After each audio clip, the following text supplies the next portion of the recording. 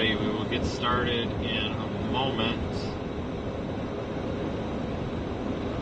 Forgot to turn something on here, so give me a second. Gotta get radar to boot up. I did not turn that on.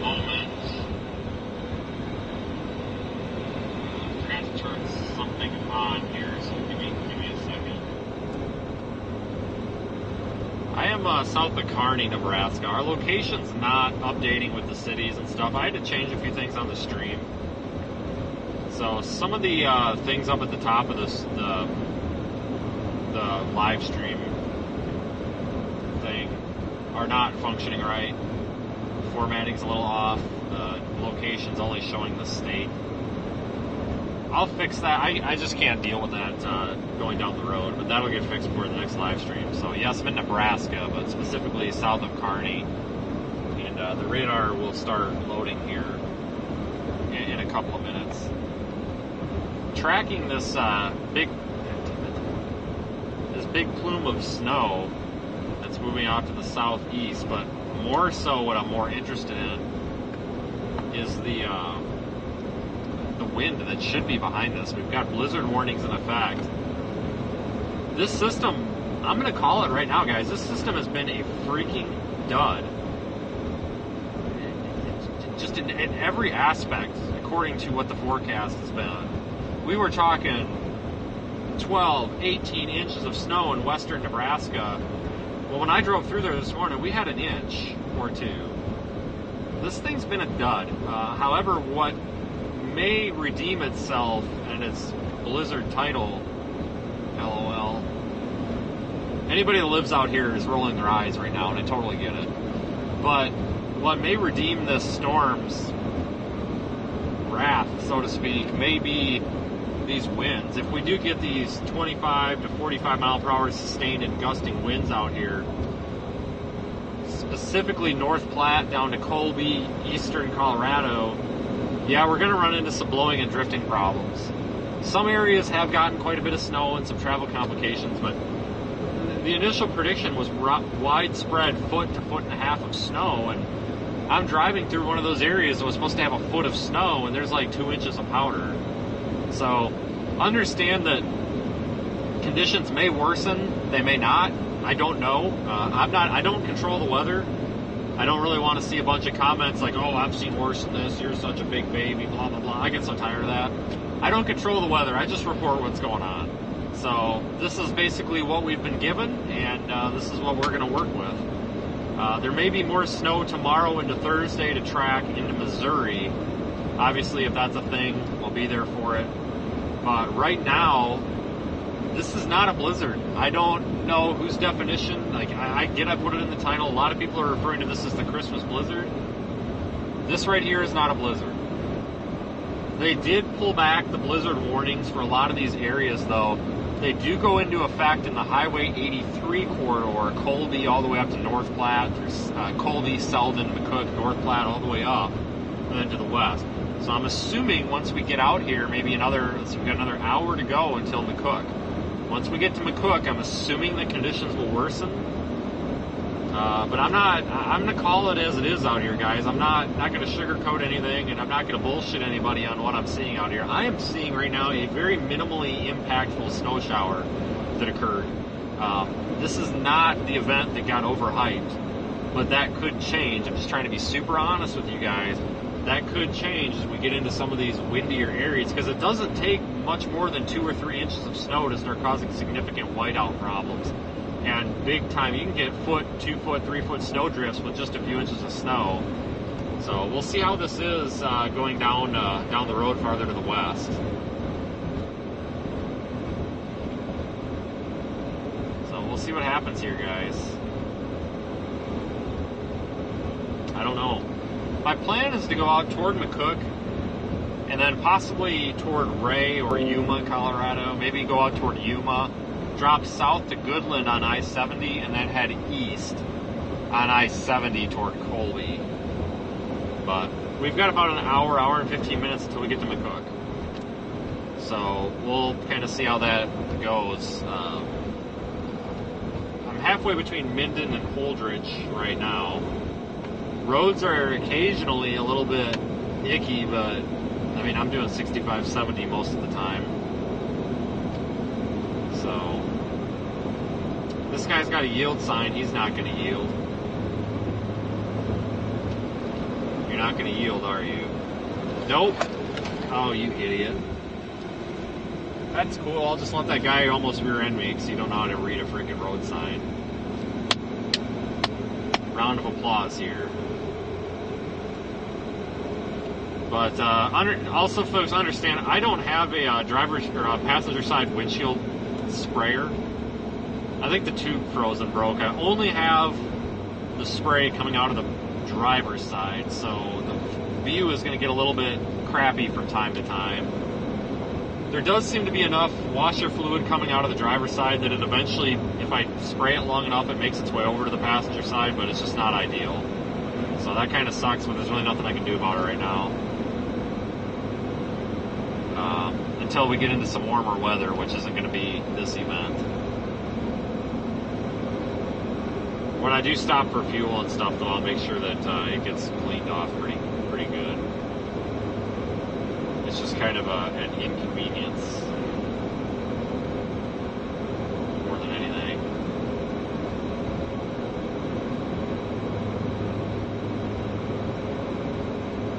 I don't know when that quit working either. It must have been this morning, because I think it worked the other day.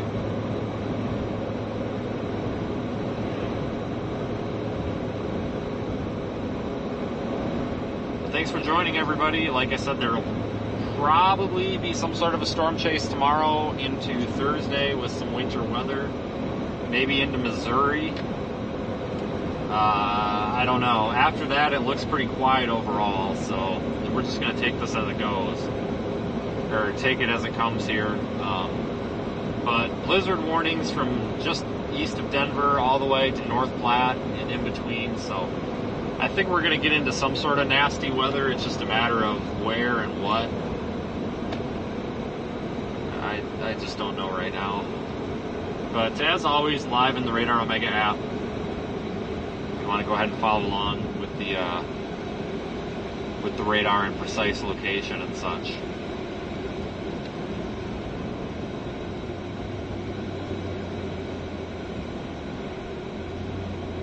Part of the reason I didn't want this car in front of me is because the spray is making a mess on the windshield. Yeah, now I don't have any windshield washer fluid at all. I wonder why that is. I wonder if... I wonder what has happened here, because I've got no washer fluid now at all. I think it might be ice. It's trying to come out on the driver's side. I think it's... It might have iced up the only sprayer I've got. Either that or it's out. Usually I get a light when it's out. But I don't know, maybe I ran it out. Probably just froze up. I might have to, I'll put it on defrost here for a while, because the sprayers are in the actual windshield wiper arm. I don't know, I'll see what I can do here. I'll stop at the next gas station and get some fluid and see if it's just getting empty, but I don't know. I hope hope the pump didn't shit out on me. Because that's going to be a pain in the ass if the pump crapped out. So I think I got to pull the bumper cover off to get to that. To pull the bumper cover, I got to pull the grill guard off, which is going to be a pain.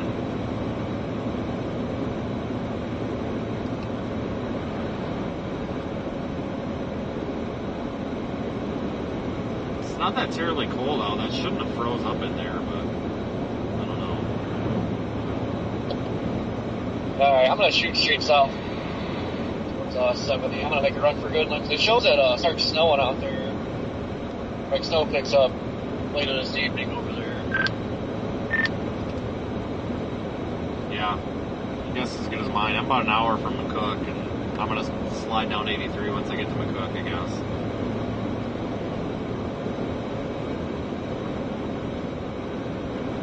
Yeah, that way we're on 70 for tomorrow. We have to get to Missouri or whatever. Yeah, I guess. I don't know. This original plan was O'Neill. That was wrong. Then I thought, oh, I'll just go to North Platte. That was wrong. it's like, well, maybe I'll just go to Colorado or Colby, whatever. Not enjoying this as much as I am when we're out here when it's not cold.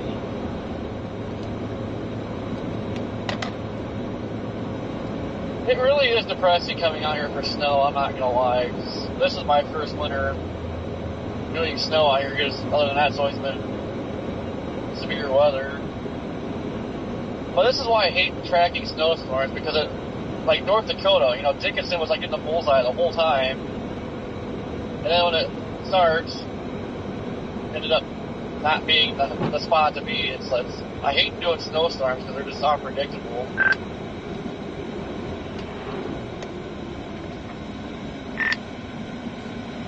Yeah, this road's not in bad shape. They got plows out down here. I mean, you can tell the wind is definitely picking up, but yeah, it's not. I've not found the blizzard yet. Man, I've been looking since yesterday, so good luck.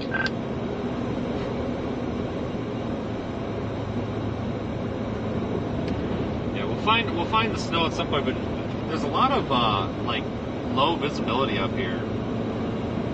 I don't know, guys. Maybe we're about to hit a wall and come into it. I don't know.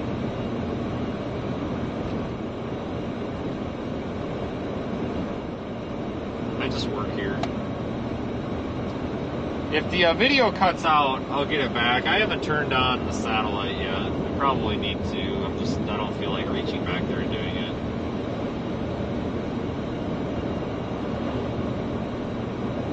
I'll get to it.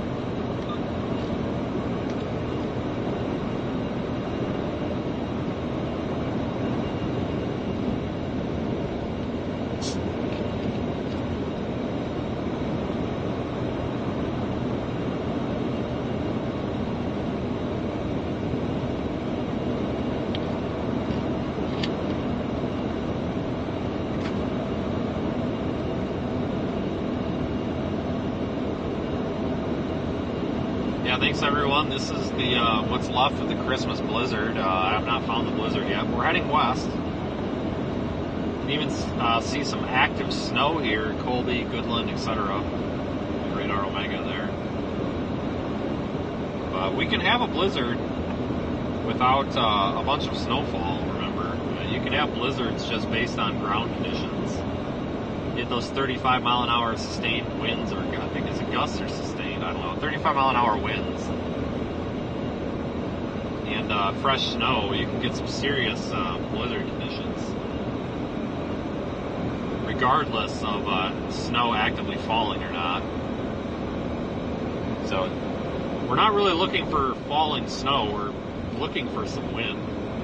Once we find the wind, we will find the worst conditions.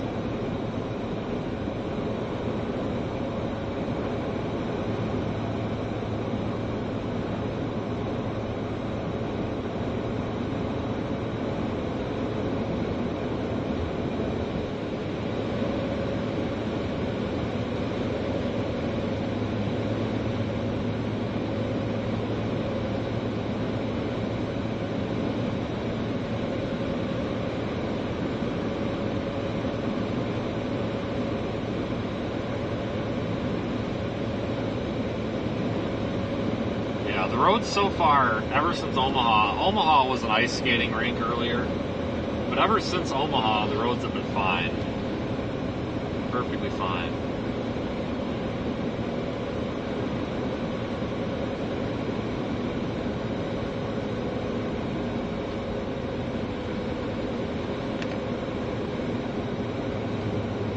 Which is good for anybody out here that, needs to do anything. Especially with it being after Christmas and everything, people are going back to work and whatever normal people do.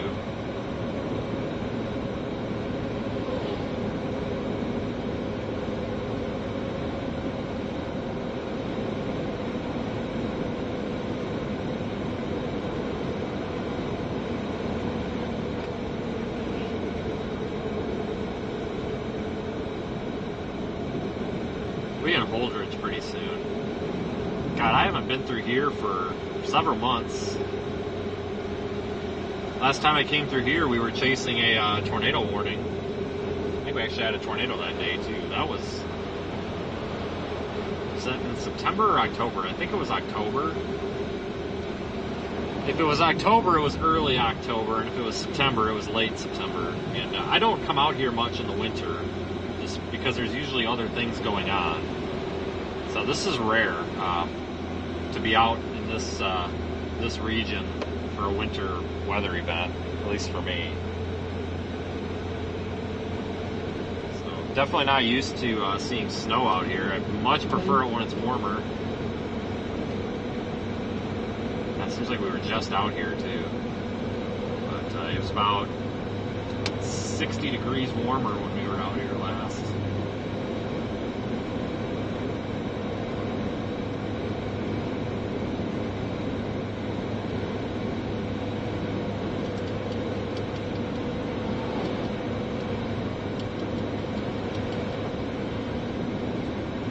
Colby and Goodland, Kansas look like they're getting snowed on fairly decent right now. The strongest winds out of this entire event probably will be in eastern Colorado. I don't know if we're going to end up out there or not. Like I said, current plan is to go to McCook, get lunch, figure out what's going on out there, possibly go farther west, maybe to Yuma. Then go to Yuma or the Otis, the Yuma and the Otis area, and then maybe drop south to Interstate 70 and then back east. Maybe that plan obviously will probably change, as it always does.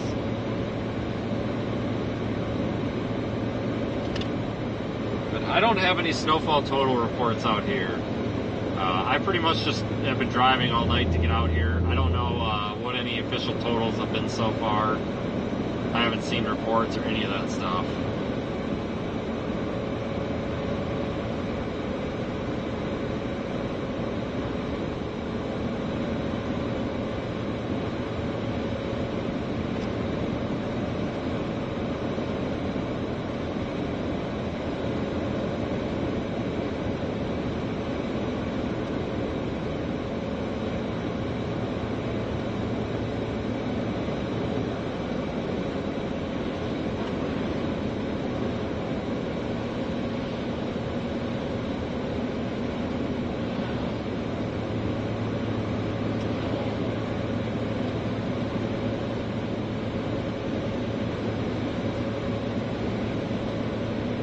I think the worst conditions yesterday were probably up in like South Dakota and stuff.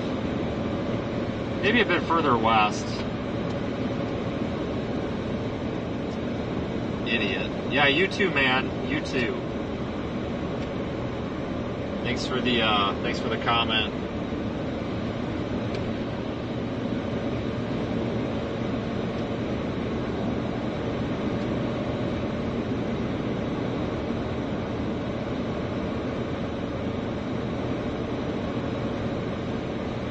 I live in my mom's basement. Yeah, okay. You're real cool.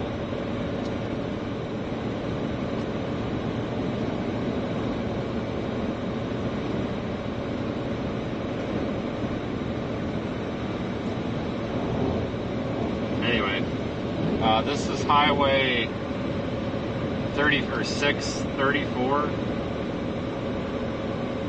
Guys, I think we're actually really close to where we saw that tornado. Or was that over by Blue Hill? That might have been by Blue Hill. I don't know. Back in October. I've seen actually quite a few tornadoes in southwest Nebraska overall.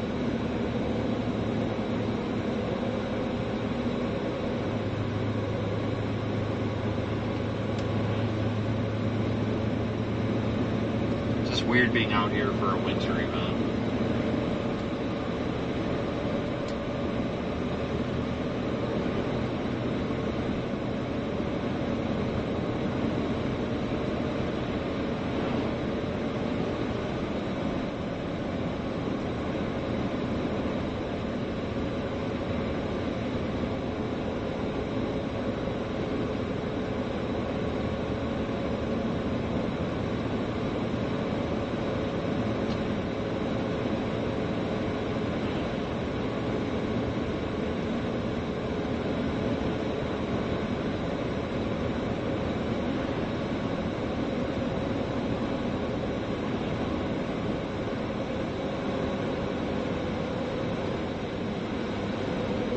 Yeah, this is Holdridge, right up here.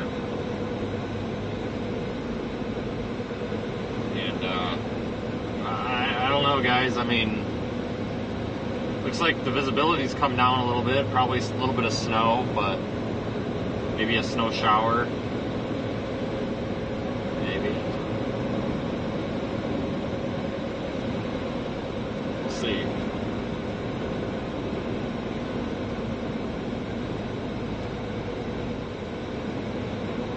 Basically, just stay on this highway.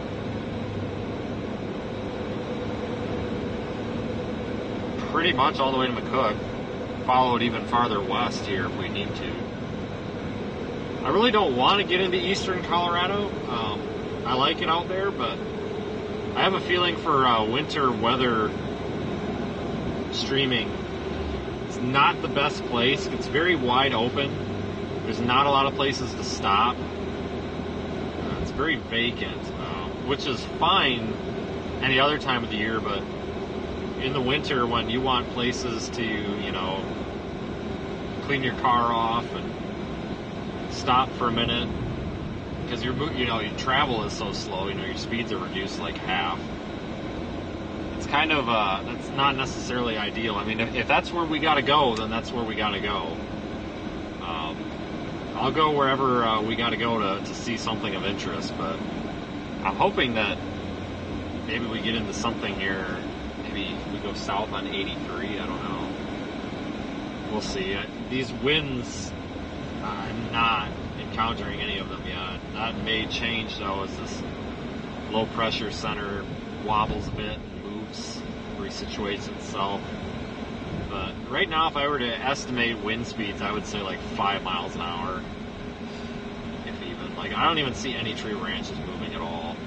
That tree actually has its leaves on it still, and none of the leaves are even moving around, so, I mean, do with that with what you want. But blizzard conditions, we need 35 mile an hour winds. So, yeah, this is not happening at the moment. We're not officially in the blizzard warning yet, so we'll see what happens once we get into those counties that are under the blizzard warning. Yeah, we're rolling through that. Sorry, haters. But I remember this town. It's really pretty. Prettier when it's warm out. I hate cold.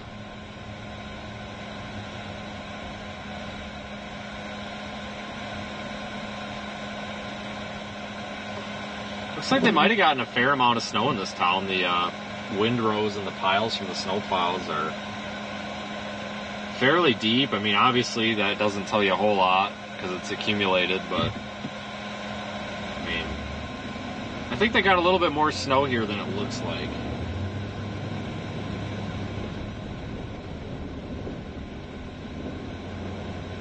There's more snow on the road here in town than there is on any of the roads I've been through. I don't know, maybe they just haven't plowed here or whatever, but these are actually the worst roads that I've come across since I've gotten into Nebraska, with the exception of Omaha, because that was an ice skating rink.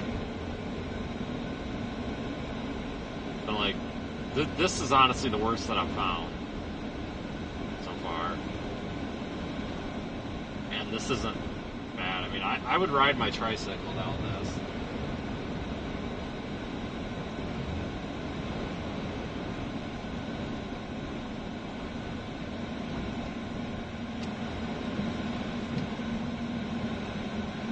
Alright, here's our chance to get around this guy.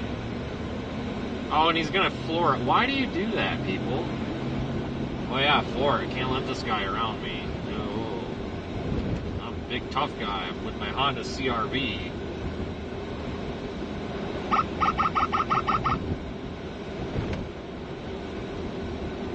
This McDonald's sucks. I will not stop. And I stopped here. I specifically remember this place now.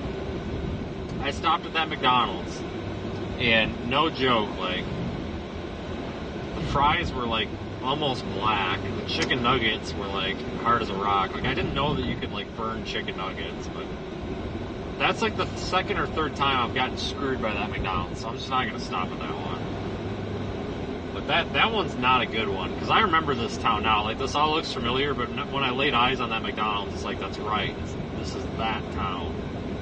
I think it was back in June, maybe it was May. I don't know, July. But we had like 5 really pretty supercells in southwest Nebraska and Kansas, and that was the day that I stopped. And my God, was it terrible.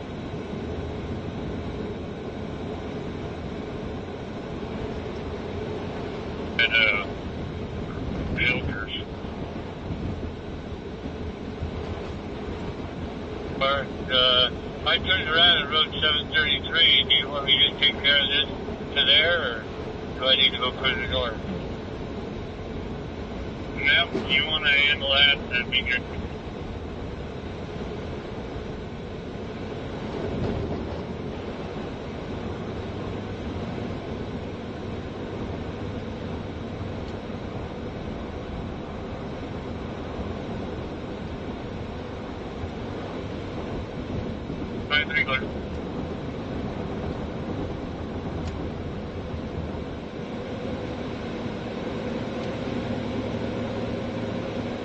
Anyway, yeah, they've done a pretty good job with the roads out here.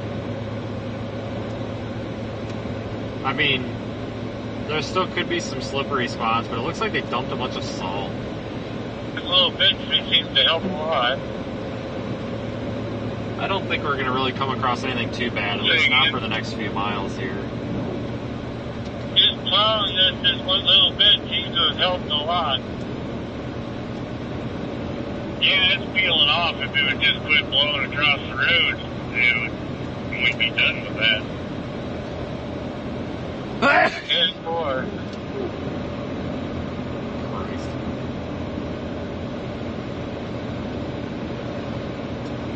Oh yeah, that subway in Lyman was a dump.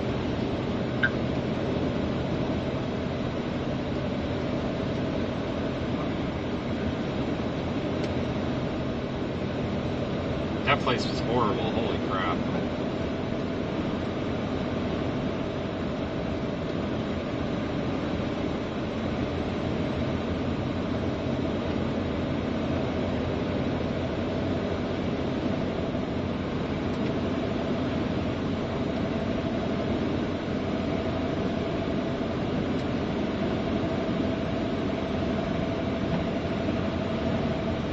Yeah, I'm headed west, no problems.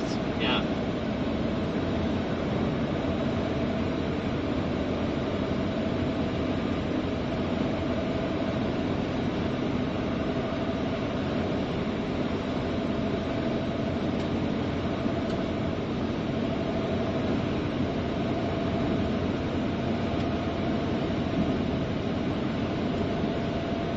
Trying to make up for a little bit of lost time here because we need to get moving west. We're a little bit ahead of schedule, but Omaha this morning really slowed me down. It was, like I said, it was a mess out there. All of the overpasses were glare ice. No road treatment whatsoever. Nobody was slowing down. There were people literally just ramming into each other.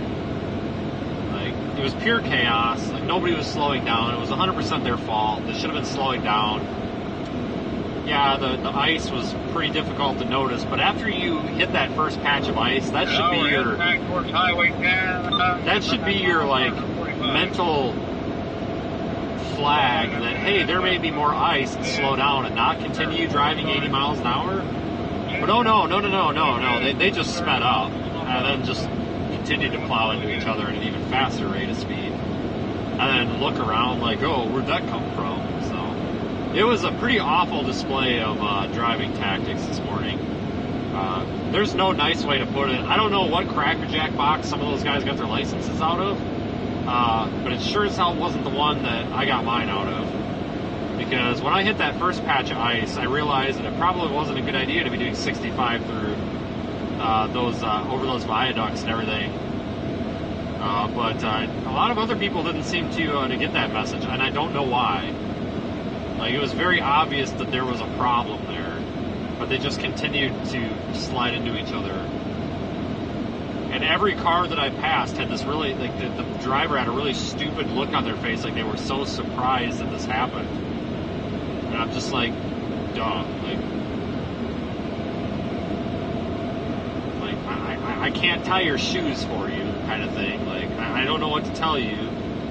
You drove over ice, you almost ate shit, and then you continued to drive fast over the ice. Like, I don't know where the communication breakdown between your eyes and your brain occurred, but it was somewhere between there, I feel like. It was pretty awful. 17 cars on the Nebraska side of, like, the metro area.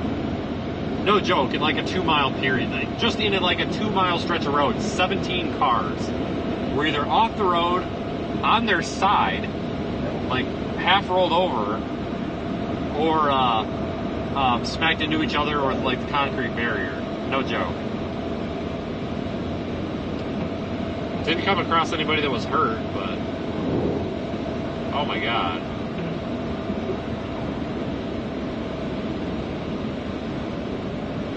What a wreck.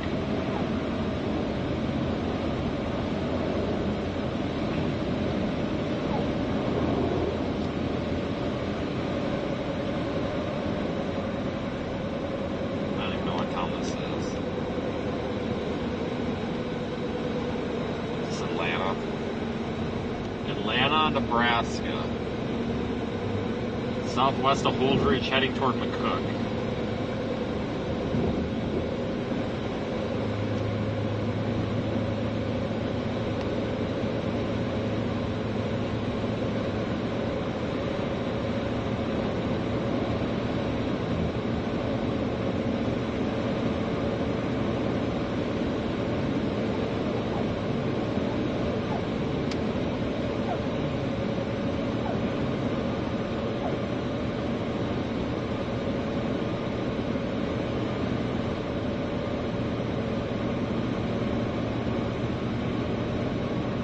Probably get into some falling snow here, maybe just southwest of McCook. I tell you, that's a city that a town that we've been to a lot this year. We've been to McCook quite a bit, or at least passed through there quite a bit.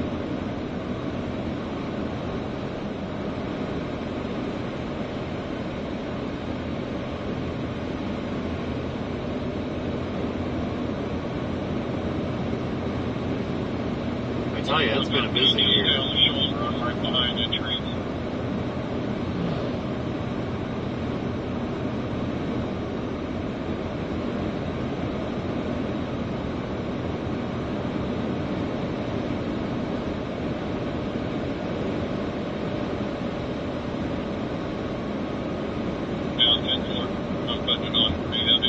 Yeah, these roads are just wet. They're not slippery or anything.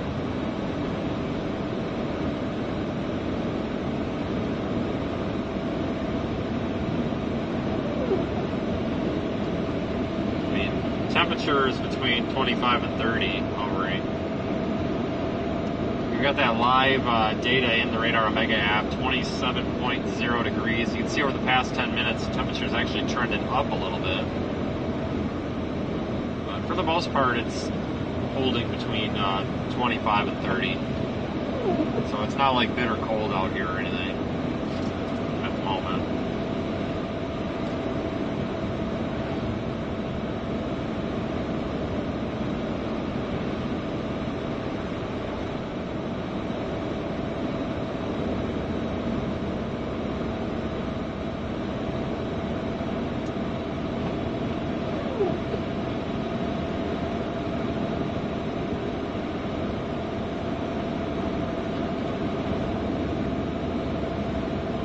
I might have that summer windshield washer fluid in the truck right now. I think I might have totally froze up. I'll have to, I got some de-icer spray. I'll spray the hell out of that stuff when I stop. I've actually never had that, like, summertime washer fluid freeze up on me. I mean, I know it says it's good down to, like, 10 degrees or whatever, but there's, like, so much alcohol in that stuff. I've never actually had it freeze, but maybe it is freezing up on the tips of the sprayers on this vehicle, since they're not since they're attached to the wiper arm instead of the hood where they get that heat melting them off. So I'll get some winter washer fluid and try it, but I've never actually given two shits about whether I put summer or winter in my vehicle, and I've never had a problem. I mean, maybe this is the first time I'm actually having that problem because I'm not getting any at all now. It kind of sucks.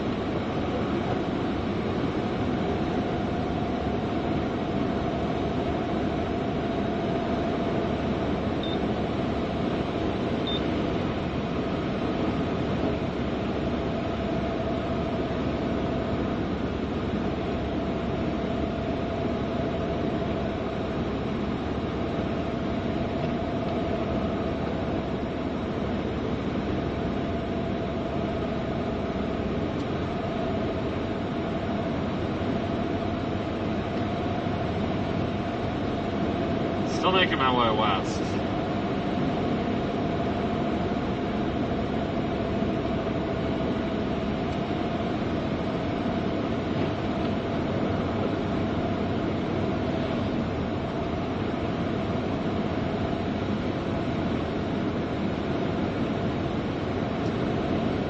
Farther west than I thought. I honestly thought I was going to get away with just going to like Norfolk or something.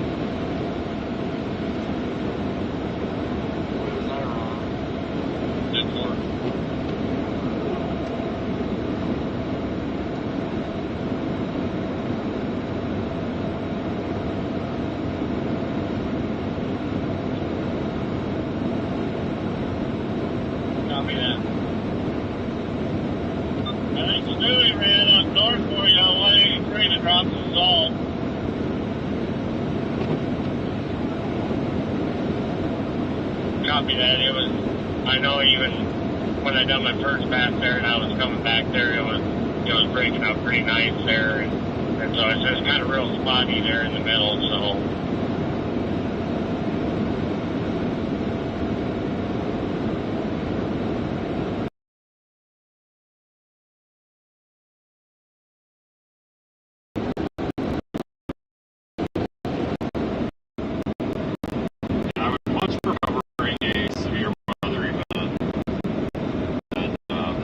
Highways are just fine. Once we get closer to McCook, we'll take some side roads and see, but I don't know, guys. This all looks good here.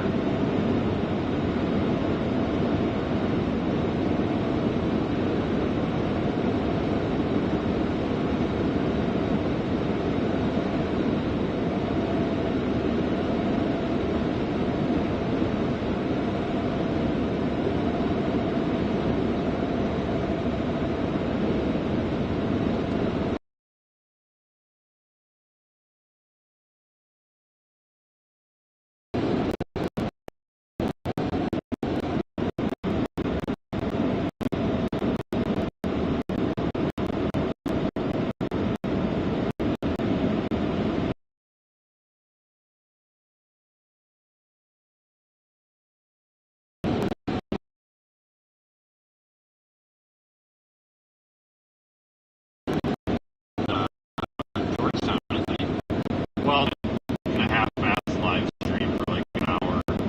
Little snow showers moving through Ohio. But yeah, pretty big difference here between that last major live stream where we had flooding and 70 degrees. Now we have snow and 28 degrees. Lame.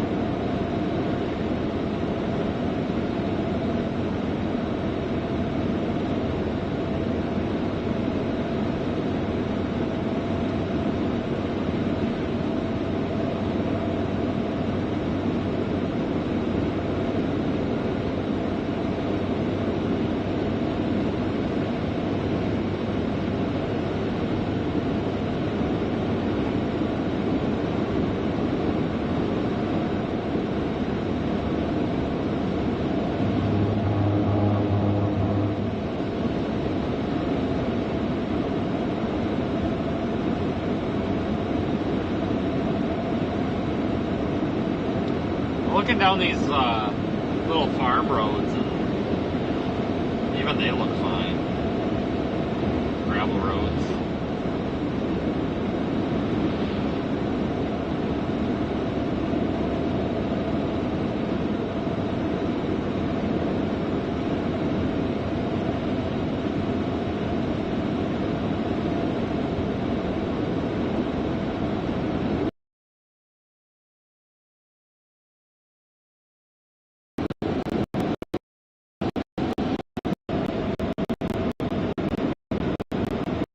Yeah, McCook is getting things like that. I mean, that could be the onset of whatever's going to happen here.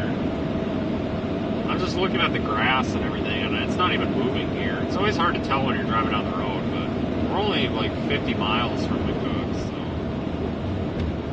so conditions will probably deteriorate at some point here. Just not exactly sure when.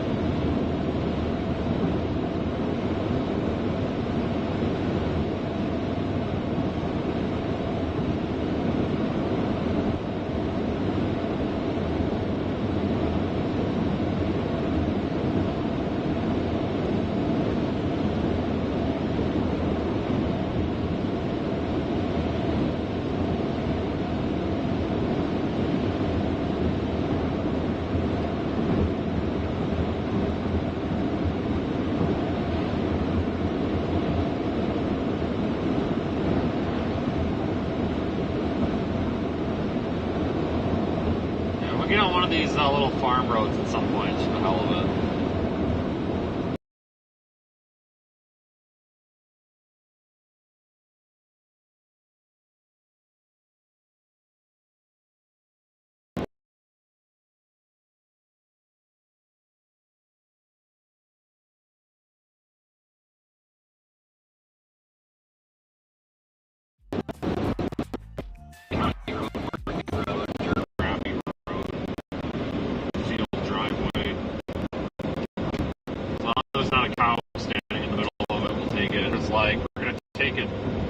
Left a mile, then right, and then right, and then left. So left, right, right, left. So it'll put us back on this road that we're on now. But I just want to go down this road and see what it's like. Oh yeah, it's drifted up here. Yeah, right there. Check that out. Here's the problem though. I can't. Oh shit. Head south on Road 436 towards 722nd Road. Dang, that's Continue on Road 436 for 1 mile. That's deeper than I thought. Let me ease into this a little bit here so I can judge. The problem I've got right now, guys, is I can't see. Everything's just bright white. I can't tell if it's 3 feet deep or if it's 1 foot deep or what. Looking at my tire marks there, that's oh shit, guys, that's probably 8 inches deep in that spot. I kind of want to just full send it and see what happens. This could be a mistake. I hope I don't get stuck. Shit. That might happen. Nope, we're good. Problem is it's icy under there.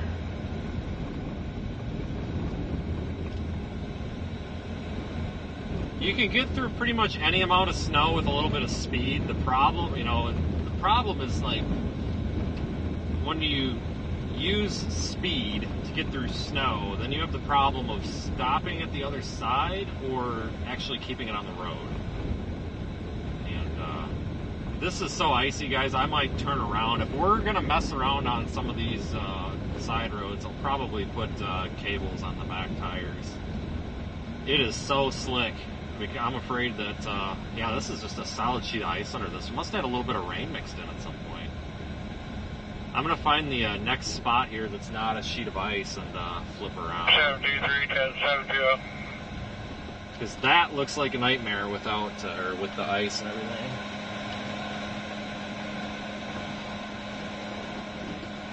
Levi, we're going to shift a couple trucks out of Holdridge area. I'm going to try and shift. So we'll flip around right here where it's not so nasty. Down this way. Might have to run Stratton to Binkelman at 6 and 34 to Palisade, and I'll try and move them 2 trucks up here around Imperial Ground. I'm a little bit worried about getting up those hills if we meet another car with all the ice. I'm really not worried about getting through. I'm more worried about what happens when another car is coming down the hill and you got nowhere to go but the ditch. So we will mess around on some of these side roads, but when we do that, I'm going to put cables on the back tires because I want to be able to bite into the ice. This is not really sliding that much, but I noticed when I was going through that drift, there's no traction underneath it. Like even the gravel is frozen. So I don't know if there was a little bit of rain out here too, but when you get the drifts or the wind blowing over these gravel roads, a lot of times it'll really just kind of pack it down and make it a sheet of ice like this. So So we're going to full send right back through the snowdrift again. Turn left onto US 34 West, Yeah. US 6 West. That's not that bad. That's about 2 feet deep there on the left. That was cool. That's kind of how I thought the state highway was going to be, but boy, was I wrong. Continue on US 34 West for 52 miles.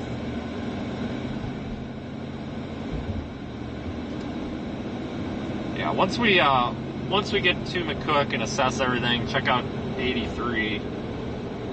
We may just take, I might just use all the back roads to get down to 70 just for something different, but I'll put cables on just for the ice and shit. But I tell you what, I'd rather deal with ice on a gravel road than ice on the paved road, because at least on the gravel road, you can get a little bit of traction underneath that ice, and the ice is kind of lumpy, so you don't necessarily go flying out of control like you do on smooth ice on like a paved road.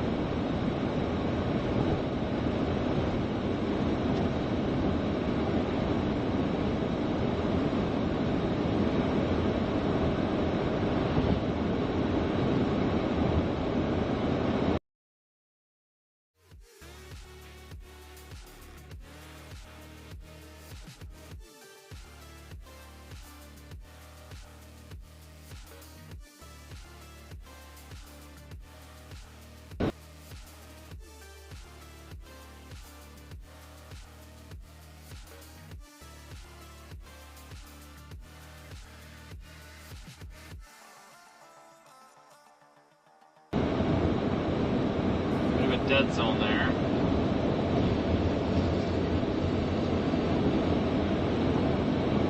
Yeah, I'll have to get that satellite turned on here soon. I might drop out again here briefly. I'll get the satellite turned on, that'll pick up the slack. But now these Tahoes do really good in the snow. Weight distribution on them is really good.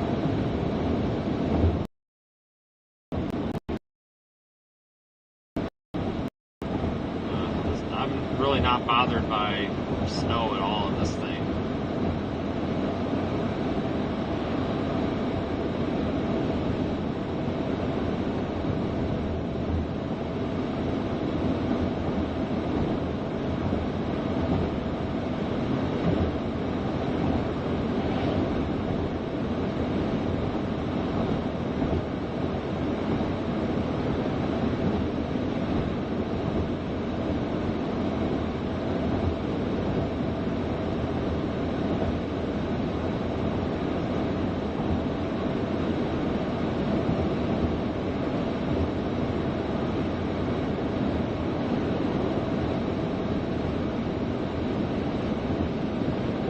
I don't know what they do with those with the side roads around here. No clue. I don't know if there's a county highway department that goes out and plows them, or if they just get left, or what. I have no idea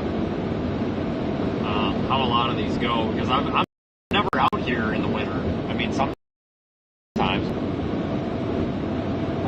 I do know a lot of the roads in eastern Colorado, they don't get plowed at all from like 7 p.m. to 5 a.m. They don't even get touched.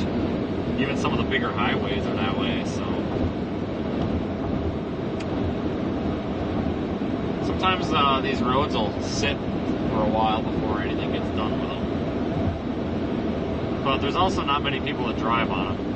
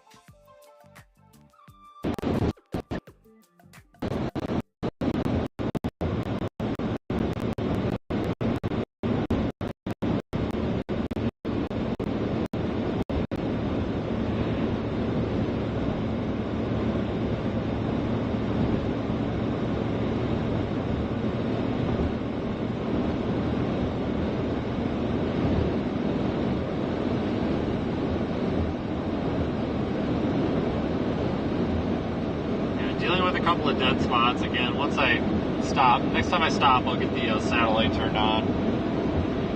That'll pick up the slack.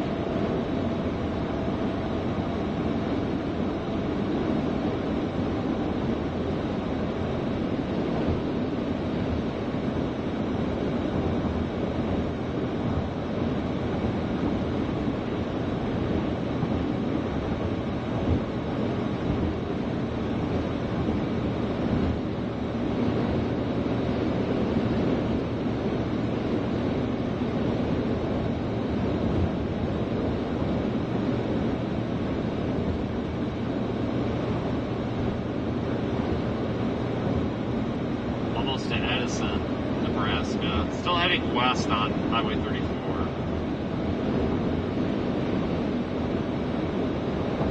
Driven this highway a lot over the late summer.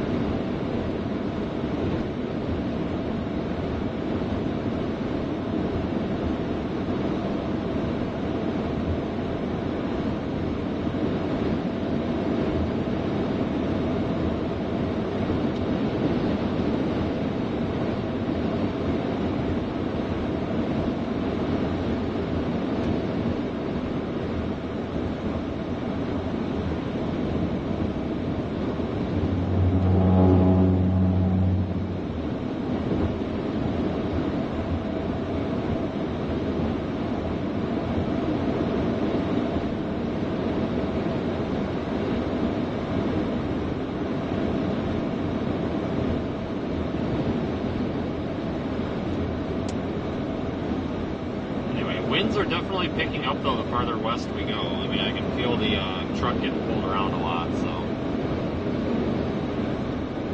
we'll see how that affects everything a little bit farther up ahead. But, you know, wind is definitely picking up now. Pretty quickly, too.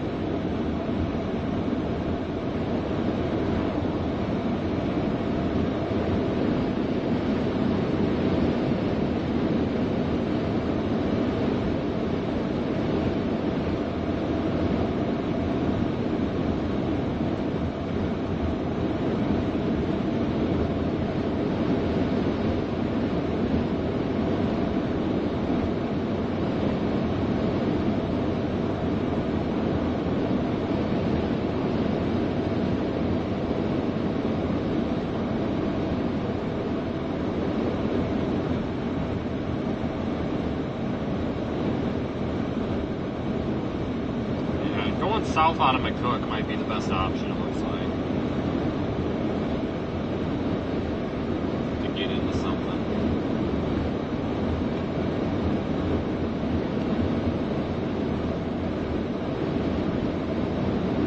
How's your road look? What roads look? Oh, really, I'm just chasing the ball on and clearing off some shoulders.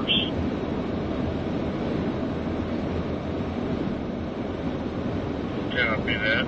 Bill got copy. Yeah, go ahead. How's your road looking? Looking good. Just got like parts that some blow off. Moving a little bit of shoulder back. Other than that, it looks very good. James, copy. Go ahead. How's your road looking? looks pretty good. Just hitting a few spots in the shoulder.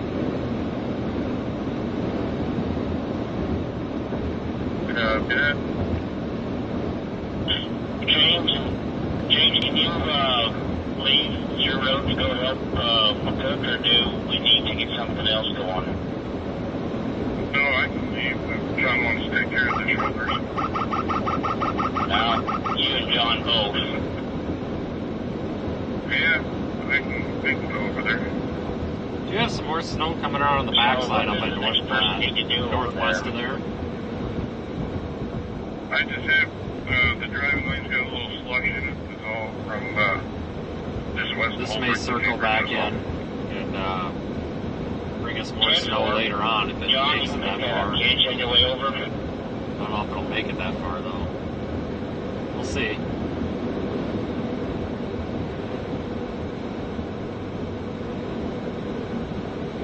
So, James, go ahead and change over to radio 723 and call Levi and find out where you need to go. Copy.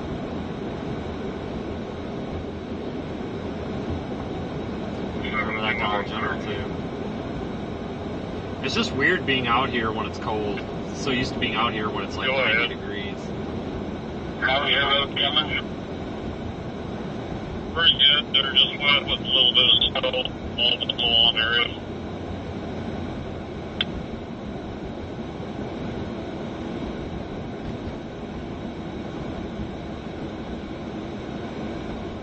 I can do that. I'm just about 2-7 now. Got it. Will do.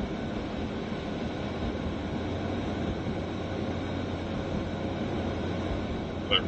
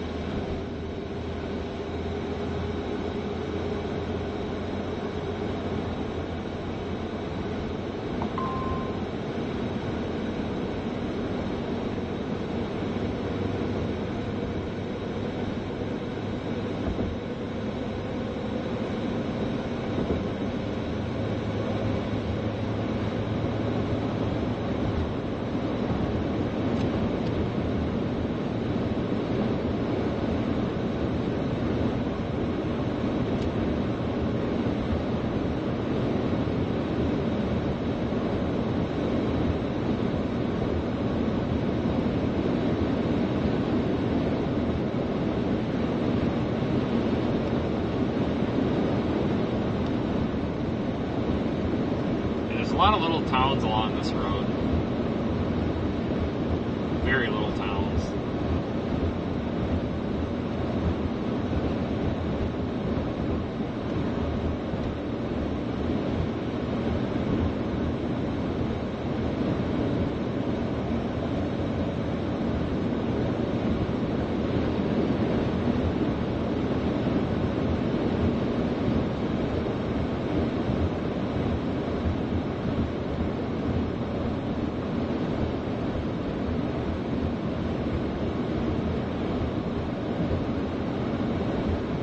See, there's some spots here that might get a little bit slippery later on, but It's heading that way. I don't know. They've managed pretty well out here. Sounds good.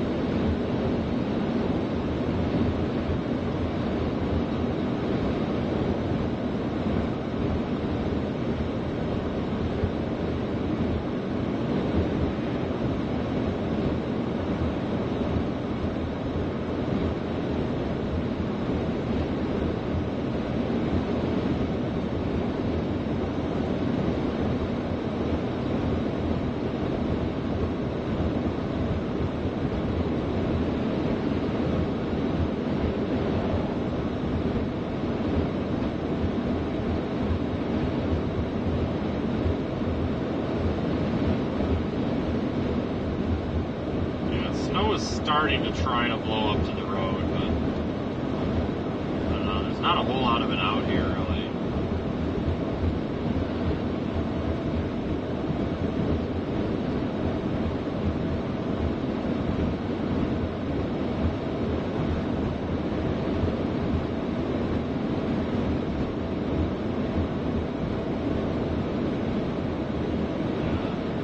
Next county that we'll be into going west here is the beginning of our blizzard warning.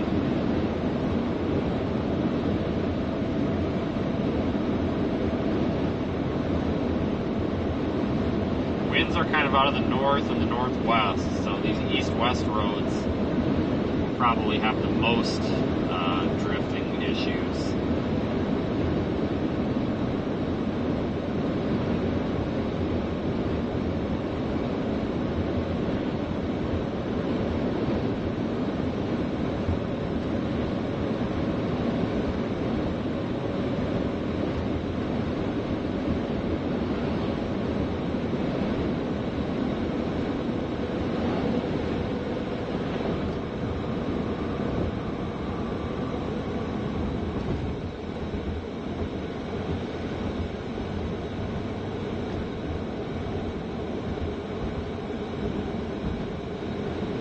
I don't even know what town this is. It wasn't. I didn't see a sign. So Holbrook, whatever. However you say that. Anyway, yeah. So this is one of like 5 towns between Holdridge and McCook.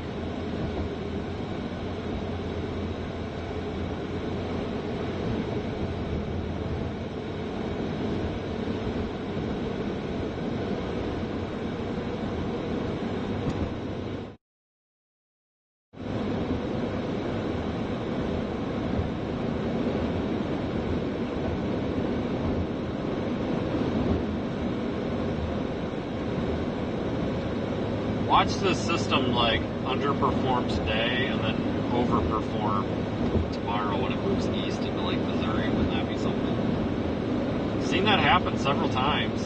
You know, and a winter storm gets all hyped up and then it doesn't do much. And then when it moves along, you know, kind of the day after the day sort of thing. That always, you know, sometimes that'll end up being the day. It's funny how that stuff works.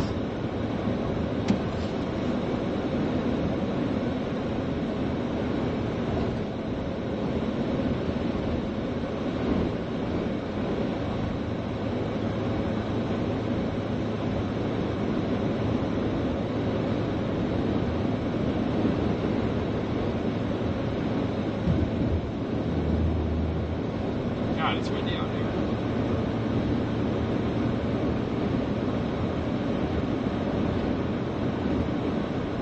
Wind has picked up significantly.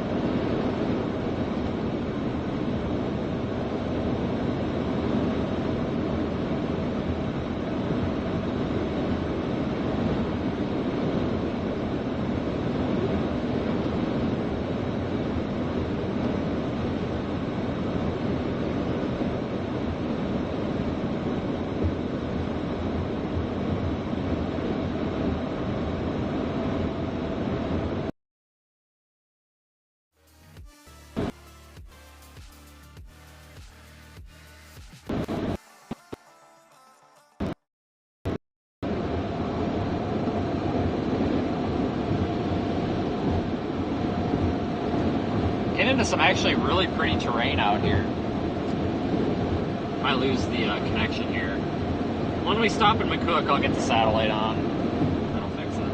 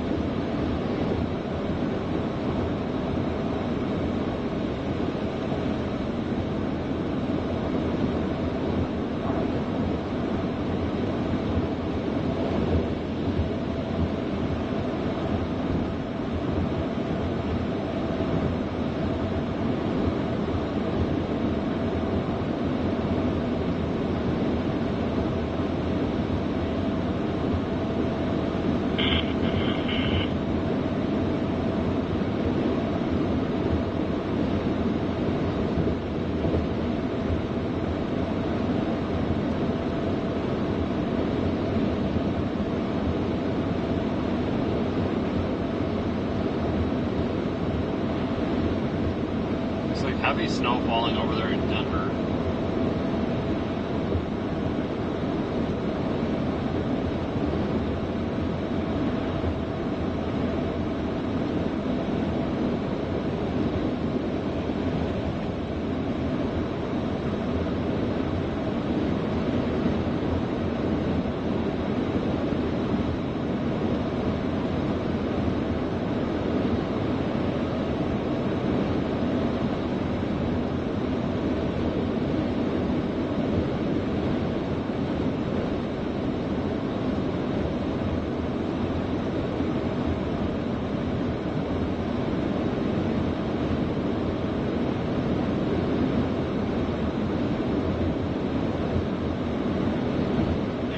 Roads were kind of getting a little bit crappy. Now they're perfectly fine. I don't think that's going to be the case farther west, though. I really don't. I do think eventually we're going to come into some roads that are in a little bit more piss poor shape. Might take us a while. Might have to go a little bit further west. Maybe even have to go into Colorado. But somewhere there's bound to be something.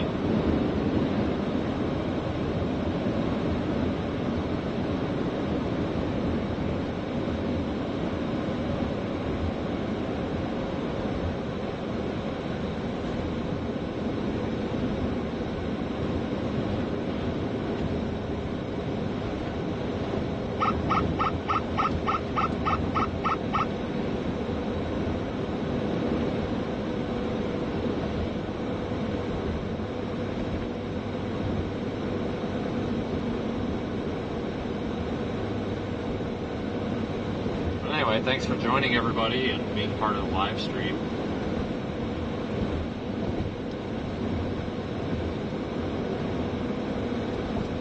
Again, conditions should deteriorate throughout the day.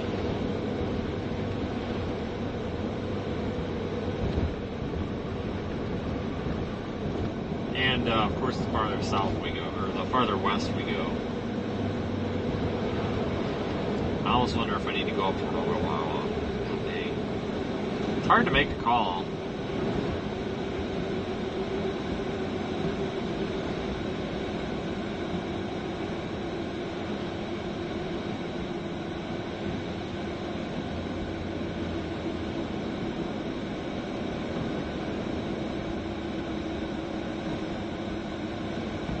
Parking lots have quite a bit of snow in them, though.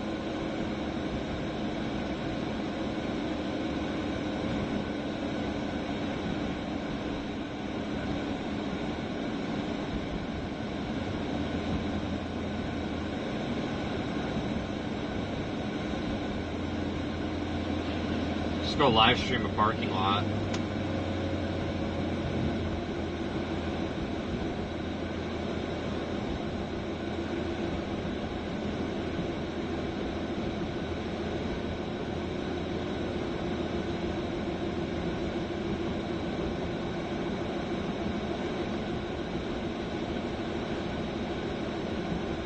Side streets of this town are snow covered, but nothing you can't handle.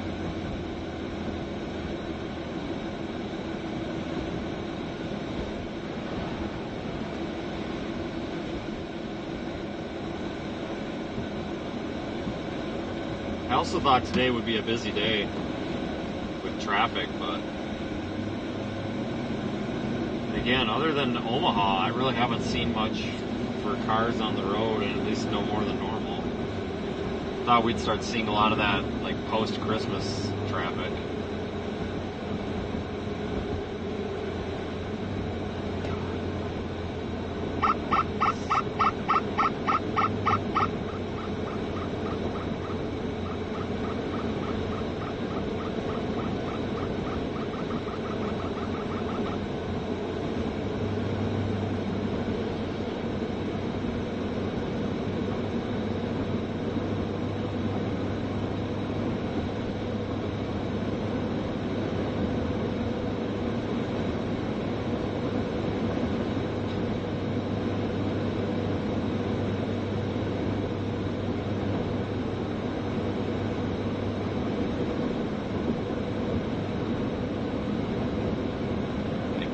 high out here, 342.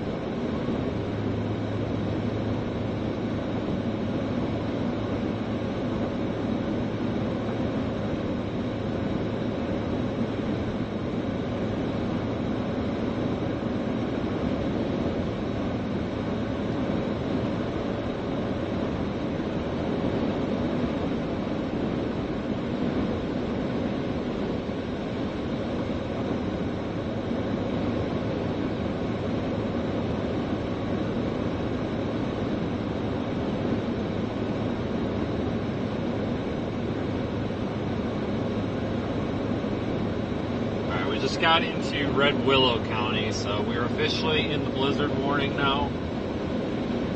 I still have not located the blizzard. I'll let you know when I do.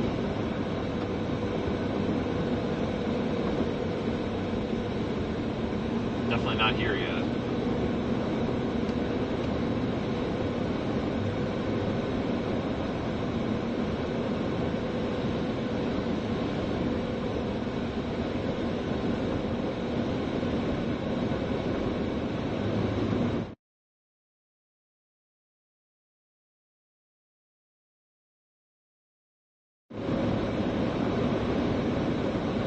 Stuck behind this truck. Oh, no cars coming. Look at that. Well, that's nice. Doesn't happen often. Usually get screwed.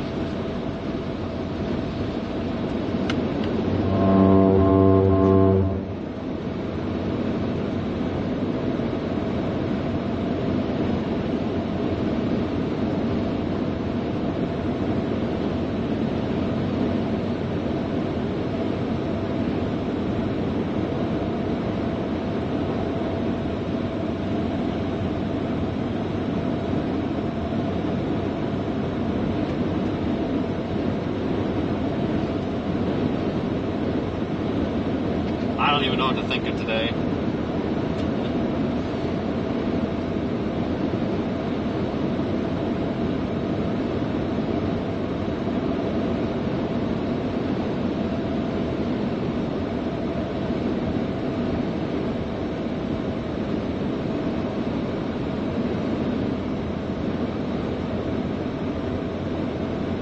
With the 189 IE median blue SUV. It is occupied.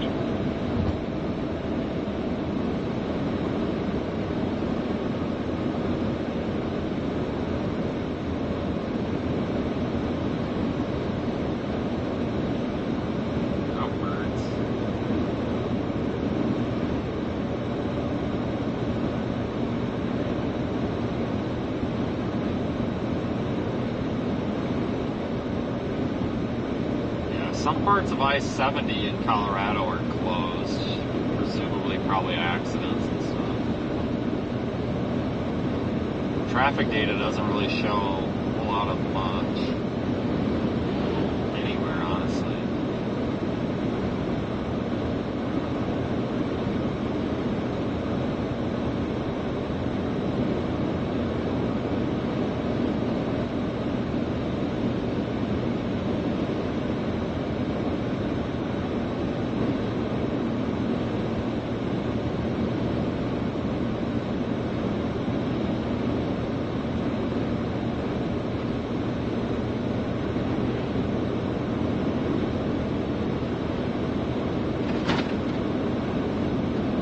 Warming up because the truck is starting to unclog. But I wonder if I got sprayers. I do. Oh, look at that. All windshield washer sprayers are working now. I have to share this news. Corey, I have important information. This was a big deal earlier. I gotta share this news.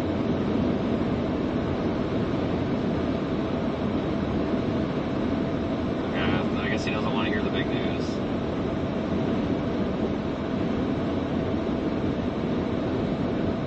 Screw you too. Well, that's fine. His loss. Joke's on him. He's driving around thinking that I still got messed up windshield wipers. I don't. Well, yeah, I guess it is just the fluid Light off, freezing up. South Ditch, 112, 112, South Ditch. New Jersey, E. Edward 51, or Robert, G. George, or Robert. New Jersey, E. 51, or GR. It's a brown Honda also. Go ahead, also. Kent's 1046 has been assigned. 10-4, 1151. Well, that's good. Yeah, at least we have functioning wipers. They're going to freeze back up again, but at least I know I don't have to pull the truck apart to fix that.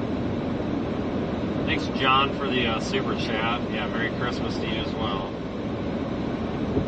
Happy New Year, whatever. I don't know. I guess we're technically past Christmas now, but...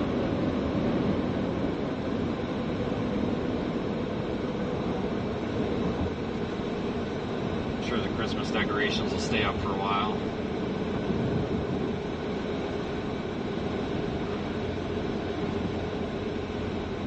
Came across some really nice Christmas lights on the way into Omaha earlier this morning. That was probably around 4 a.m., 5 a.m. Really nice looking Christmas lights all over the place.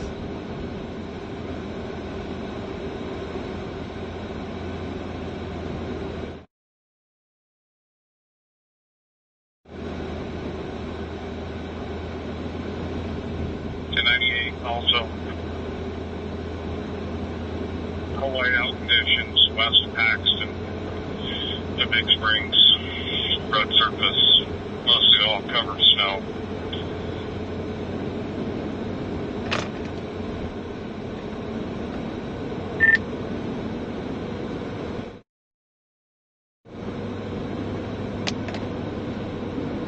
Ryan 711. Go ahead, 497. 1077, 187. This is like an I-80 up there west of North Platte. It's in rough shape. Damn, maybe we should have been up there. I don't know, we'll see what happens when we get to McCook. I mean, it's a crapshoot here, guys. It really is.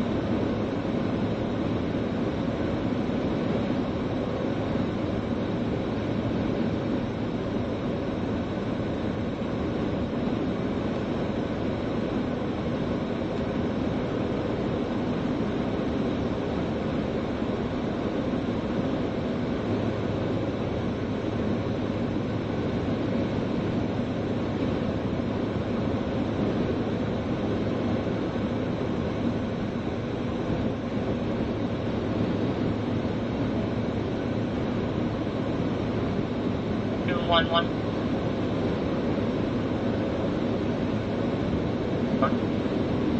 1070 mile. Temple.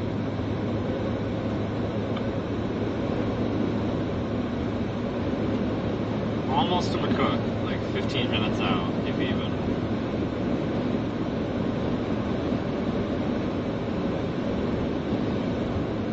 Continue on US 34 west for 15 Might not miles. even be that far. Your route may be affected by blizzard warning.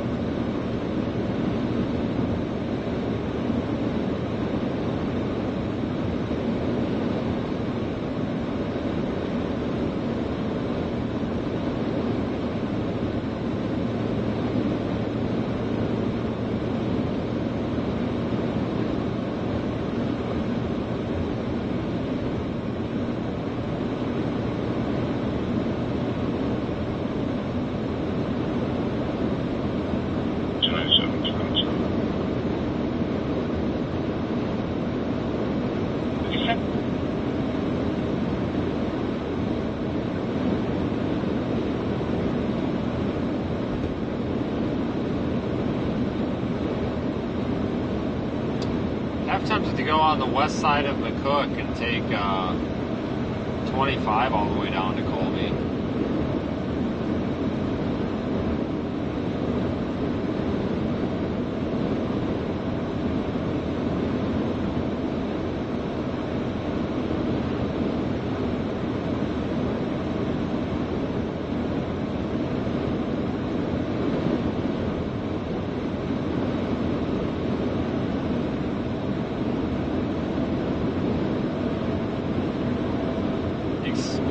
Sheila, appreciate your super chat.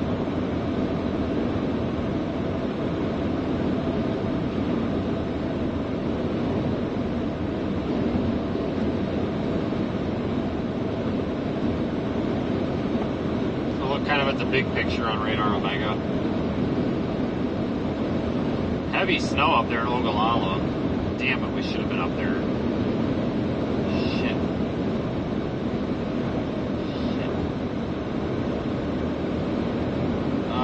Not good. God dang it. I think by the time we get up there, though, or we could get up there, but I think by the time we would get up there, honestly thinking it'd be moved through there. These are kind of quicker moving bands, it almost looks like.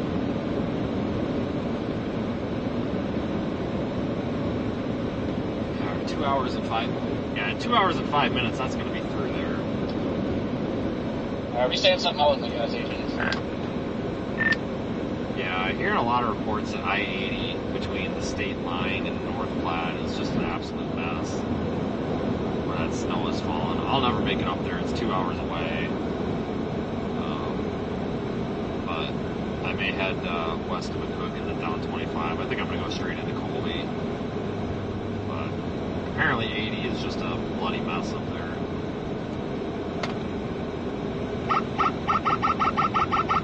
Yeah, I don't know if I'm glad I didn't go that way or upset about it, but 24 miles. I'm getting close to the Nebraska-Kansas line here on 281, so I'm dedicated to Goodland now. Yeah, I kind of am as well, because for me, I'd have to go up to North Platte, which is an hour and 15 just minutes. slid into the median 113. And the vehicle just slid into a median now up there. But yeah, I would still be, shit, another hour west of there, so in 2.5 hours. I mean, that'll be moved through there by then. I'm kind of hoping that stays intact and comes down to us. Yeah, I looked at the models last, that's what it was showing. So I was like, okay, I got to get the good one. It showed like 5 o'clock-ish. Light up And only. snow was moving in. But it just sucks, it's going to be dark. Yeah, Colby would be a good spot. I see a bunch of, there's a lot of closures on I-70 down there, but there's a lot of side roads and stuff. So I don't know, I'll figure it out and get down there.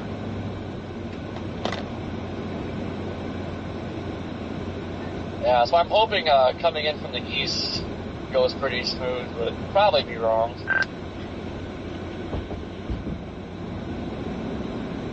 Yeah, that was Indianola. Need that single vehicle rollover for it to follow.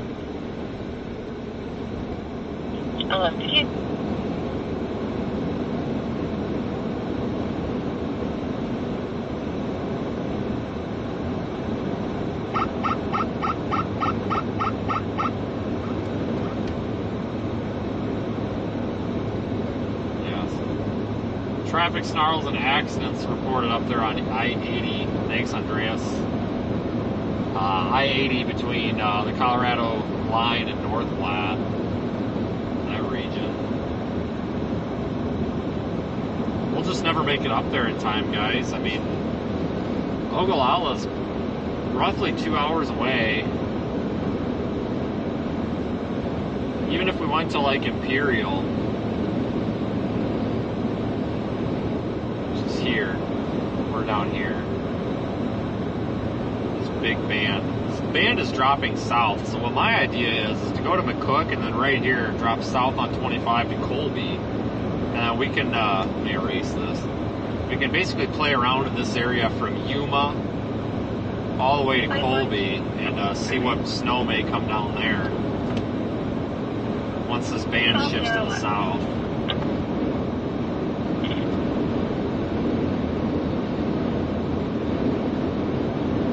I guess.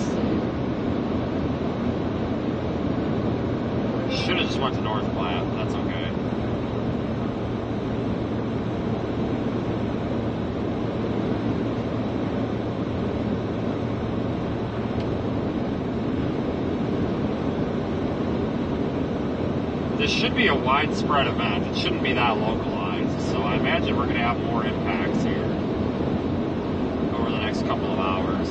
The wind is picking up a lot. I mean, just in the past hour, we've gone from 0 wind to probably 15 to 20 mile an hour sustained. So conditions are deteriorating. Yeah, I can get this. I'm just getting the truck down the ditch now. I still got a tow truck up on the shore. I need to they're good to listen.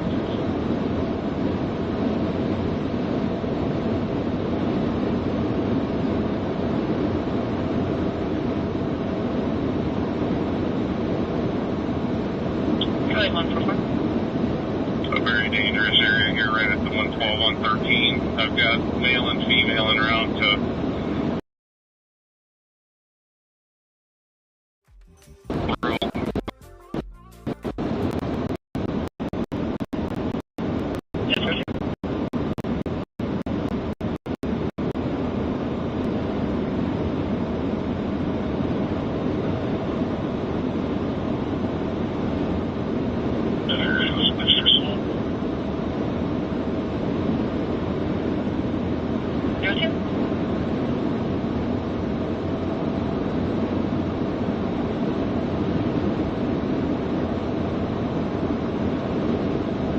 Lots of reports of really, really bad road conditions up there west of Ogallala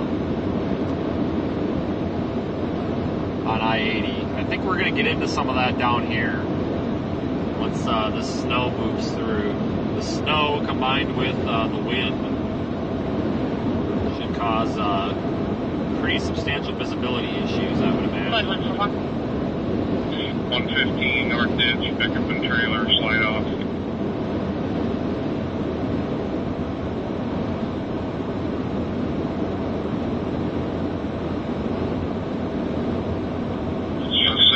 On here.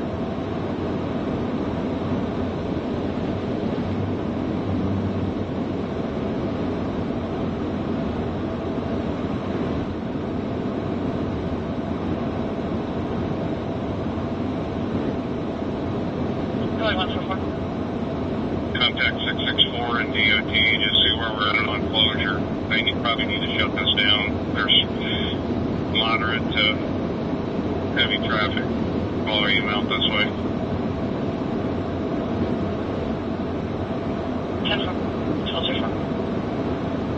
95.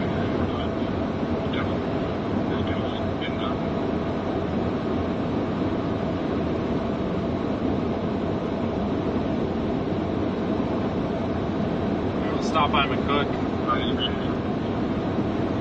just to pick up lunch.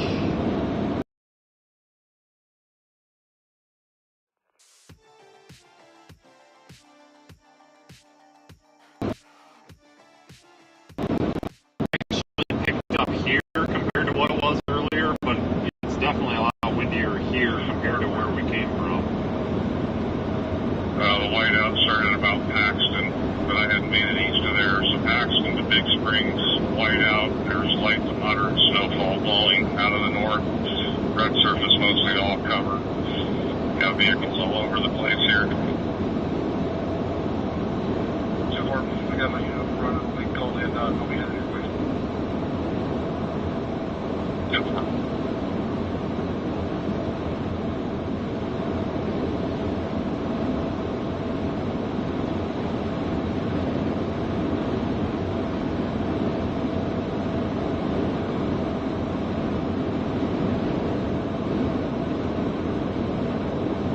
We're about to get into McCook here. Should be just any minute we'll be rolling up on it. It should just be over the next hill. Been in this town a lot this year.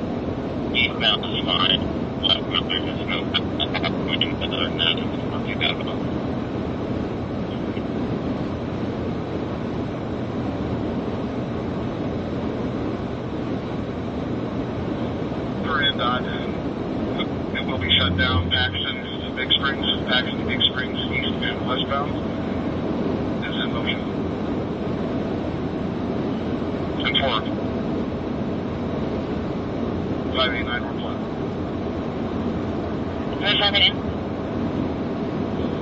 Are you 10-4 I-80 eastbound, westbound Paxton to Big Springs? It's going to be shut down. 10-4.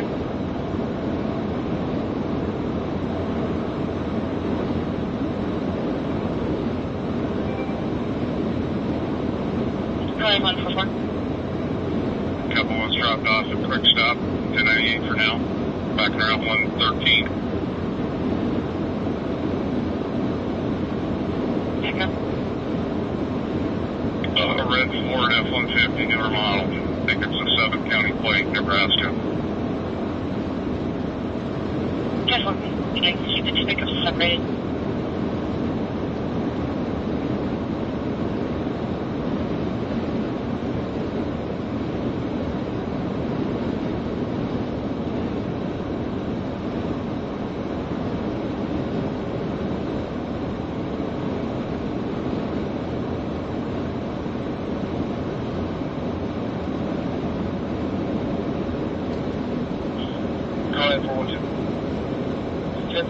There's going to be traffic coming westbound at about the 180. So they're all going to run right into it.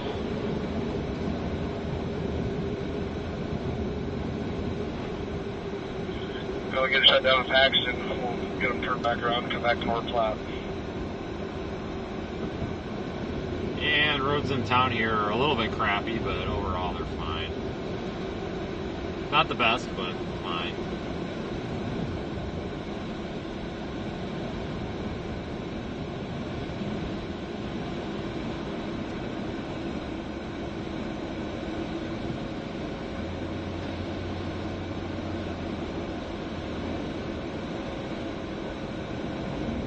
These in-town roads have been way worse than the like county and state highways I've found. 5412. You can advise our 5 PD, they're going to get a large influx here. 10-4. 1209.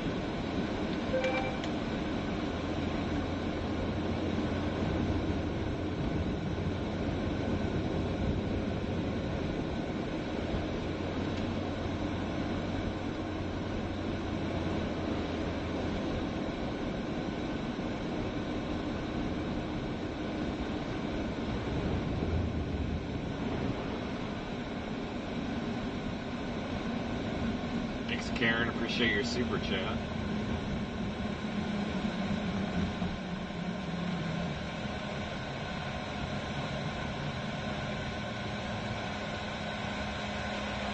I'm going to take 25 south to Colby.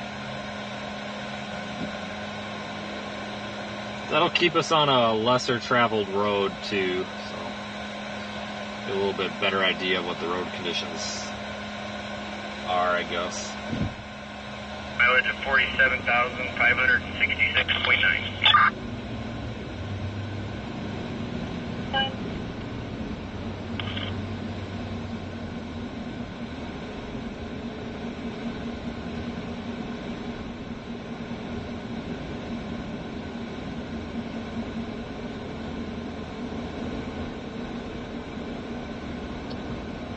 Yeah, 281 was getting pretty rough, and then as soon as you cross the state line, they can just boom, clean.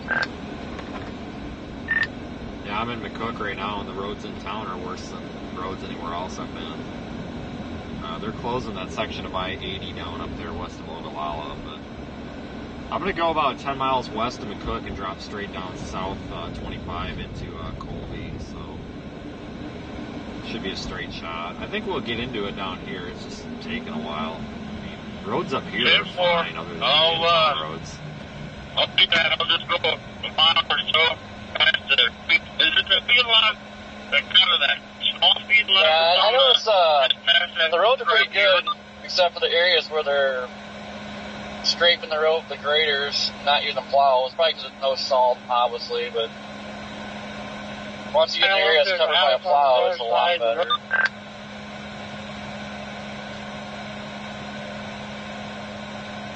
M4. I'll figure it out. Thank you. Yeah, these in-town roads are not in the best shape.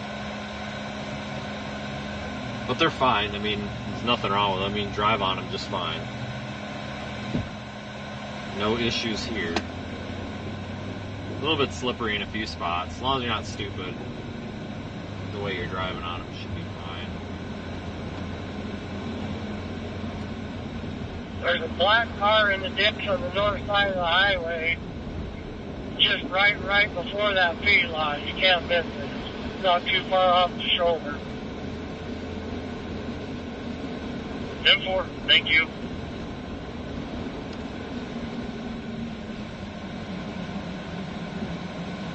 Come on, dude. You turning or not? Guess not.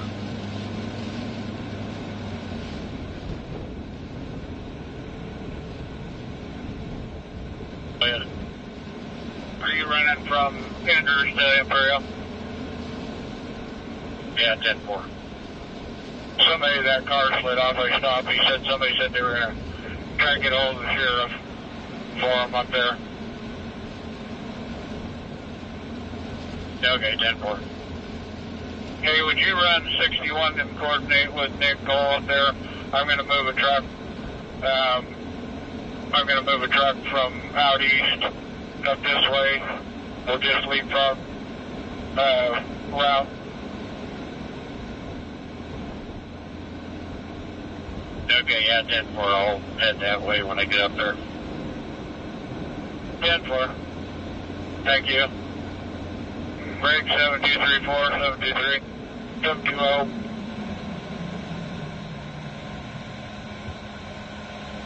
Go ahead.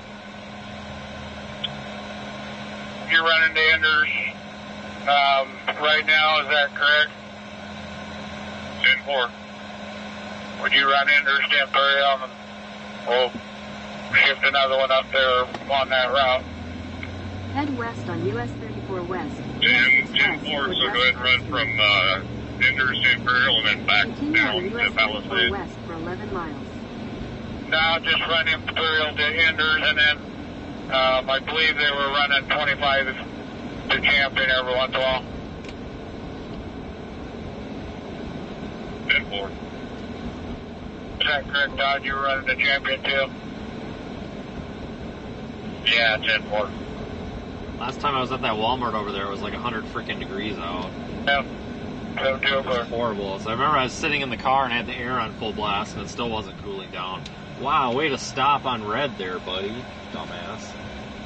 There's even a freaking sign that spells it out for you. Stop here on red. Okay, though. I've got a Colorado 28 also when you're ready. Not go here on red. Jesus H. Christ. Head north on You US people 84 complain about my for driving, my Westview Plaza. God. In 600 feet, Some people's turn kids. right. It's a joke, people. Don't take it so serious. I'm sure somebody's Turn taking right that toward way Bison too Holiday seriously. It's a Drive, joke. Then turn left onto Bison Holiday It's Drive. supposed to be funny. Most people always nitpick every little thing I do. I don't think he was hurting anybody. Nobody was coming.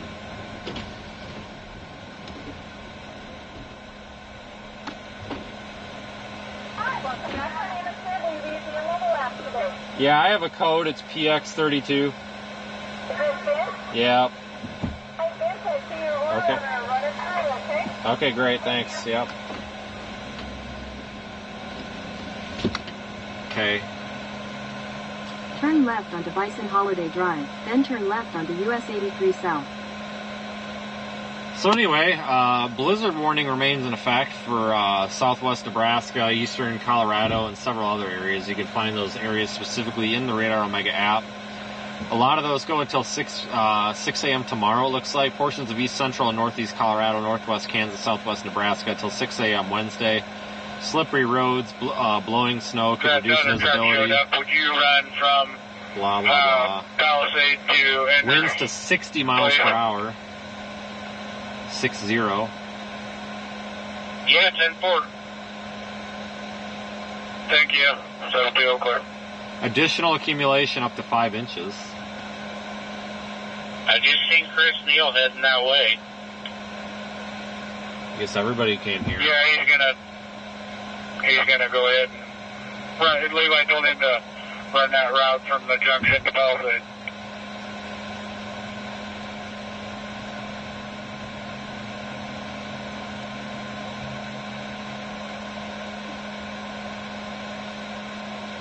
Thank Yeah, 7-2, clear.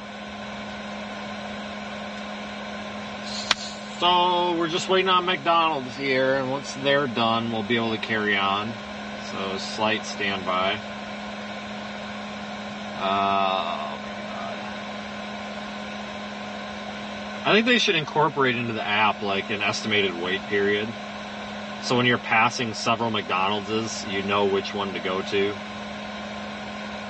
You know, so you can be flexible, so you don't have to go to the one with the longer wait, etc. Just saying. If anybody from McDonald's is listening, it's a great idea. Flight 412.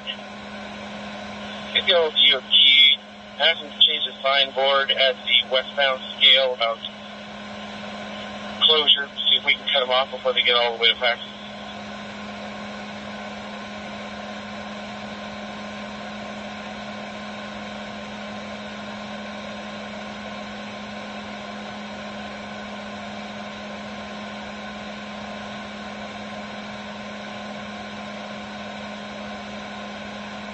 For yours, 014426, 014426.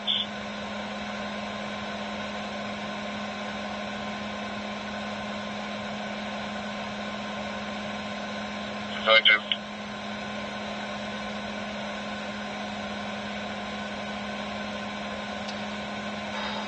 Any day now.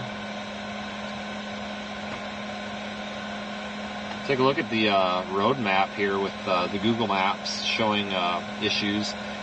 Lyman all the way to Goodland, Kansas. Some scattered closures. I've got third-hand reports that you can go down that road just fine. I think it's the exits that are closed. So like once you get on, you're kind of committed, I guess. I'm not worried about it, guys. I'm not worried about closures. There's always another road. In fact, I really don't want to be on the interstate because that's probably going to be in the best shape. We want to take a back road here. So we may find ourselves down in the Goodland and Colby area, but I can't draw on the Google map. But taking the road we're on here going west, we may end up going down 25 to Atwood, which is right there. And from Atwood going west on 36, ending up south of Ray, and then taking 385 down to 70, which is open, going eastbound, and go back into Goodland that way.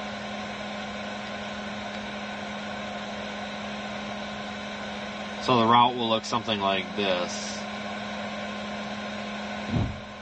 That'll allow us to sample all that up there. Oh geez, I have to interact with people here. This is gonna be great.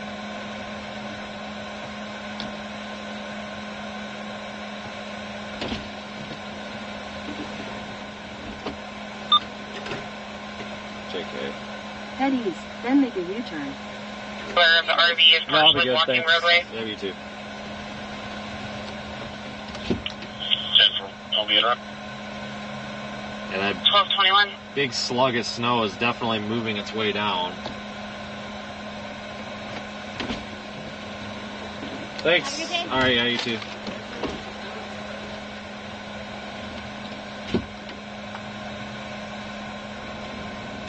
Hold on, I better get Starlink booted. 204. You go here on 10-6. Can you also go ahead and get hold next on preference 41 and get them head this way, please? Holiday Drive. Oh my god, it's cold.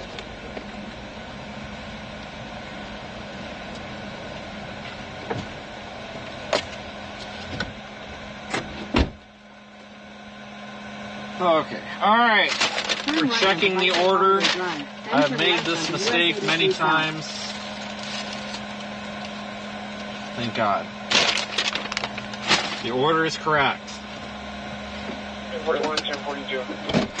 Can all relax now, the order is correct. 1242.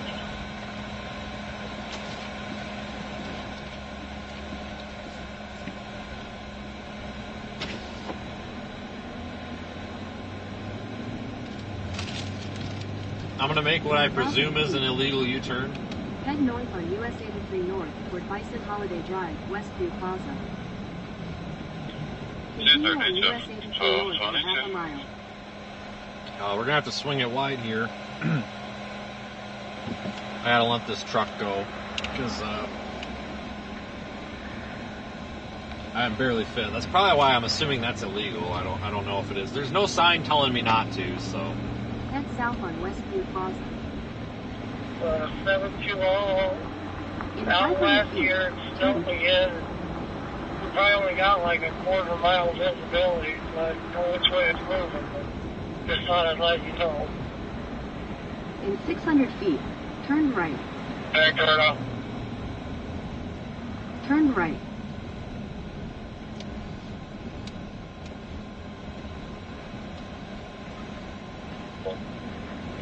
Twelve 23.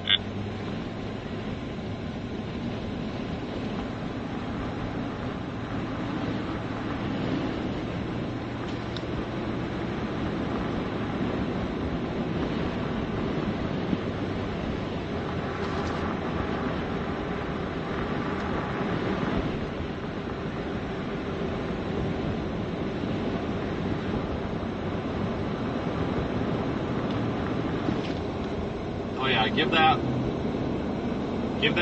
U-turn about 5 minutes and it'll be all over Twitter because it probably hurt somebody's feelings.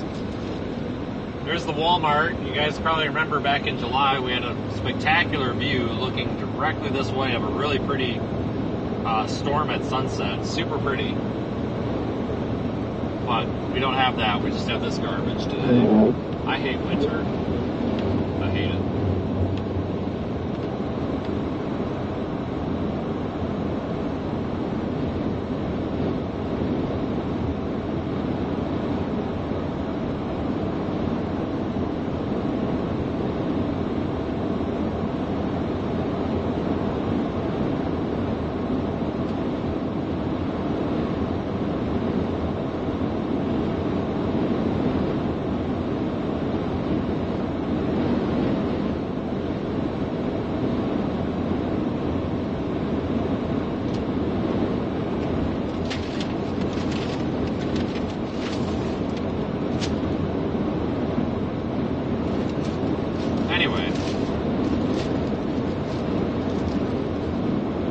May even want to go further west. Our club, 1097 also. Go ahead. St. Francis. I've got multiple vehicles out here. Like semi in the median, blue car in the median, and a couple other vehicles on the shoulder, and the return camper.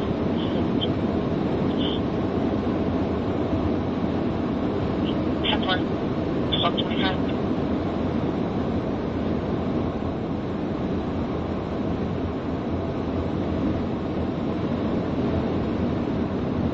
I want to think about shutting the interstate down further east here.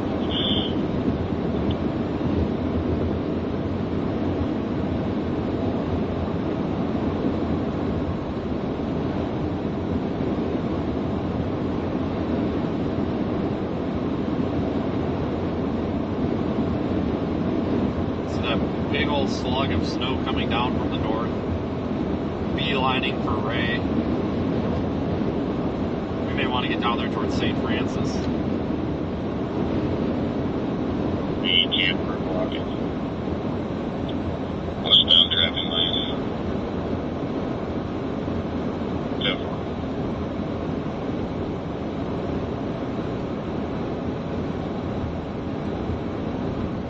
Might even be okay with Goodland. 9670.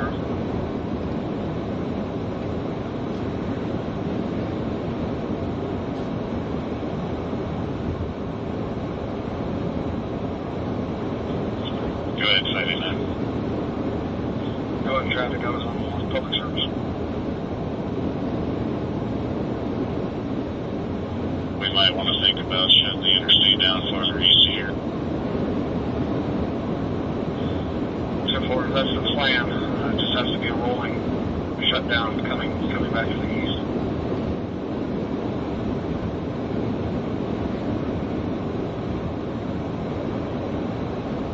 Your route may be affected by blizzard warning. And then we've got multiple slide offs here that would be bad with the enclosure. Everything well back. I'll recontact and see if we can speed up that timeline.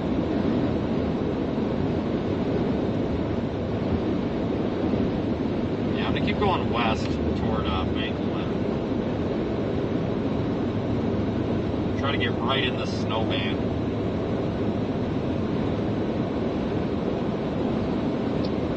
Yeah, I'm here in position for just coming from Nebraska. I think that's what, if we're going to get blizzard conditions, it's going to be from that. Yeah, I just put Goodland in.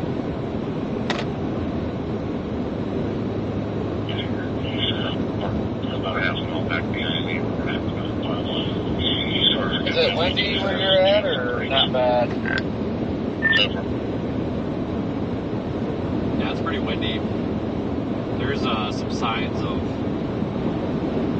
drifting starting to happen over the road. Looks like a plow just came through and knocked all of them back, though, but you can tell where it's trying to drift across 34 or whatever the hell road this is.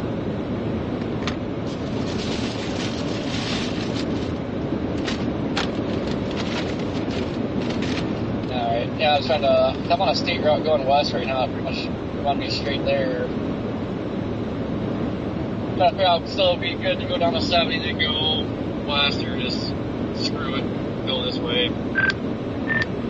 Looks like a lot of the westbound entrances are closed on 70 on Google Maps, so this might be the best way. If I run into anything that I think you'd have problems, I'll let you know, but still doing 70 miles an hour out here, it's fine. It's not even, the road's not even wet here.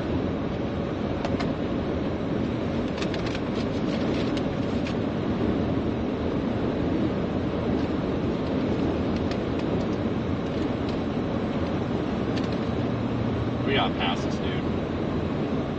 Gotta pass this guy. Yeah, I specifically remember this year chasing lots of storms on this stretch of road. Sorry, I can't do this 50 miles an hour in the 65 right now. It's gonna drive me nuts.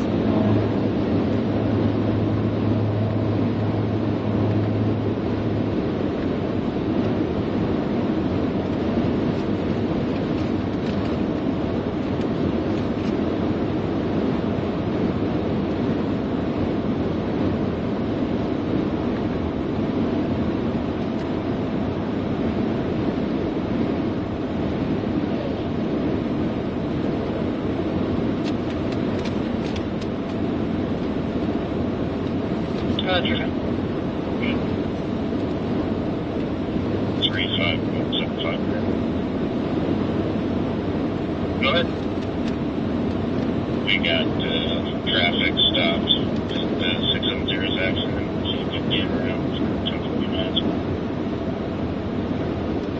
Yeah, pretty good.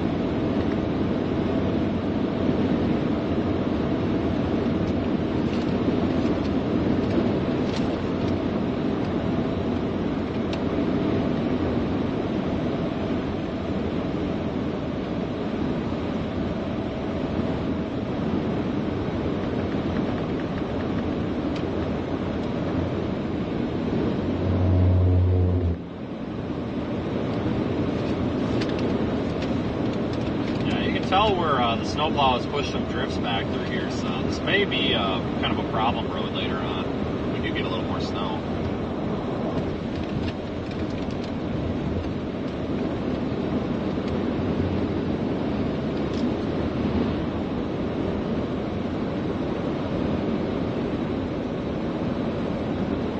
And of course, back down to 45 and the 65. I have no idea why. Honestly.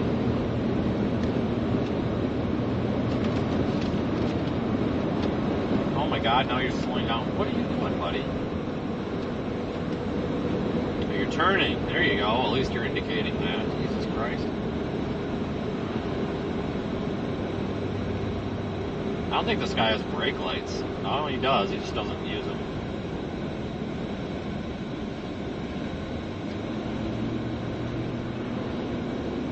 Inconvenience reference a shoplifters that's no longer there.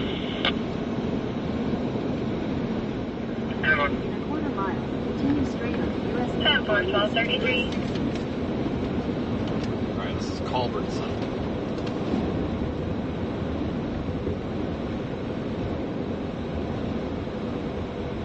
Continue straight on US 34 East, US 6 East.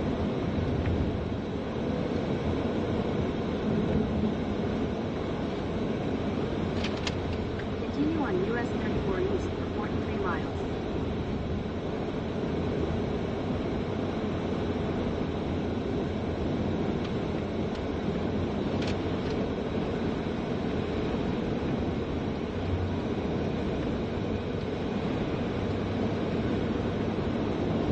Alright, that satellite is doing a software update, so it'll be probably 20 minutes before we have that connection.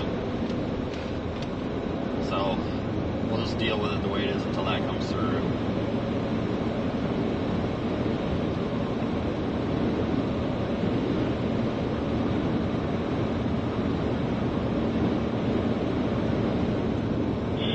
I'm going to attempt to push this can. Push bumper. 1254.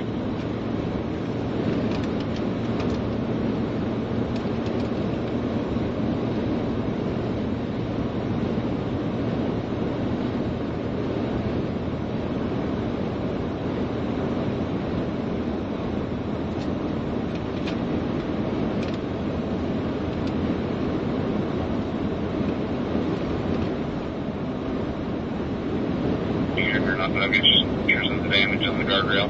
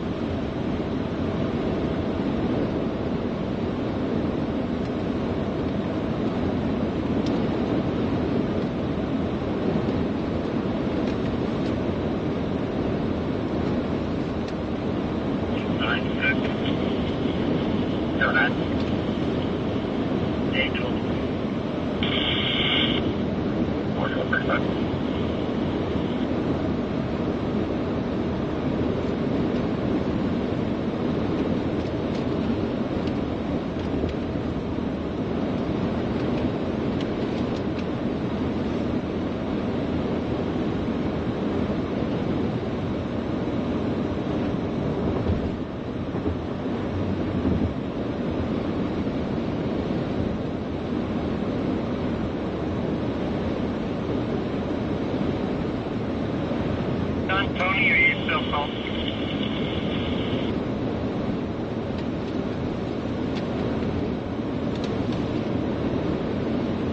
The transfer station right now.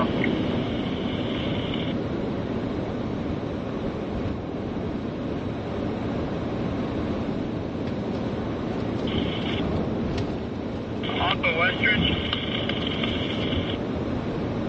Yeah, Rick Kenny didn't get out, but he had to back down. I just did it about 10 minutes ago. Alright, thanks.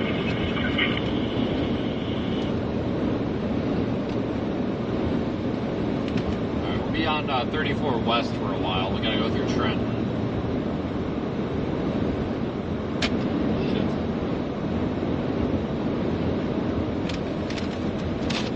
Area. You guys know that they're closing interstate between Big Springs and North Platte, so heads up.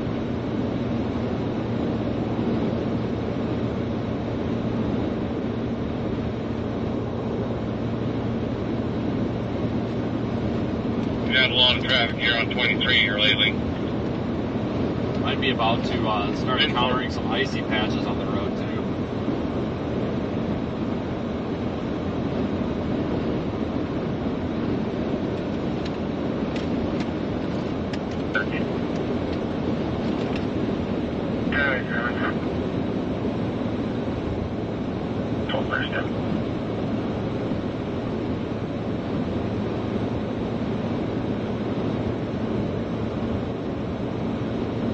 Worry about what? Yeah, we'll be running into some serious snow here pretty soon.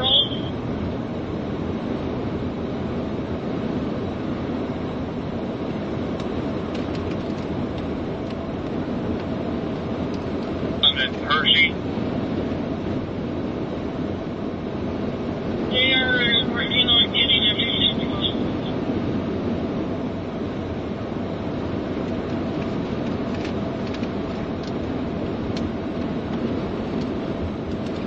Be a little bit careful where the snow's blowing over the road. It's starting to get a little bit icy in those spots.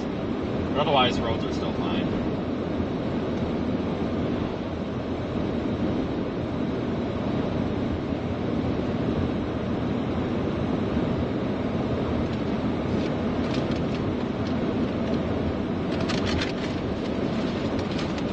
And thanks for the super chats that have come in, folks. Really appreciate it. 72173. I have missed a couple. Looks like I just missed another one. But I do check at the end of the stream and see who sent them. So I appreciate it. Just sometimes I miss them while driving.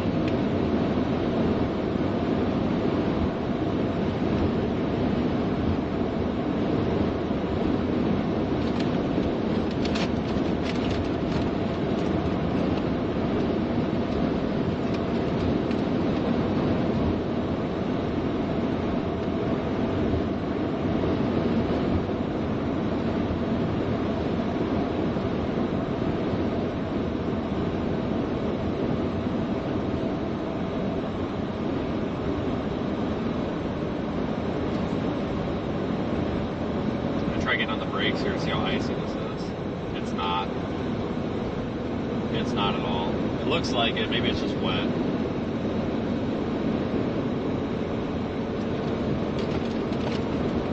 And there's cows out that are wandering around on the highway.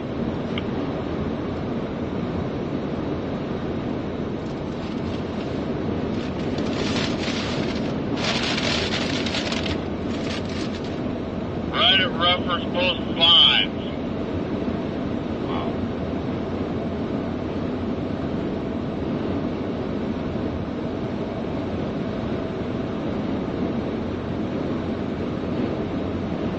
Other unit respond out handle. Drivers are 10-4. Drivers are 10-4. Also, I got the camper pushed off. Water Saline Fire Department's going to hook on and try to pull, get the rest of the way off onto the shoulder so we can at least open up both lanes of traffic.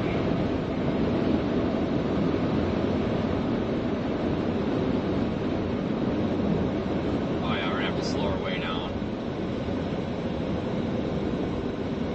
God dang. See, that's that went icy real quick. It's from the where the snow's blowing across, and the wind kind of packs it down like before it starts to drift, and then it like polishes it. It's not ice, but it's ice. We'll try to get the satellite to connect again.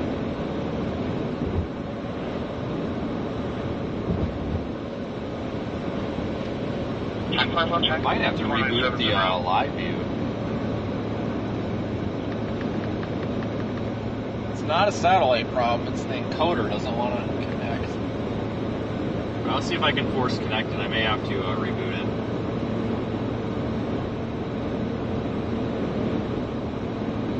Yeah, people that have never driven on winter roads, you gotta watch where that snow's blowing across. It looks harmless, but it's usually really slippery right there.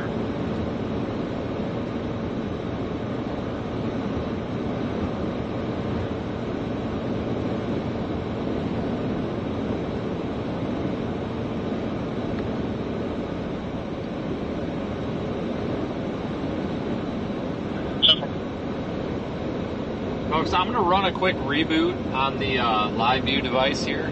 It, for some reason, will not connect to the satellite. So I'm going to drop out for approximately 60 seconds, if even. Don't go anywhere.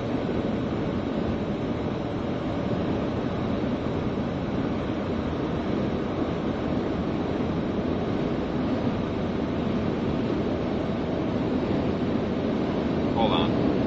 Maybe.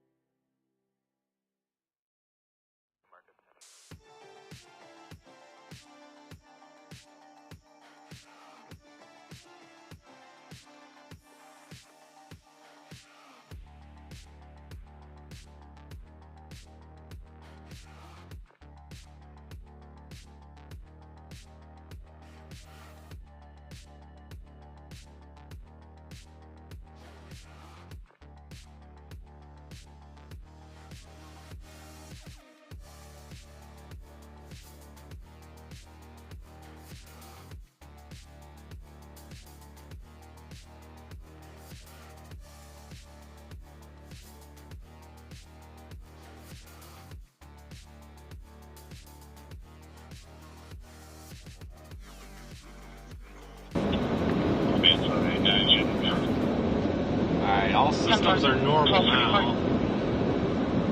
So we've reconnected the stream.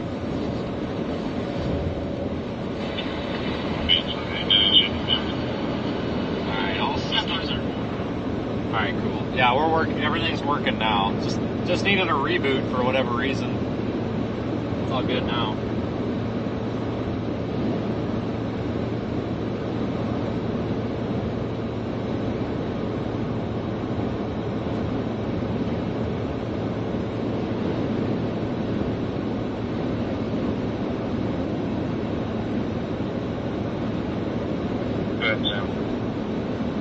How far do you plow into Imperial?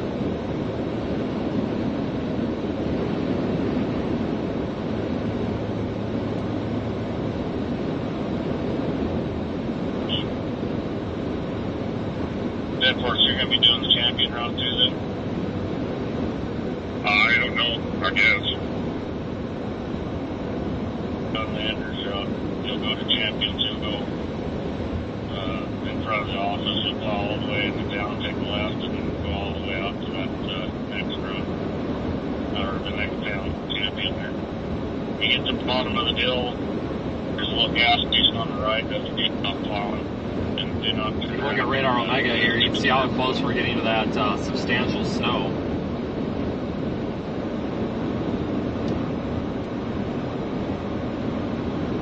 Probably about 20 minutes away.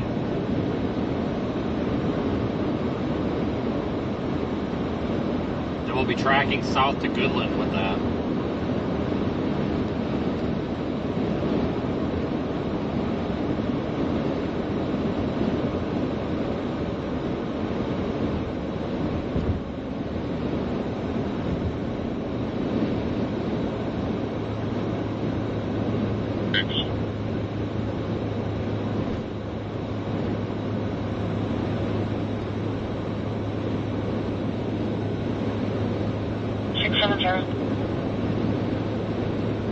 I know all our guys are 10-6. You can contact PD and see if they have any on patrol officer. We have 2 dogs. And the rollover vehicle that he transported just for securement right now. The driver's going to be en route to the hospital.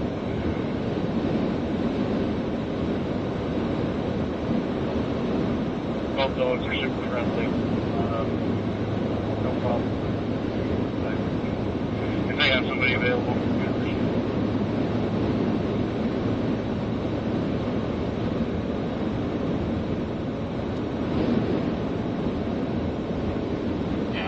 Conditions are definitely worsening now. Travel is still fine though. Finally starting to get into some of these winter weather conditions that I've been expecting all morning.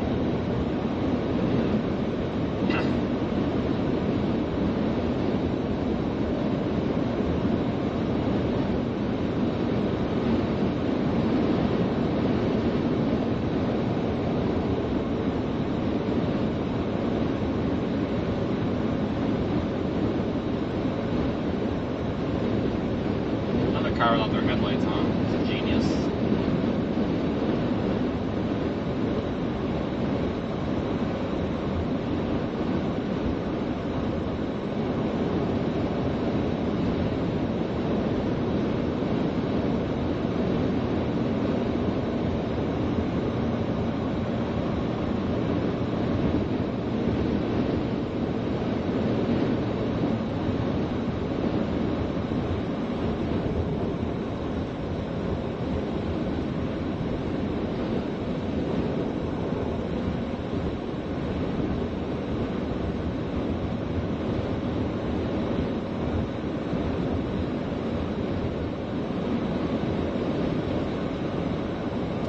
This overpass is going to be icy as hell. Well, maybe not. Looks like they might have put some salt or sand or whatever they're using out here now. Probably from that truck we passed.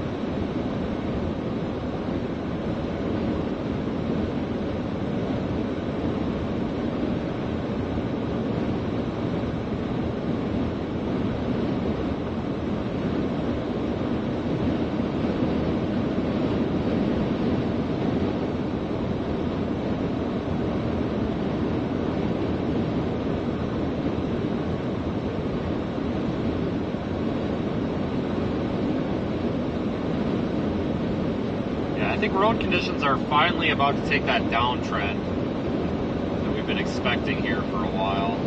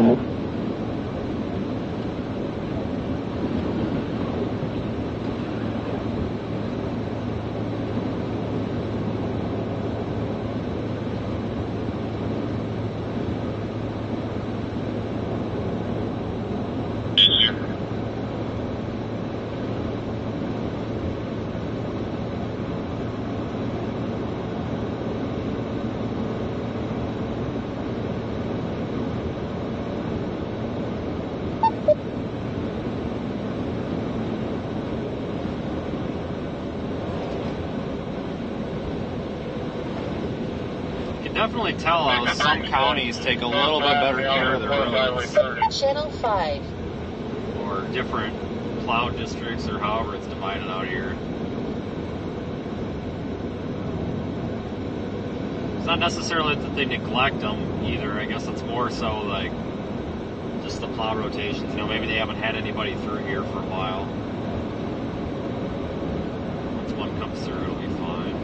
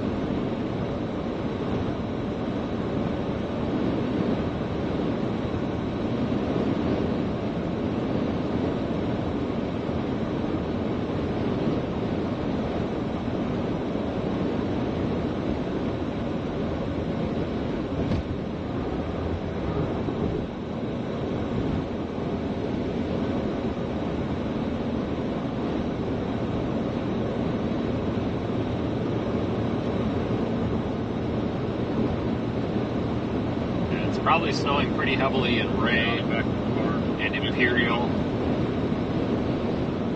We're about to drive into that. Once we get to Bankelman, we'll go south on 161 down to Wheeler, and then we'll take 27 south. And that'll take us right into Goodland, and once we get to Goodland, we'll have to figure out what we're doing there.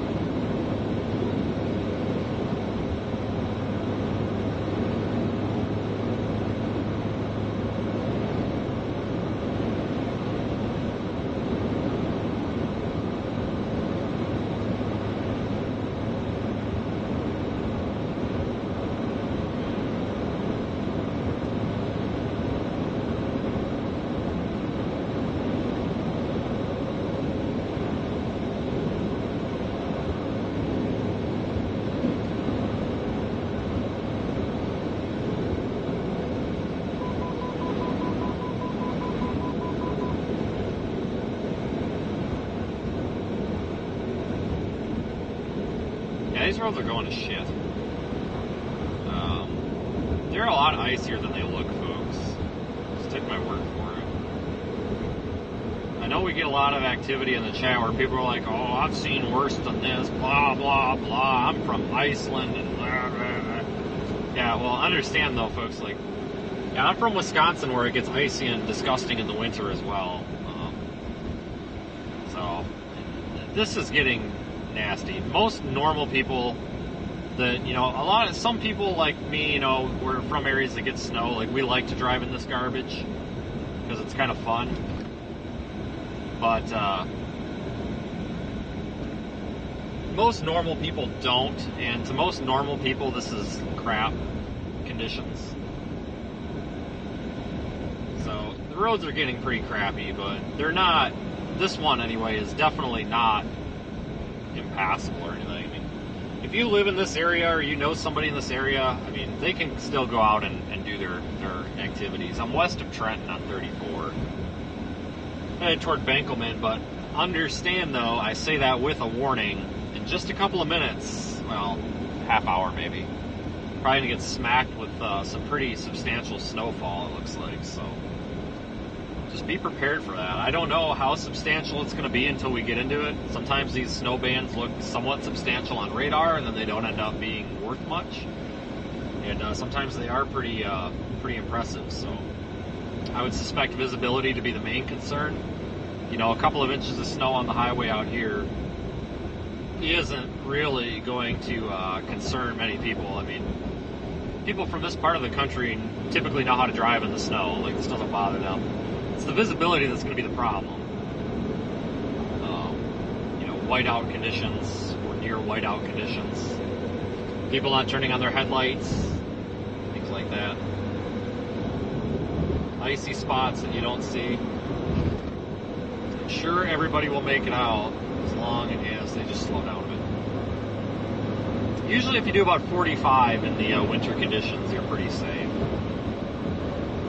Obviously, give or take, depending on the situation. But when you start getting those kind of icy spots on the road here and there, 45 always seem to be a pretty good speed. At least where I'm from, that's kind of just what everybody always says. Just like, when in doubt, just do 45. Because it doesn't take very long to drop from 45 down to 30 or 25 if you need to. No, my truck's not four-wheeler. Watch out, bird. Oh, Jesus Christ, we almost smoked that freaking bird. No, my truck is not four-wheel drive. I do not want a four-wheel drive vehicle. It is too expensive in maintenance, too expensive in everything. It's just not for what I do. It just doesn't make any sense to have a four-wheel drive. Rear-wheel drive with the appropriate tires and tire chains is plenty. I've had this thing in mud and crappy slush. I've had this in everything, minus the sand incident. But everything else, guys, it's just fine. If you know how to drive and finesse the vehicle, it's perfectly fine. I specifically purchased a two-wheel drive vehicle.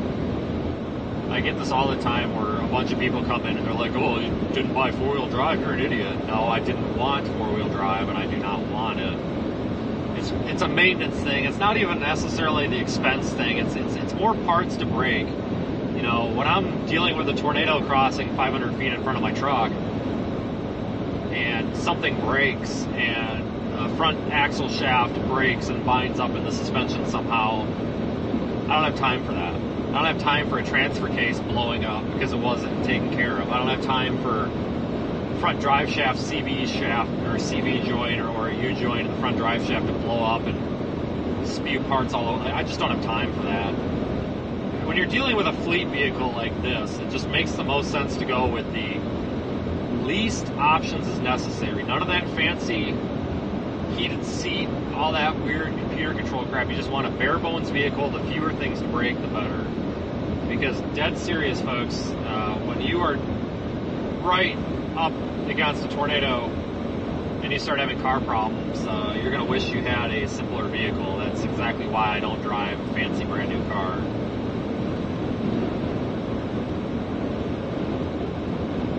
Honestly, these rear-wheel drive Tahoes are tanks.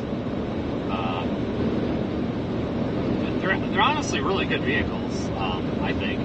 Just for this purpose anyway. They're pretty heavy, which in the winter, the heavier the better. If you get a heavy vehicle in the winter, front, rear, all, or four-wheel drive, it's probably going to do fairly well. As long as you get some weight over that drive axle, you're all right. But I do carry tire cables and tire chains. I don't really ever intend to use the tire chains because they're bulky and a pain in the rear to put on. And you can't really go very fast. It's a lot easier to use the tire cables. They hug the tire a lot closer. They're not obnoxious. You can go a little bit quicker, you know, with tire chains. You're maybe doing 25 to 30 miles an hour. With these tire cables, manufacturer says up to 50. I think that's pushing it. I think 40 to 45 is a solid bet. But I like my tire cables, and if I need them, they're there to use. But I haven't been in a situation where I've needed them yet. But if I feel like we're in a situation where we need them, I'll put them on. I don't give a crap. I mean, get them on.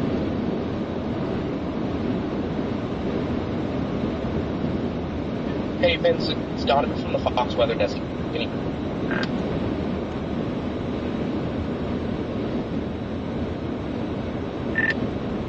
Hold on 1 second. I gotta let this time out, and I gotta switch over to your channel here, where it's not gonna let me talk back to you. Stand by one. Channel 4. Channel 3. Okay, Donovan, go ahead. Sorry. Hey, I was trying to get your location, because I'm not seeing it on the map, so... If that's a persistent issue, after today, let us know and we'll fix that. It should be showing up, but if it's not, something's broken somewhere and it would not be on your end. I am in southwest Nebraska near Bankelman. I'm going to be headed down toward Goodland, Kansas. They're on I-70.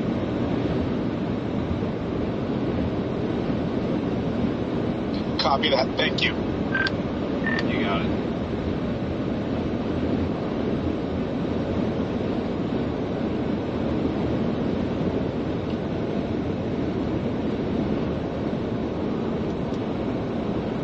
Channel 4. Channel 5. Yeah, tire cables are good. They're not as aggressive as snow chains, tire chains, but I tell you what, when you're in blizzard conditions and it's icy and it's cold and you're kneeled down in a pool of water, it's definitely nice to have the tire cables instead. I'll be honest with you guys, just in my experience, I am not, even with two-wheel drive pickup trucks, I've been just fine with cables.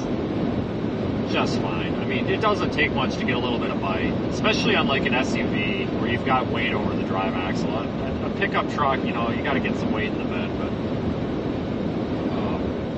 a set of cables will work wonders. If anybody's never driven with cables, but they've driven in the snow, it's a world of difference. Honestly, I mean, the bite is so much better. Especially for ice. I mean, snow, yes, but when you're on ice, I'll put them on the front, so if we get on really bad ice, what I'll do is I'll put the chains on the back and the cables on the front.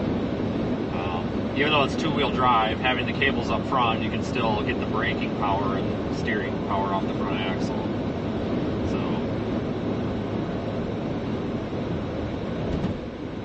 yeah, cities outlawed chains. I really don't care, honestly, because if I'm in a position where the only way to safely drive my vehicle down the road is to put a traction device on the tire, I'm going to put the traction device on the tire. I really don't care at that point.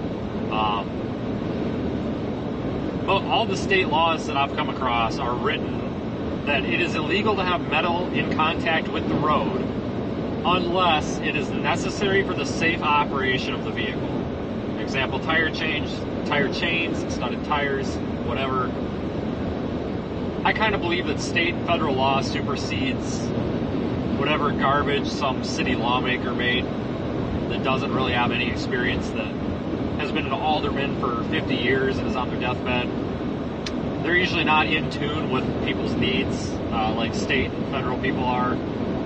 So I try to not really care so much about those local laws when it comes to this stuff, because then you just nitpick. If I'm in the middle of, let's say, Chicago, and tire chains are outlawed, and I cannot get my vehicle up a hill, and I cannot reverse, and I have no option, I'm putting them on, and if somebody writes me a ticket, I'll pay the damn ticket, and I don't give a crap at that point, basically. I honestly do believe that anybody out here in some of these states that just get hammered with snow really should carry a set of like tire cables or chains. Like up in North Dakota, these people that live on these dirt roads, when we're covering these winter storms up there, I see people all the time with chains or cables, like on their mail trucks, on their UPS trucks. I mean, you know, if you live in a rural area and you're having a hard time in the winter, I mean, you might want to consider it. I mean, you can get a good pair of cables for $100-ish, give or take.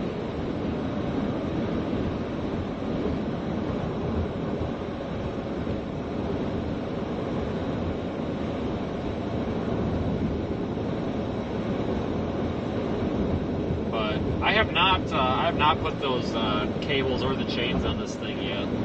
Haven't had an opportunity to. Maybe that'll be today, I don't know.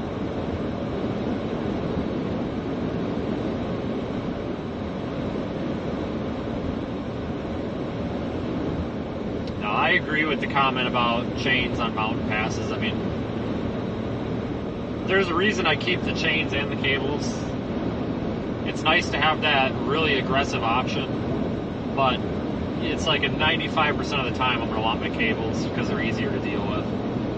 Most of the time, if I'm in a situation where it's that bad that I need chains over the cables and I'm nitpicking that much over that little bit, then I probably shouldn't be on that road anyway.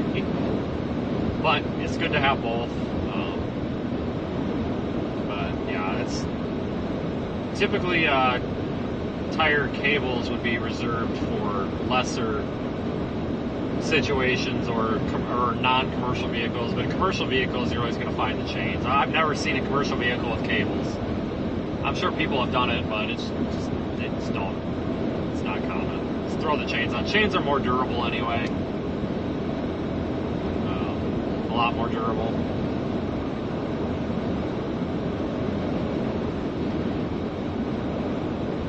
Yeah, it is flat out here. It's going to really increase the blowing and drifting probably.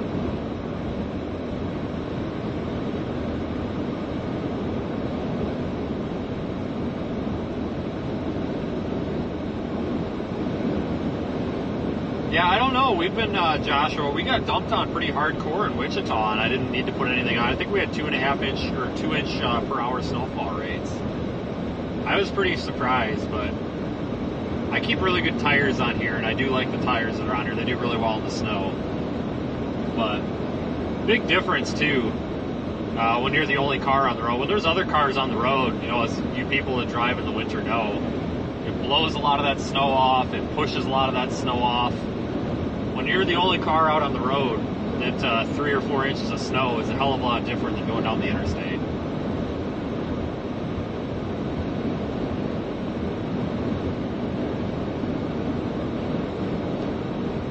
We're almost to Benkelman, at which point we'll drop south to Bird City and then go west to 36 and then, or to St. Francis and then down 27. We are now encountering the snow. Sorry, I can think. I'm smart.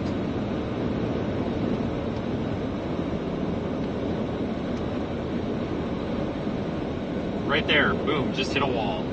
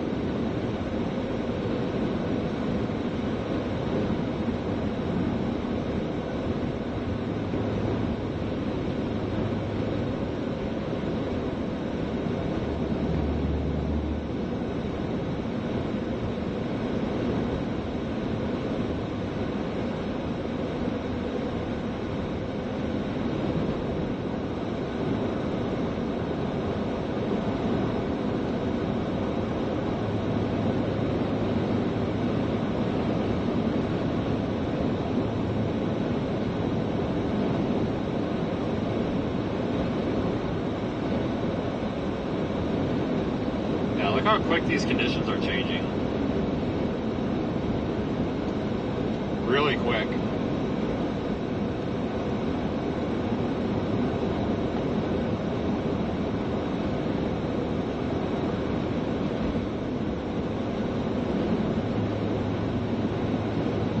I'm gonna full screen the camera. Road conditions are still manageable though.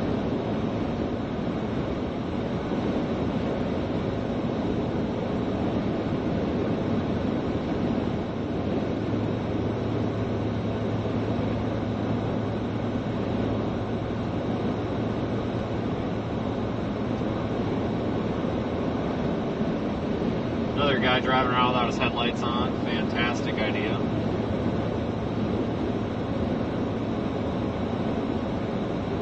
Always a good idea to be stealth in these snowstorms.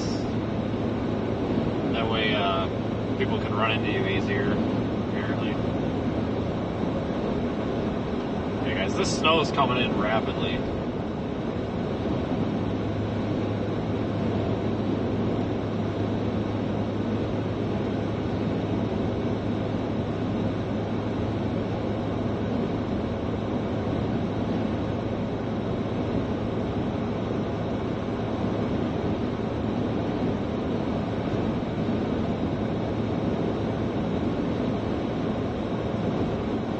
It's moving quickly though, that'll probably keep the totals from it down, but I think we're going to be able to time it right so we stay kind of underneath of it for a while. Probably all the way down to Goodland, honestly.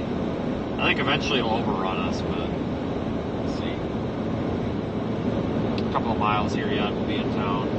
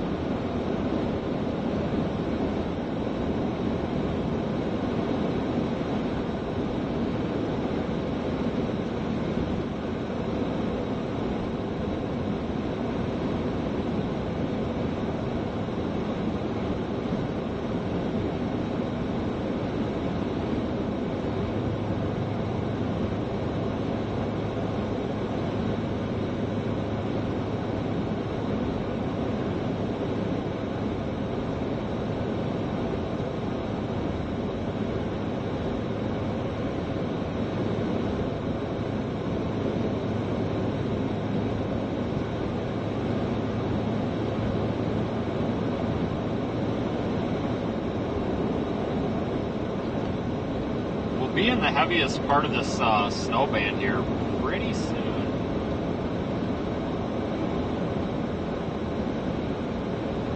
Blizzard warning is in effect, so we may see blizzard conditions in here. Is this my road? No, it's not. I mean, it could be, but we'll take this little bypass instead. Alright, we're just passing by Bankelman right now.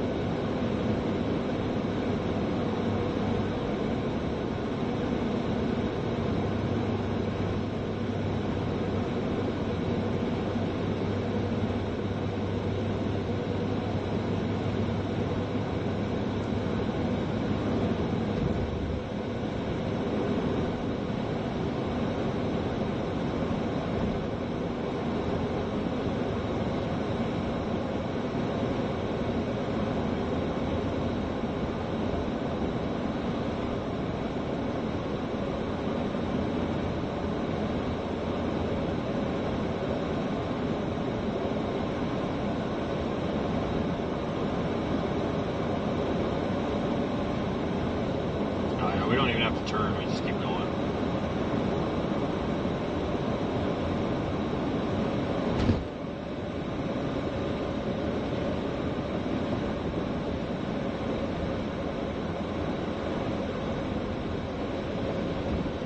Really light snowflakes.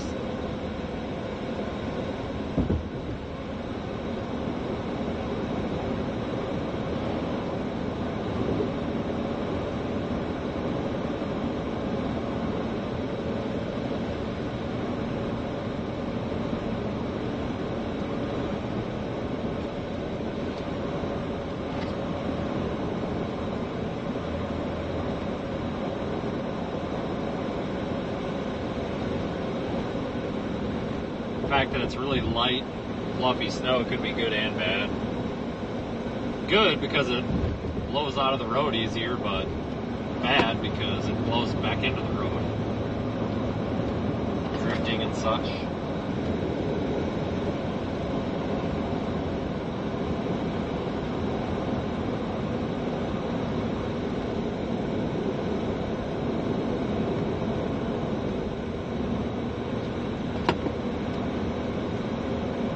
In a quarter mile, continue on to Nebraska 61 South.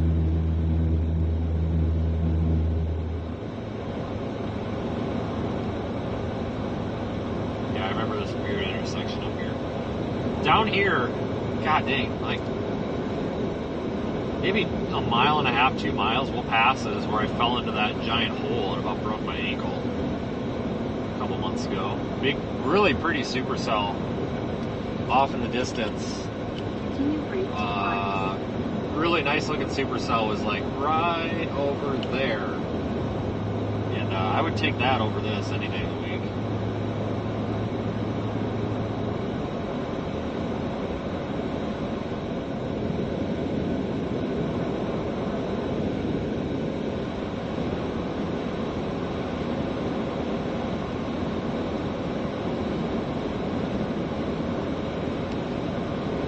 Yeah, the heaviest part of this snow band will probably not catch till we get down to Goodland, by the looks of it.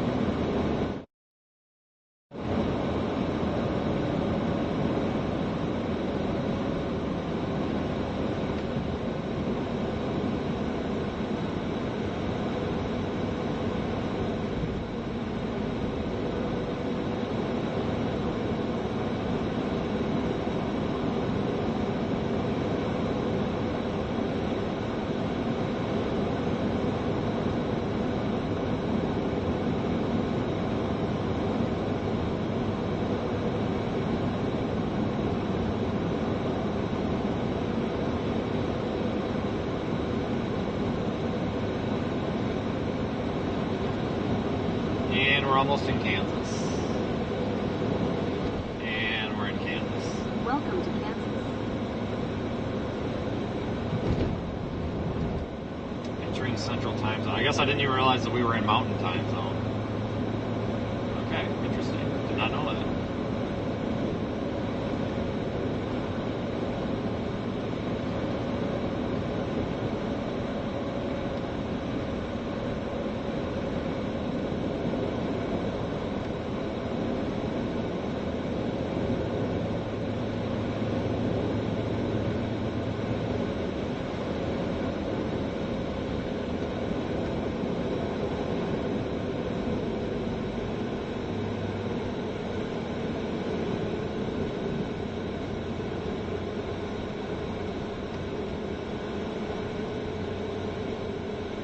One of the places that I stopped that day was right here. I remember this side road. So that's the weird thing, or the kind of the interesting thing about this, what I do is I drive all over the middle of everywhere, and you come across the most random places, but you know exactly where you're at. You can remember where you were, when you were there, and why. You know, like down that road, I remember stopping there. It's just, it's weird. A lot of these areas, you know, I frequent so often too that this is just all, you feel like you're a local almost.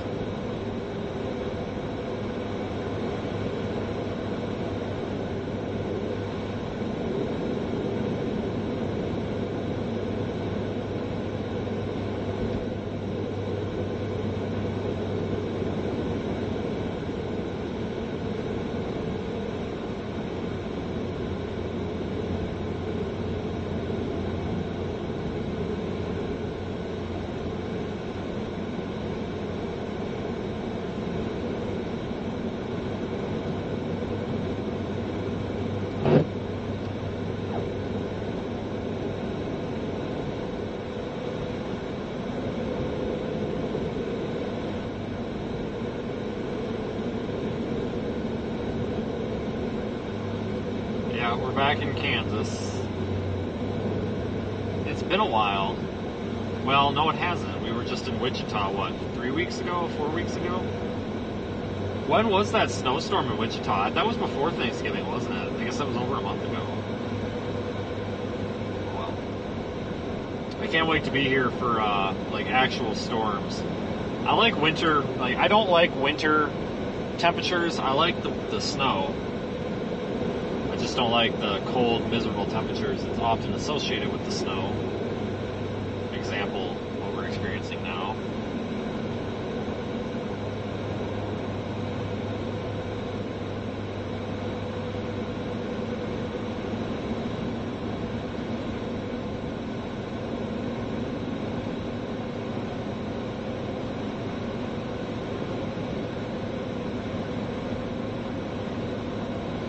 My chat is not connected, guys. This is a horrible dead zone. We're operating pretty much completely off the satellite. The chat does not use the satellite. It's a separate system, so sorry.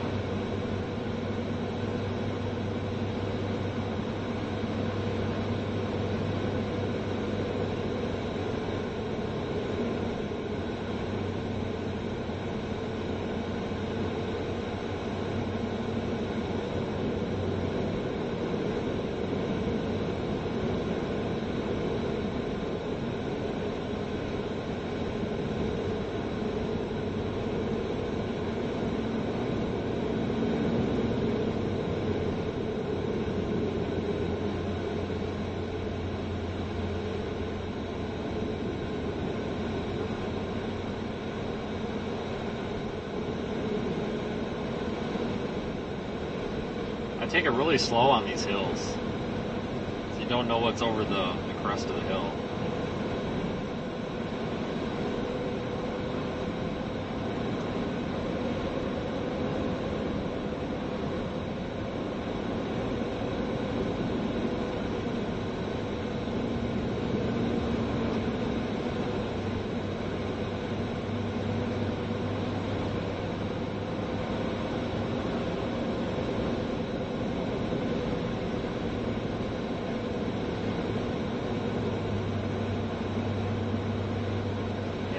This part of Kansas is kind of pretty.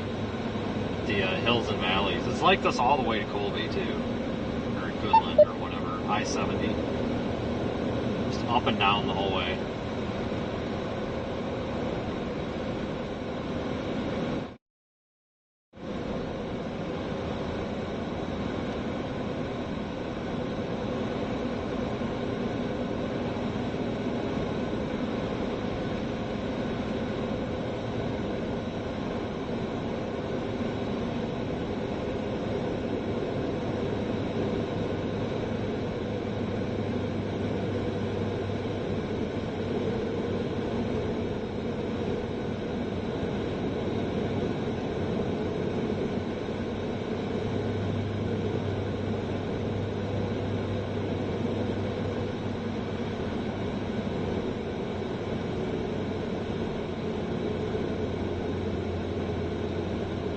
Channel 5.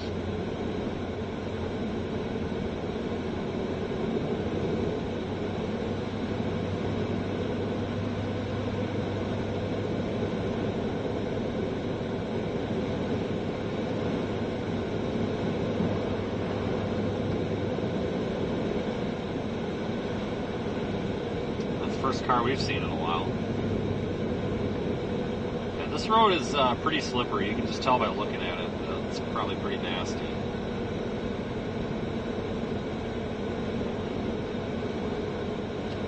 Definitely snow covered, obviously.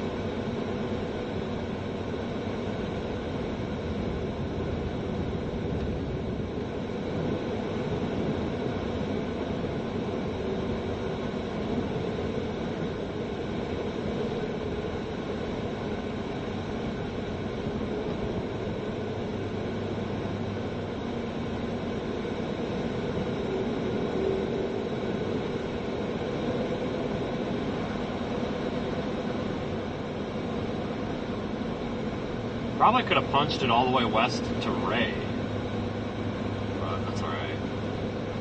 honestly, it's going to be about the same conditions down here at Goodland as it is in the Ray area, I think. We got about another 50 minutes or so of driving until we get to Goodland. So that'll give the roads some time to get nasty.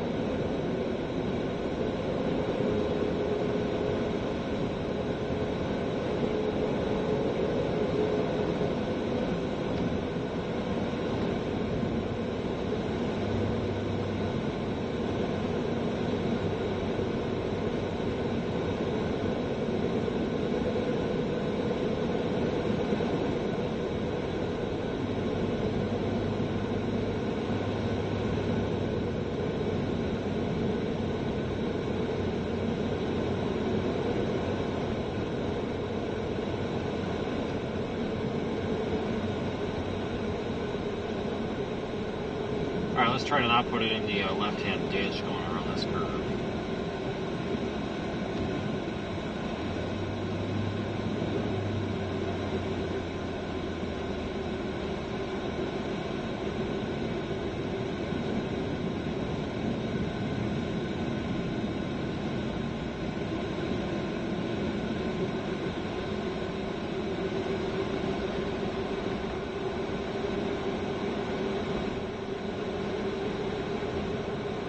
Keep it left to center there. It's pretty icy over there on the right.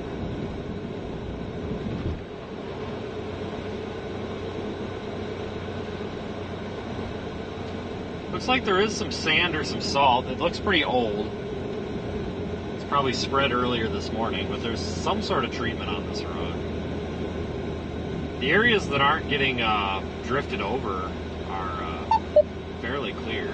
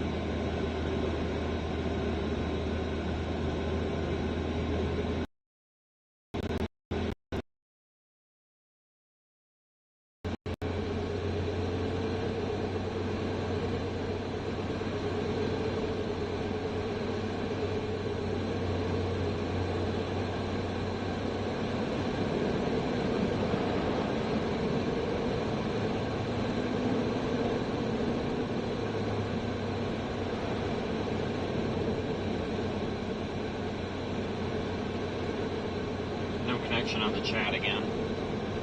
But we got a stream, barely. As we go through some of these more dense pockets of snowfall, the video signal may drop because it impedes the satellite. But it'll always come back pretty quickly.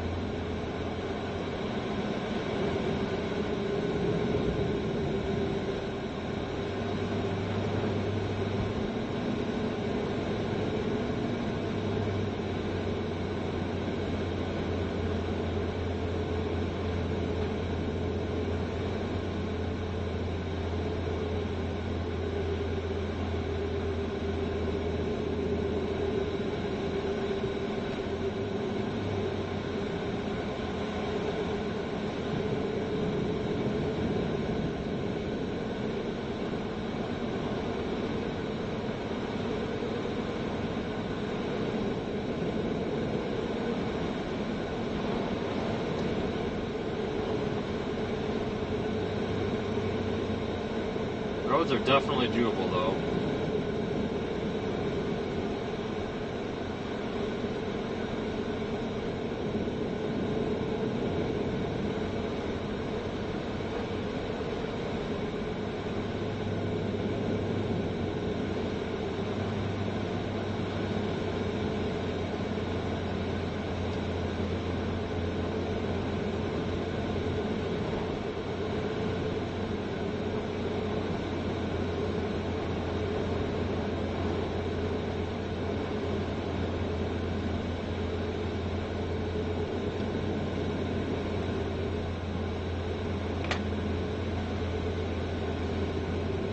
Yeah, it's going to be slow going at this rate.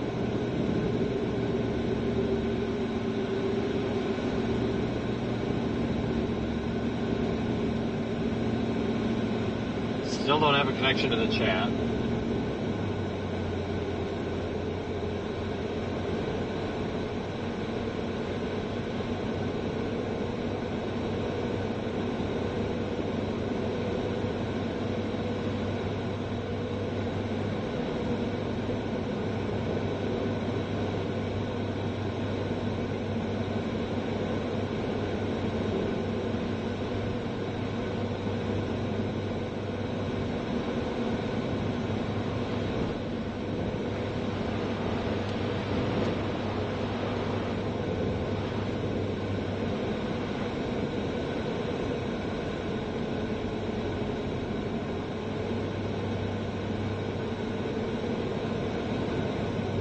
Channel 5.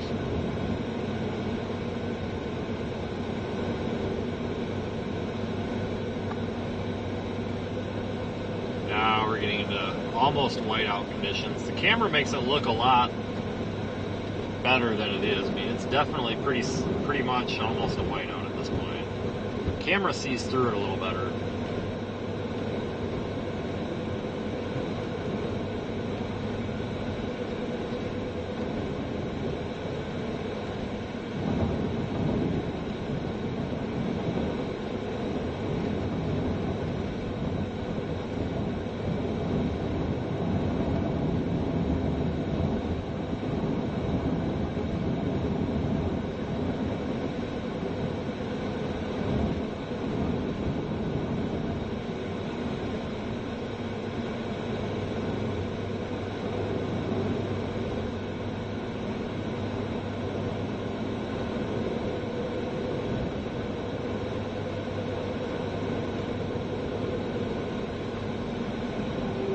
Now we're getting much more impressive snowfall.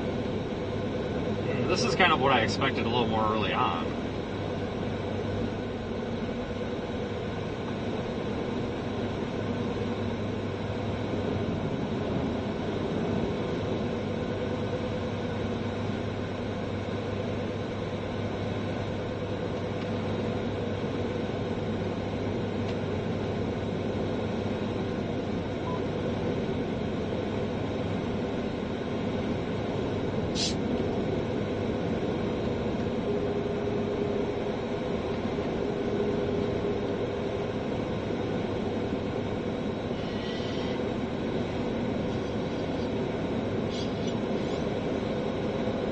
I just thought it'd be kind of cool to live out here. I think this house is abandoned.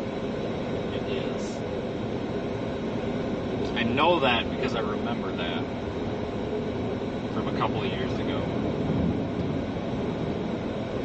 Yeah, this is all pretty familiar now. We're almost to Bird City. But I always thought it'd be kind of neat to live out here, kind of in the middle of nowhere, nobody bothers you.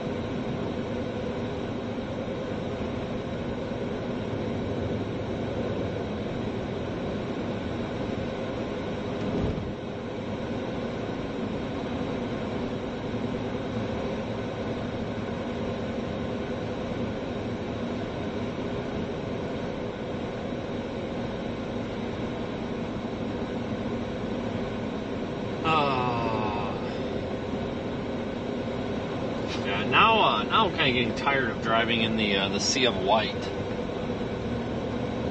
Kind of sucks after a while. I was kind of hoping for some like giant 3-foot tall snowdrifts or something, but not located any yet. We got to go west here in Bird City. Might find something when we go west. I actually have tempted to take 36 all the way to 385. It's that north-south road that runs in and out of Ray, which a lot of you probably remember from the Yuma day, because we ended up taking that later. But, yeah, we're not far from where we got the Yuma tornado on August 8th of this year. We're only 67 miles from there.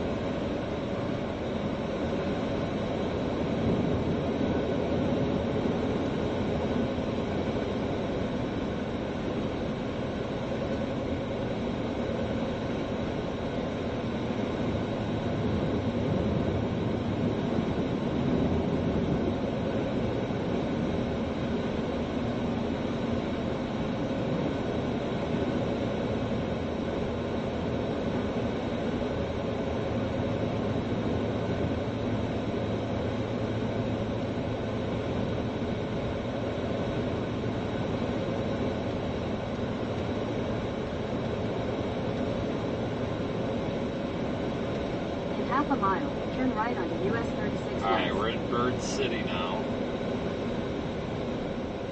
Really not much to this place.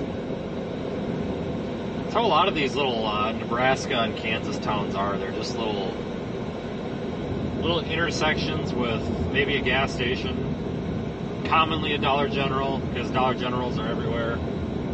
Turn right Things onto like US that. 36 west. Pretty minimal accommodations, but you can almost always find a Dollar General out here. I'm gonna floor it and see how slippery it is. Okay, it's not that slippery. Continue on US 36 Yeah, a little west for bit. 9 It's a little miles. slippery, but not bad. That was for science.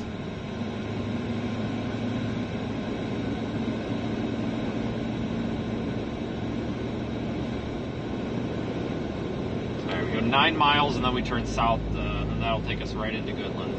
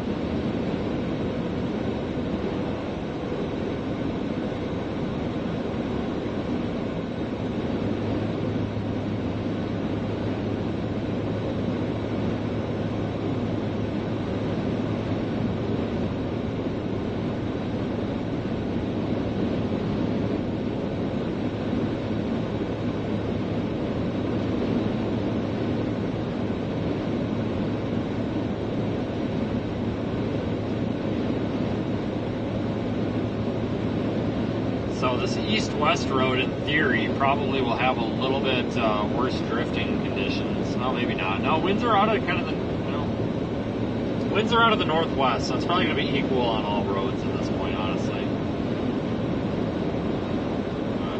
This road's not that slippery. I'm still doing 50. Move out of the way, Bird.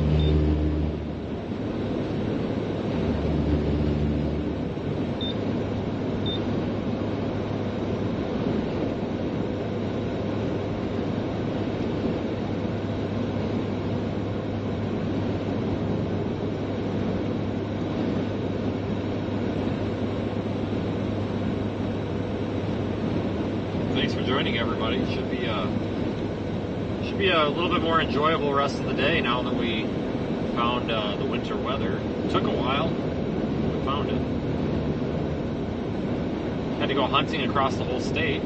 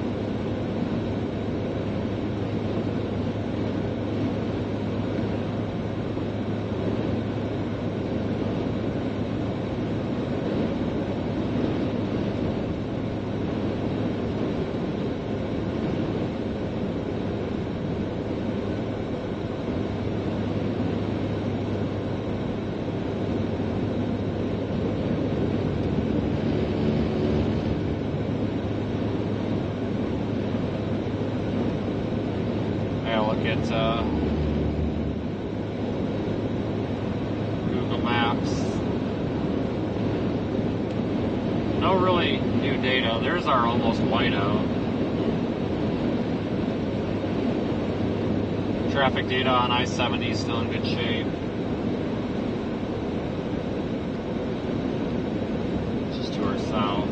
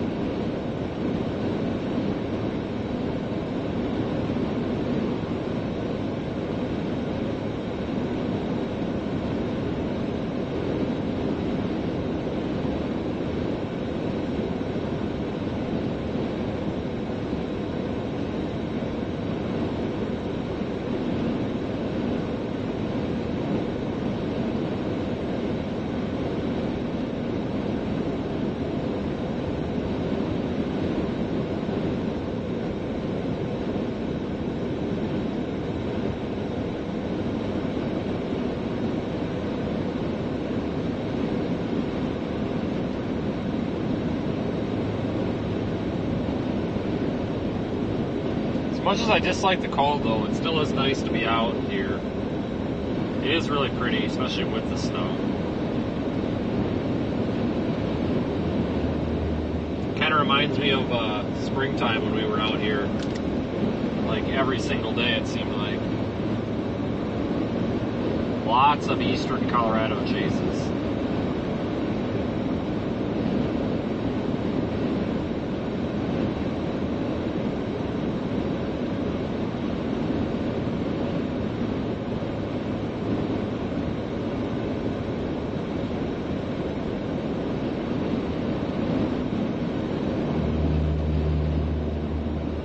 Strong wind out of the north is really pushing the car around, though.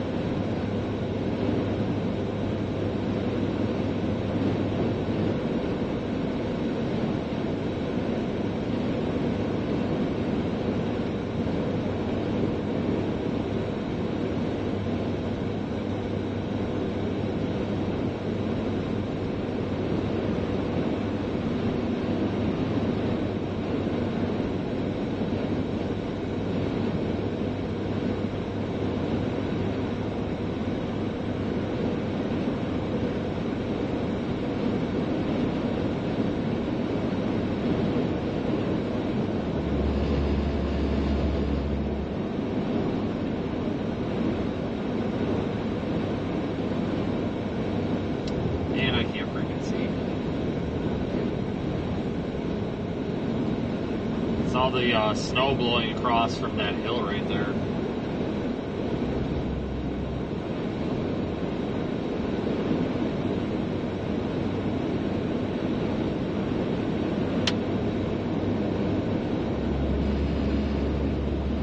So you get these wide open hills and it just really blows and reduces the visibility.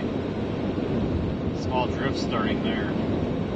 Almost to Highway 27 here north of Goodland.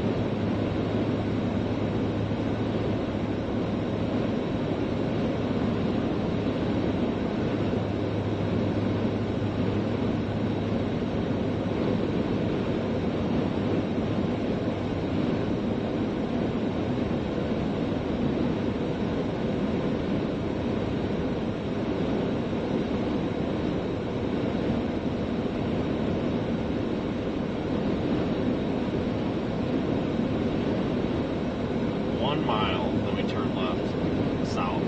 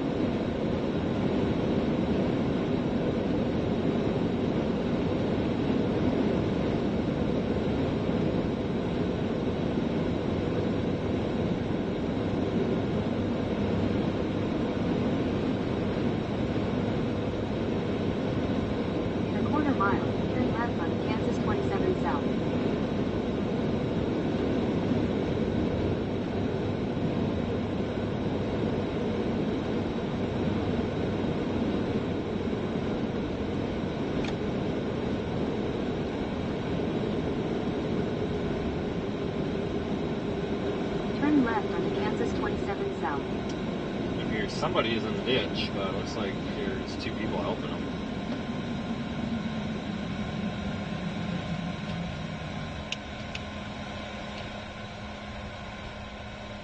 Continue on Kansas 27 south for 28 miles. Yeah, they like to be well taken care of.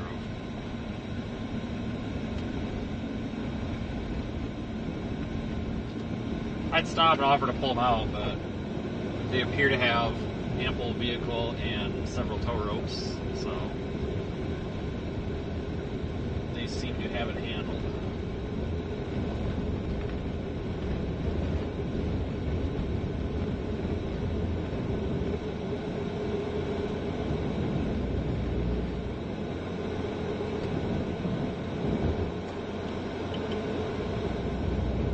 Oh yeah, it's just bright white out here. In fact, I'm putting my sunglasses on right now. I can see a little bit better with my sunglasses. Not a lot better, but a little better. It's just the snow is so bright. Everything's white. Reflects any little bit of light coming through the clouds. It's pretty terrible. Especially after you've been driving in it for a while like I have.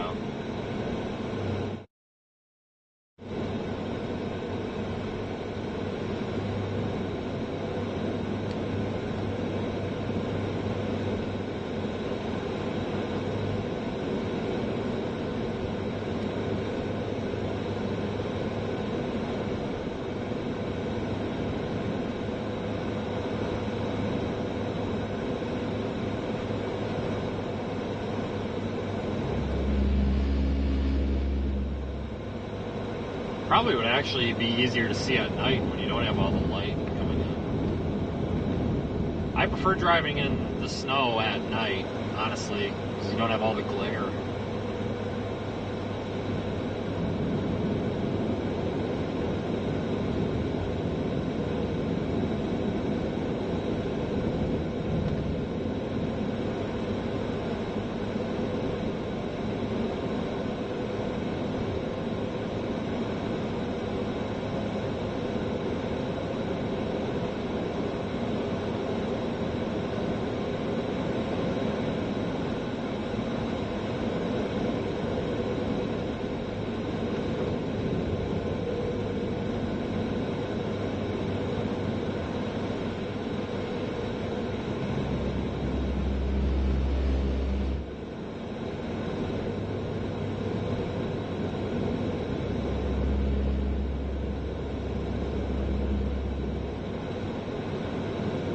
Straight shot down to Goodland, though. 25 miles, it looks like.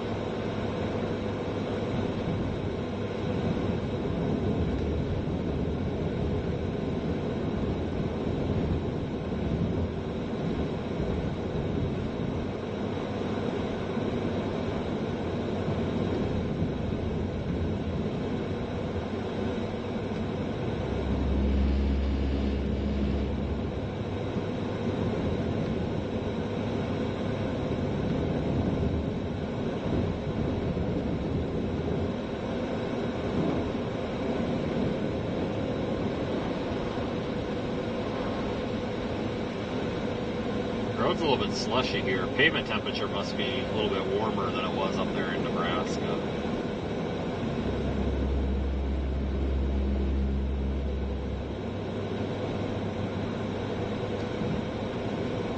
Partially melting the stuff, I think. Or at least it was.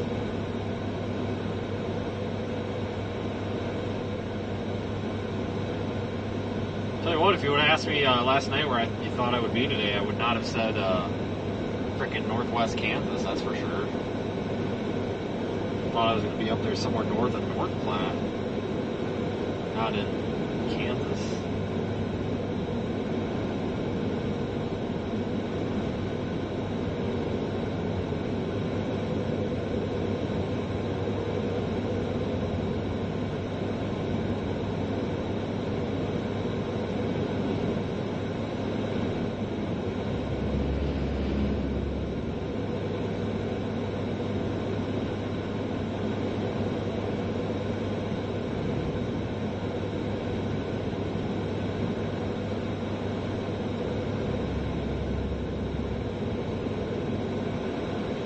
Some other guy coming down the road with no headlights on. See the problem? I do. You can't see the car. That's the problem. That one you can because I got the lights on. Funny how that works some days.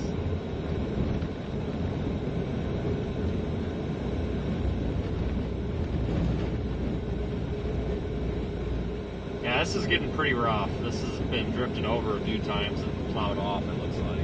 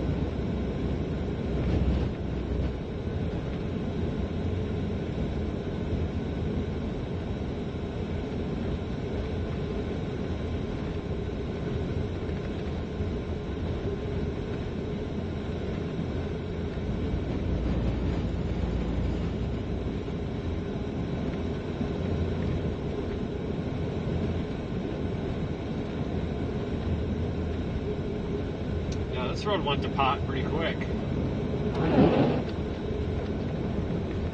Drifts starting to come across. Not big drifts. I mean, this road is still passable as long as you go slow.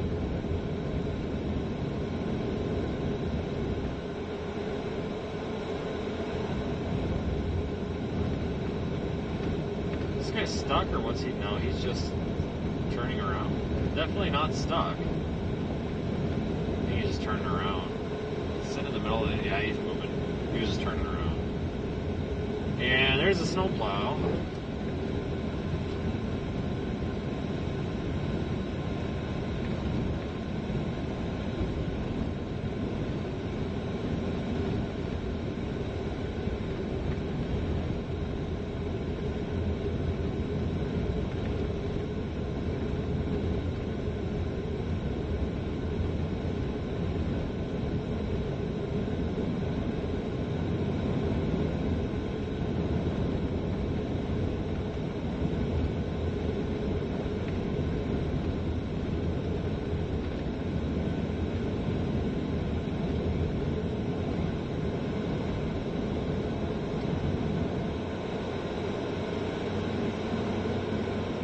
Try to get this windshield cleared a bit.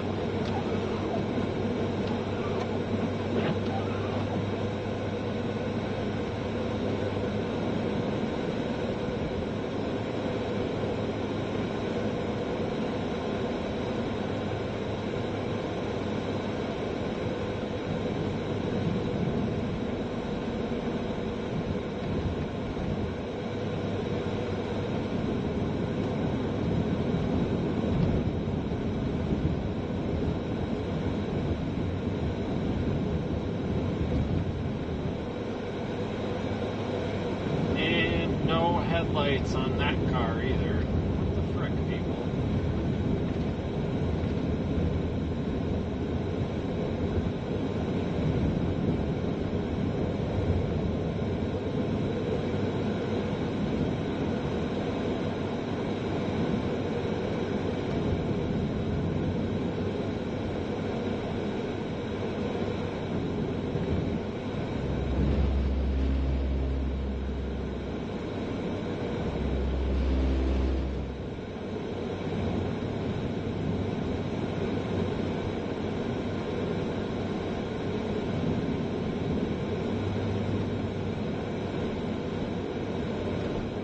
Thanks again for joining, everybody. It's been fun so far. I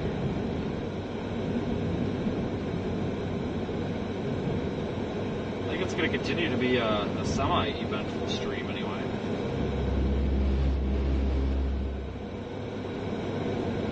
I think we're just now kind of getting started.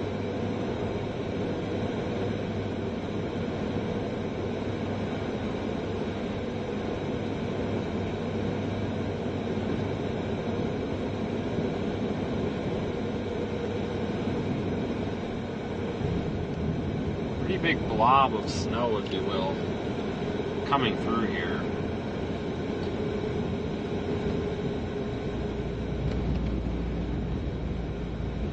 I can't see the road. I know we're on it. Can't see it very well though. Good thing this isn't an interstate. Man, this would be a mess. Well, I mean, it could be the interstate soon down there, I-70.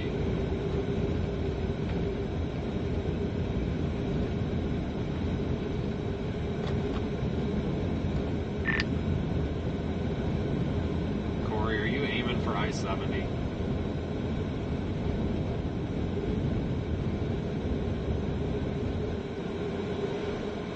Colby, is it shut down completely? No, I think that's just a Google Maps error. But I'm on this highway dead north of Goodland, and it's getting very bad up here. So these conditions are going to get down to I-70 pretty soon, I think. I just wanted to let you know. I mean, it's definitely blizzard criteria up in here finally. Trying to watch out for him a little bit because he's only got front wheel drive on that car. Yeah, because I see the snow is just now hitting Goodland. Is there a hotel in Colby just in case I can't make it there? Yeah, there is. There's a couple of them. There's a Hampton, a Holiday Inn, all that. You can always go back to like Hayes and stuff too, in the other direction if needed. But I mean, none of this is all stuff so far your car would make it through. It's a visibility thing more than anything. There's some small drifts, but it's more the fact that you can only see about 100 feet in front of the hood.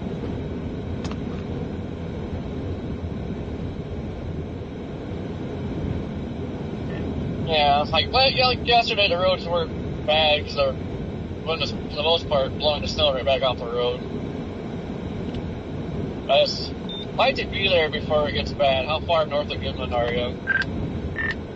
20 miles. I mean, I'm right at kind of on that leading edge. It looks like flurries and Goodland and stuff still, but where I'm at right now is kind of the leading edge of the heaviest stuff, because every now and then I keep outrunning the heavy portion and then it kind of catches back up with me. So I think where I'm at is kind of the embedded heavier band, so it's probably 20 minutes out. I honestly don't think you'll have an issue. It's just you're going to come into the winter weather a hell of a lot quicker than you think. I mean, I was kind of thinking this was a dud. It's definitely not.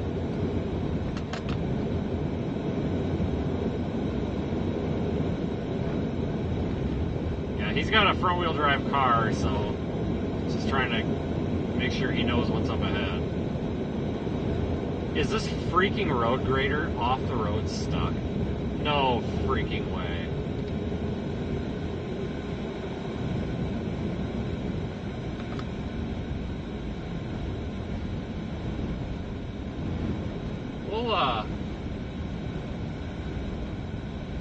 We'll swing around and make sure he's got everything he needs.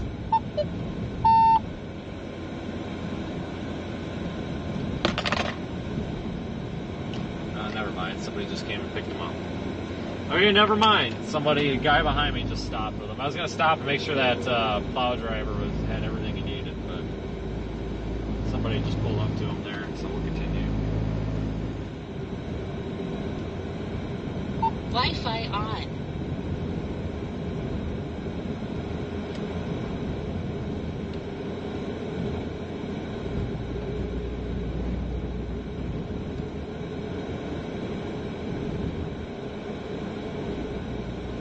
Channel 5.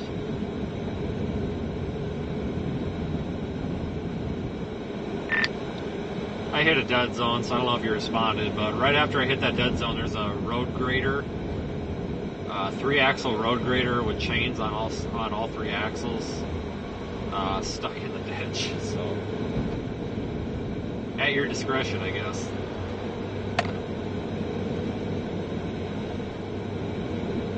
Yeah, that's not good if that big thing went off the road. But no, I was saying I was 80 miles from Goodland yet. Yeah, I just think this blob isn't moving very fast. I think he'll be all right. They seem to have plows out. Even on this state highway, I'm running into plows here and there. I mean, that one didn't fare too well, but the other ones were doing all right.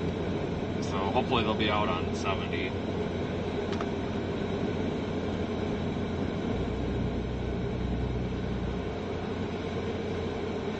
Yeah, on 70, like, your biggest worry is the front it being open to the other drivers. Yeah.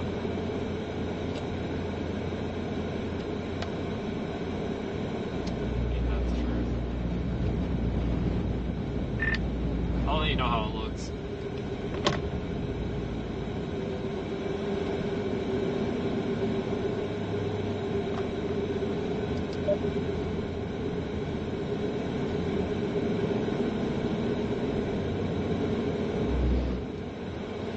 Wi-Fi off.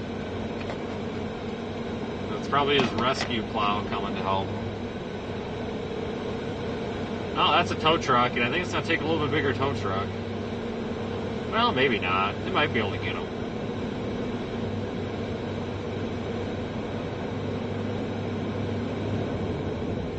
And we're back in mountain time.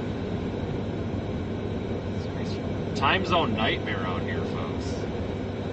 Central time, mountain time, back to central time, back to mountain time. Pick one. Jesus.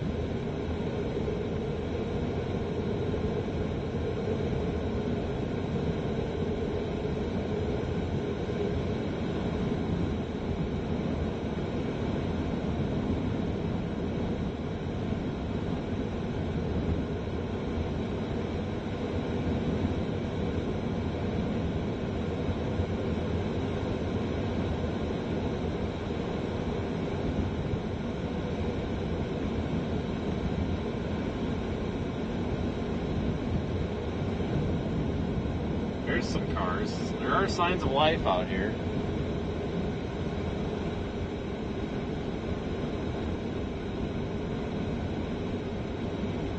Lady's driving a white car with no lights on. Jesus Christ.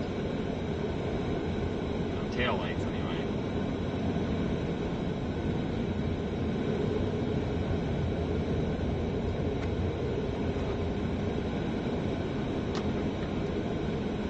Wi-Fi on.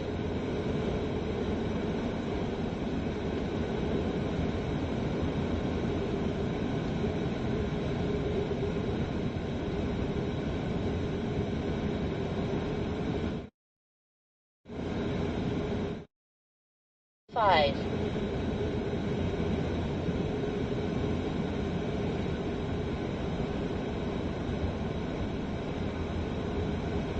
You pretty much got whiteout conditions at this point now.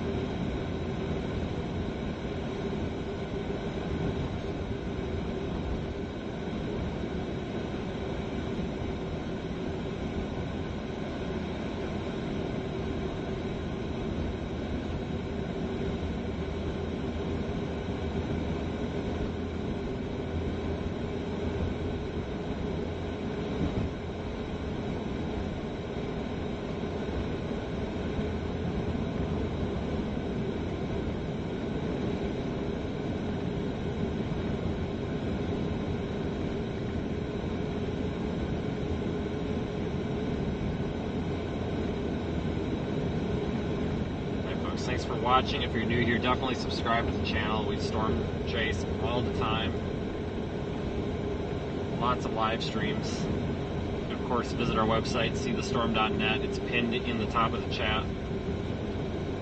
More information. And as always, we're live streaming in the Radar Omega app. Just getting dumped on out here. Blizzard conditions, whiteout. Kind of miserable up in here. We're just north of Goodland, Kansas.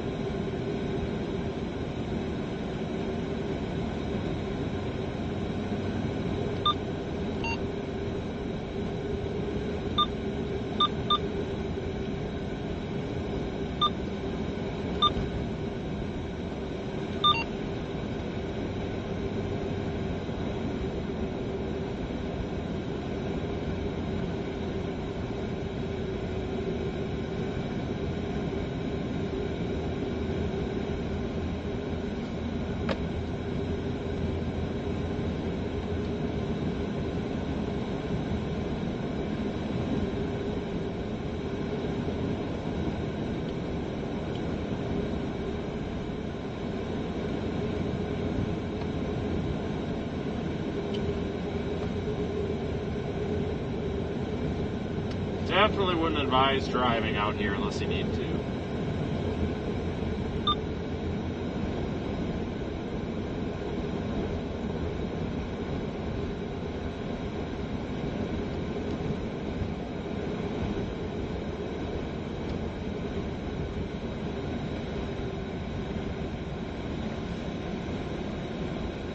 The red Toyota in the median at the 5, he's got a 41 en route, but it'd be 2-3 hours. I'm going to take him into town and drop him off. I'll advise dispatch where he's at.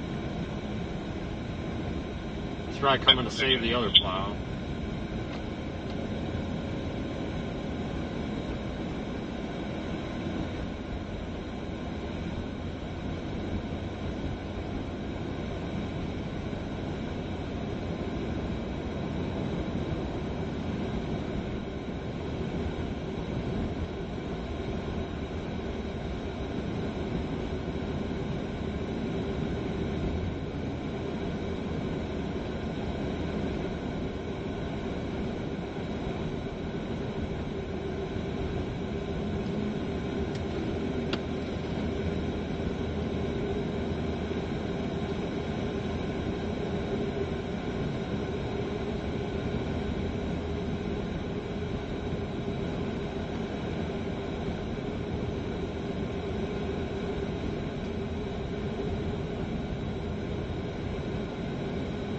Also a good thing that there's not much traffic. If there was a bunch of traffic on this road, we might be in for some problems.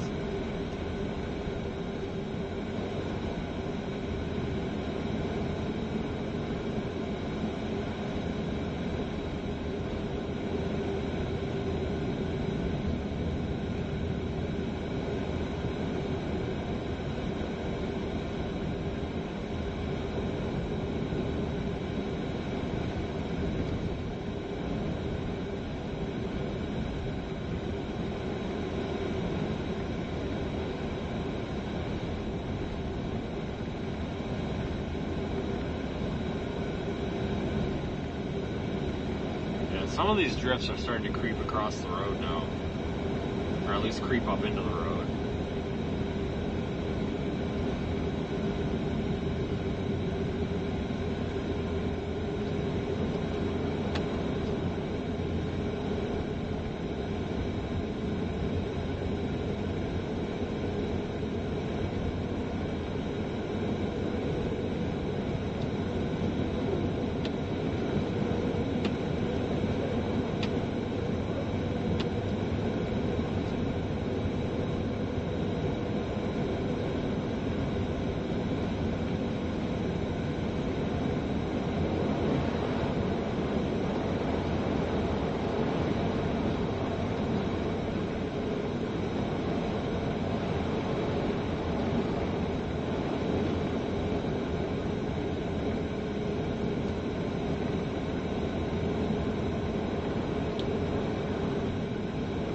So I'm only going about 45. It's a 65 mile an hour road, so that's why it's taking us so long.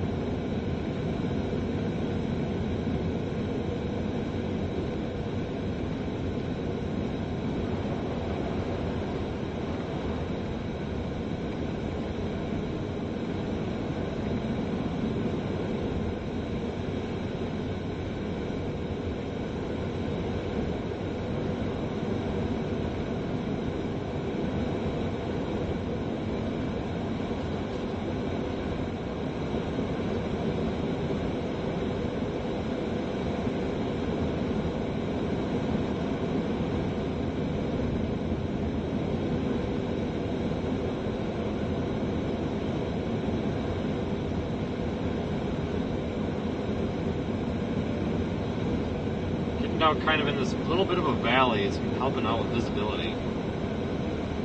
Not going around so much.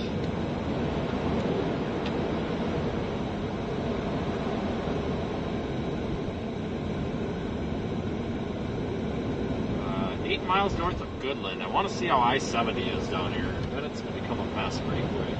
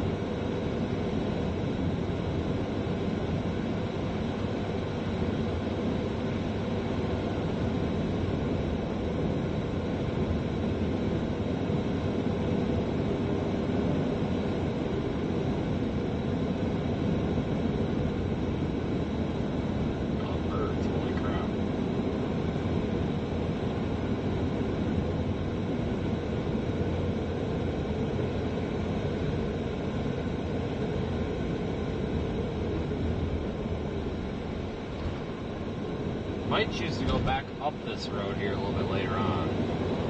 Thanks JXP for the super chat. Appreciate your channel support.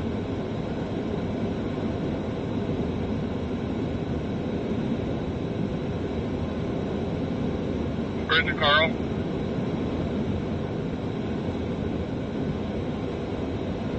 Okay. Give me a road update. Is it still partly or is it trying to push it completely? It's completely now. Bit more. Oh, when you get back to the junction, I need your help to go through town, please. I'll get from edge of town east, but I need help. Copy. Right to cabin.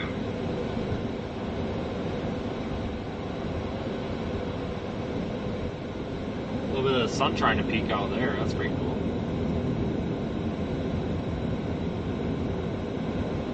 Kind of outran some of the heaviest part of that blob.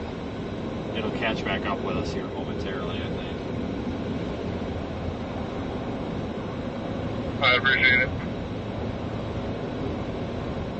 Two more.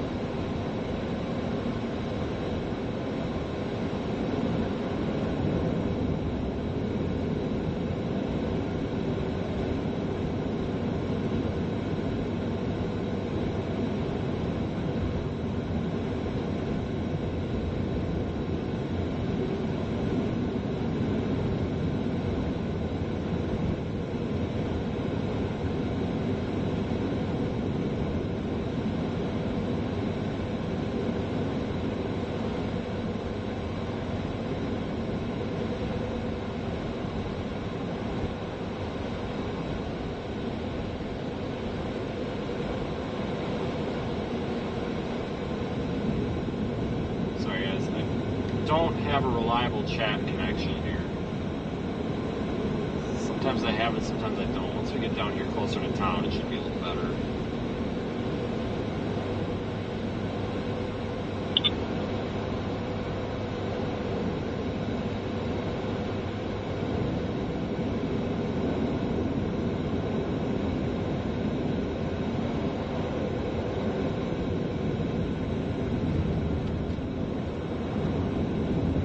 Warning is in effect for here, and you can probably see why.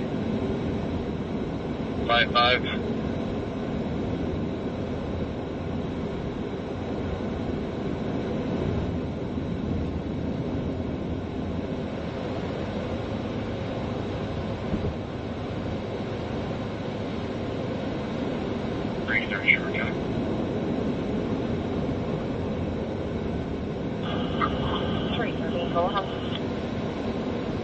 I dropped him at the quality in there at exit 17. He's going to be contacting his 41 and let them know where he's at. 10-4 and 1323.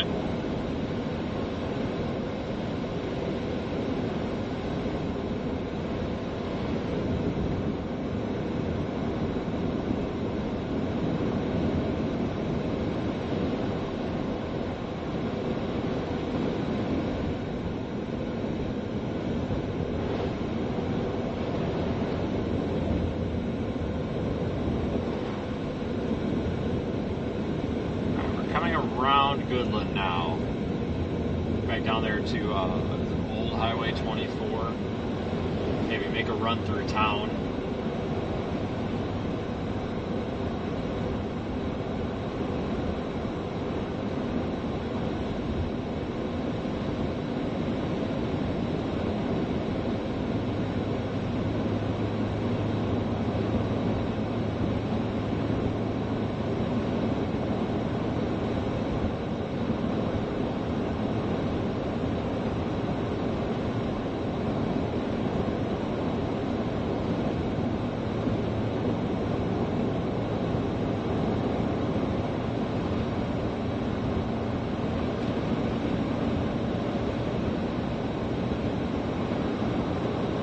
So we found our winter storm. We found the blizzard conditions that we've been concerned with finding.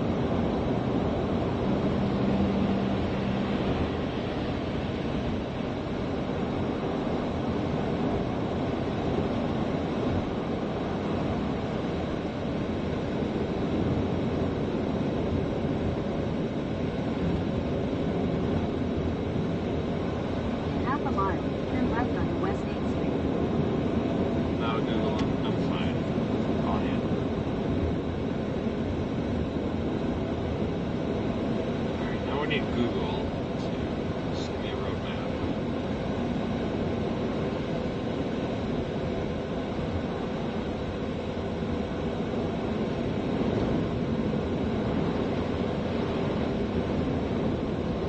Yeah, we'll have to wait just a little bit, maybe 10-15 minutes for some of these heavier snow bands to kind of catch back up with us.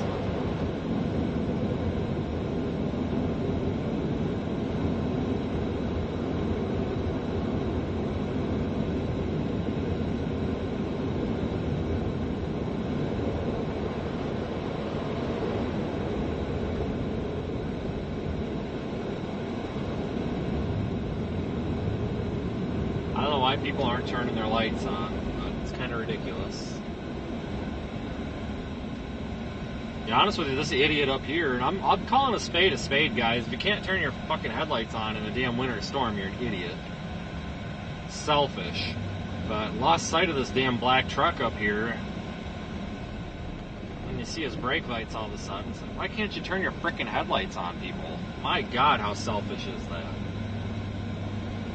So sick of this. Oh, my daytime running lights are on. Yeah, well, that don't help anybody behind you. God, this is ridiculous. This entire line of cars up here, nobody's got any lights on. 1, 2, 3, 4, 5 cars, and nobody's got any lights on. Freaking ridiculous. That's just stupidity, in my opinion. I'm sorry. I don't know how the hell else to say, you know. I just don't. Like, that's so selfish and stupid. Good morning. Thanks, Mark. 3254. Jesus. Clear. Just don't get it.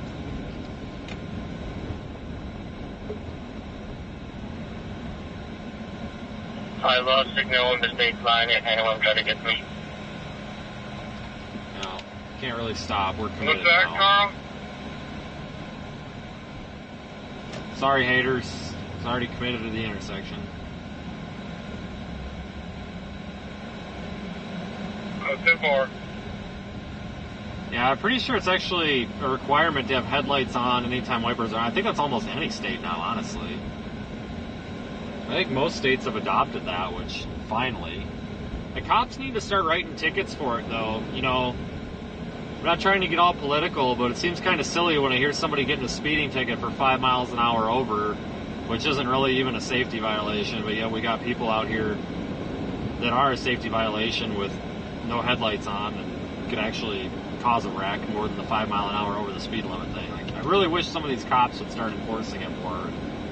That's not a complaint toward law enforcement. It's just I really wish that they would start writing. And I'm guessing they're probably afraid to, thinking that the public's going to complain and whine about it. Well, if the public complains and whines about getting a reminder to turn your headlights on in inclement weather, then the public can take the snowflake attitude and stick it where the sun don't shine. It's kind of my opinion. So many times, you know, in these winter storms, all of a sudden there's a car in front of you and it has no lights on. It's just there. You know, if you turn your lights on, you know, then you don't cause those wrecks or near wrecks. You know, a lot of people say, "Oh, the automatic headlights." Yeah, I get it, but people have been turning on car automotive headlights for, well, since the freaking dawn of the automobile, basically. You know, like, it's a basic skill. I don't think that just because newer vehicles have automatic headlights is an excuse for people to not know how to operate the headlight control switch. It's a pretty simple thing to do, I think. I'm sure the majority of the audience probably agrees with that.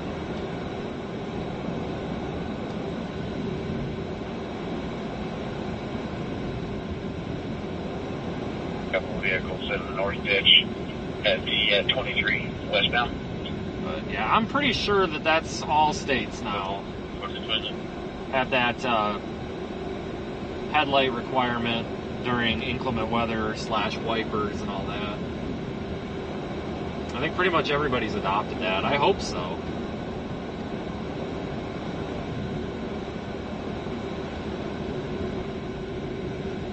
It's definitely a law that I think everybody can support. gonna jump on 70, go eastbound down to Edson, whatever, and then track back west.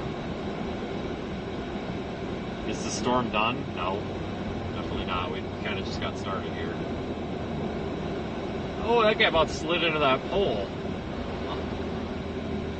Darn, that would have been embarrassing.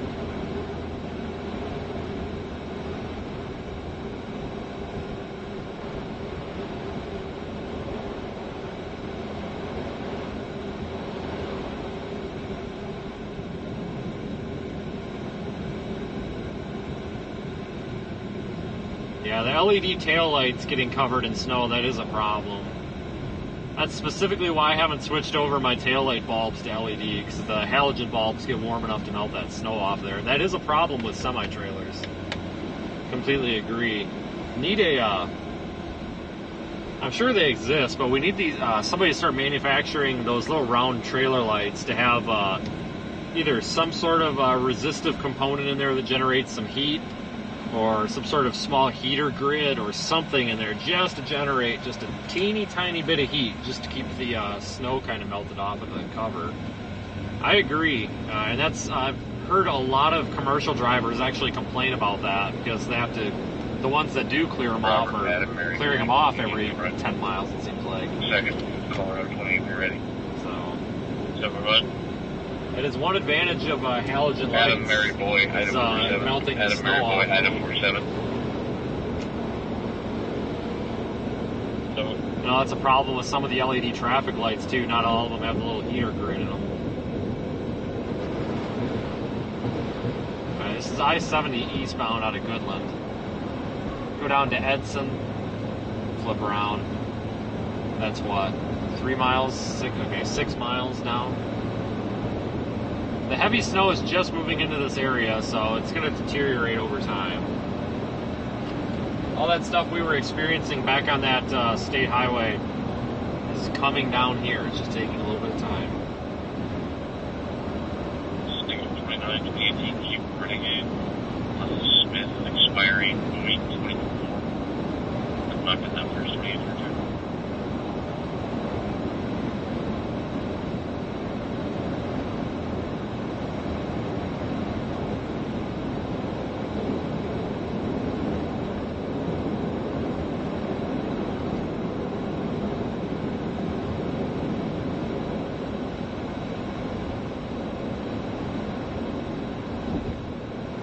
I have a feeling this road's a little bit slipperier, though, than it looks. I haven't seen anybody slid off yet, though. There's a lot more traffic on that westbound lane, though. 330? I'm not sure what happened there. I lost power for a second, lost it just as you were giving the second 28 back. It does feel like the road might be a little bit slippery.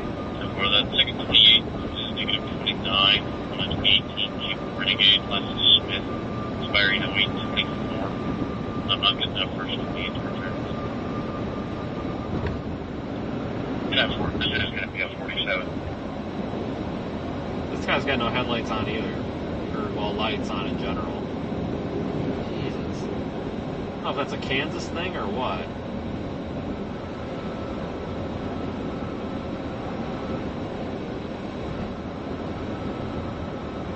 In about 3 or 4 minutes here, I think, until we get to our turnaround. I just wanted to see what 70 was like. It's definitely not too bad. But I've seen it better, obviously. Watch this guy behind us rear end us here or something. He is just creeping up on us way too fast there for these conditions. I'm trying to keep a following distance for that car in front of me here, but this guy behind me, oh no, there he goes. He almost lost it there. I couldn't get the camera spun around fast enough. Shame. Poor driver. Yeah, you. Terrible driver. Michigan license plate, too. You should know how to drive in this. What a terrible driver. He about lost it there right before I switched the camera around. I thought he was going to slide right off the road. Too impatient. That would have been embarrassing for him. It would have been about 1,000 people would have watched him eat grass.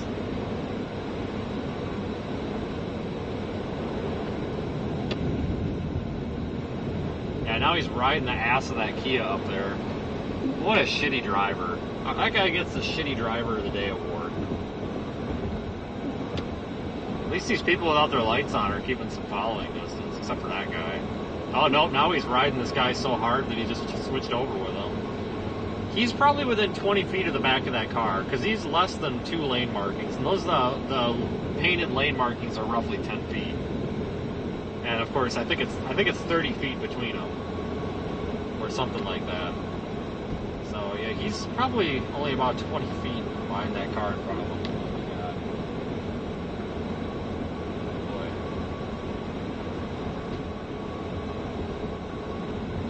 Just follow him. We'll probably eventually come across him in a wreck.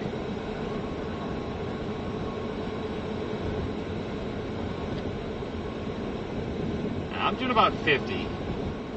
We could probably go quicker, but you just don't know where there's going to be ice. I mean, you can have ice under some of this and not know it. It's better to just go a little bit slower, 45 to 55, versus risk looking like an idiot when you go flying into the ditch at 75 miles an hour and somebody has to pull you out. That's probably pretty embarrassing. Don't want to do that.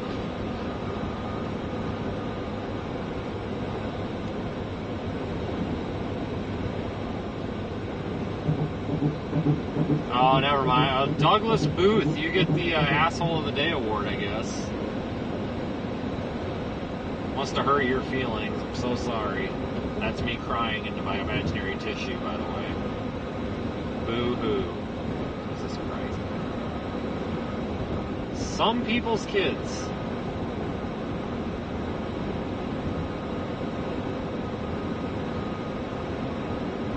Never understood that. Like, people that take offense and have something to say literally about every conversation anybody has. You could literally be like, yeah, the sky's blue, but it's a little bit warm out, and somebody will be like, you're complaining and whining. You said it's too warm. You're a bitch. You're whining. Like, okay, all right. Calm down there. Jesus. I just got the shop. Getting ready to head back. One every stream. On the passing lane. Every stream. Out there. Yeah, the road conditions are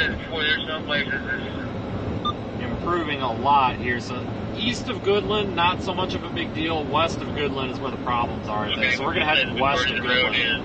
Seasonal, partly what? Back toward Burlington. It's got to be a spot to flip around. We should be coming up on that Edson pretty soon, which will be a turnaround point.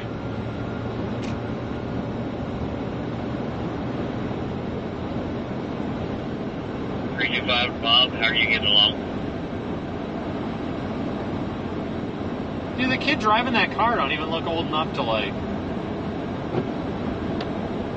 be in high school. No joke, the kid driving that car legit looks like he's 12 years old. Holy cow, he probably is.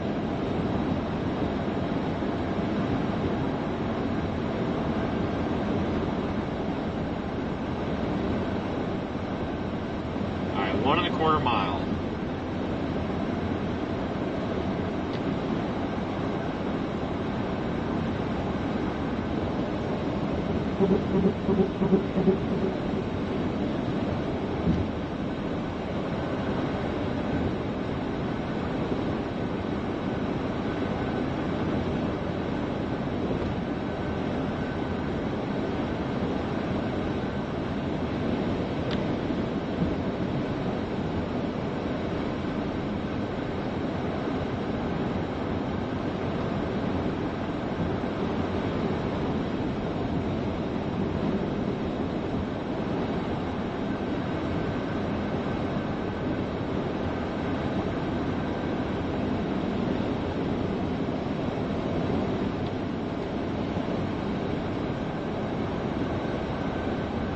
Alright, here we go. Exit 27. We'll spin around. Covered out here, but I see the westbound is looking pretty good, but because I'm headed back east now, but before it was covered and I had a line of traffic. Alright, I'm gonna get flipped around. So you're gonna say now that it's partly, or you yeah, let's go with partly now. You know, the eastbound, we could go a little more, but westbound, I'd say partly, but I'm only back at the mile marker too. So Yeah, we're gonna get flipped around and go back into the worst conditions here. Go find the heaviest snow. Oh man, this ramp is kind of a mess right here.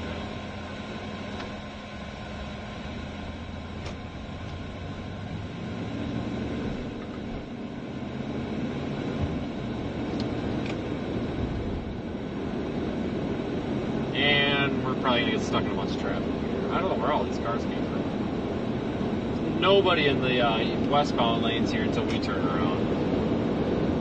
At least not at that moment. That's what we get. But dang, guys, it's gotten a lot windier out.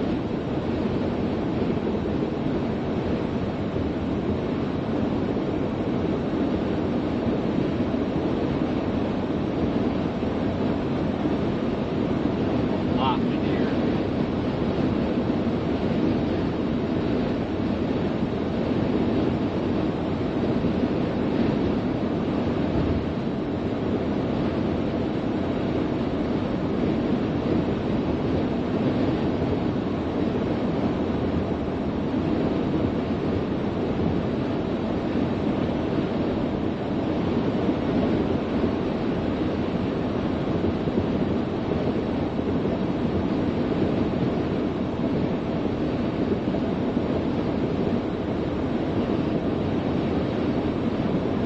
Hit that wall of heavier snow here pretty soon.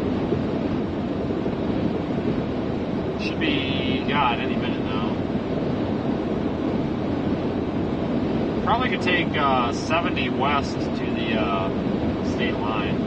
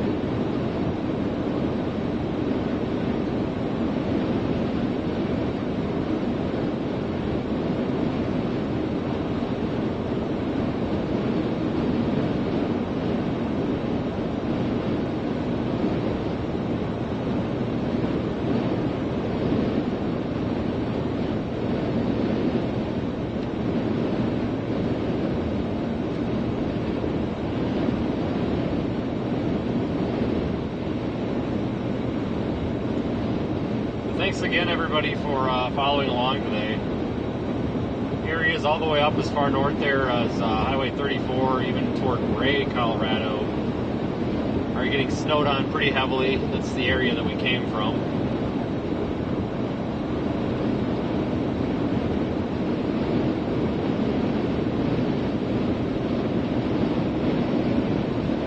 God, it is so windy, it's just pushing me over to the center.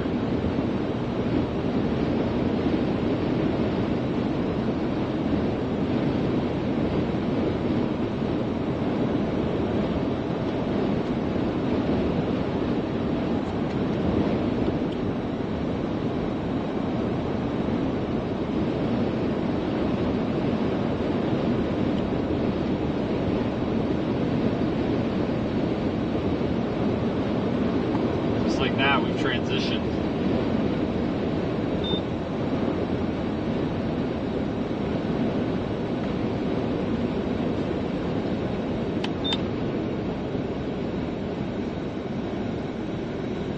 There's a slide off. The Jeep's pulling him out or what they're doing.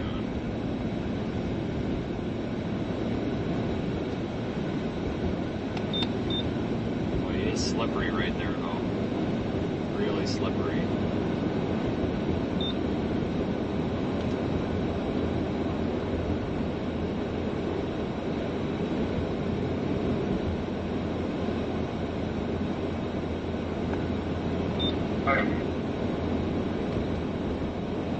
325, go ahead. Hey, Ron, I'm right here at the county line. I'll be headed down there shortly. Where are they at? Right at? About a mile north of the bridge. Okay, Ron. Any more traffic coming in that you see?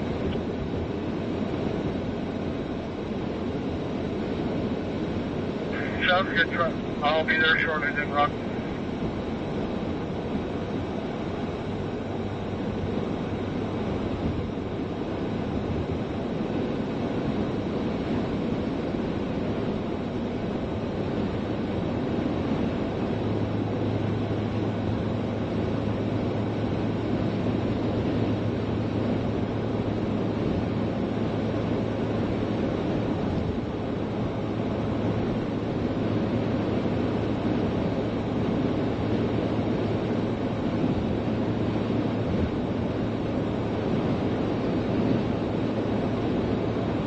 Now we're starting to get back into some of the heavier stuff. A bunch of brake lights up ahead. That's usually a good sign that the road conditions are going downhill.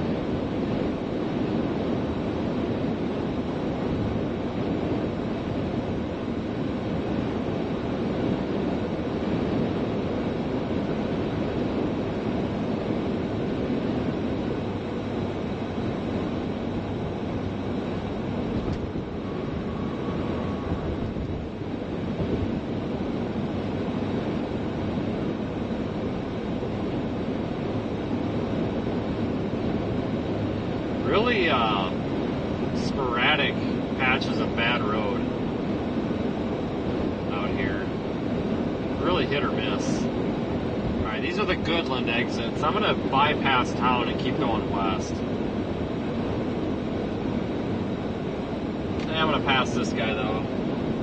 Go a little bit quicker than 30 miles an hour. Just don't want to get rear-ended. But at least he's got his lights on.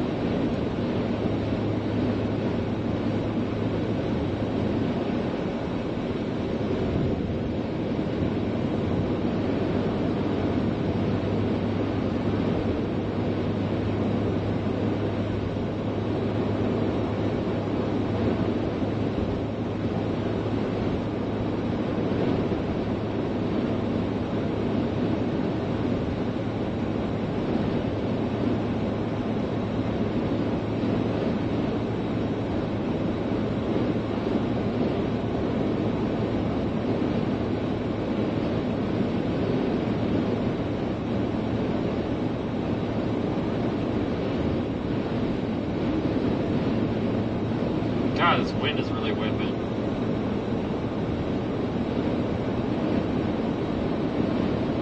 Once you go past an open area like we're going through right now, the visibility really cuts down.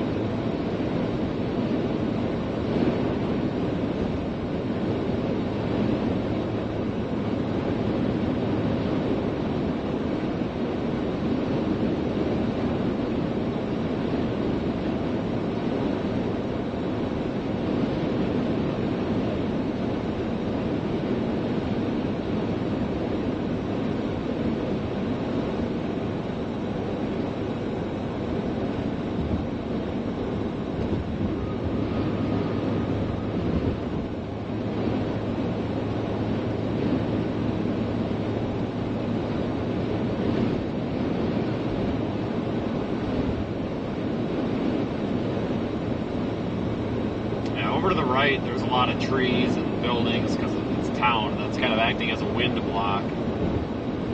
So we're not getting that blowing and drifting right here, but it catches you off guard if you're not paying attention.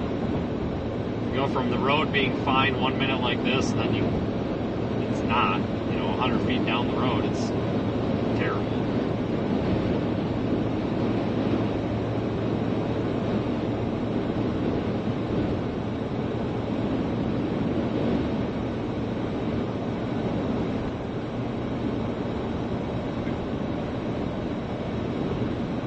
Yeah, more.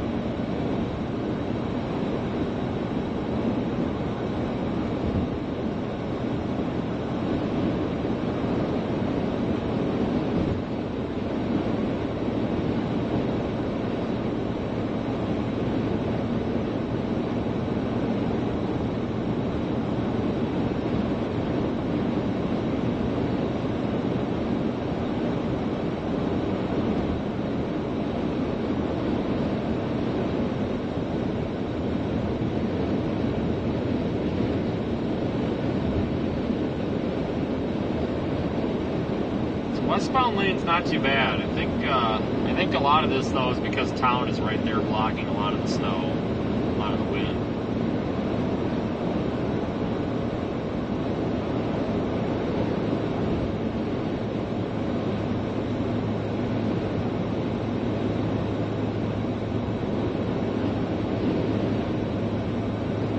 I like Goodland, Kansas. Goodland and Colby, they're kind of right next to each other. It's a nice little area, quiet.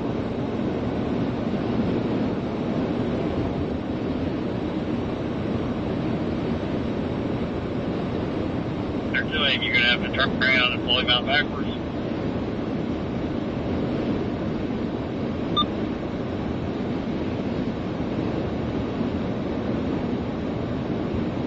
Yeah, we do not want to get that grader down in the ditch. We want to be up on the road as much as possible. Okay, 10-4 on.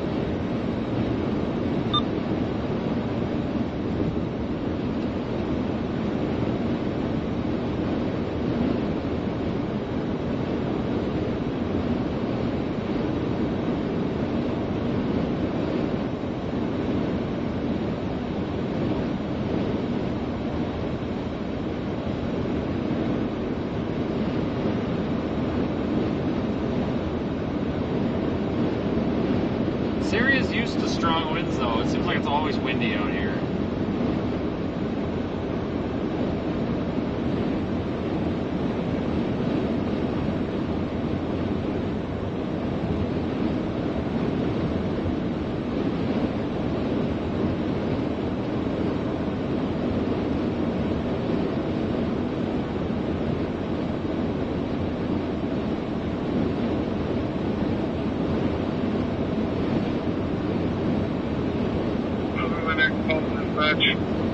First flight off.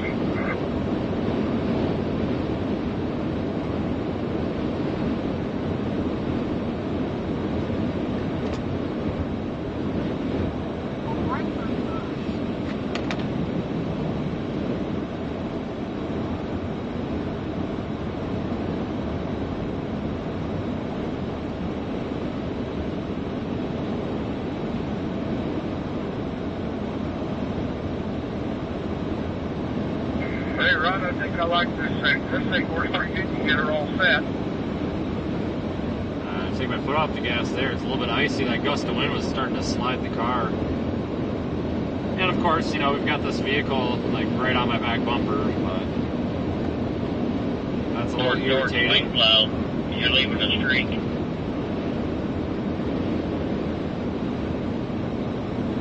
Yeah, gust of wind kind of slides you, so the surface must be a little icy. In spots, anyway.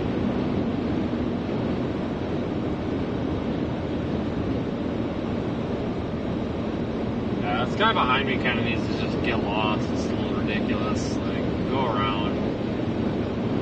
Even at 65, it's probably faster than we should be on this road, honestly. It is starting to get icy out here. I think the wind is kind of polishing it down a little bit. Start to feel the tires get a little bit loose here and there. Slow it down some.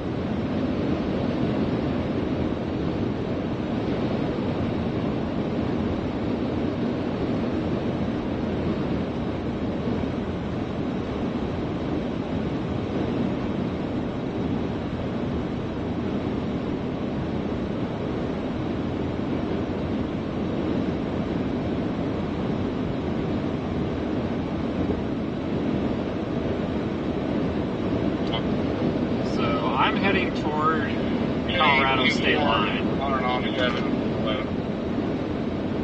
Hey, exit 12, so we got about 12 miles or so to go to Colorado. Be careful on these overpasses here. They're usually pretty rough, slippery.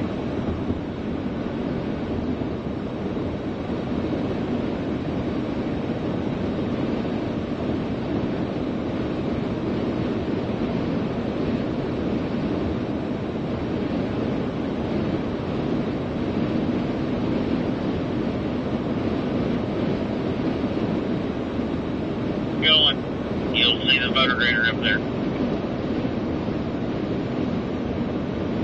Copy that.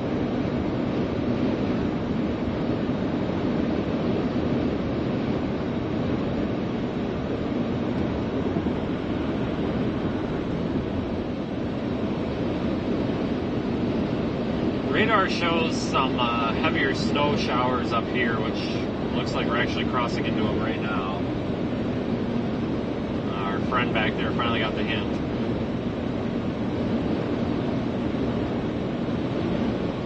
Prevent a lot of accidents by leaving a little bit of following distance. Unlike that guy.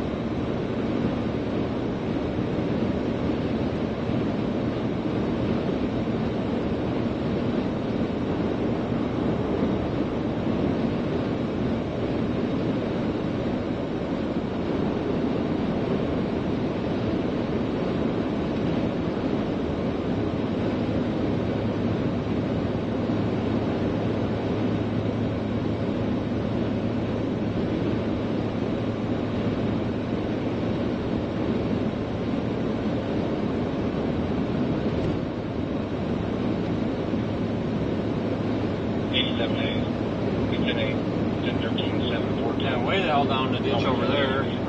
Tow truck's getting them out though. And we're back to a whiteout. See what I was saying about the heavier snow? Told you it was coming.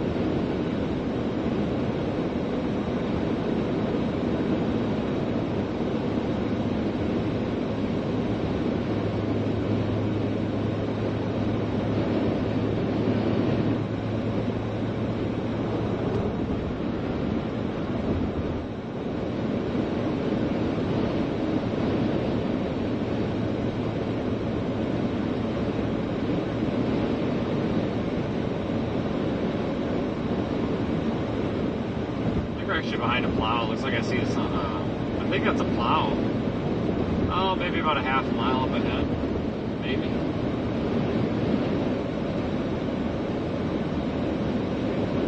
Hard to tell. He's right there, he's going to be testing him. He's drives up. Yeah, thank you. What's he doing?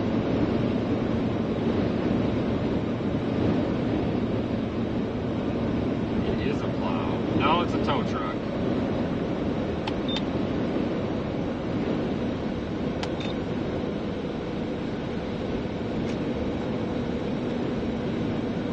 And that's definitely a semi down at the freaking ditch.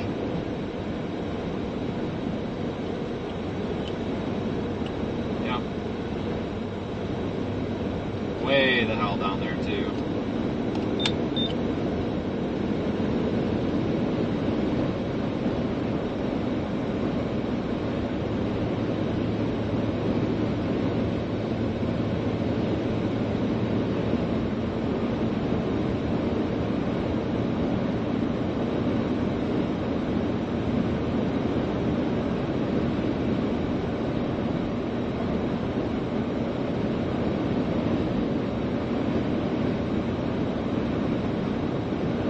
Hey Vince, what's your current location?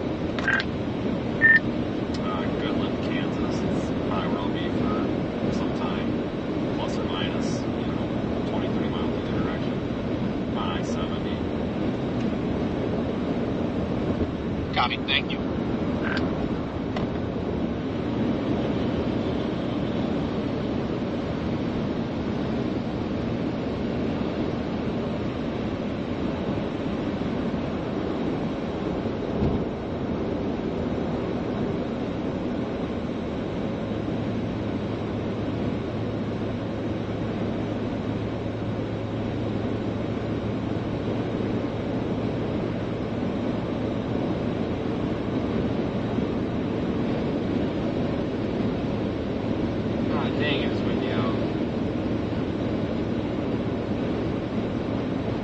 That's what's bringing these spotty blizzard conditions. It's not necessarily the snowfall, it's the wind that's blowing around the snow that's either falling or already on the ground.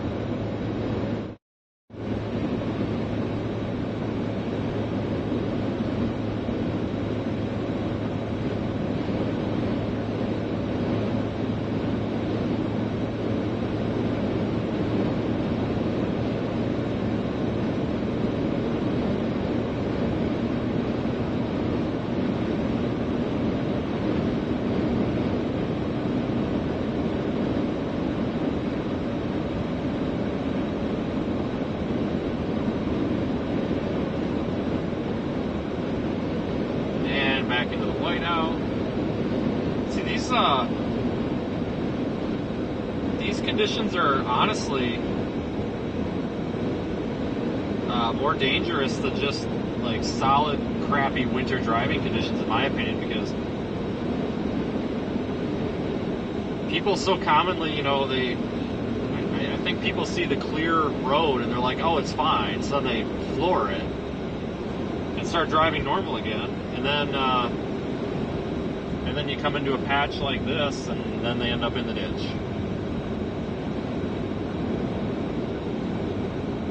You can see how that can happen pretty easily. You got a truck in the median over there, this frickin' semi. Oh my god, we're about to have a wreck. We're about to have a wreck. Yeah, idiot. Oh my god. It's about to have a wreck up here. People gotta slow down. This is not necessarily slow down, but keep some following distance. This semi's got zero business trying to nose his way up here, nor do really any of these cars. These guys up here stomping on their brakes. I can't stomp on my brakes because people behind me aren't getting off my bumper. So if I stomp on my brakes, now they're in my back seat. Like, selfish driving out here today. I don't know what's going on. I kind of wonder if some of it's got to do with people from out of the area traveling for Christmas, like people that normally don't know how to drive in the snow, and they're getting caught in the snow. I don't know. But it's getting not good out here if people are going to keep doing that goofy, dumb stuff.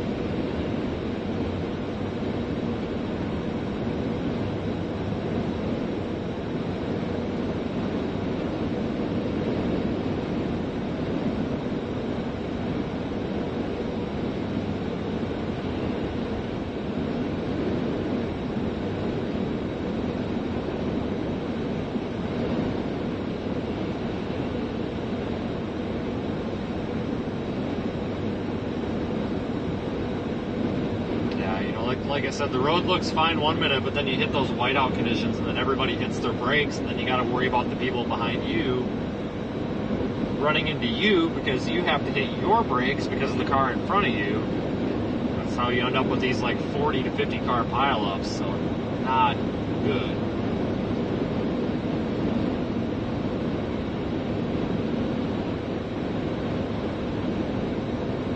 It's scary, honestly. People are so worried about their phone in their lap or doing their makeup or whatever. It's like, just drive your car. Just drive your car down the road. Get there without killing people. That's all you gotta do. Now, nobody's got their lights on either. I don't know what's up with that either. That's weird.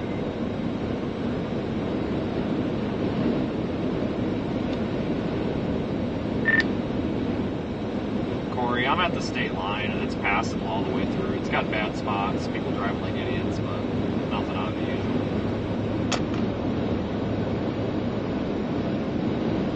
somewhere. Yeah, we got on 70. I think this road I've seen in a couple hours. Yeah, once you hit Goodland, it'll change, though.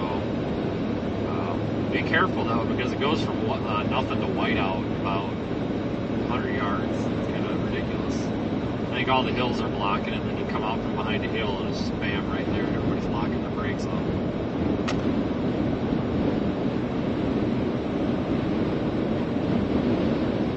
Yeah.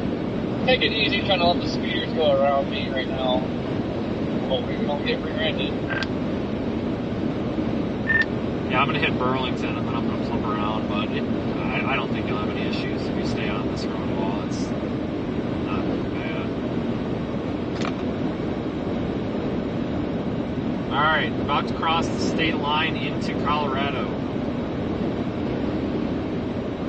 If you would have asked me earlier, if I would have thought I'd be in Colorado today, I would have said hell no. Yeah, just have to keep an eye out if any pile up if something happens so you don't get stuck. Oh, I tell you what, there was one coming up behind me so fast I nearly just put it right in the ditch. Like, I'll put it in the ditch and bury myself before I have an 18-wheeler hit my rear bumper. I don't know what's going on out here, but even doing 60, 65 in this, everybody's just being so impatient. It's just, I've honestly never seen people drive in the winter like this. Usually people actually slow down. Or what do you want? Doing that out here.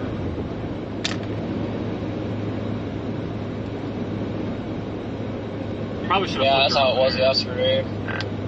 We'll go up to Burlington, though. There's a Love's up there. Probably could top off. Yeah, Corey was saying yesterday people were driving even worse, I guess, when I was talking to him.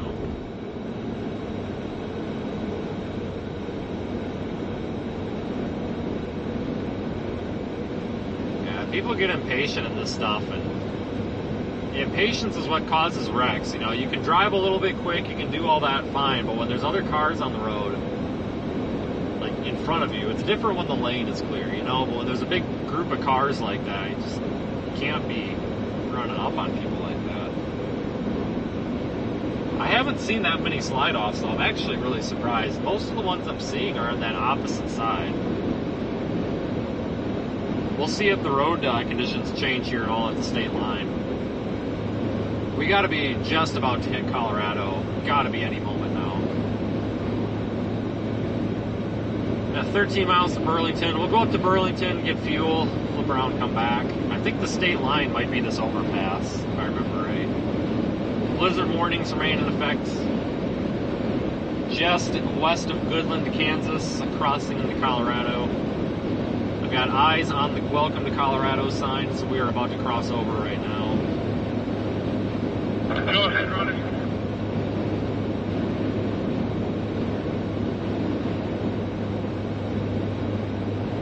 Yeah, it looks like the overpass is the state line.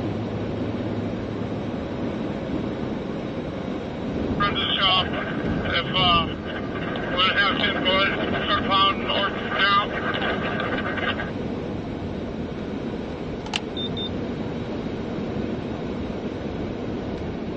We'll see if the conditions change much here now that we've come into a different state.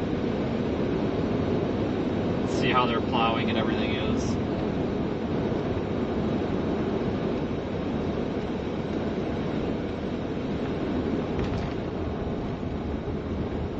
I'll tell you what, the road is in terrible shape. Really? Yep, I just called me, told me. I'm gonna get out with truck, I'll call him.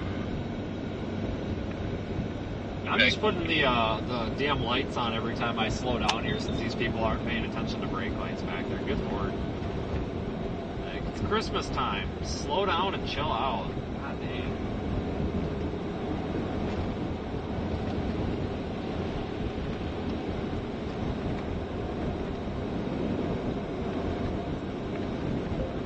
Use alternate route. I-70 closed at Burlington. Well, that's fine. Right? So that's where I'm going, Burlington. So that's fine. Yeah, so according to the Google Maps, which always is wrong, So take this with a grain of salt.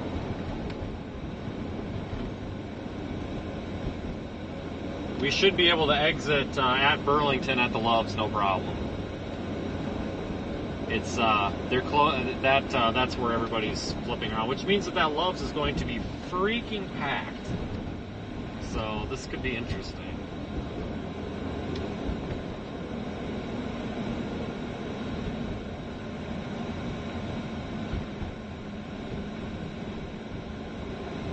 This could be interesting.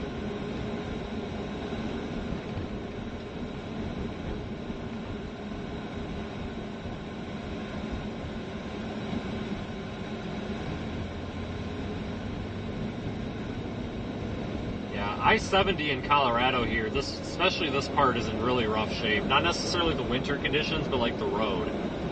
If you've ever driven it, you know what I'm talking about. It's nice and smooth in Kansas, but you hit the Colorado line and it's just potholes and really bad patch jobs. It's rough. So you got that on top of the winter conditions, kind of make it suck. But it is a really bad patch of road. Just overall, all the way to Lyman. It's not in good shape at all. They're going to probably have to do something with it soon. Like within the next year or two, I would imagine. I mean, it's getting really bad. I've noticed it's gotten a lot worse over the past few years. Like 5-6 years ago, like it's always been not the best, but over the past, I would say like 4 to 5 years. It's gotten really nasty. I mean, it's already topped yesterday, at least wind-wise. Yeah, they got 70 closed down at Burlington, and there's a Loves up there, so I'm just going up here to the Loves, and I'll flip around and gas all that. But roads are a little bit worse in Colorado. They're not plowing as good. I mean, it's perfectly doable. It's just slowing down. And people are finally slowing down. I think it's traffic backing up a little bit from flipping around at Burlington, but we're at least going 45 instead of everybody trying to do 70, so it's probably for the better anyway, honestly.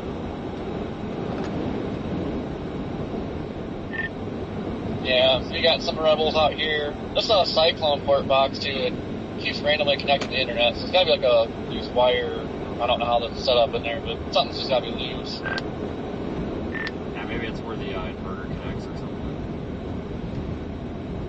We'll check on those guys over there on the way back out.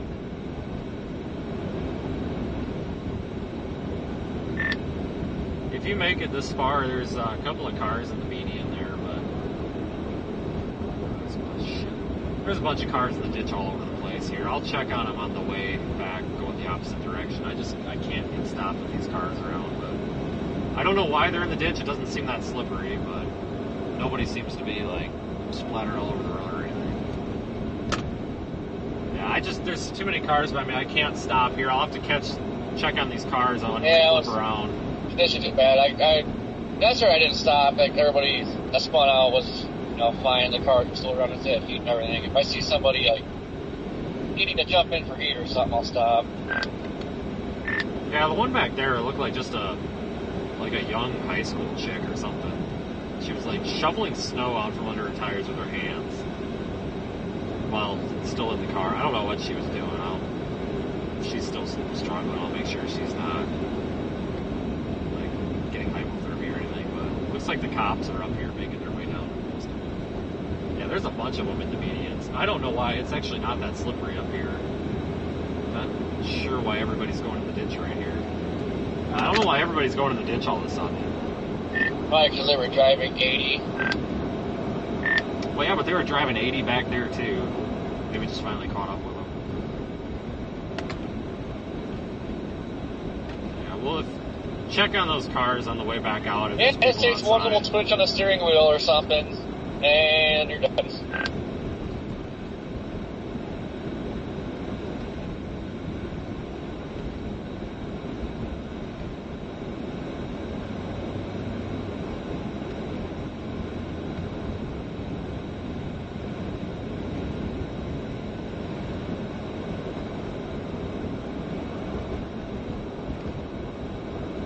Yeah, bald tires are a possibility. witness a lot of vehicles that have bald tires anymore, and I don't know if that's carelessness, if it's budget, or if people just don't know. I think it's probably all three. But I have noticed a lot of newer drivers anymore don't really understand the vehicles they're driving. For example, we pulled a lady out of the ditch in Wichita. She had very, very low, almost bald front tires. And we pulled her out, and I made the comment to her, I said, you need to go get some used tires or something. You are going to be back in the ditch. And she goes, oh, well, I'll just switch I'll just switch it from front to rear wheel drive. She's driving a Toyota Corolla, and I said, well, what do you mean you're going to switch it from front to rear wheel drive? She goes, oh, well, I just push the button and it switches it to drive on the back wheels. And I'm like, no, what button are you talking about? She's under the impression if she pushes the overdrive button, yeah, the overdrive button, for fourth gear, she is under the impression that makes the rear wheels drive the car versus the front, which wouldn't matter anyway because you still got two bald tires, so you can't steer anyway. See what I'm getting at? Younger driver, and I'm not saying that younger drivers are stupid. Please don't take that out of context. I'm just saying, I don't think people are just appliance operators these days. It seems like it used to be, even when I learned to drive, 15 years ago or whatever. It was more of a craft. It was more something you respected. At the 5 in the median, the driver was going to have to wait 3 hours. You would have some sort of basic understanding of how the vehicle operated. You might not be able to do much for maintenance, but, if you needed to change a battery, a headlight bulb, identify if your tires are too bald, you used to be able to do that. But I've noticed a lot of folks, not all, but a lot of folks don't necessarily have those skills anymore. It's like they're not being taught those skills. And I think that's kind of leading to some problems and a snowballing effect, because if people don't know the issues with bald tires or what a bald tire even is, well, then it's really not their fault. They're ignorant. They don't know. So I guess maybe we need to do a better job educating. I don't know. But I've noticed that lately, that there's a lot of vehicles driving around with super bald tires. I know that money's a thing. I get it. But it's not worth the risk. Because that $100 for 2 used tires, or calling into work because your car's not safe to drive in the snow, it's going to be a hell of a lot cheaper than if you wrap your car around a tree and potentially kill yourself or somebody else. And there's absolutely zero arguing with that. None. I always get argued. They're like, well, I'm a single parent, blah, blah, blah. It's like, okay, good for you. But you know what? You're going to wish that you either stayed home or figured out a way to make your vehicle operative if you wrap it around a tree. And that's honestly what some of these people, that's literally the outcome that happens out here on roads like this with bald tires sometimes, is people literally wrap their cars around trees and then they die. If you're telling me that your job or $100 for 2 crappy used tires from the junkyard is worth taking that risk, then you probably don't value your life enough, and you're probably not sane enough to drive. I'm sorry. I stick to that. I feel very strongly about that people should respect themselves and others to at least have good enough equipment. I totally get the budget concerns. Times are tough, stuff is expensive. I totally get it. But you can go down to your local junkyard or Craigslist or Facebook Marketplace, whatever, get some used tires for dirt cheap. And they're probably better than maybe what's on there. So maybe that'll help somebody out that's out there too, right? So if you're listening and you've got garbage tires, maybe that's you don't have money to replace them. Maybe that's something you could look into. Go find some used ones. They're not going to be great, but you know what? It's going to be a hell of a lot better than a bald tire. I was able to get Brandon 2 used tires that night when they flew out on the beach. I think it cost him $87 or whatever. They weren't great. They were only about half tread, but they were halfway decent tires.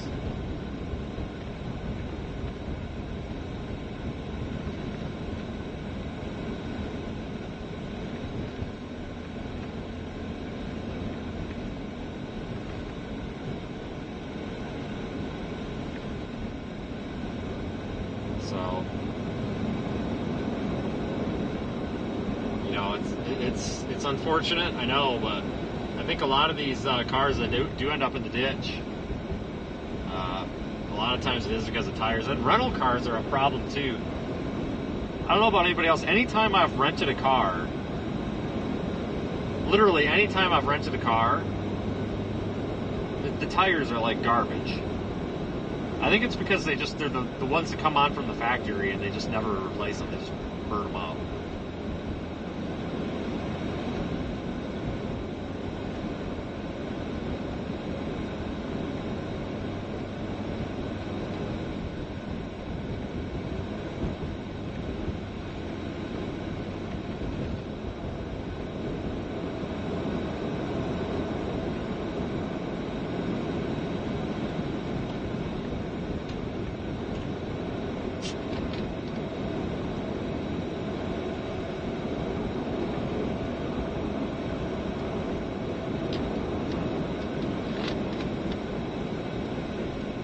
Got to be coming up to Burlington at some point.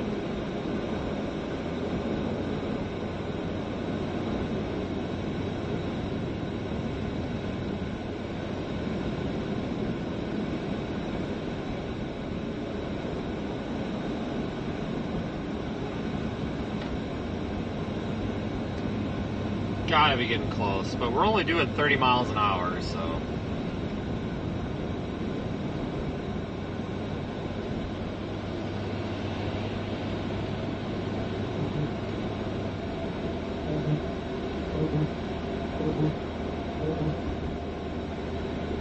That spot was actually a little slippery.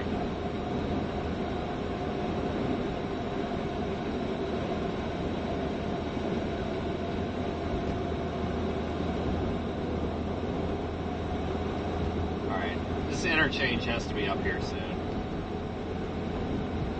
Maybe another mile or two.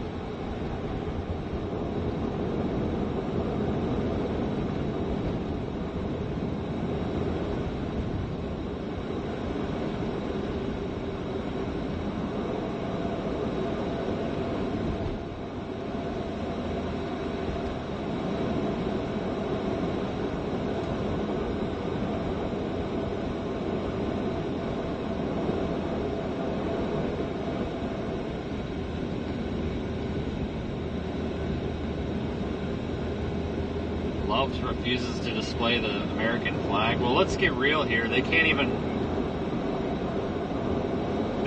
display. Hey Vince, it's Donovan from the Fox Weather Desk. They can't even display a clean restroom, let alone a flag. At the top of 6 o'clock Eastern, so I think it's like 5 o'clock your time. You can check with me when it's closer. I can't promise you anything, though, just given the conditions out here and everything.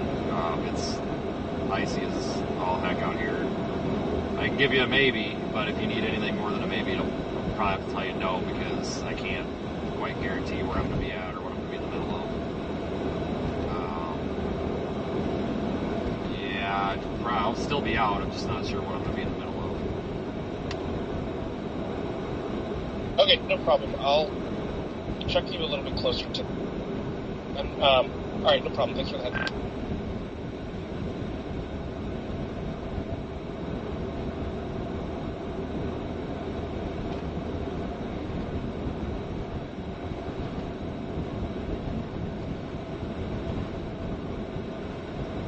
Alright, this has got to be the Love's exit, right? No, we got it.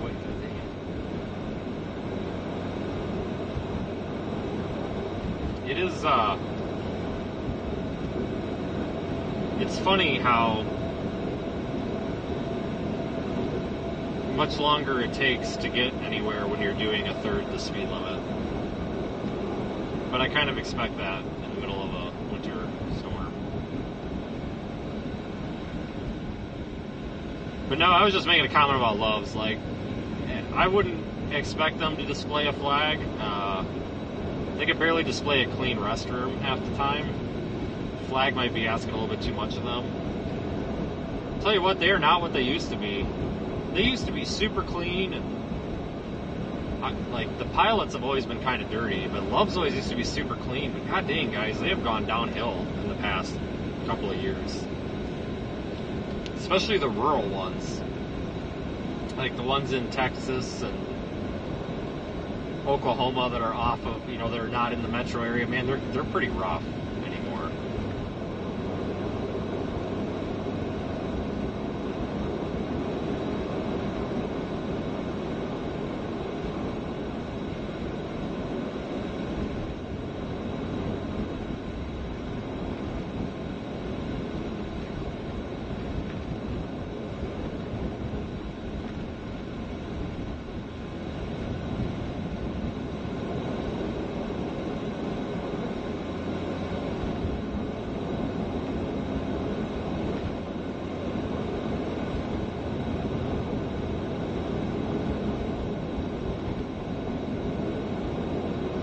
Is this the Love's exit? I feel like it is. No, it's not. It's the next one. Any day now.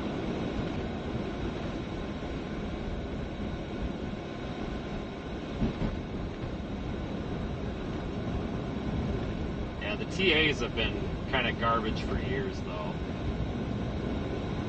I can tell you what TA not to go to. Do not go to the one in Lyman, especially the subway there. And I've got a stream to prove it.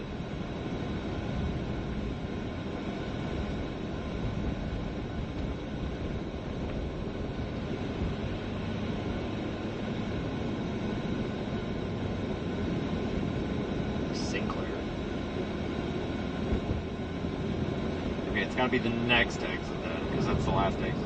It has to be. Probably could have just came in on 24.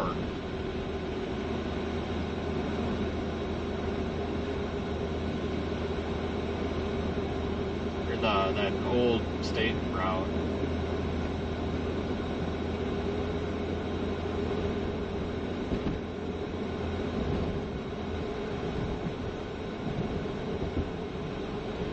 Looks like it runs parallel with the interstate.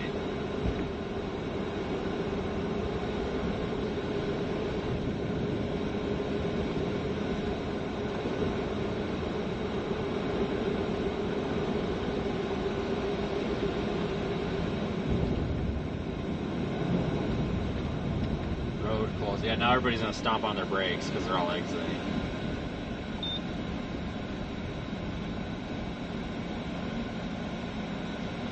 Yeah, this is going to be a bit of a nightmare right here. We might not even be able to get into this Love's. I may just go back to get gas in Goodland, which is fine. I don't have to get gas here. I just thought it would be convenient.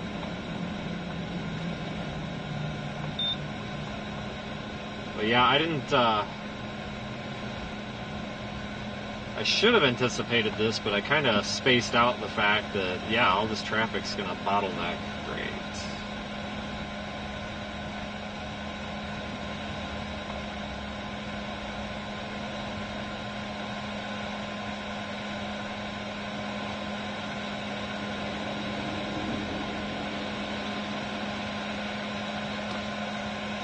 Watch all these, yeah, so all these people that are passing us on the left are kind of rudely cutting in line even though everybody's exiting, which, that's kind of rude. Like, I'll go in the same place here. Yeah, that rest area right there on the right, that's a really nice one. I like stopping there.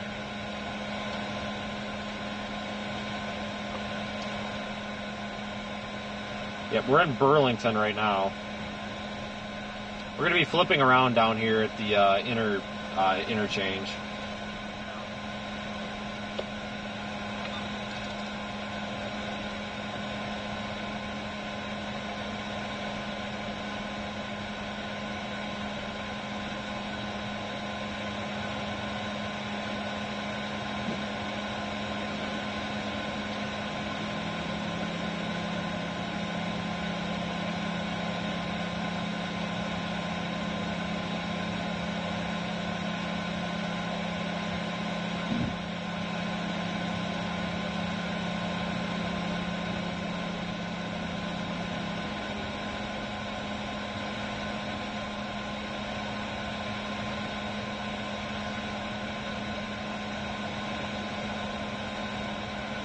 Okay, now we'll just watch paint dry.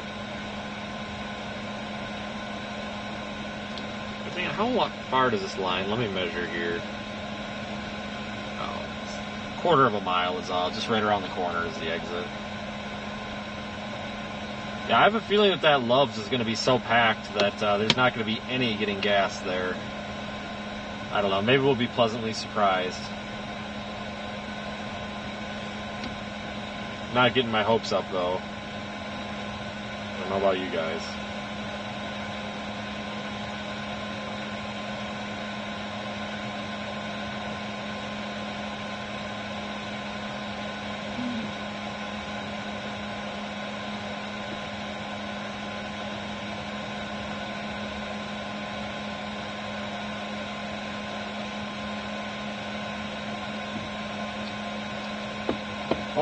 Okay, maybe we should have made a U-turn a ways back.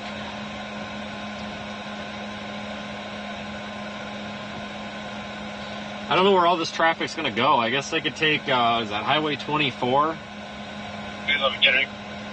And just keep going west? I don't know where they're all going to go. Maybe they'll all just sit at the Loves. It's definitely a possibility. Kind of surprised that there's not more people at the rest area over here to my right.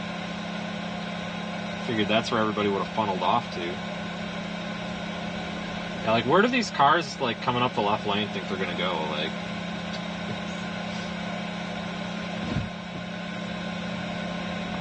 I don't think they realize that it's closed.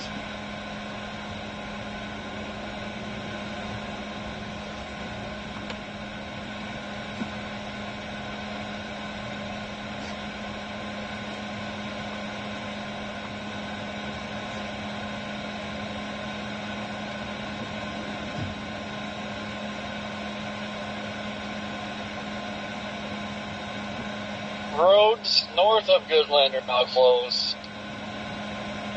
I'll be getting pretty hairy. What road?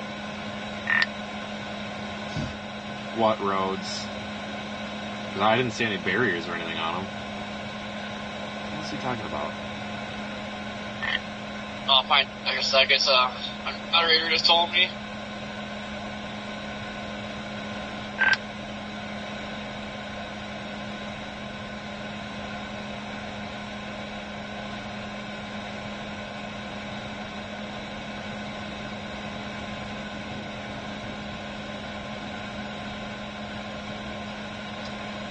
We are moving 5 miles per hour, everybody. This is the speed of the average golf cart at idle, I think. So, hey, you know what? I'll take 5 miles an hour over no miles an hour. This is kind of what pisses me off, though. You got these assholes going through the rest area trying to cut up in front of everybody. Like, seriously? There's a line. Looks like this snow bear is just going to train over Goodland. Yeah, as far as I know, I don't think those roads are closed. I know that their 27 is temporarily closed because they're yanking that grader out of it, like with traffic control. But I haven't heard of anything actually being closed other than 70 here. I mean, unless something changed. But I'm flipping around at Burlington. I was going to go to this Loves up here, but there's 0 cars, and I mean like 0 cars at this rest area that's next to the exit for the Loves. So I almost guarantee you that every single vehicle on this road that is exiting this damn highway is probably going to that Loves, and I bet it's going to be so packed you won't even be able to get in the parking lot. So I'm probably just going to disregard that idea and flip right back around.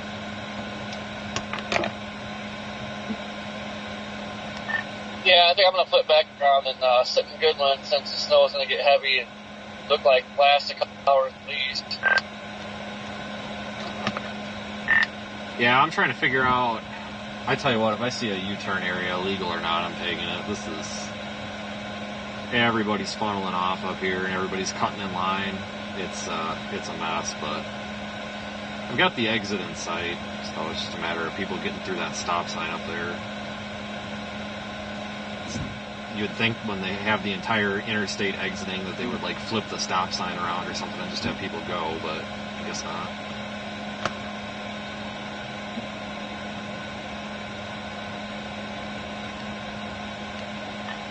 we're going to have a pile up because the left lane was like buried in snow out of nowhere. Everybody that was passing, I smashed their brakes, and I think it's like, oh man, here we go.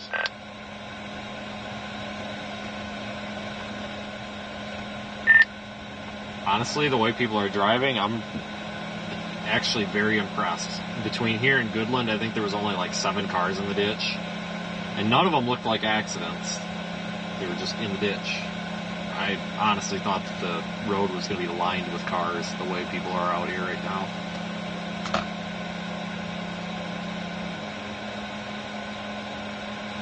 Yeah, I think yesterday some of the cars that see the ditch, it didn't when they picked up, it looks like they just drove straight into the ditch. You know, I didn't see any like swerving or nothing. Some of them just, I swear, drove straight in. Maybe they just give up and they're like, screw it. I don't know. But, oh yeah, this is a mess. People are coming around this rest area trying to cut in line. So selfish. Literally, there's only one place to exit. Never.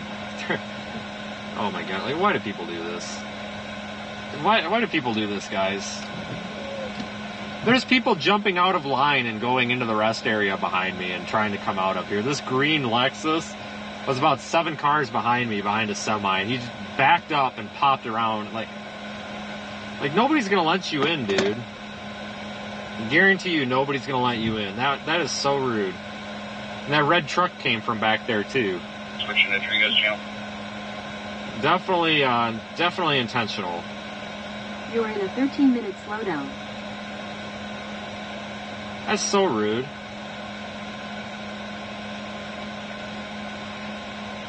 Yeah, we'll get flipped around one of these days. Google Maps says it's an 11-minute slowdown. We know that usually means double that, but I can see the exit now, so that's good. So we should be pretty close to getting around. I may even take the state highway back for something different. I don't know.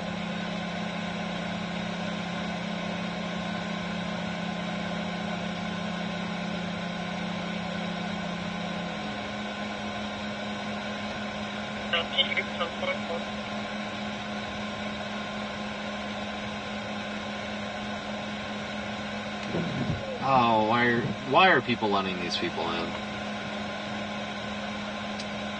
The only car that actually came from this rest area up there is that red F-150 way up at the front of the line. He's the only one that came from walking his dogs over there. Everybody else came from behind here.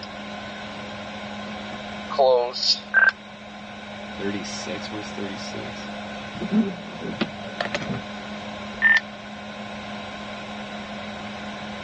Oh, that east... I don't know why. They didn't have any barriers up there, so... I'm sure if I had to take it, probably could take it. I'm probably going to end up taking this State Highway 24 back, because I have a feeling that, judging by the amount of cars behind me and stuff, there's going to be a lot of people flipping around and getting back on the westbound lane. So I may just take the State Highway back. I'm going to probably start thinking about potential hotel options at some point as well, just because I'm afraid a bunch of these people are going to book up all the rooms. I might start looking in like Hayes or something. I don't know.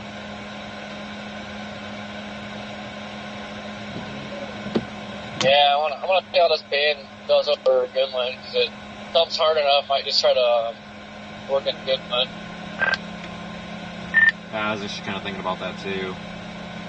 In half a mile, the IHG hotels in Goodland and Colby still have Street. availability with a bunch of rooms, so I'm optimistic. Yeah, I'll decide here pretty quick once that van gets in. The van, if that just trains over here, that's, I think it'll be more than 5 inches of snow.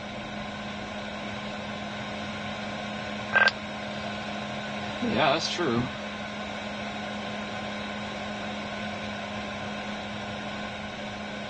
Yeah, I'm not letting the whole rowdy crowd here in.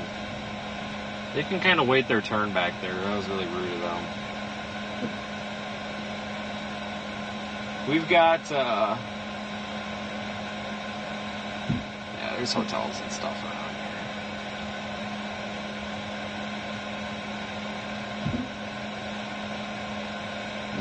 Just making sure there is hotel availability, you know.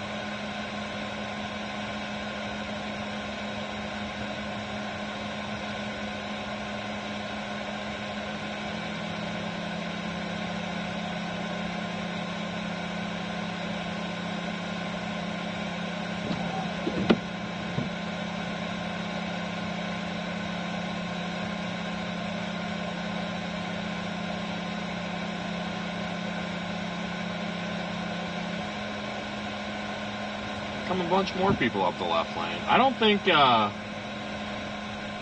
people are realizing that it's like actually closed. I don't know if these people think they can get around up there or what.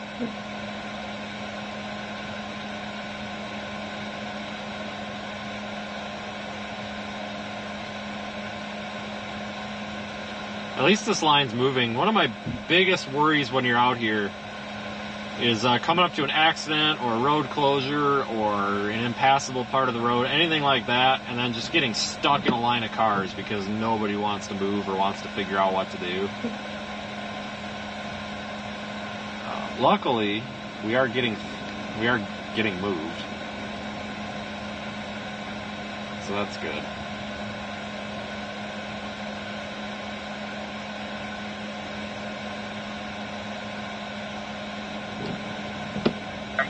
And you got a whole string of cars coming at you. I don't know where they came from, but they're coming that way. 10-4. You're going to make sure you're making it.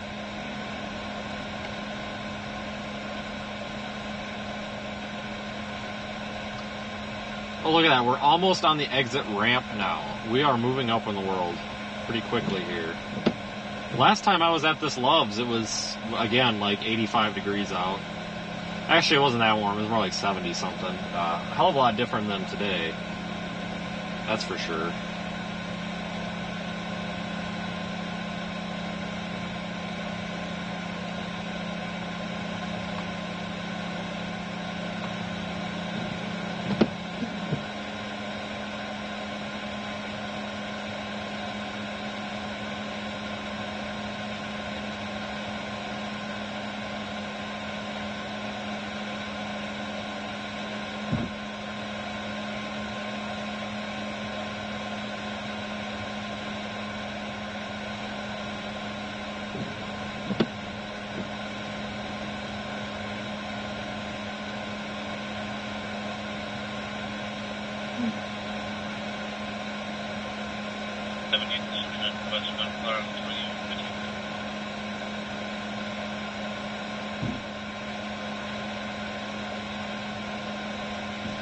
Yeah, we're actually moving.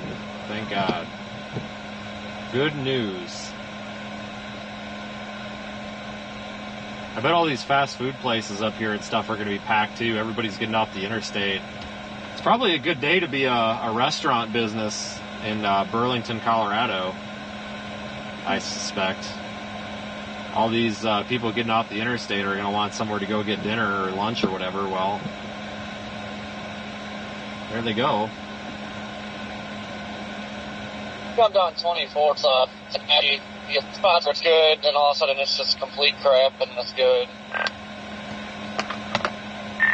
Yeah, if I can get back on 70 going eastbound, I think I should be able to. I'll take 70, but otherwise I'll probably take 24.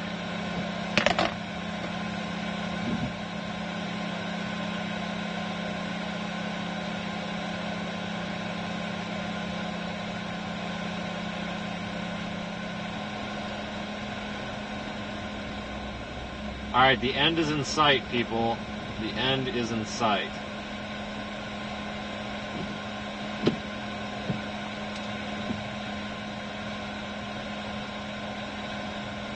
Tell you what, though, if there's a U-turn area in the median, I'm taking it, though. Good Lord.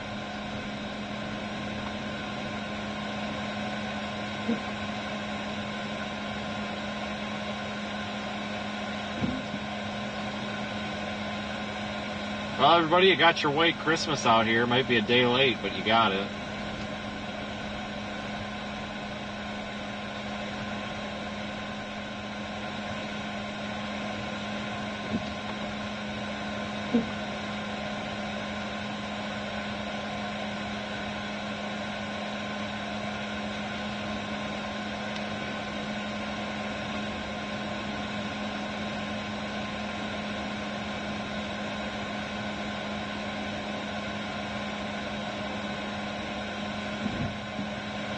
Must just be letting through like 10 cars at a time or something. So I think it's a stop sign up here. Either that or we're just waiting on people at the stop sign.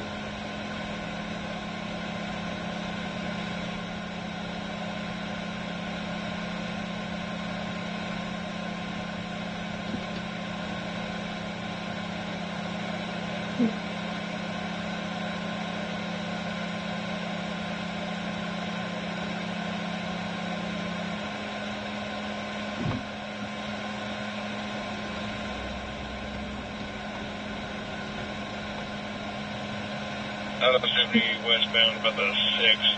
At least 2 vehicles in the median and 1 in the south ditch. Exceed Colorado 28, Charles John, X-ray 96.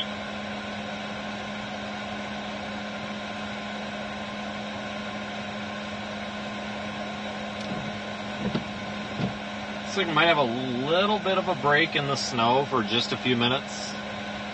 Kind of a hole on radar. Maybe a little bit of dry air worked its way in or something. I don't know. We'll see if that persists or not. 3:30 took the driver of the red pickup back to town. I can head that way from the 28.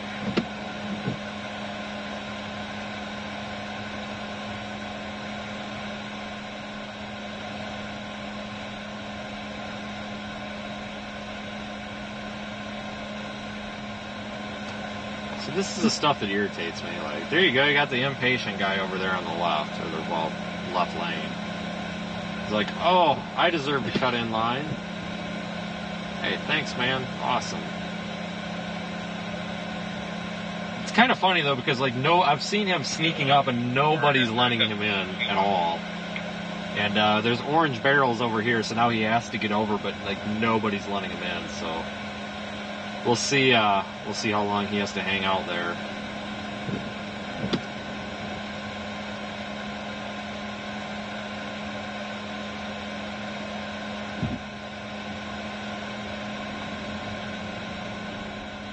Hey, he's gonna be waiting a while.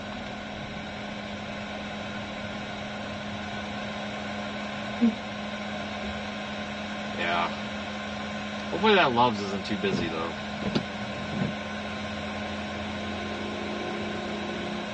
I would like to stop there, but it might not be practical. Widening the road right now.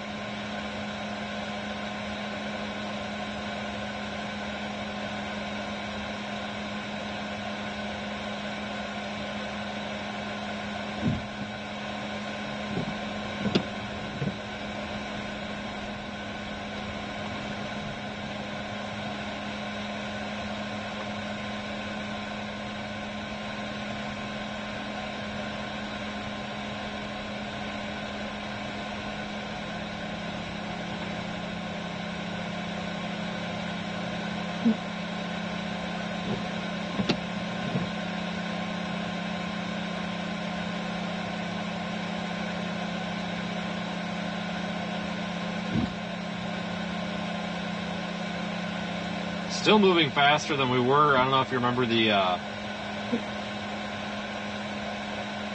where were we? The, Dickinson or whatever, South Dakota or North Dakota event. Snow event a couple weeks ago.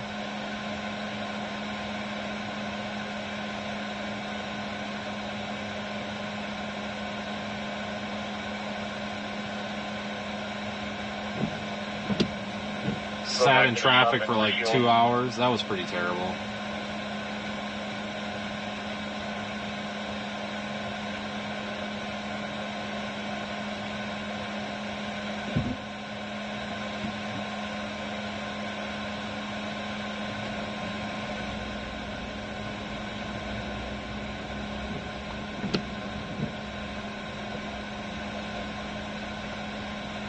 I can see the Loves sign. That's good. I can see the exit ramp. We're kind of sort of on it, I guess.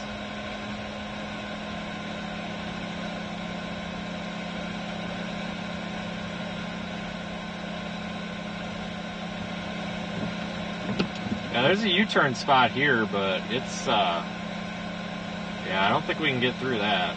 It's very deep from the plows going by. Does not look like a good idea. Probably not a good time. Is high interstate 36 look close?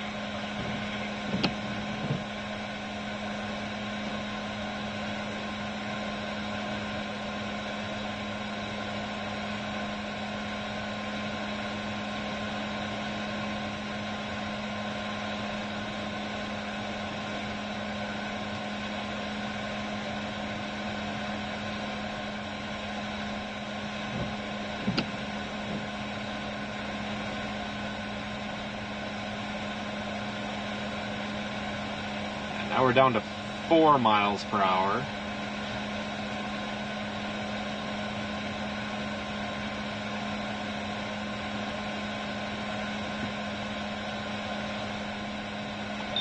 I know, a whole 4 miles per hour. But again, it's better than 0 miles per hour.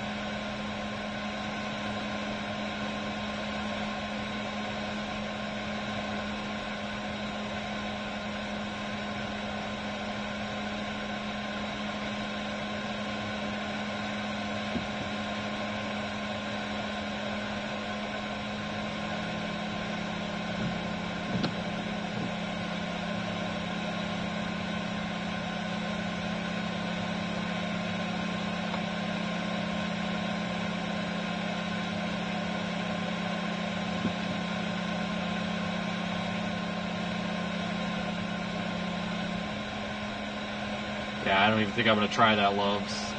So many, pretty much everybody that's exiting is going left. 6 is closed westbound at Atwood, and 27 is closed northbound at Gislin.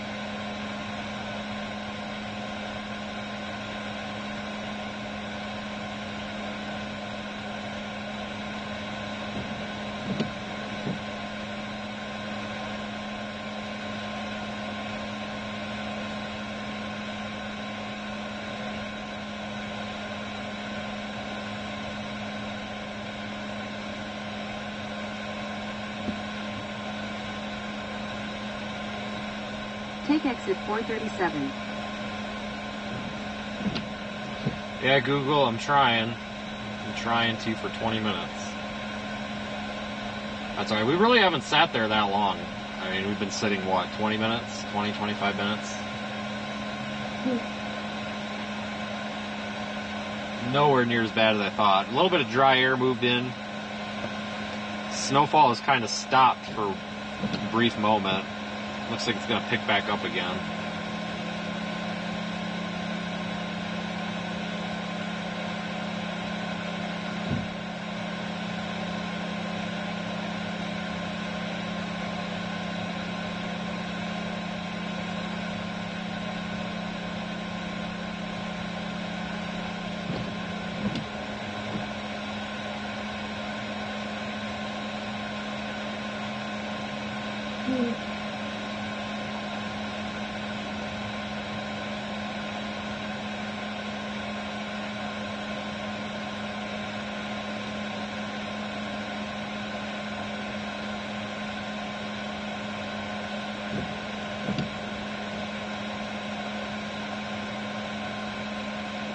Alright, look at that, we're almost there.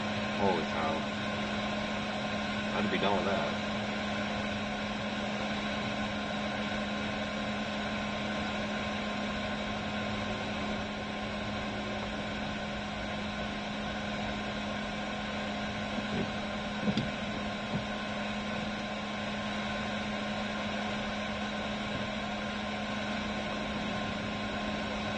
In 1,000 feet, turn left onto US 385 South, South Lincoln Street.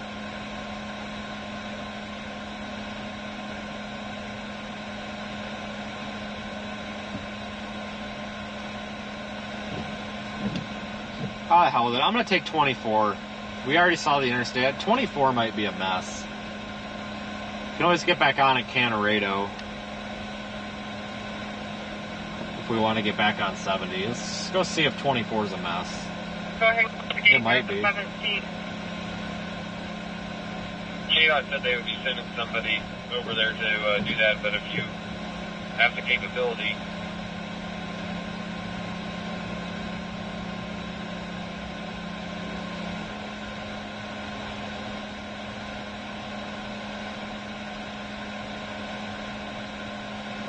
Oh yeah, the Loves is packed. I'm not even doing that. Heck with it.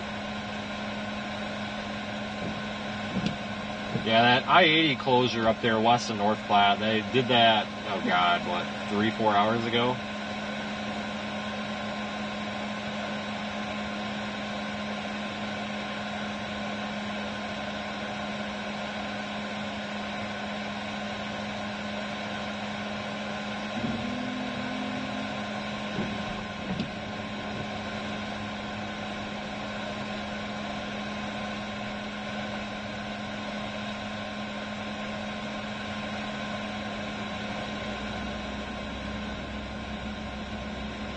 We'll just get gas back in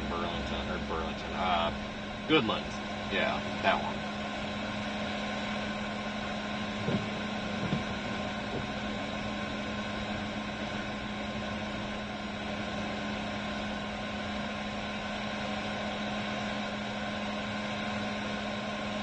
Turn left onto US 385 South, South Lincoln Street, then turn left onto the I-70 East Rail.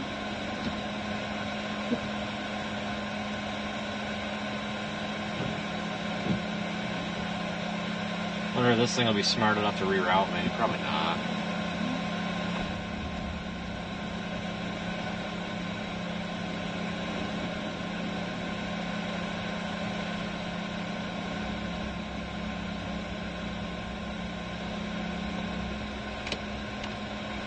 Look at that, we made it. Might have taken a half an hour longer, but we made it.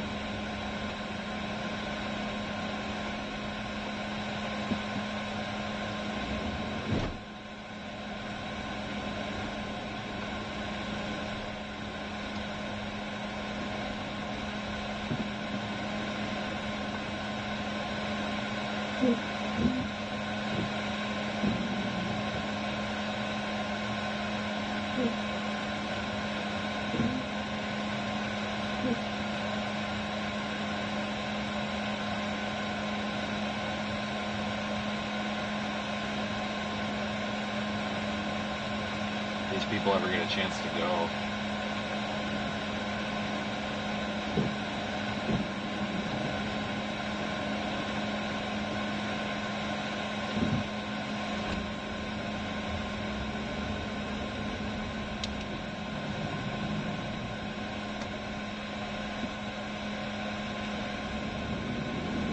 Head south on US 385 Oh yeah, look at all South, the people at South this Lincoln travel Street. center there.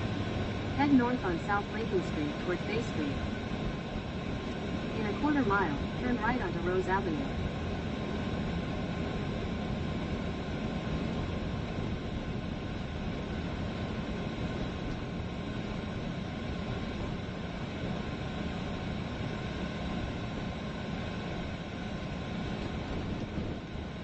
I have to get a little creative here and take an alternative route that's not on the GPS. Some of you may understand what I'm getting at, but we'll see.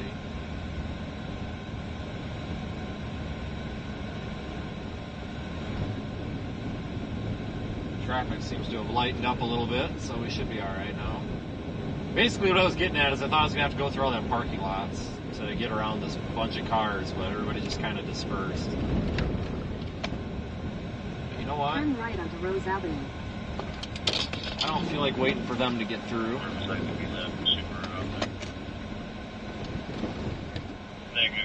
just gonna do this.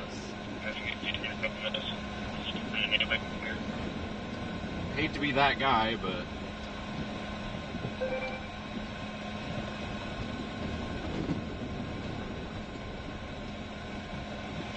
Continue on Rose Avenue for 1.5 miles.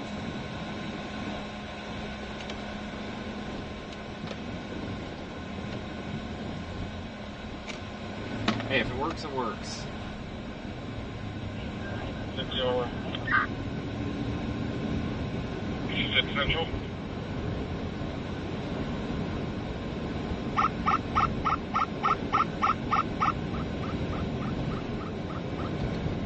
Oh, you're negative. Shows around 4 on board. 10-4. 50-06.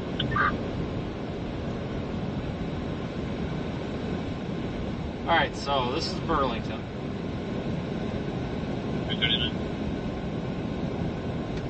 Yeah, with the service center out of gas, 70-59 westbound, Colorado, Adam Fury Queen, Network 09, longevity.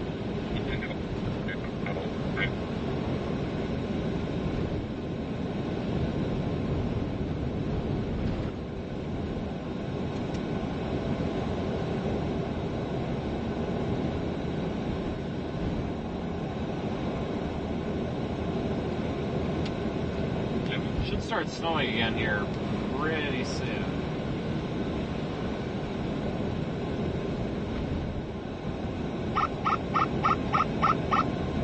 Look, another Dollar General. What a surprise.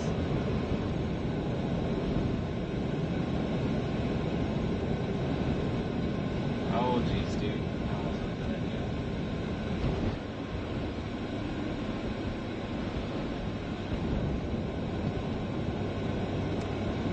In a quarter mile, turn left onto the I-70 East ramp.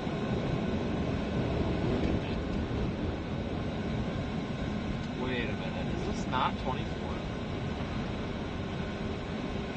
Wow. No, this is... Shoot, do I not want to be on this road?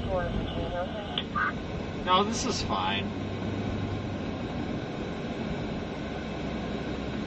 Turn left onto the I-70 East ramp, then merge onto I-70 East. No, I don't want to do that. Do not enter sign was confusing.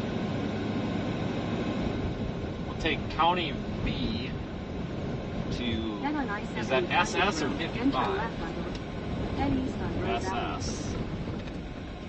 North to 24. Let's see what a mess this is. 10-4, 50-04. If it even is.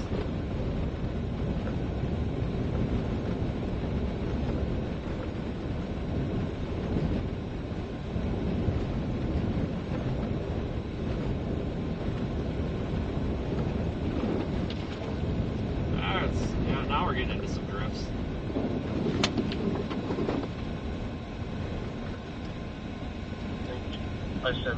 Those are the ones that you just need a little bit of speed and momentum for. If you've got that, you're fine. But not too much, otherwise you end up going in the ditch.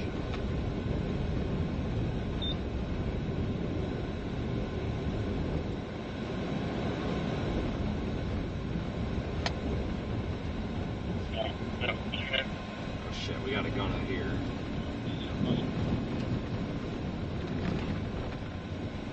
Oh, this might end well, or end badly. Because, this damn dirt, or the frickin' snow is so bright, I can't tell how deep it is. So, we're just doing a full send maneuver right now, which is typically where you just cross your fingers, and I'm noticing that the ditches aren't very steep, so if you go in the ditch, at least you're probably not going to die or anything, you know? See what I'm getting at? Like, it'd be a soft landing, so worst case scenario, you just look like an idiot. And, shit like that. There's a dude just in the middle of the road, maybe he's stuck. Probably could pull him out if he needs it. Oh, boy, howdy.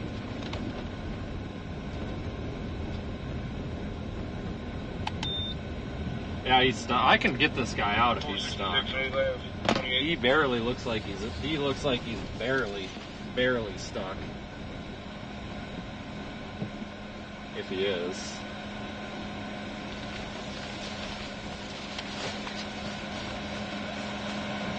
Wait and see what he does.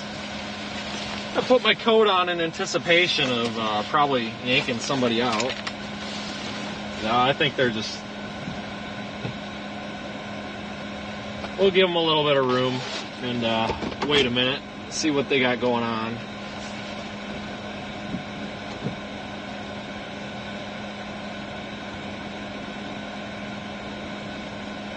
Because if he's stuck, we could easily pull him backwards.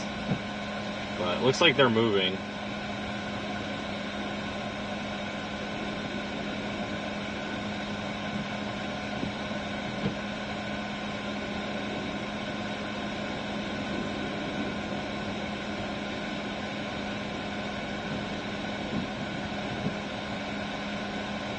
You know what? They're securing their... I think they're securing their load. I can't tell. I'm going to pull up there and see if they want some help. I can't tell. If he's just stuck in that drift, it'd be real easy to just give him a tug backwards, you know.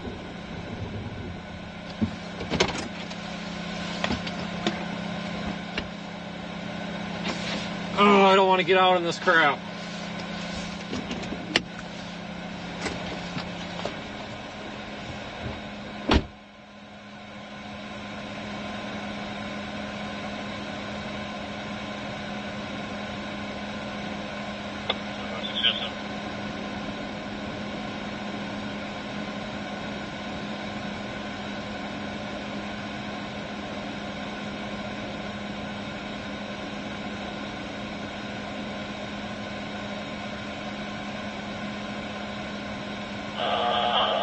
Truck 3, go on.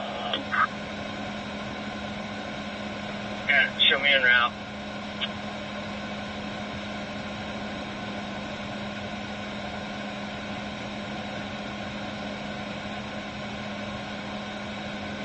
Good, Joey.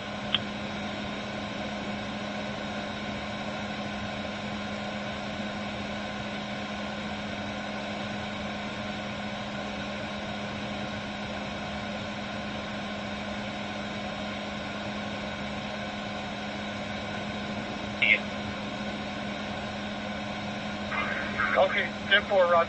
I'll give you a little bit there. I'm just about to edge of Shields property here.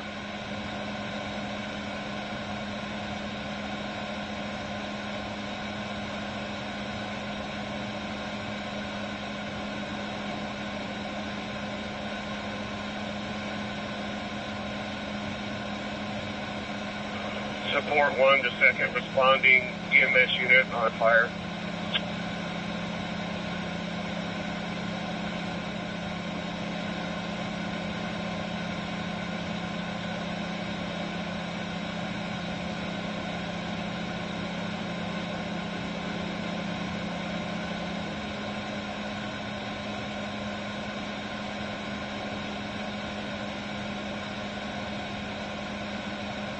West of the rest area.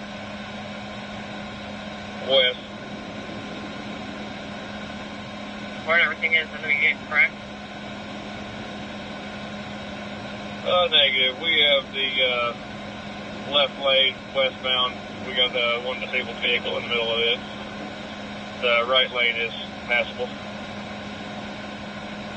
We're getting ready to go by the 8 now. 10-4. Do we have any records coming? Negative, not yet.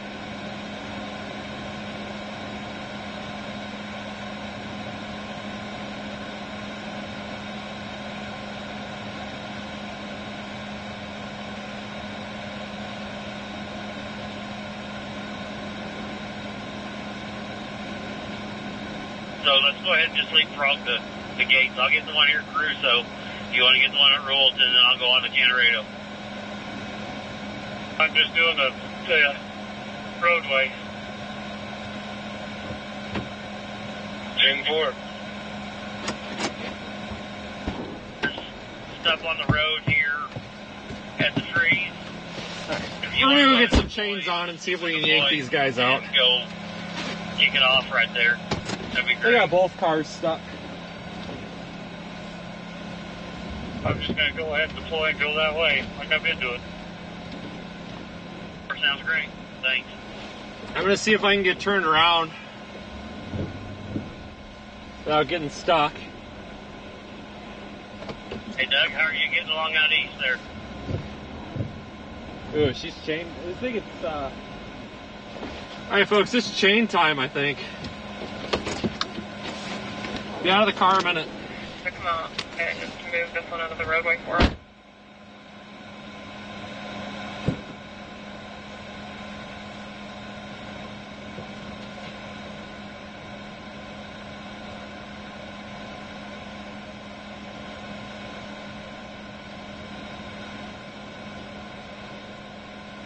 Can you give me a 21 about the road condition? 10%.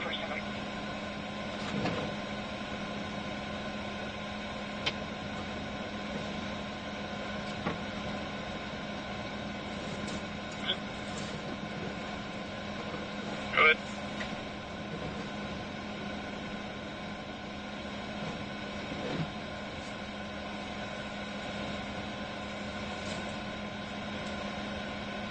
After I left? Yeah, it was staying. 10-4. We may have to run back and look at it later, but thanks.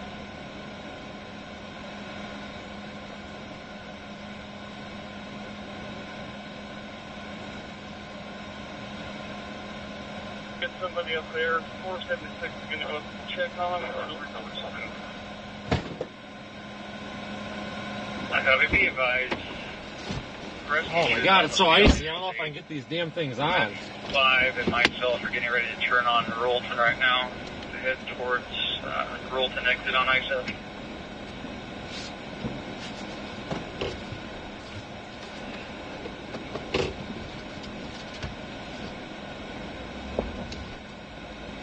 Let's see if I can get these hooked up.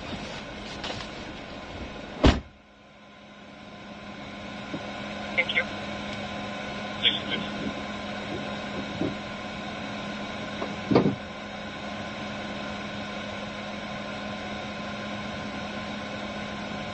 Things go past the exit I at this time. I copy.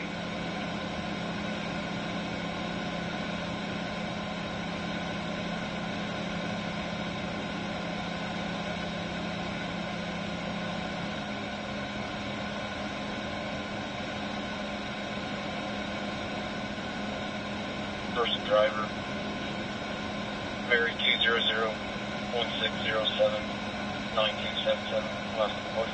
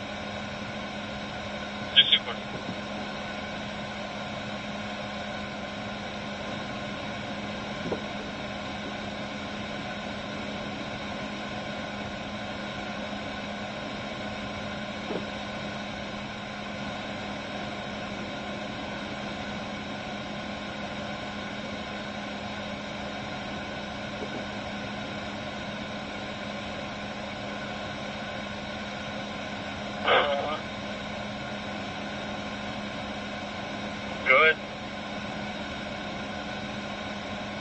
Lane blockage going westbound. Needs to be traffic to the north.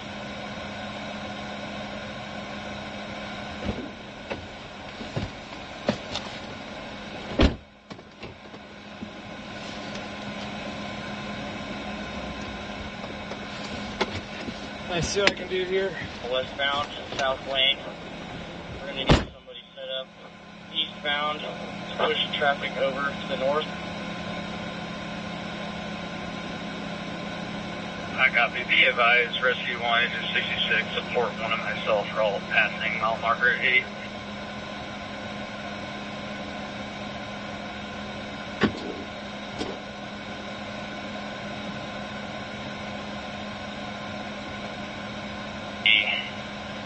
In the westbound lane on the east side of this exit.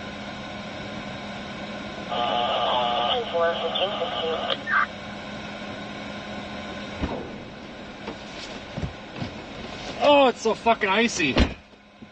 I just can't do this for shit.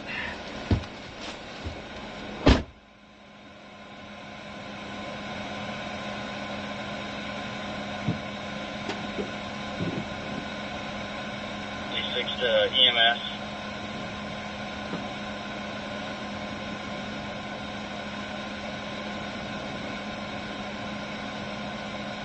We have 2 patients. One in the second vehicle. I'm gonna have to try it without chains. Nauseous. I'm gonna have to go back to the pavement and get the chains on.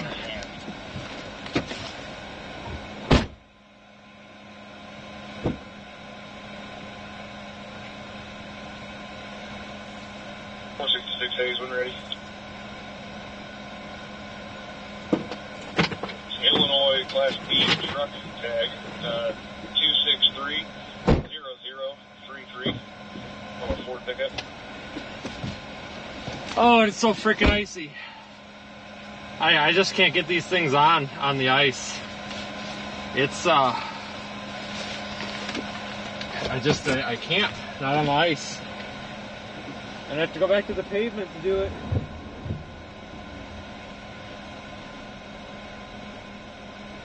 Robert George Ford, King Frank Boy, 13349.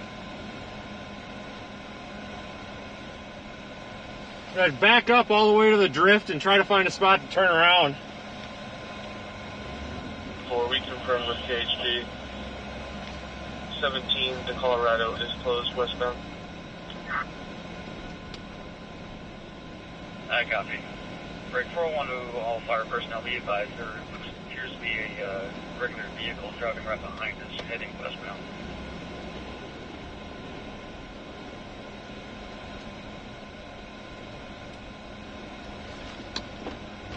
Alright, I think I got Way out.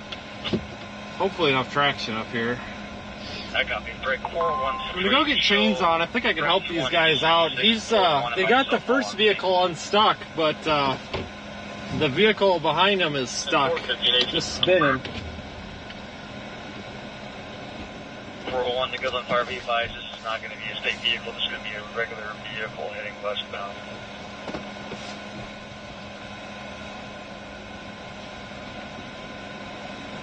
So if we can get that red pickup truck moved back a bit, probably be okay. And we can do that. I got the guy's number, or the guy's got my number. If they get unstuck. But I'm going to go back to the pavement and put chains on. If I can get chains on, I can get them out. The only pain they're having is from the seatbelt. And the tightness in their chest. I just got to get turned around. These are some monster drifts.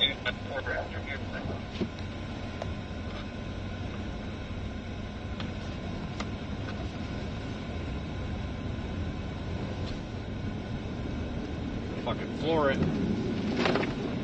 Jesus Christ.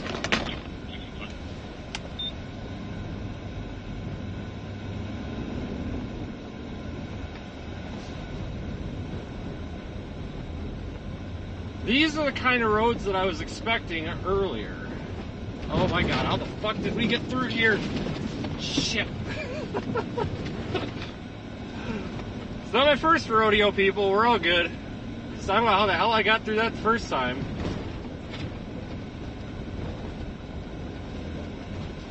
Christ on a cracker.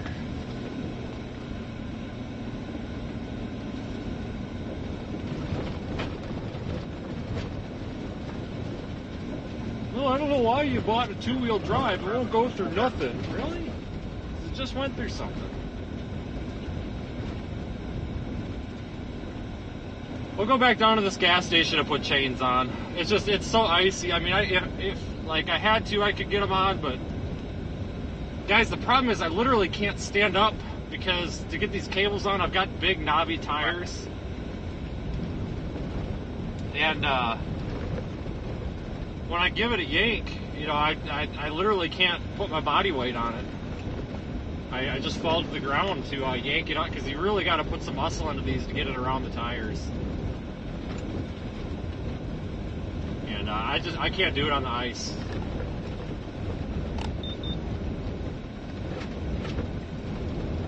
I end up cracking my skull open out here.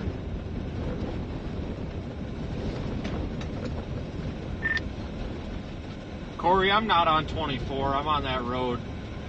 It's V, Head west on County which is Road near B. 24. I'm going to put some chains on and see if I can get this guy 800 pulled feet, out. Turn right onto the I-70 These side east roads, 4-foot drifts all the way across.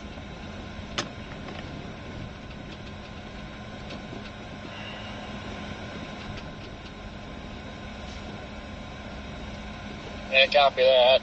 I definitely won't on the back roads, but still, like 24's got bad spots, but nothing is drifted over. It ain't snow anymore. Turn right onto the I-70 east rail. Okay, then merge yeah, onto I can't get my I-70 chains east. on the ice. I came back here to pavement, but looking at the tire tracks I made coming through, I don't know how the hell I got through it.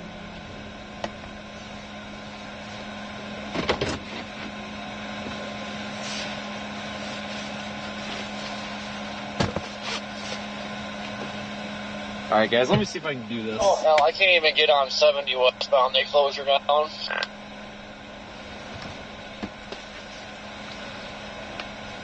I'm hearing on the radio that it's gonna be open. It's accident somewhere or something. It's temporary.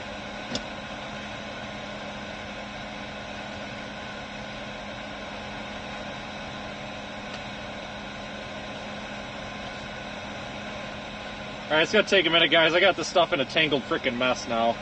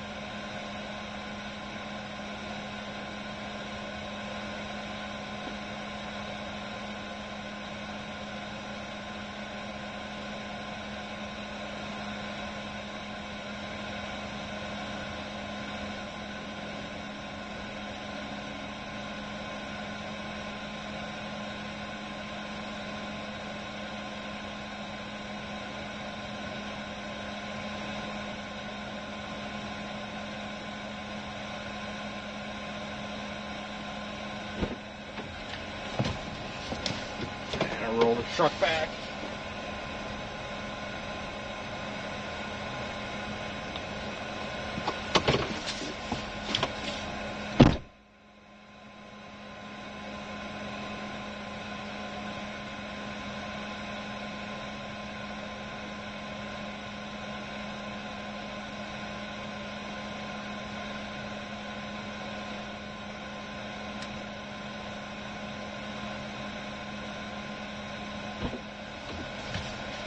My hands are so fucking cold, I don't know if I'm gonna be able to even do this. Soaking wet, cold.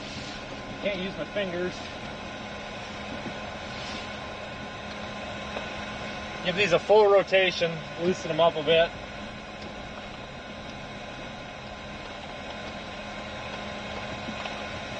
Like I said, I can't use my hands.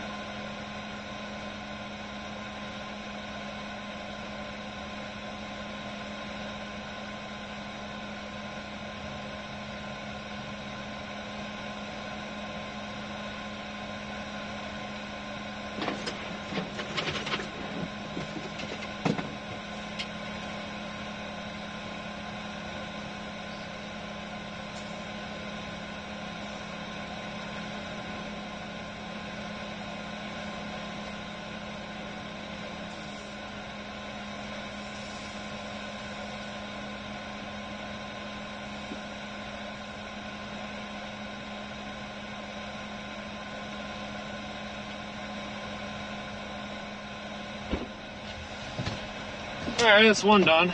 Sorry guys, this is a little more important than the stream right now. I get this taken care of and I got no feeling in my hands, so.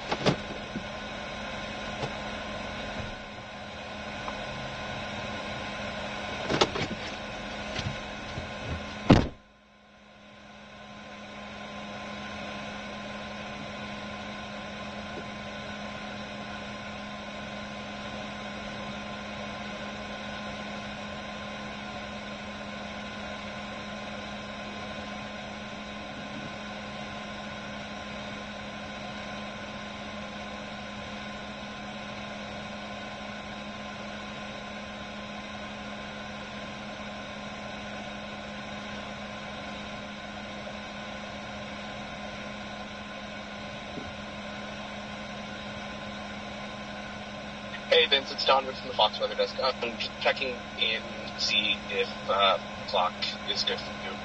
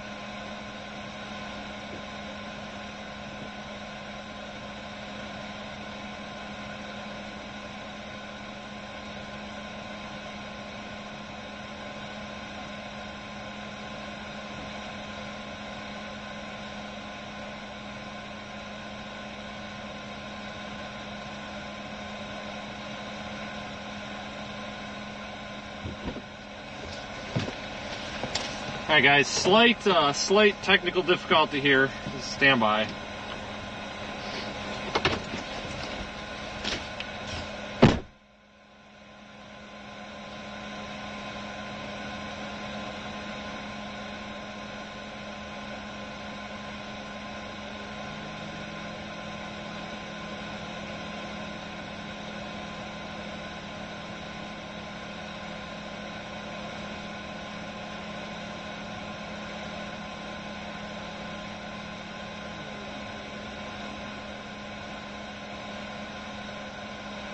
3254 to 625. Slight user error on my end. Stand by.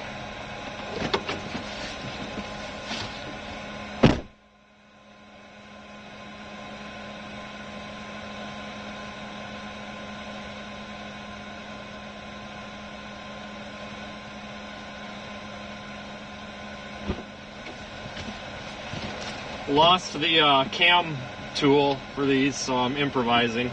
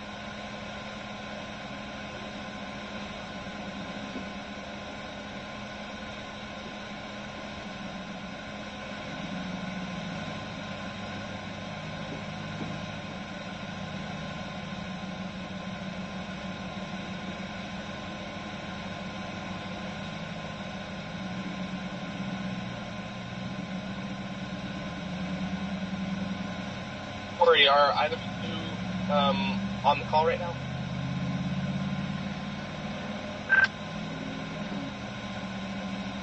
Yeah, I got it on.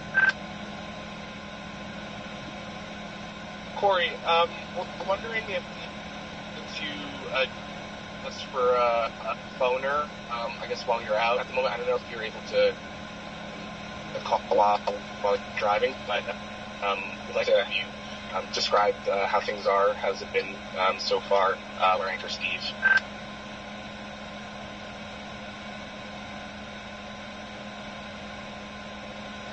Alright, yeah, we're good to go. Okay, copy. Thank you.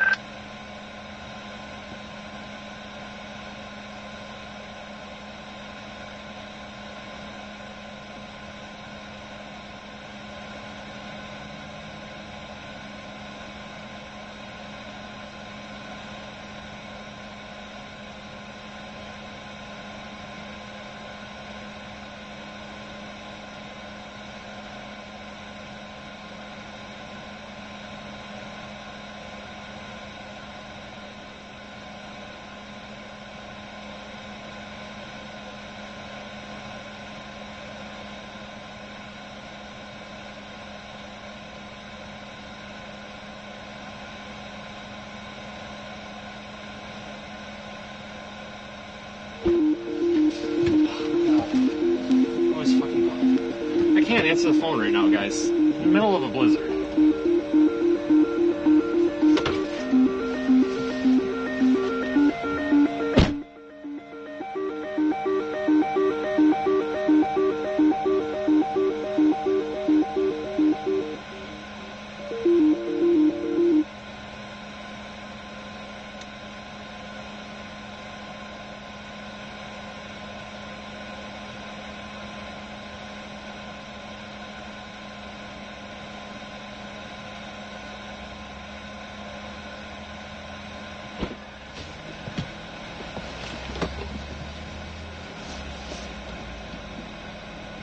Alright, let me get these tensioners on and then we're good.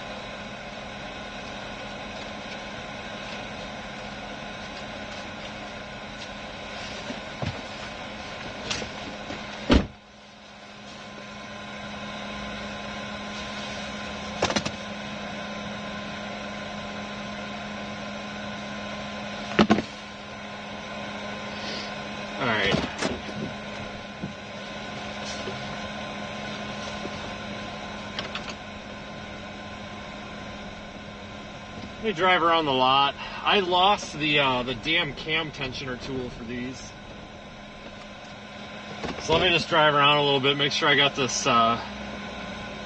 cobbled together good enough.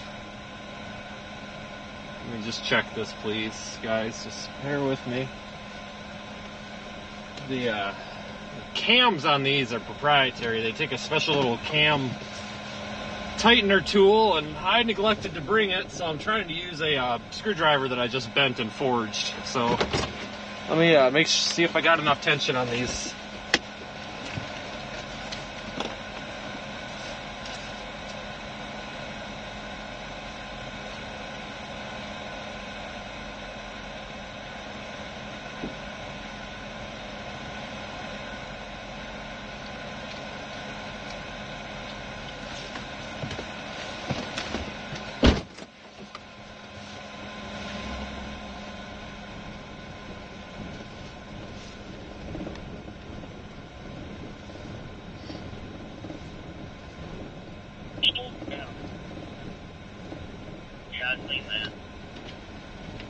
Go down there and see if they're unstuck.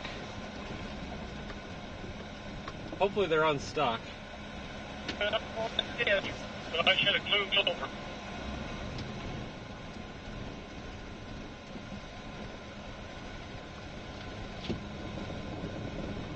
Man, you can hear that. In 300 Hey, feet, Doug, turn right onto the are I-70 you getting East problems out there?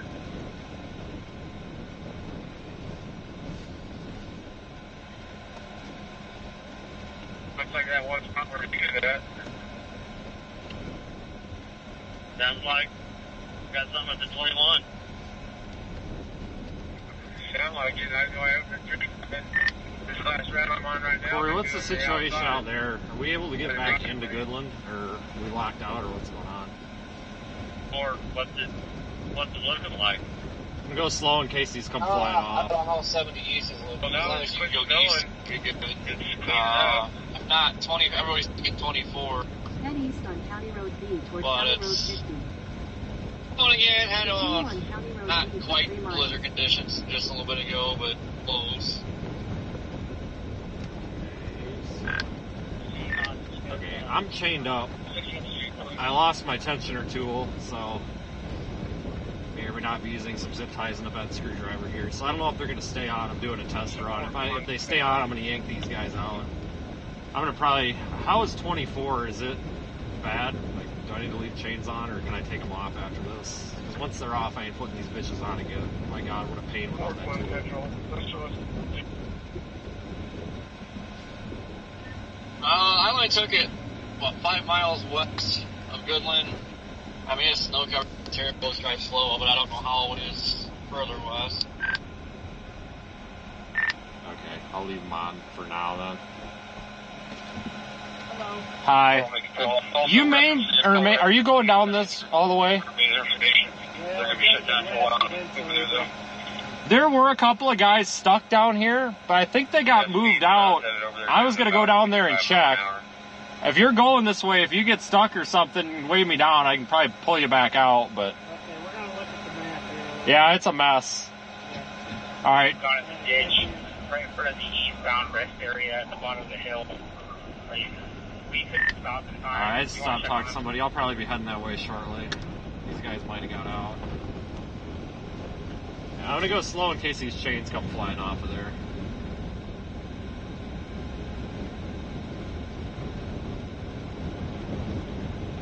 The snow's like not super deep. It looks like a big drop off or something. I don't know if I'm going to get out.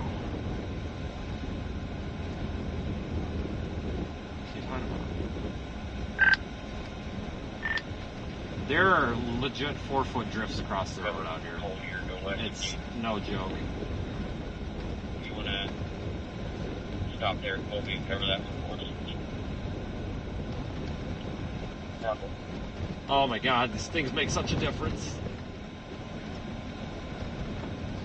Like frickin' butter. Barely giving it any gas.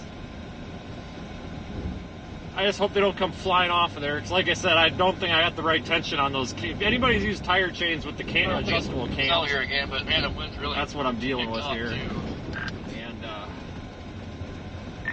Yeah, the damn cams on these tire chain, I just couldn't get anything in there. They're holding on for now, but I'm back to these guys. If I can get them out in the next 20 minutes, I'll get them out. Otherwise, I'll probably start moving that way. 10-4.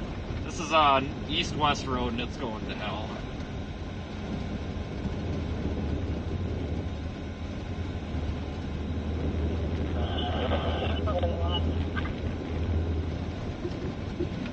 Yes, ma'am, there's a white Chrysler.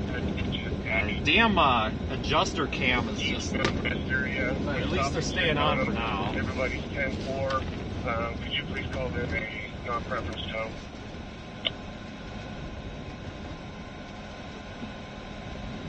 We retain that way they'll serve us only when we're not on a chance. Copy that, thank you.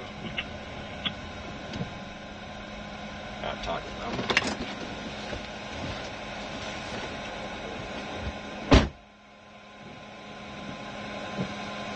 Iron feeling her up.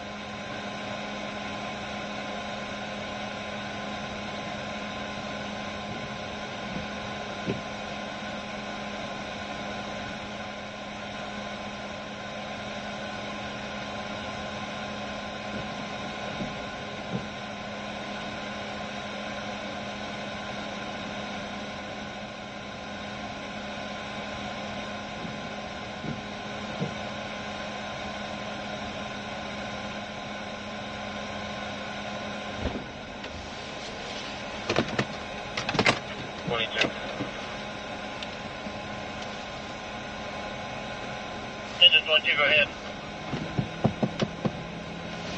Myself and four. Okay, so some guy with a front end loader is coming right now to get them out. Any other apparatus at 16th and Highway 27.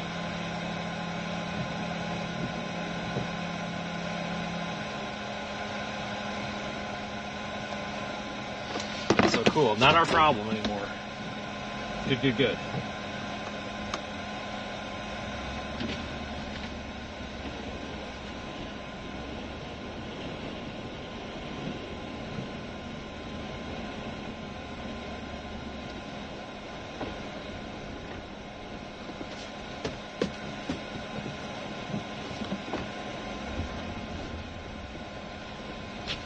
It's always good when it's not your problem anymore. Let's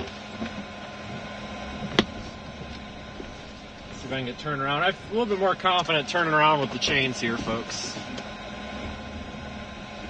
I'm trying to be careful because I don't want to spin the chains and have one come flying off because, yeah, we drove by, everyone's out of like I said, I can't verify the tension on those things, and I don't trust the bungee straps to keep them tight. And anybody that's had a chain come flying off, I mean, you'll lose a side window pretty easy, so... Yeah, he goes, I told him, I said, hey, there's a guy at the gas station or whatever with a front end loader. And like, before I could, because I was going to offer, ask it, and then before I could spin it out, he goes, well, before we get you stuck, he goes, my brother's coming with a front end loader. He just called me. I'm like, fantastic, let him do it.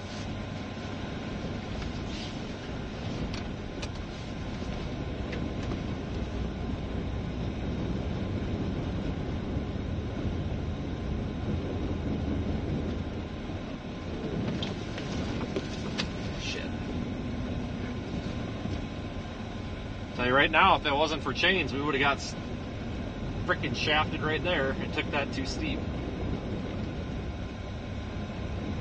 Matt, you can put the chains on. It's super easy. It's just frustrating. I got those big knobby off-road tires, so it's a pain in the rear end to get them on because they get stuck in the tire grooves. And you gotta yank and yank and yank. Hate it. Easier with highway tires.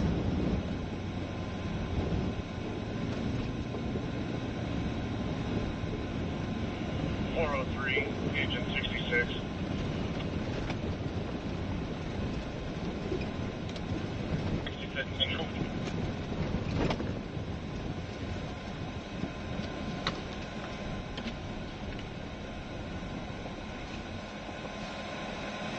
Do you happen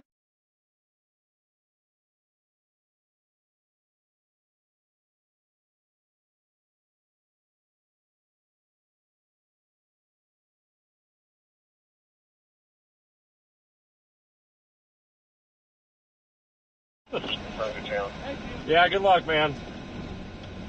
That guy's like, oh, screw it, I'll try anyway. If I get stuck, I get stuck. I'm like, all right, man, you do you. One thing I like about out here is everybody's friendly.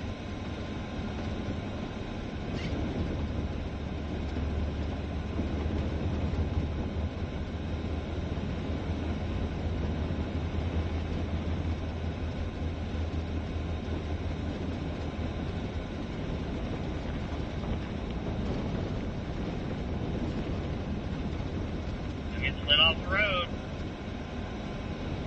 We broke your shear bolt. Okay. Well, I was just making sure.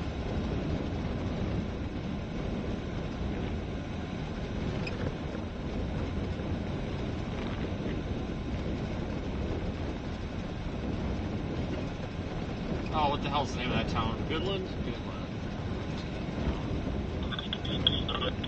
See if there's a way I can take a rural road, because I'd kind of like to just leave the chains on, because the second I take them off, I'm going to need them.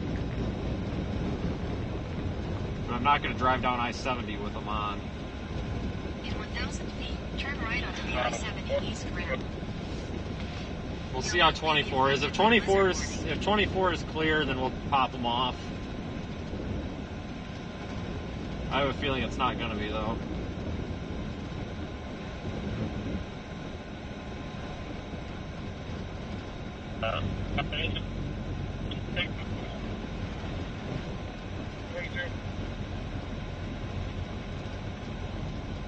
Turn right onto the I-70 East Not ramp, taking then I-70, merge onto I ain't making that I-70 mistake. East.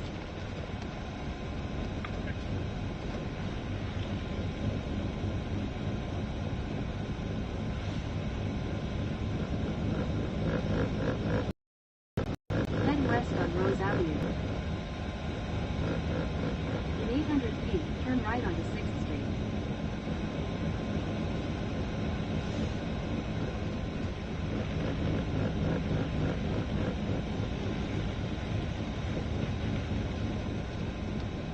Turn right onto 6th Street, then turn right onto Old News, 24.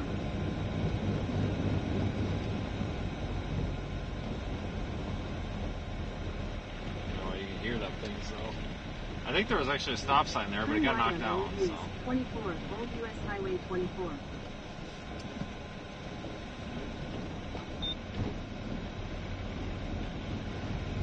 I'm going to leave these on for a mile. 24 for 29 miles.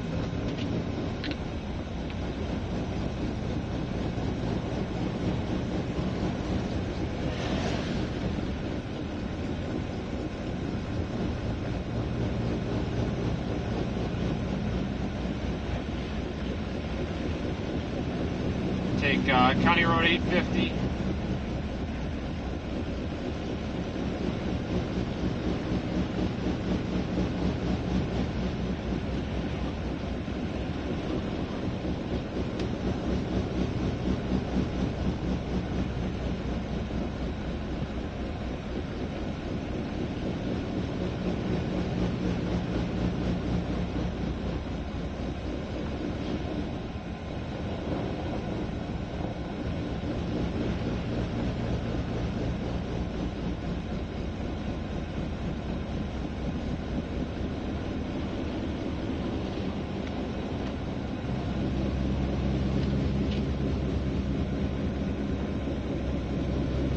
I don't think, no, chains aren't going to screw up an alignment unless they come flying off there and get stuck in something and start ripping up your suspension.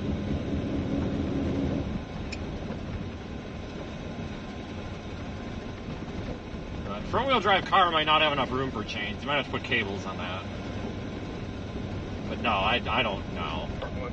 That wouldn't be an issue. Not that I could think of. I mean, unless you've got something so worn out that extra, you know, but at that point it needs to be replaced anyway.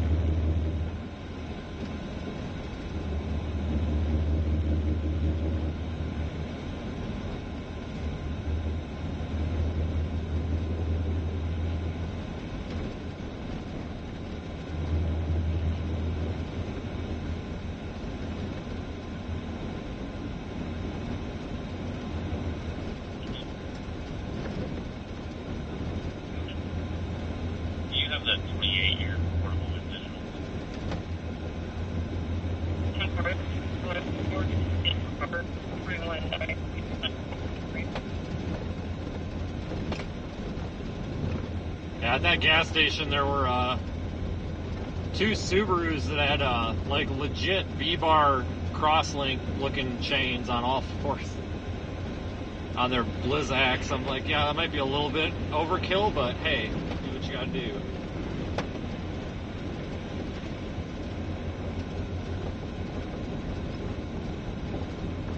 But there, it's a pain to put these tire cables and chains, for that matter, on these big knobby tires, because you can't pull on them enough to get some slack to hook them together. Never done this. You got to put them.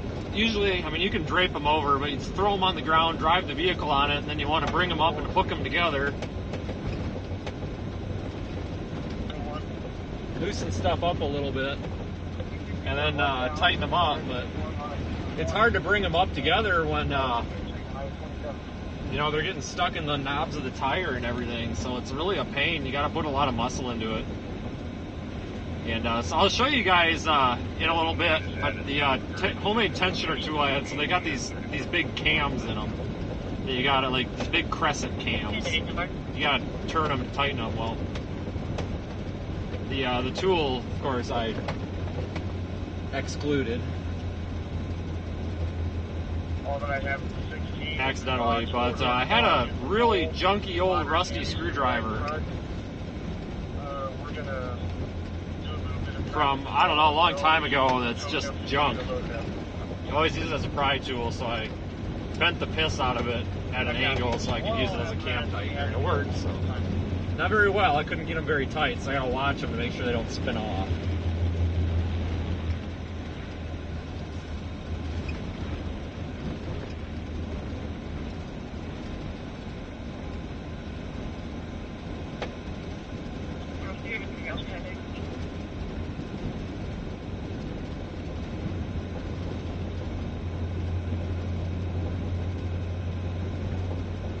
Pending at this time, we did just get a message that chaos is going to be closing I-70 west of Cleveland and possibly both directions out of. Shut down 24. Where at?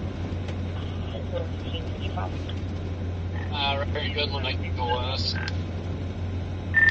You'll have to let us through. There's a line of cars coming. We're coming your way, though. We're in the process of shutting eastbound down at south.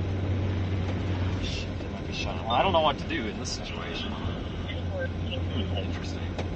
Let me know if you come across anything.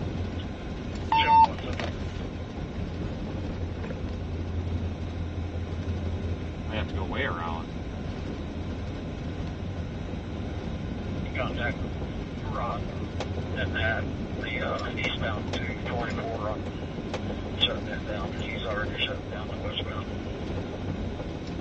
Shut down 24. What the frick? I might not be on 24 though. I think am I on a side road?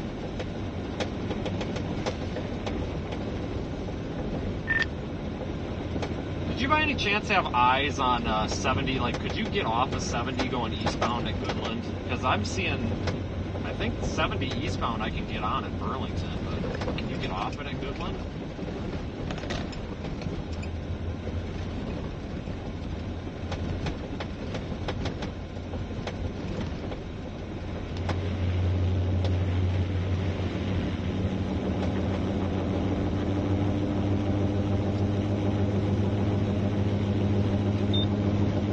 Yeah, I'm trying to see what's going on here, because I know the line of traffic going west. I think they just stopped traffic to go west. I'm thinking of wreck or anything.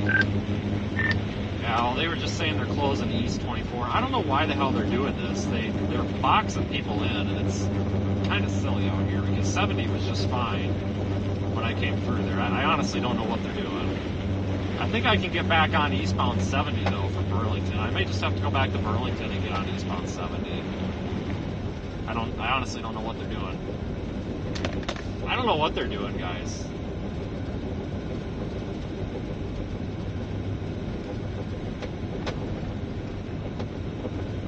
Seems kind of silly to me to be just closing all this crap down. Like, 70 was fine. I get going toward Lyman, but I just don't. I think part of the problem is Kansas is doing Kansas, Colorado's doing Colorado. I don't think one state's talking to the other.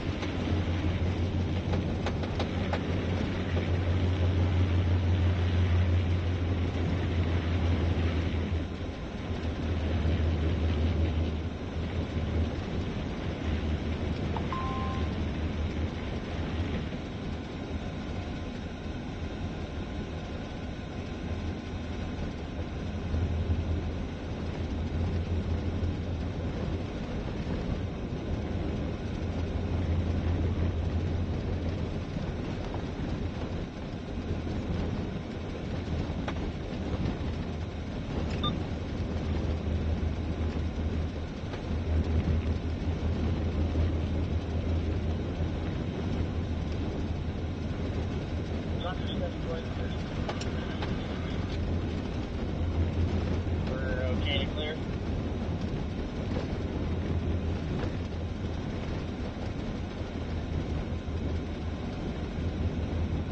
West. Probably find a way to get around this whole mess. I have to.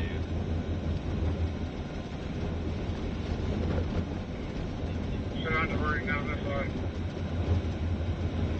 Go up here to wherever it's closed, and then take the nearest county road, go up one, it's a grid out here, go up one, down one, whatever. Just try to get into freaking Canorado, whatever it is. Just try to figure it out. Yeah, they're doing something weird, though, with I-70. They've changed their closure twice, and everybody's really confused. Everybody at the gas station kept coming up to me asking what's closed, what's not. And I'm like, I got no idea. It's really confusing. Because it was closed east, it was closed east, open west. Then it was closed west, open east, but still closed east in Burlington. Now they're saying closed both ways, but at a different spot. So I don't know what's what here. Yes, it is. I don't know if anybody even does.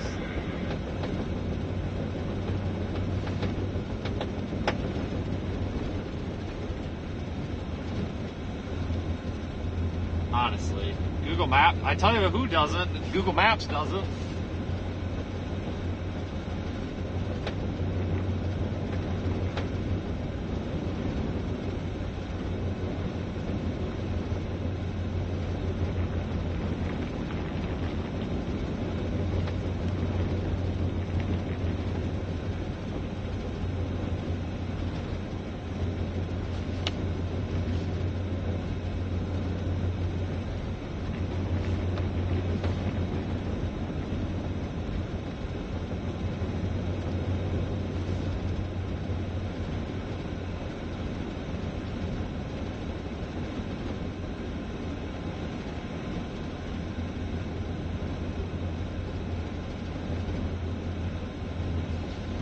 Google Maps ever really know, though?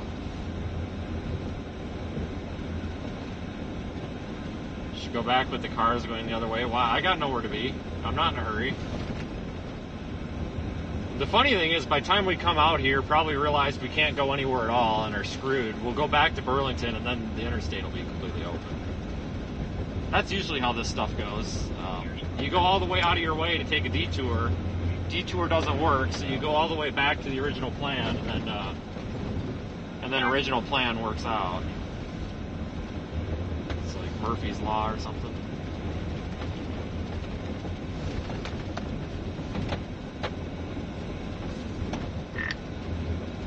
There is a ton of traffic coming westbound toward me, Corey. Is it still closed up there, or are they letting them through again? I mean, there's 50 cars. Corey's sitting up there where it's closed, so he can give us some info, hopefully.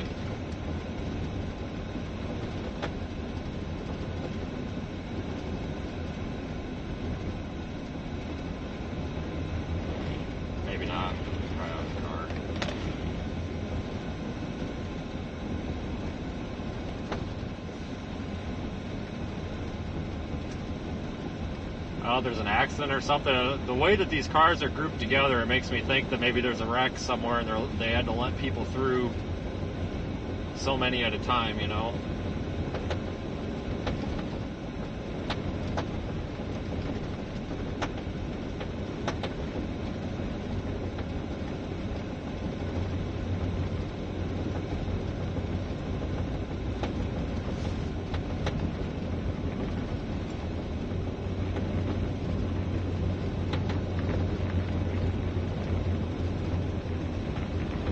It's hard in these rural areas because the messaging is never very clear. You know, when you're in an urban area, it's easy. There's signboards all over.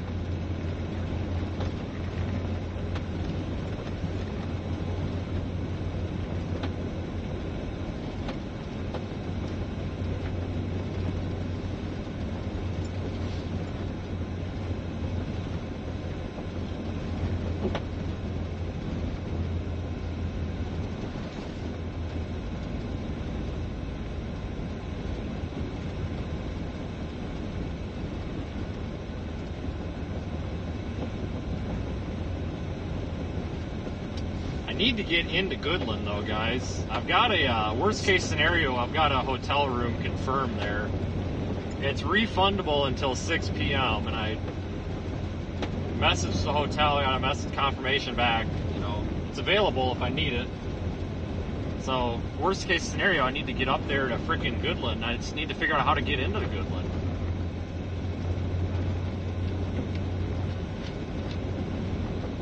If it's closed up here, I'm going to flat out ask them what the hell you're supposed to do. You know, if there's a wreck, it's one thing. If there's no wreck, I'm going to be like, hey, I don't mean to be an ass, but you're going to have to dumb this down for me. Like, draw me a picture because I'm not understanding the detour here.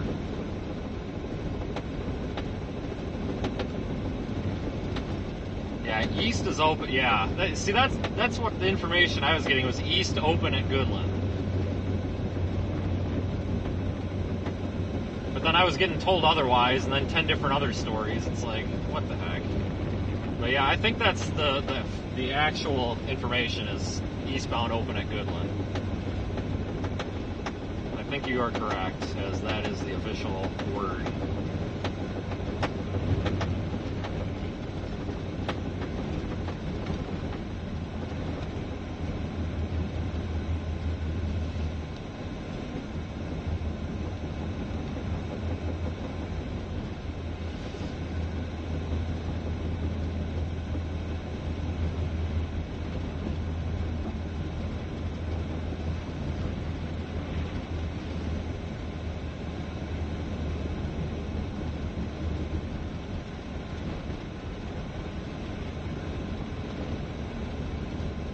Nobody's like waving their arms out their window and being like, oh my god, don't go that way. So that's always a good sign. It seems like any time that you're in one of these snowstorms, there's always somebody like flashing their headlights and they're waving their whole body out the window and you're like, don't go that way, don't do it.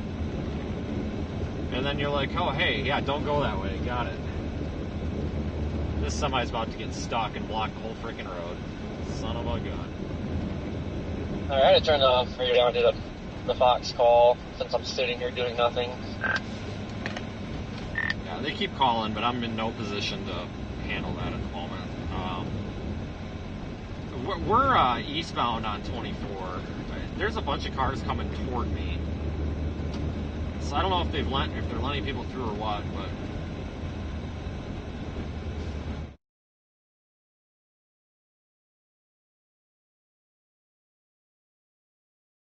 you know what I mean? Like, need to get through somehow.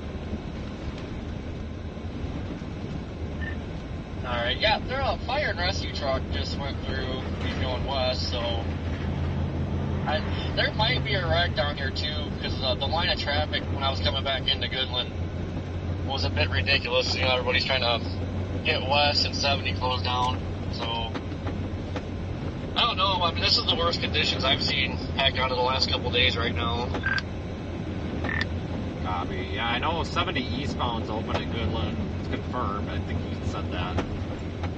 I can always, if I can't get through, I can go back to Burlington and try to sneak onto 70, maybe in an unconventional manner. I don't know, but they're kind of boxing people in. I'm not sure if the left hand's not talking to the right or what, but if it is closed up here at the state line or something, I'm going to try a county road. It looks like some of these like side roads that are the grid are actually not in that bad shape. I got to get up there one way or another. I mean, got to get out of here. We're about to hit some. Yeah, I was gonna say there's like Thank you. there was a little band that formed north of here that was dropping down that looked pretty heavy. I was gonna let that come through, and then I guess it's about to hit now, and then I'll probably start tracking west or east after this. You book a hotel yet, or you just gonna wait? I'm gonna wait because it should be pretty easy to get east to probably Hayes. That's what I'm hoping. 24 is an icy nightmare back here. If I didn't have chains on, I'd go all over the road. It's got to be like a flip of a switch up here at the state line or something, because this is how 70 was. Like, everything was fine, and then I hit Colorado, and it all went down the hill.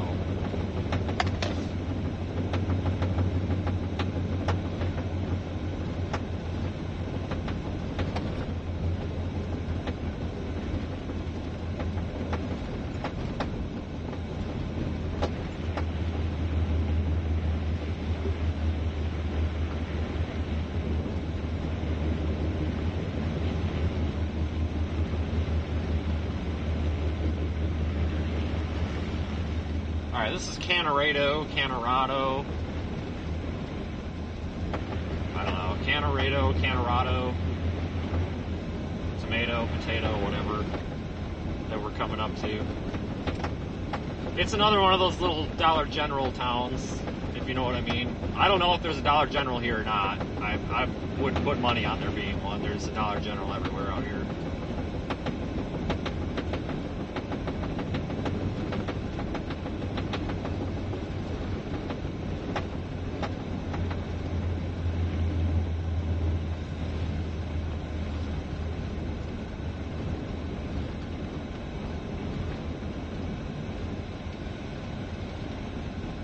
Yeah, at least this road's in pretty decent shape.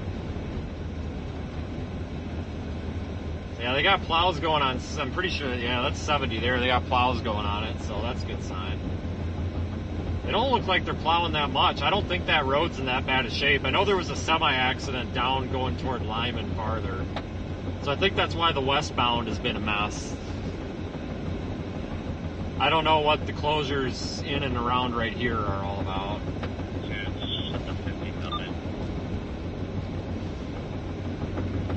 Yeah, I'm at 70 coming on around 5. 7-11.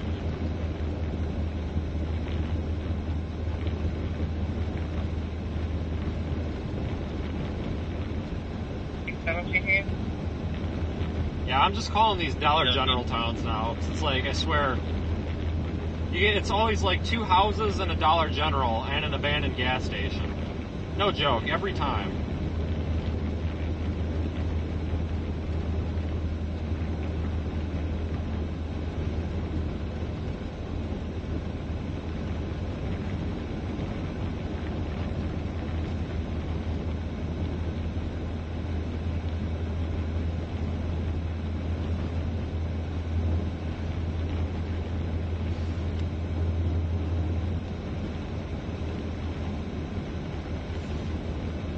You think you'll have time to run back north?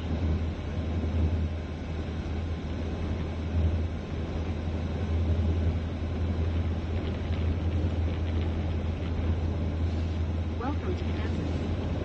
Hey, we're back in Kansas. Yay.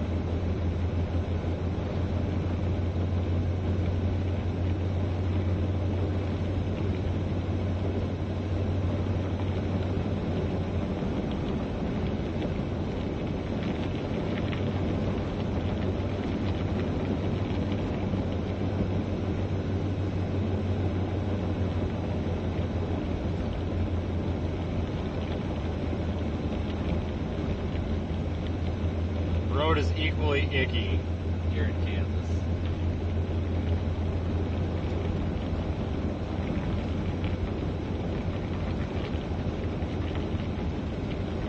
Yeah, this highway works, or this county highway or whatever it is, works out fairly well for us. I'm going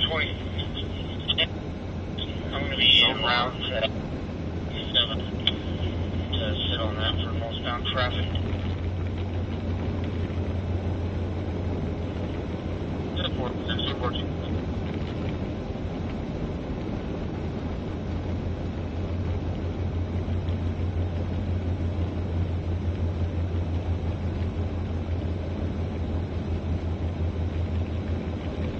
That snow band is getting a little bit rowdy right now, but that snow band's already dying out. That was forming and coming over this way.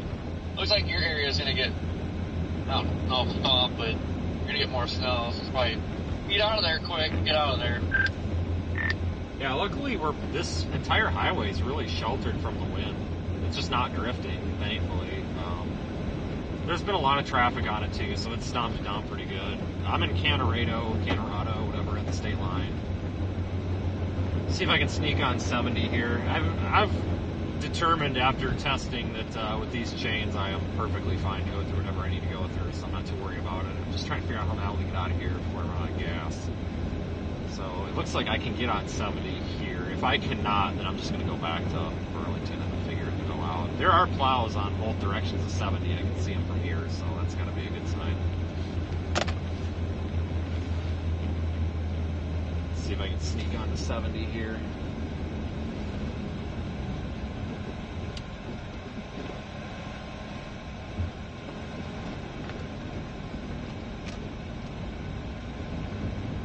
Head south on Kansas 267. In a quarter mile, turn left onto the I-70 East ramp to Hayes. See, I don't know if they got barricades down here or what. The little tail end of that bungee cord I got on there to tighten these keeps slapping the fender liner. It's driving me nuts. Yeah, I don't think I can get on here at all. Son of a gun. Well, that's just the one direction. I think the other direction I can't either. So I think I heard him say. Yeah, copy that. Turn left onto the I-70 East ramp. Yeah. Shoot, press here, 41 for that. I cannot get on 70 at Colorado at all, but I'm going to continue on 24 as far as I can go. Continue on Let's continue on I-70 East 24. for 16 miles.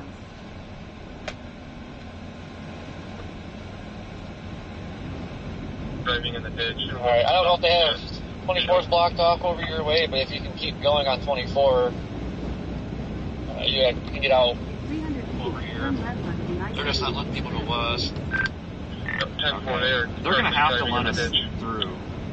I mean, a ton of people back there that I'm trying to beat back to the stop sign. I mean, they're going to have to do something. There's a lot of semi-traffic coming. They're going to have to. I kept hearing them on the radio saying they're shutting it down eastbound, but I would have thought they would have shut it down eastbound at the state line, not halfway through the county. Unless they're still en route there. I don't know. I haven't passed a cop yet. But I figure it's such a gridded network out here, and a lot of these side roads honestly look to be in Head halfway north decent on shape, Kansas so if I have to, I toward can Old maybe US Highway stair step 24, around it. then turn right onto Old US 24. Continue on Old US 24 for 16 miles. I just put Hayes into. It's 133 miles from here. Well, I keep forgetting we're in mountain time, too. Like, god dang, 4:17, it seems awful early. But it's also mountain time.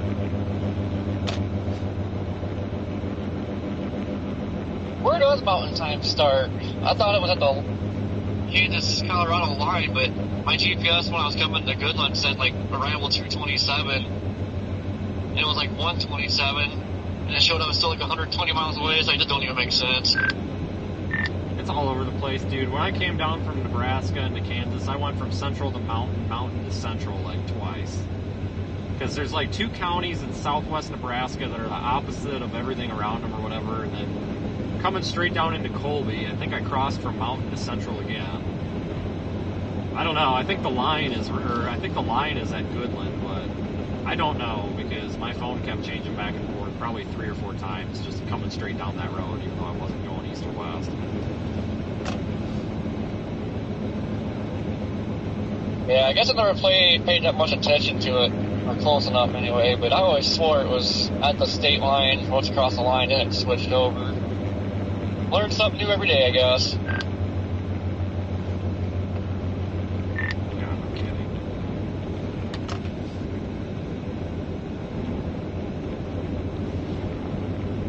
What an adventure, folks. What a freaking adventure. Yeah, so this is old Highway 24. So is there like a new Highway 24 or what? Because I see that on the map as old Highway 24. So is there like a new one or what?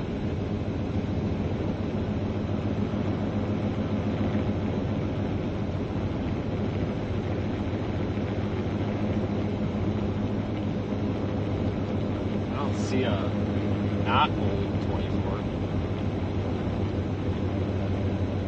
State highway workers are not paid enough. Yeah, you're probably right.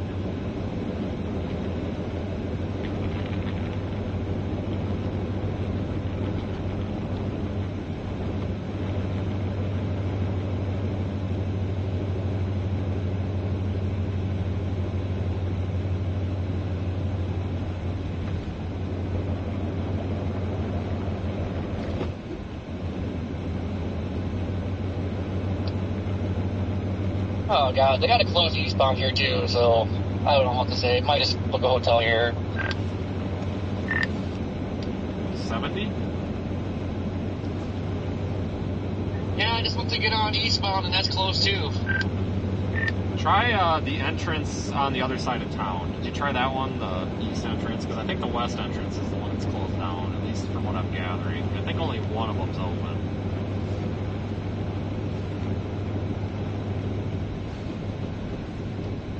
I can go look. We're going to decide fast because there is a crap ton of cars at the hotel. There's no availability in Woodland. I tried this already, trust me.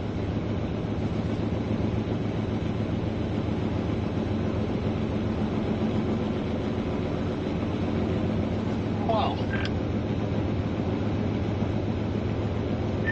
I've got a plan to get out of there.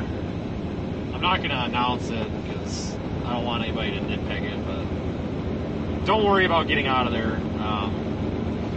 I got a Twitter message from somebody who works for DOT or something out here. If I can get to Goodland, I think I can execute this plan if we have to. But I'm being told that one, it's Business 24. That one is probably open. That might be where they've got 24 closed to eastbound, but open on 70. Because I think they're trying to get everybody off of 24 and onto 70. I'm not certain. Really having a hard time here because everything coming out, one person says one thing, the other says a different one.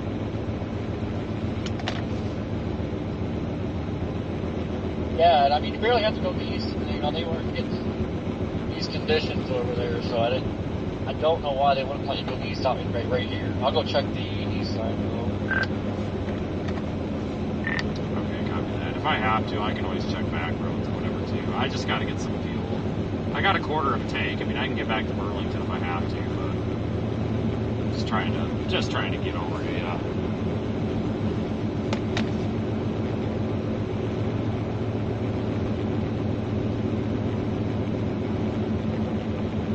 Yeah, we got cops coming out now. Looks like they're starting to block roads. Like, come on. Yeah, I don't know what the deal is. Everybody kept coming up to me at the gas station in Burlington asking what the hell was going on. I'm like, I don't know. And one guy told me that he was talking to the cops that were directing traffic, and the cops that were directing traffic had no idea what was going on. They were just told to close eastbound. And they had no idea why or where to send people. Literally, apparently, is what they were telling them. They didn't know where to send them or what to do. People were just filling up the gas station parking lots. So, like, cops, the local city cops, like, didn't even know what was going on.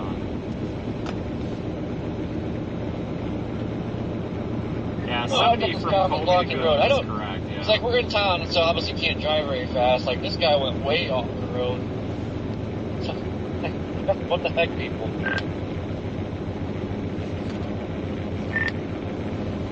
County Road 63 should be passable if we need it. There's the Edson entrance or exit or whatever. It should be something we can use if we have to. So let me know how that far east one is. I think I might have just passed that fire truck or whatever that went through maybe. So I don't know. I'm 14 miles from Midland.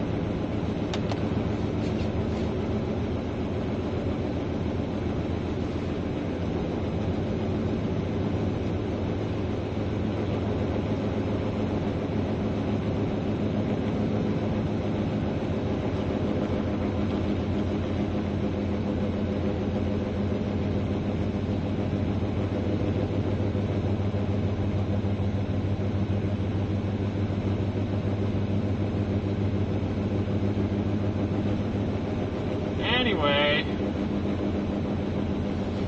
this is fun. It does help having somebody up ahead that can work out a plan. It's waiting on a record. Hear that one, so just thought I'd let you know. Thank you. The arms down here at the 17 that's going eastbound. But they said they're functional, so maybe we'll see what happens. So I'm going to get out for a little bit. And I'm going to get out. I'm just about to roll the gate. 10-4.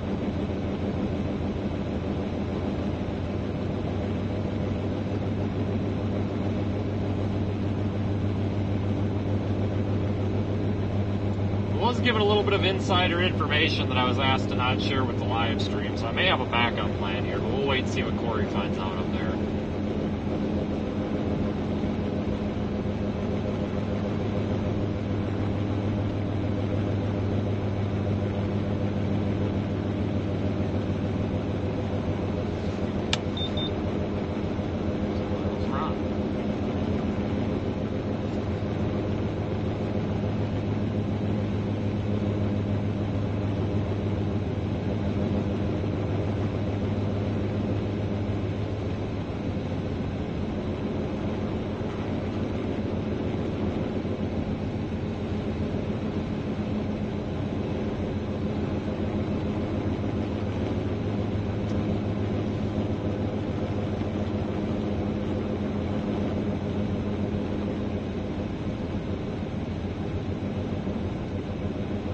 EMS.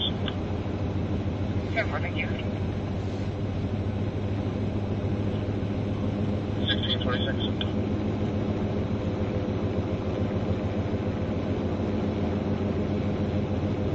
Well, I hope you're all having a great night. I am enjoying my detour at 30 miles per hour because it's icy as all heck.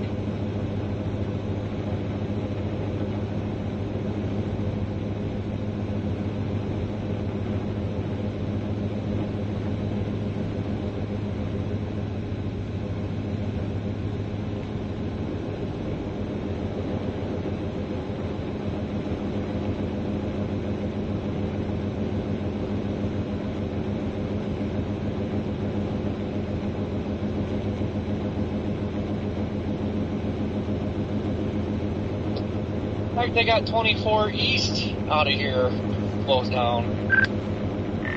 Yeah, that's good news for me because that must have been what they were referring to closing. So I should, knock on wood, be good to come in.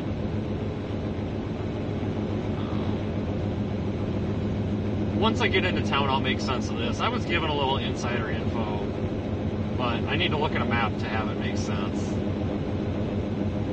I'm not entirely sure what they're doing here. I think the thing is they're trying to keep people away from detouring into town, but that doesn't accommodate the people that are just trying to get out of here.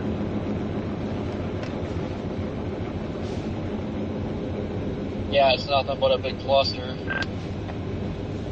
Yeah, there's availability in Hayes, though, the Avid and the Holiday Inn. I mean, there's plenty of rooms. Colby may actually have an extra one open. I'll explain that to you when I get into town, too. I just don't want to say that stream, but there's a bunch of cars coming this way. This must be Understood that correctly. Both east and west are closed, correct? Yeah, they got this That's east, one as far as I'm aware, it's 84 just too. close from state line to Colby. Copy that. Yeah, just want to make sure I'm giving people the right information. Thank you. So yeah, they're saying 24 is closed from the state line to Colby. Well, I digress. I'm driving on it right now. Yeah, it is definitely not closed. So worst case scenario, I am 8.7 miles away. I'll take a left up here and go full send about 80 miles an hour down the back road and just go straight and keep it going straight and come into Goodland in the back road. I'm so close I can almost walk.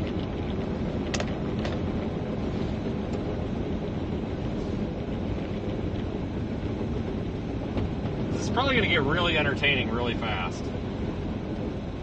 It's just crazy they got an eastbound 70 closed here, because literally you don't go very far and you're out of it.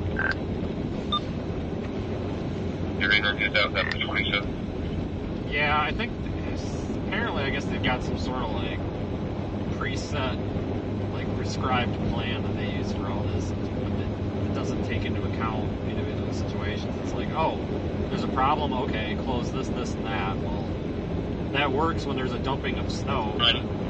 I guess what started this whole mess is going toward Lyman a ways. I guess there's a jackknife semi or something that was blocking the road and they've yet to get it cleaned up. And apparently that's what started all this, like 3 hours ago.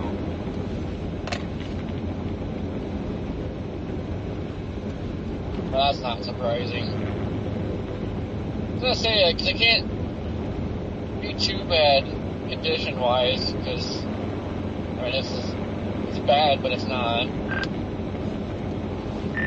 24 is fine as long as you're going slow.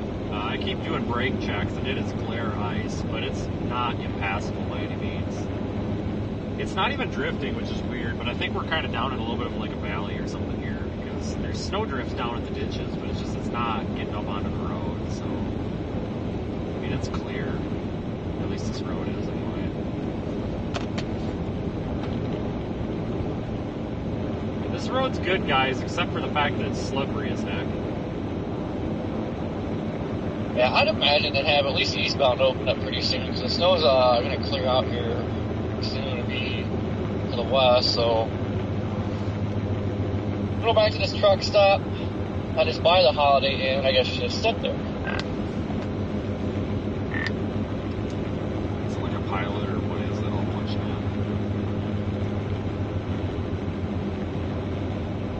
I'll tell you in a second. It was like a US 66 or something. Never mind, I know where you're at. I passed that.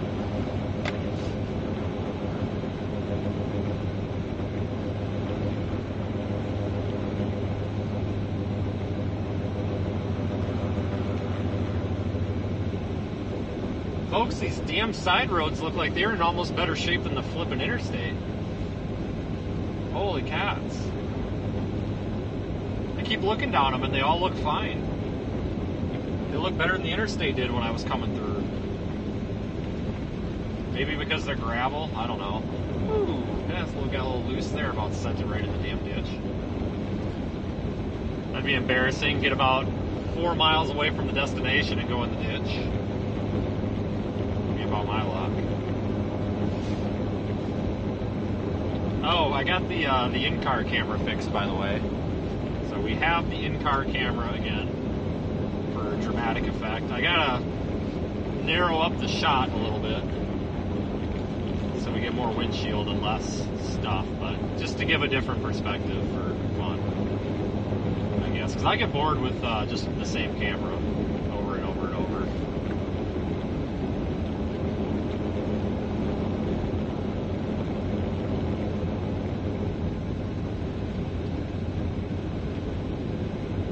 Cameras are fun. More buttons and stuff.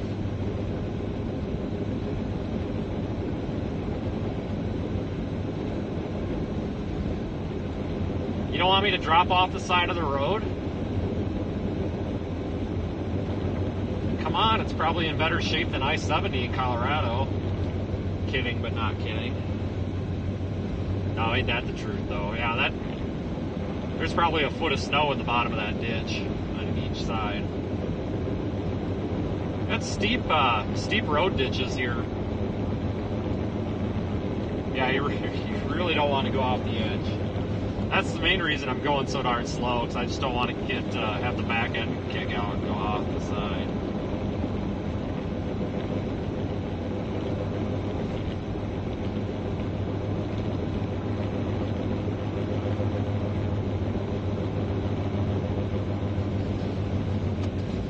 Stand by, guys. Let me stop and check adjustment on something.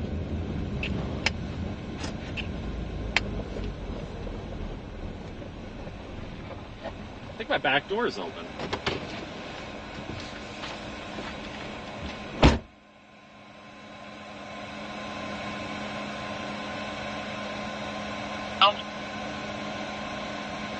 I think so. There might even be a little bit more. I think there is the same, though. Thank you.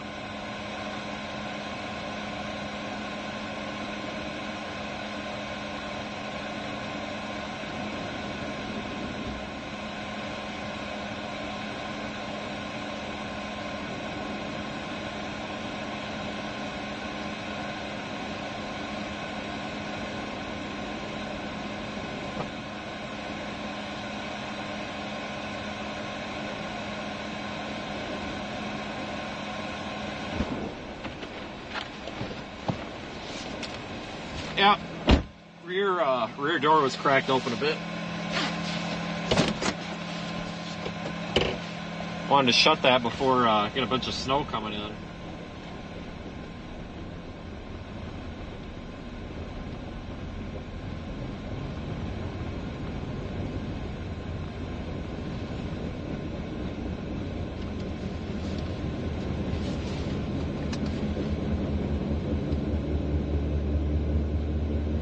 If you need anything. 10-4, will do. Thanks, Ron. 32-4, clear. 325, clear.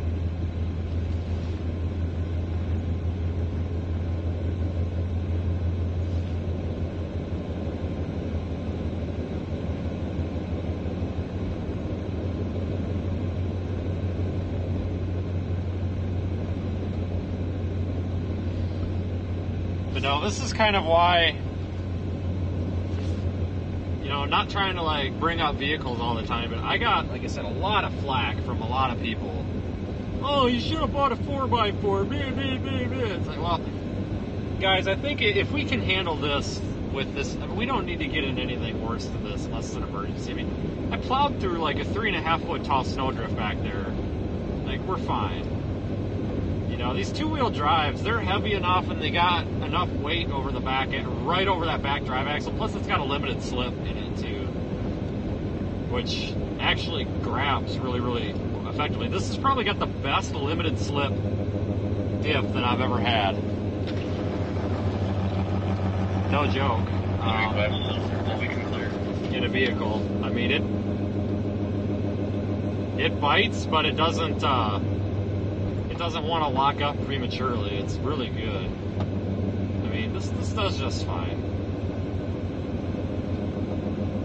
Someday when I get a new one, probably get like a 2017 or newer, get rear wheel drive for that as well.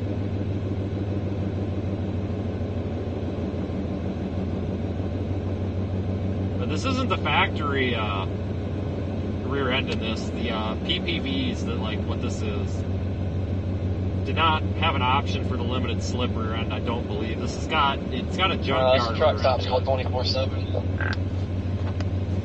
Copy that. I'm like 4 miles away. I'm doing 20 miles an hour, so I'll be there at walking speed. But I'm coming. But there must have been something wrong with the rear end, and somebody threw a junkyard one in off a regular Z71 Tahoe or something. I don't know. The tag don't match up. Dude, it is chaos here. Freaking traffic everywhere. Oh, I know. Nobody's behind me now. I can only go like 20 because some of these roads are kind of dry, and I'm afraid to pop the chain or the cables off because if it is closed up here, I'm a little bit nervous about needing to. I don't want to have to put it back on. How far down 24 westbound did you go? Do you remember? It was like 5 miles out of Goodland. It'd be the next, where the next, on and off ramp 70 would be. Okay, then it should be good, because I think I passed that. I'm gonna probably stop up here and pop these things off. Really tired of vibrating going down the road here, so I should be good then. Alright, sounds like we're clear to get into town.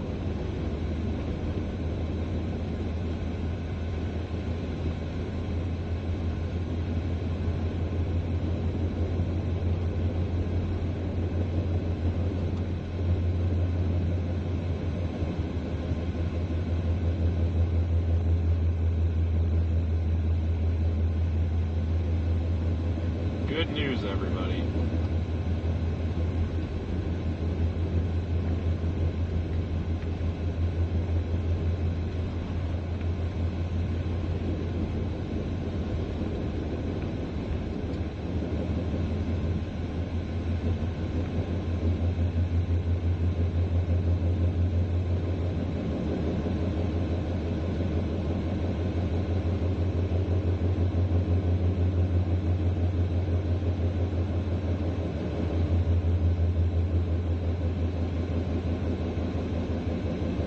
What a day, folks.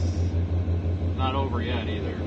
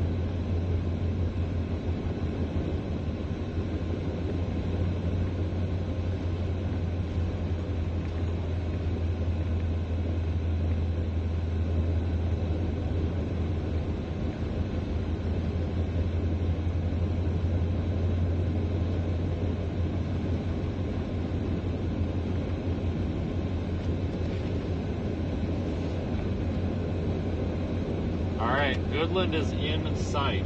I can see the truck stop sign. Yay, that's good news. We'll take the next county road and make a grand entrance on probably by plowing through a bunch of snow drifts for the hell of it. Yeah, support 1, I'm in DB by the rest area with the white Lincoln in the ditch. It is still here. The occupants are still in it. Can you confirm if there's a 41 coming? 10-4, Alex Brigadier is en route. Shouldn't be too long. Copy that. I'll let them know they'll be here in about 30 minutes or so.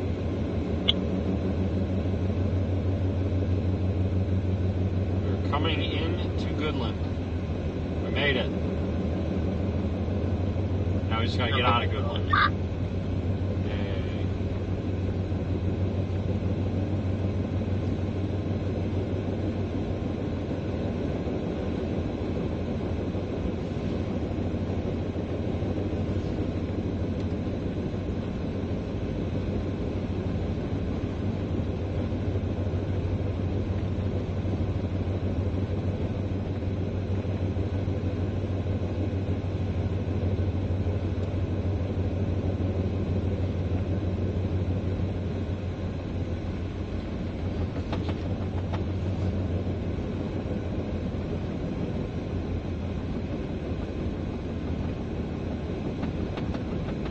Take this little county/farm road up here, go down, and then take a left, and we'll be right where Corey's at. get fuel and a bag of chips.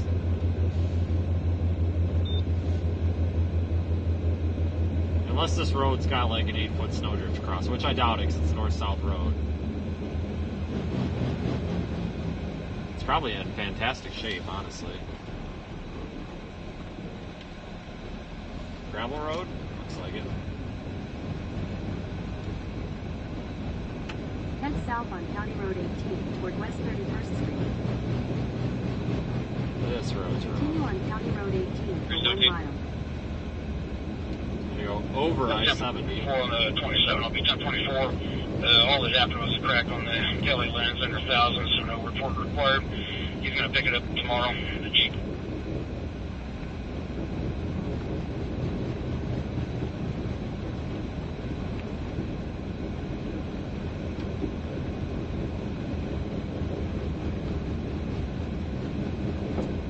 Gets there. Also, there's a red Toyota pickup in the median at mile marker 4 still.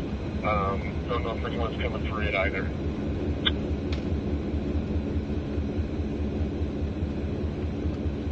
10-4, were there any occupants that you know of in the red Toyota? Support 1 Central, no, there are no occupants in the red Toyota at this time. I think they were part of the 3-car accident at the 4 and 5. And we are over I-70. Alright, got a lot of cops on 70. I don't know if they're getting ready to open it up or what they're doing. I am 0.8 of a mile from you. But I just went over 70 and it's clear.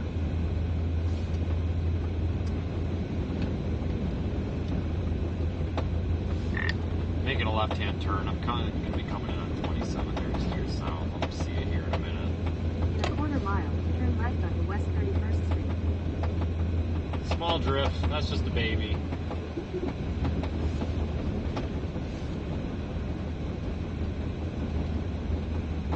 These are the kind of roads that turn really nasty muddy in severe weather because of the flooding rains.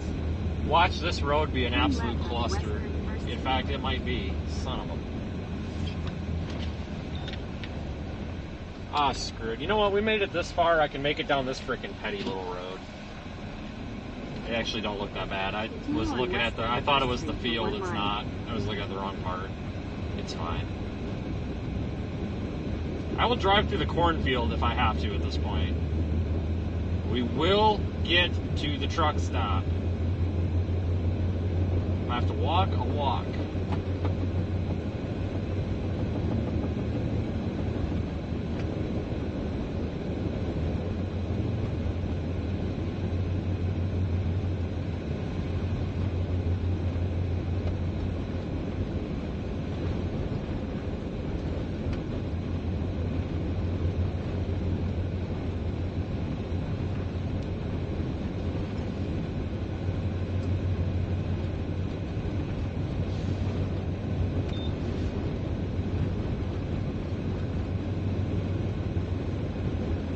This is a nasty, muddy road when it's wet.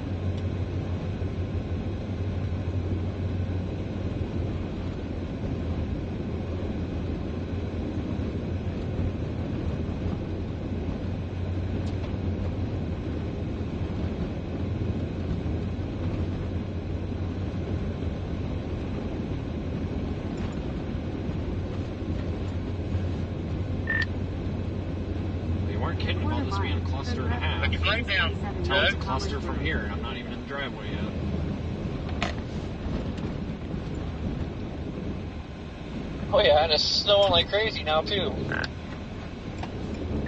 Yeah, I'm on this, I'm just turning on 27 to come up and turn in. I took this back road. I was hoping I could go plow through like a 10-foot snowdrift, but it didn't work today. Turn left on Kansas 27 north of Commerce Road.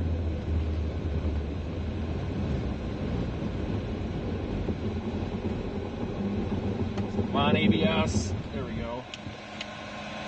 Jesus. Have they said on the scanner how long it's going to be shut down, or? No. I'm going to make a phone call when we get stopped. I'm literally just sitting here waiting for these people to go by. Now this guy's turning around. I'm just gonna walk over there at this point. Yeah, I see you over there. Continue on Kansas 27 north for 2 miles.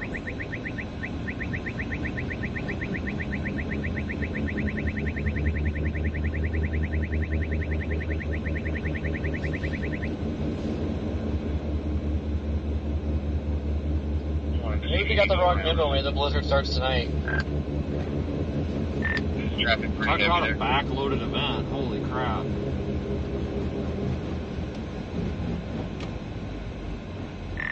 Oh, there you are. I found it. Oh, people, what are we doing here? My God. Miracle of getting in this parking lot without getting hit. Head west toward Kansas 27 north Commerce Road. Alright guys, let me de-chain.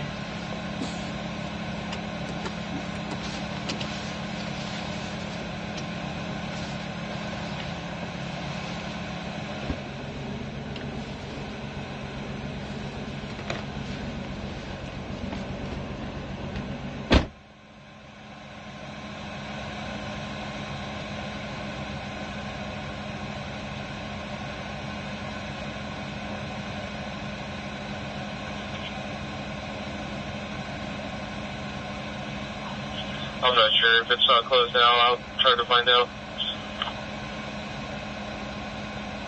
The barricade is not in place, so I didn't know if they planned on shutting it down or what their plans were. 10-4, all contact KDOT.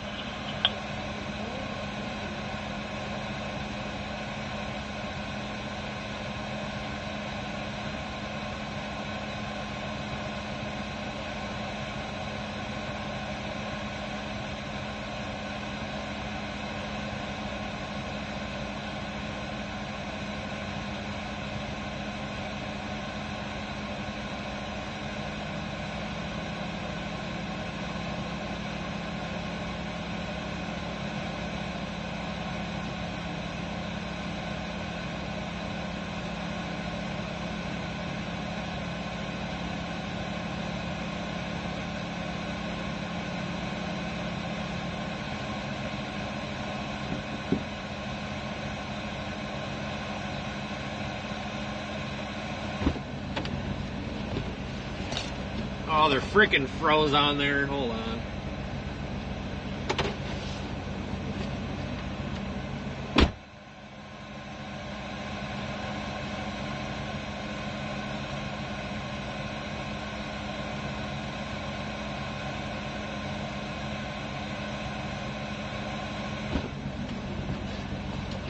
This is the problem with these things. They get froze on there, they get ice in them.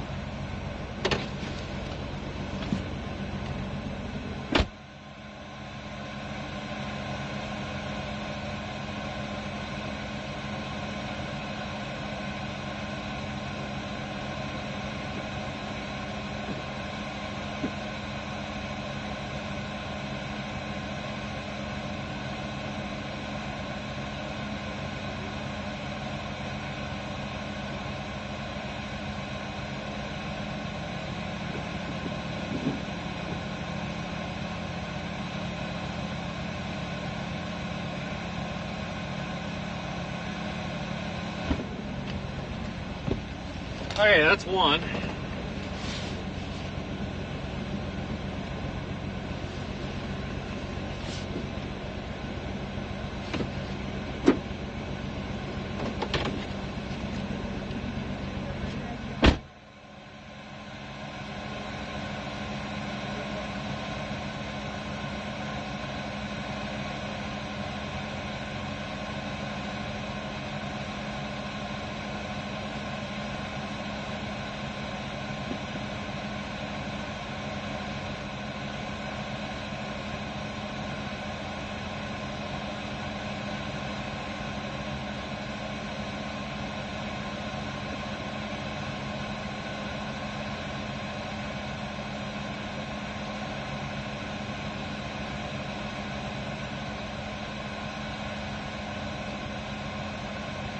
just being around to the 76 mile push for vehicle and median. Might have been a rollover. So do either.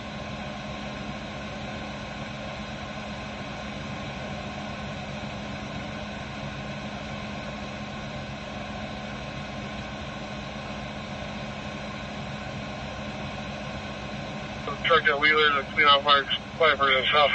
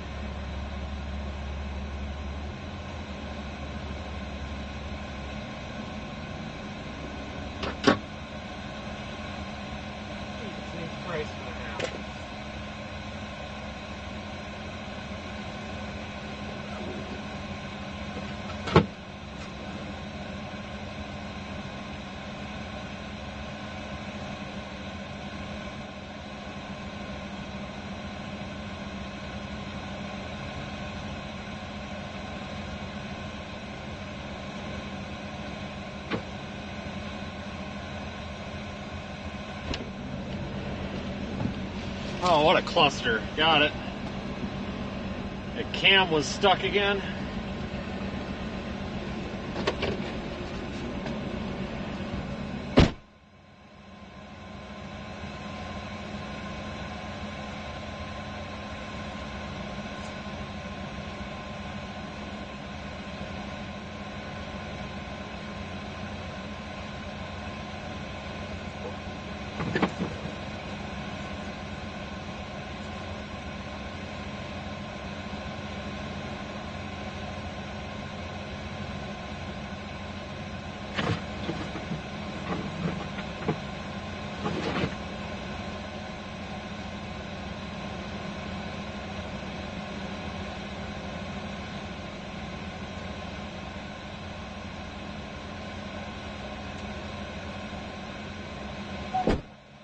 If they have anything, just hotel. Oh my god, I hate this weather. Emergency management is working on getting that set up for us now. Refer them to me, have them give me a call. I'll take their phone number down and have them call as soon as the shelter's up. Yeah. 10-4, you want to call the admin line? 10-4, please.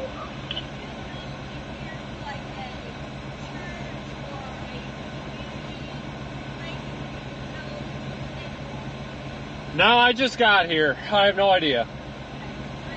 No, you're fine. No, you're fine.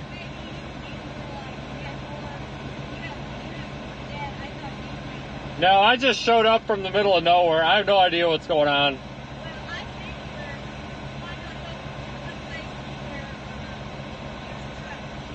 All right, go check with the hotel. See what the yeah. Yeah, they might know somebody. Howdy. We'll be here all night. I'm sorry? Are we going to be here all night? I have no idea, sir. I just got to get gas. I just came from the middle of nowhere. I've got no idea.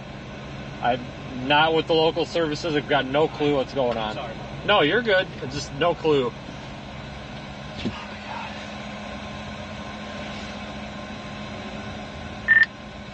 I'm just going to get gas quick.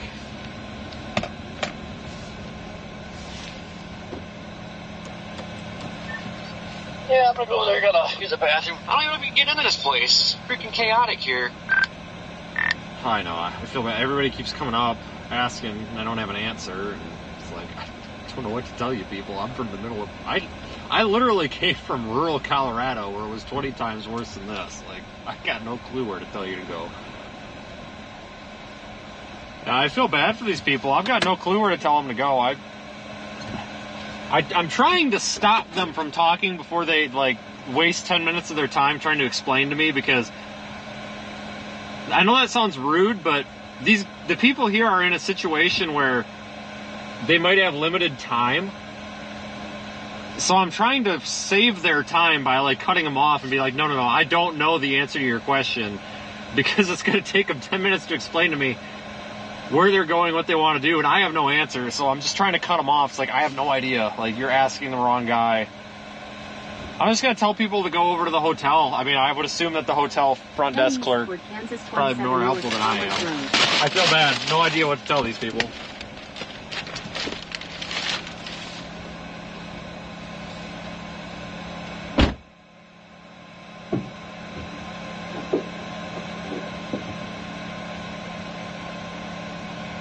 KHB unit that arrives at the 76, stay on the north side of the bridge.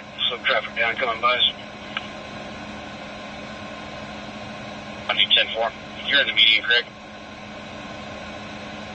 10-4. This vehicle was eastbound at the time and rolled in the median. 10-4.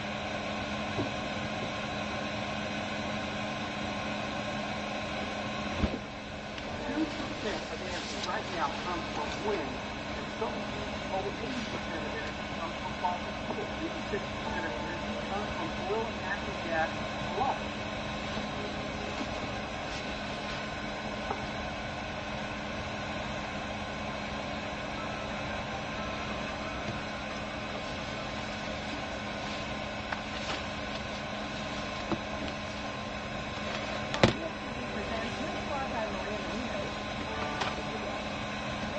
That's 10-4, correct. Thank you.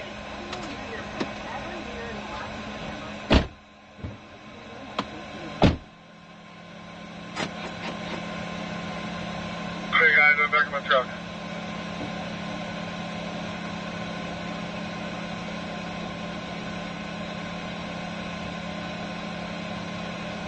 Just so I can get that park by the landfill cleaned off. Head east. Suburb City, just so you know. 10-4.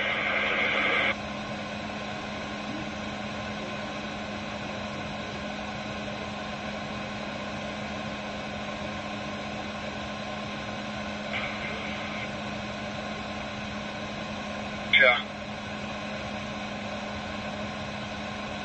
I think 161, I'll probably hold till they get in. 10-4.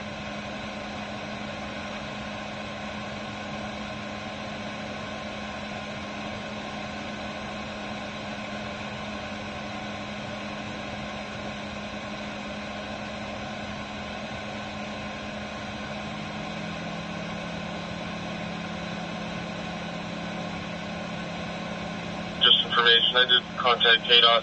They advised there is no plan to close 27 at this time.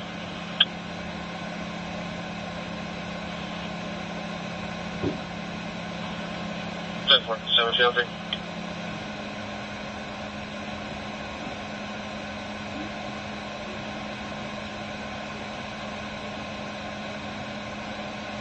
10-4, where you at, Carl?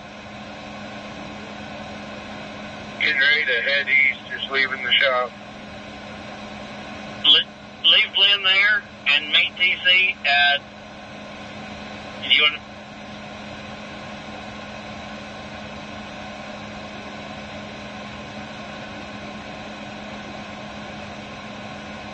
Tristan. 10-4. 10-4, thank you.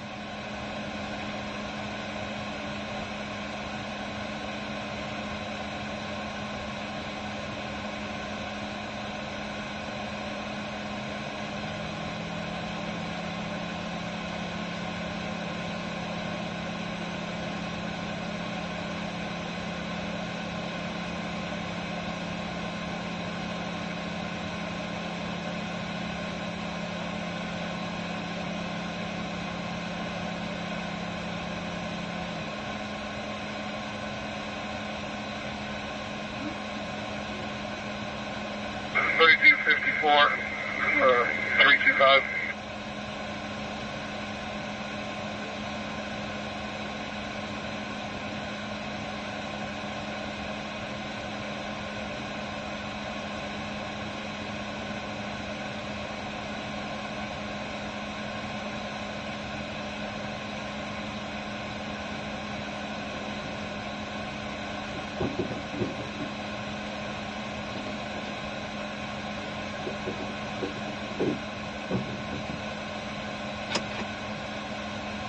.259 to 325.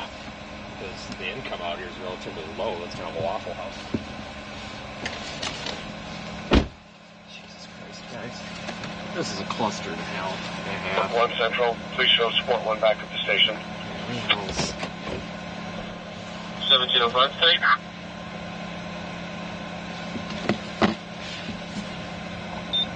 Shut all lights off so that people don't think that I'm important. Because I have no...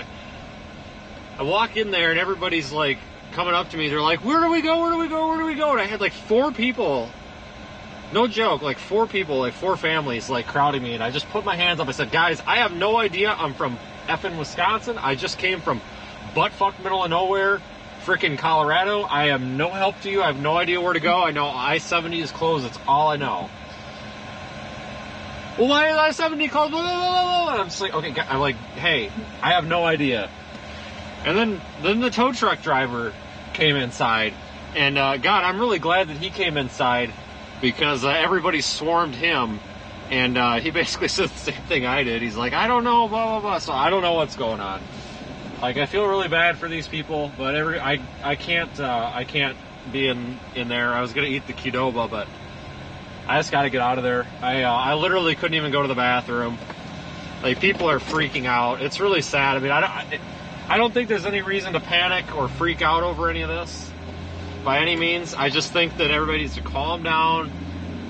It's not like the interstate's going to be closed for a week. It's probably going to be open, I would assume, soon. I don't know why it's closed. If you know anybody out here, or if you're out here or something, or like, it's more importantly, if you know someone out here, tell them to just chill out. It's all right. If there's people coming up to me that are worried about literally freezing in their car tonight, and I'm like, well, you're at a gas station, so you're not going to run out of fuel. There's hotel lobbies across. Like, it's just like, just calm down, everybody. You know, if you know anybody out here and they're panicking, tell them to just calm down. Like, it's going to be all right. I promise. It's just the interstate. There's plenty of businesses here. This isn't the middle of nowhere. It's okay. I'm assuming the stuff's going to be open soon. Trust me, they don't want this shit closed any more than it has to be.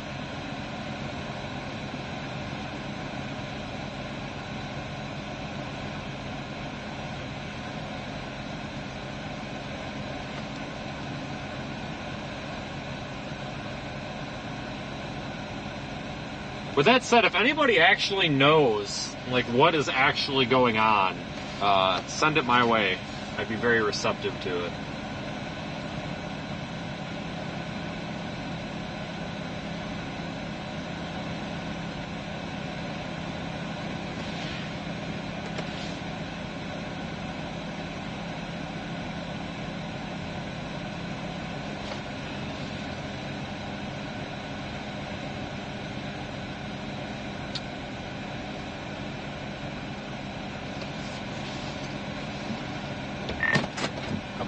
investigate. Alright, I'm gonna go investigate. I don't want to be a sitting duck here. I'm gonna go figure out what the hell's What's going that? on. I just said I'm gonna go investigate. I don't want to sit here and be a sitting duck. I'm gonna figure out what the hell's going on. Find somebody that knows something. And then if that doesn't work, I'm gonna go sit in the Holiday Inn lobby. I gotta get the hell out of the car.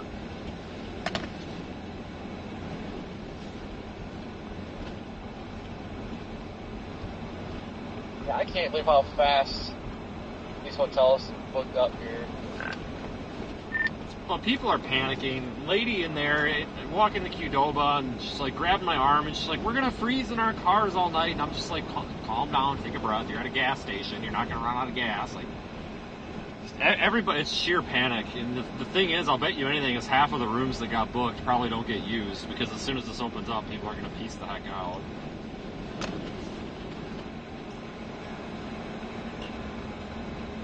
Oh, I'm sure. I mean, I don't know how much longer it's supposed to snow. I thought it was going to be over by now, but I'd imagine it'd be open soon. I still don't know why it's closed eastbound. This is really, unless I'm missing something, this is really ignorant. I'm assuming I'm missing something, but it was fine all the way up until Goodland.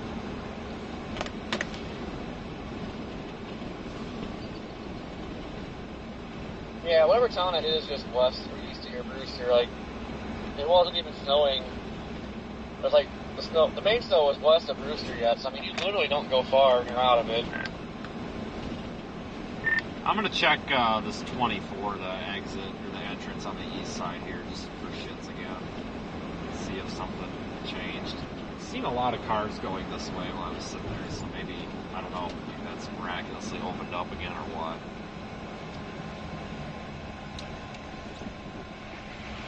I think people are just panicking, driving around, trying to find a way out.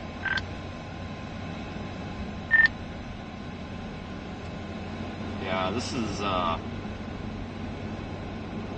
don't know, this doesn't make a lot of sense to me. I've been out here before when they've closed stuff, but typically they reroute you onto a state route and then say, good luck, you're on your own. I've never had them close the entrances onto 70 that go away from the chaos. You know what I mean? Like, I've never seen that before. Usually it's the direction going into it. And the only time I've seen them close the entrances completely is when there's like 10 feet of snow and you literally can't go down the road. Never seen it closed when the road is clear. Tomorrow, it's been wrapped with crime scene tape. Yeah, that's what threw me off, especially going east. I don't. Maybe they're just trying to close everything down to boost the economy here in Goodland. Well, then they better put in a Waffle House or something. I feel like I'm getting shafted here.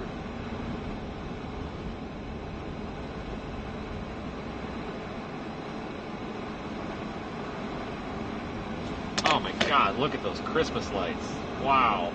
Fantastic. 10 out of 10. Frickin' see that place from the moon. Well, thanks for joining me on today's episode of Locked on the fucking island known as Goodland, Kansas. Sorry, but that's kind of how I feel right now. Honestly, guys, I'm not trying to sound arrogant, but if it was just me out here, I would totally take a back road. But Corey's in a front-wheel drive sedan, and I don't think he wants to subject himself to that. And that's fine. I'm not going to just leave his ass out here. That would be really crappy of me. So I'm not going to do that. So I'm going to find us a way to get the hell out of here that everybody can utilize.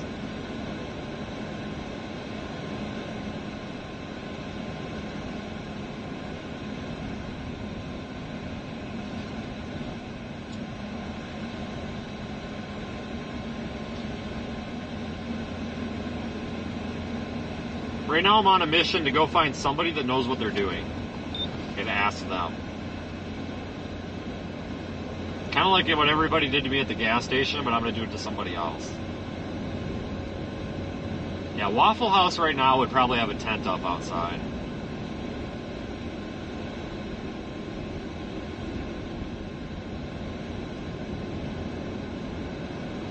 Oh, wow. Nice Christmas lights on the right. 10 out of 10.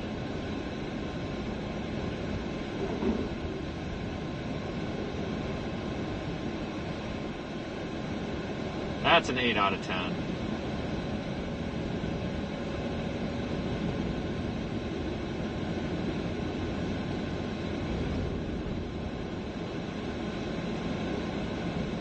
Guys, don't get huffy about the joke about closing I-70 to boost the economy. It was a joke. I'm not going to walk around with a stick up my ass like some people do and politically correct this, politically correct that. I'm here to have fun. So, it's just a joke. It's just a joke. That's all it is. And it's not saving any fucking lives right now. I hate to be that way, but eastbound I-70, unless I'm missing something. If I'm missing something, I will eat my words gladly.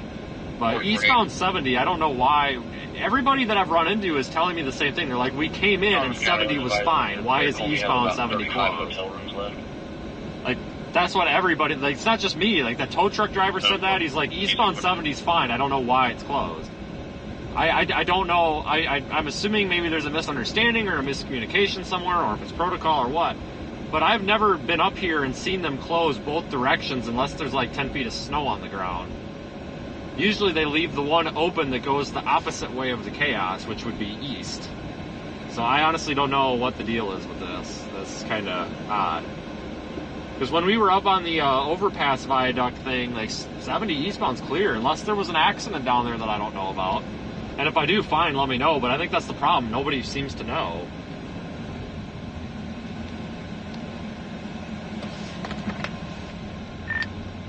Hey, I'm going to check up Ack Road.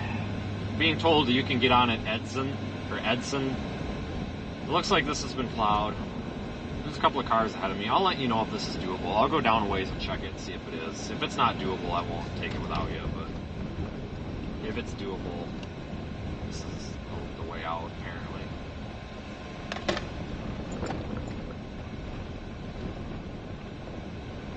This guy just pieced the hell out in the middle of the road. The median of the 5. S&M just passed me and they're headed out to grab it now.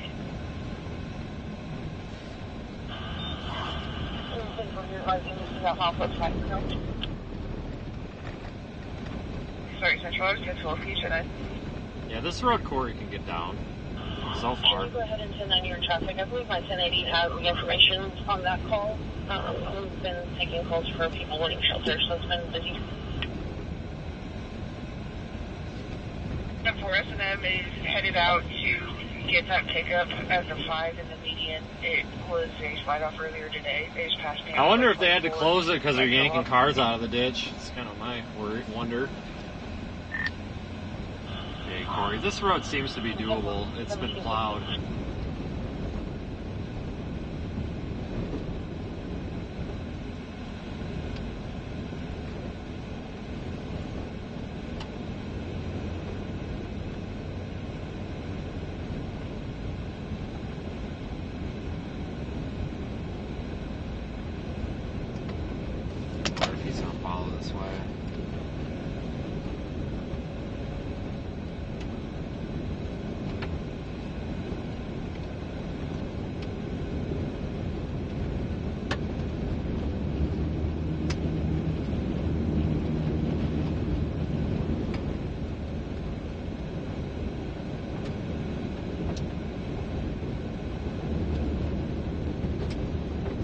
Told to try Edson.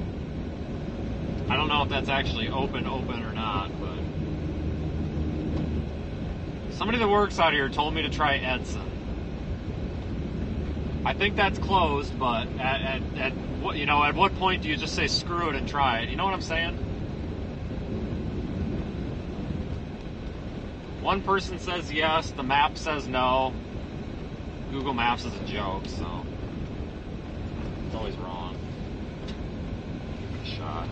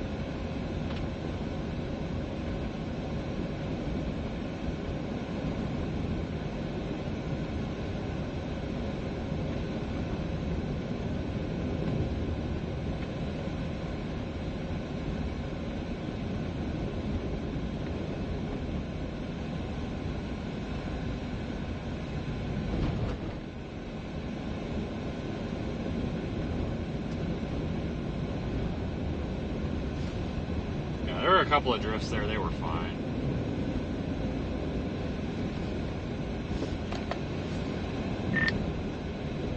Corey, if you try this way, I can come back up there and kind of walk you through how I got through here. The first part was fine, just a little bit icy, but when you take the left turn, it's like a gravel road, but it's definitely plowed.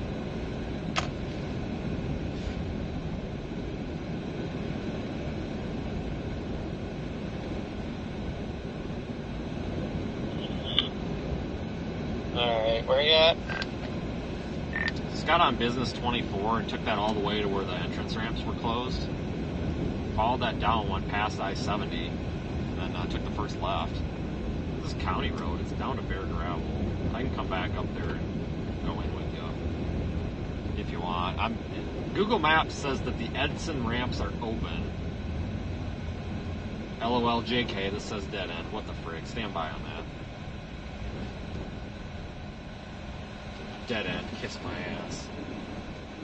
Okay, this may or may not be a dead end, so I'll advise. Don't bother with it yet.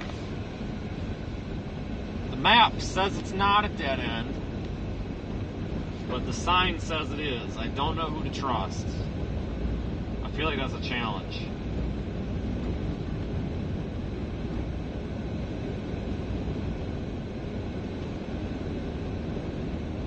$32.54 to 325. It's just an adventure at this point.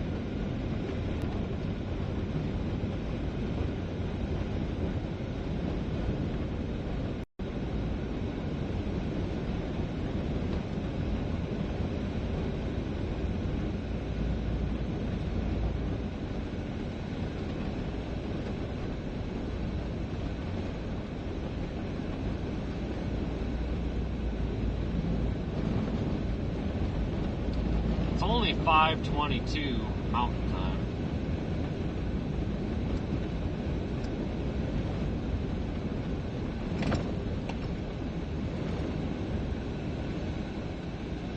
I was supposed to turn there.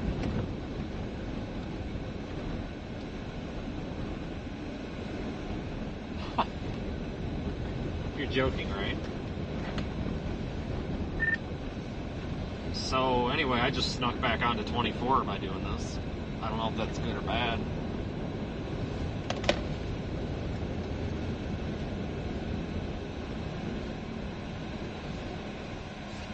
Let's go investigate.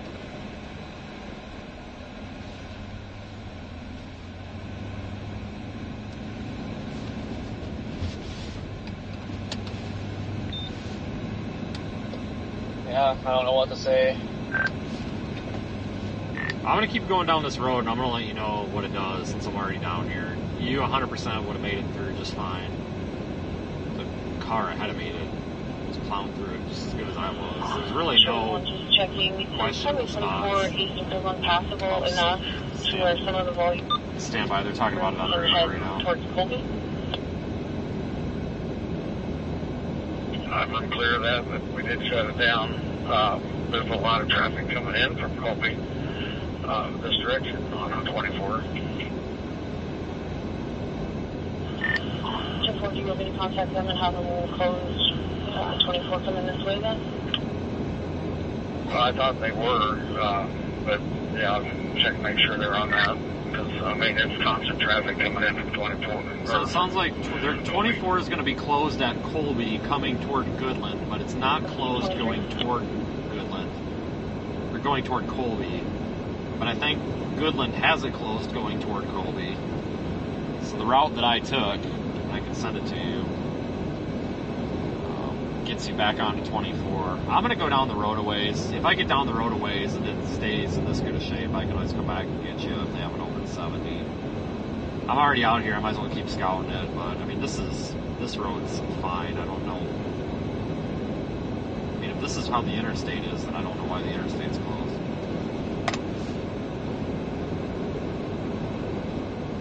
Yeah, and it should only approve the further east you go.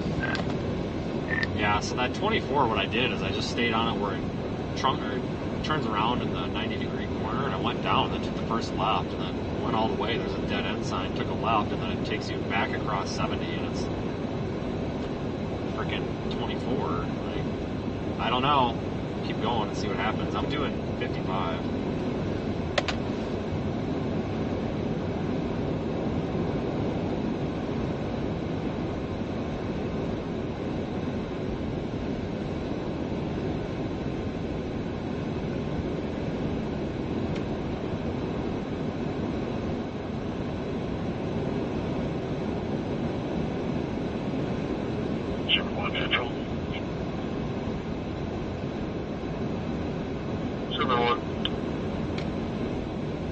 Just further information, I heard Thomas County checking for rooms about 45 minutes ago, and I think they just only had like 30 left.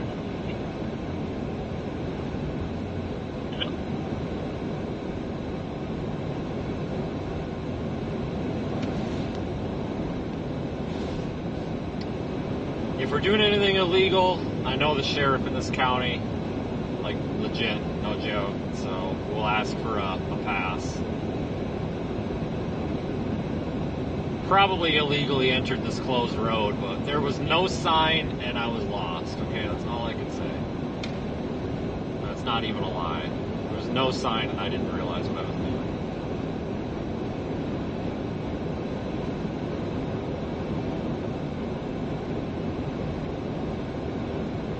I think that a lot of the issues would be solved if there was some sort of press release or something saying why and approximately how long. Because I think there's just a lot of panic going on. People are panic buying hotel rooms, panic buying this, and everything. That's why Goodland is such a mess right now. They're just panic buying. They're freaking out. Like, I wish there was just a little bit more information being put out there. And it very well could be being put out there. Nobody's just able to receive it because everybody's panicking, you know.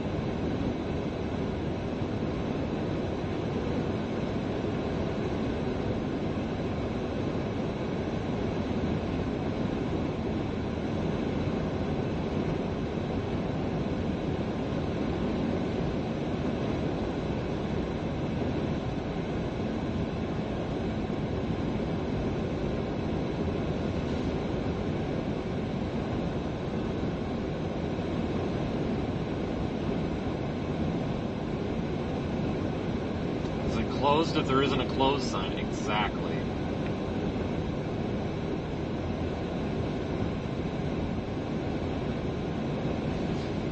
Exactly. Guys, I'm really not worried about getting stuck out here. I'll be honest with you, if somebody tries to harm or anything to me, that will not be a good decision for them, and that's all I'm going to say.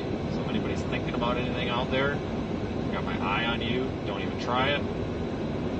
But I'm really not worried about getting stuck because I'm driving down pavement that's pretty dry. It's got some powder on it, but it's dry, and everything's all good.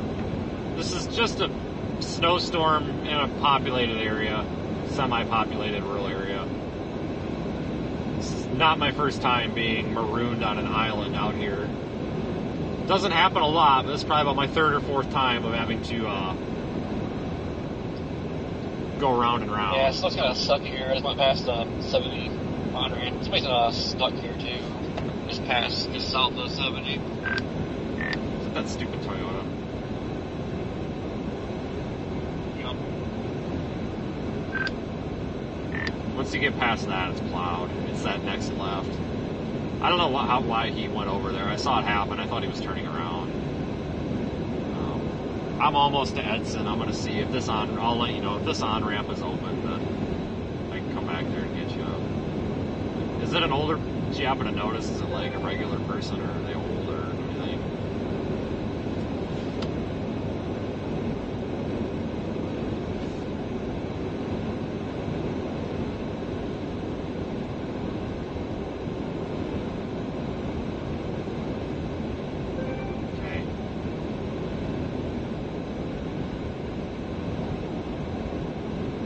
Edson. Moment of truth, we're about to find out.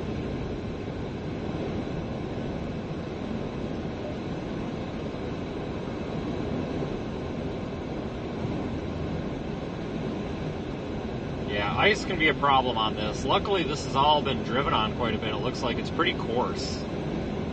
You get that kind of coarse ice, it's not nearly as dangerous as that smooth stuff.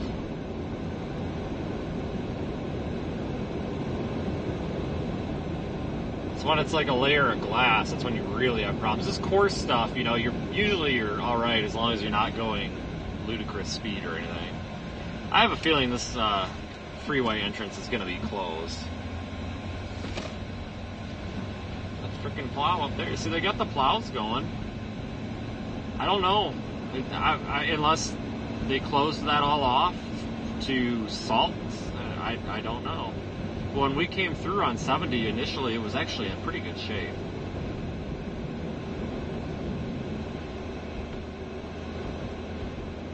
I guess that Toyota car did get stuck. I'm waiting to hear back from Corey. If they're like elderly or something, we're going to figure something out for them too. Probably could pull them out pretty easily. Give them a tug.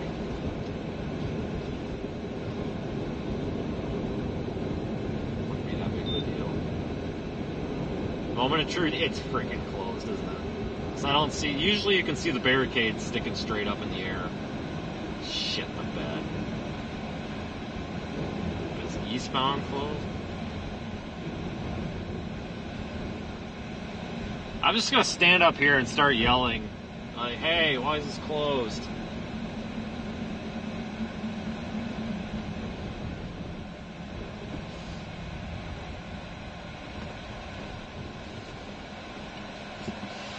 And for the first person that I know is about to comment, oh, just sneak around the gate, I can't. Like, I physically cannot fit my truck between the gate and the guardrail. Nice try. It's closed, I'm returning. If they need a tug, I can give them a pull. I know somebody was about to say that. Hey, just go around the gate. Yeah, I'm not gonna lie, it crossed my mind, but I can't get around it.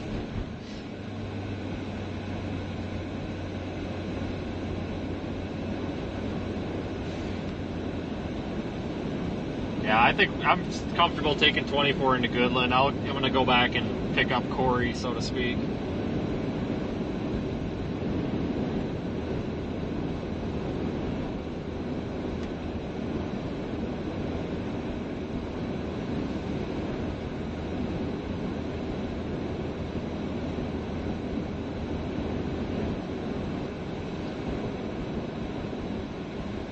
Is this my road?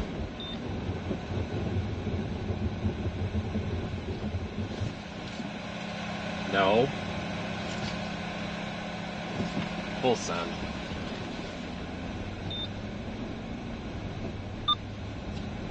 I'll let you know if this is a bad idea. This is gravel, though. I actually feel a little more comfortable on these gravel roads because they get that texture to them.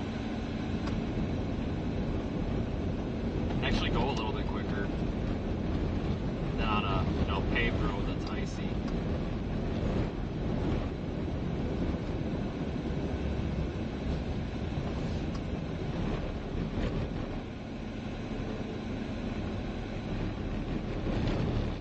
Not gonna lie, I'm loving every minute of this. Like, I hope we can find some giant drifts to plow through. Like, that would just really make the day better. Like, 8-foot drift, just nail it. Oh shit, hold on here. I want to turn there. Well, too late now, we're committed.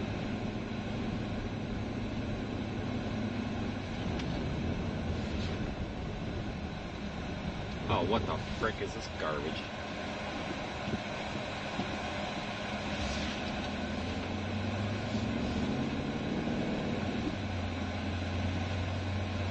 This looks a little bit questionable. That's not a good sign. Large four-wheel drive truck stuck in the ditch. Not good. Can I get through that?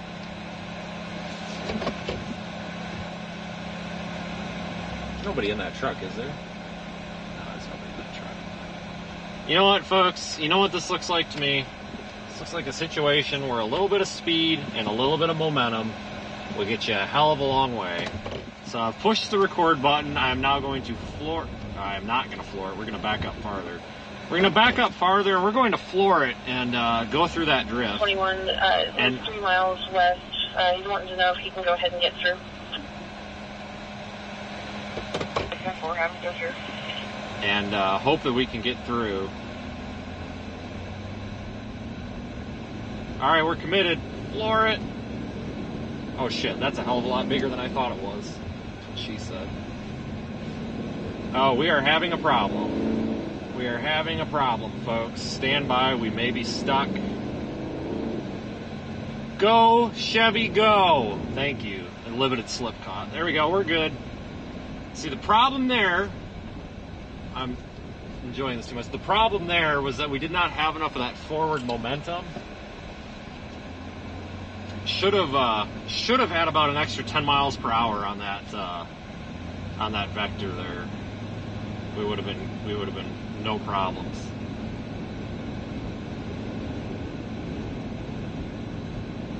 Oh, but it's not 4-wheel drive. Yeah, well, you know what was 4-wheel drive? That F-250 in the ditch. So he probably just didn't have enough of that forward momentum. I'm telling you guys, you can get through as much snow as you want as long as you can go fast enough. The problem is stopping on the other side. That's all I'm saying. But also take note. Now.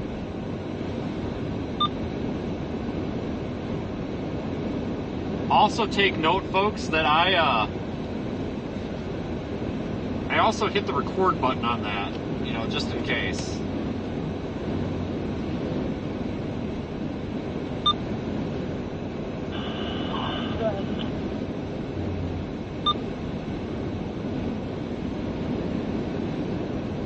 Slide off on counter at 62, right on the cross. I was flagged down saying that a woman and some kids slid off the ditch.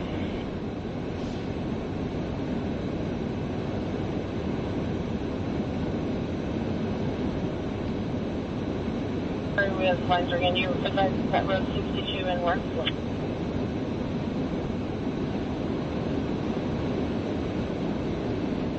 62, I don't have a cross or a general location.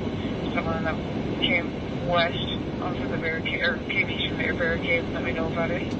Hey, you got a 2013 PPV? Yes, and folks, I know I'm on the wrong side of the road. I'm literally picking the spot that has the least amount of wheel slip. Yeah. I don't know what tires you got on there. I've got Dynapro AT2s or 3s or ATX, whatever. Those like super aggressive Dynapros. Freaking awesome. Beautiful. I'm assuming yours is 2-wheel drive, because I don't think they had a 4-wheel drive PPV until like 16, but yeah, this is a 2010 PPV, and I'm happy with it in the snow. Winter tires better than 4-wheel drive? Yeah, I completely agree with that, 100%.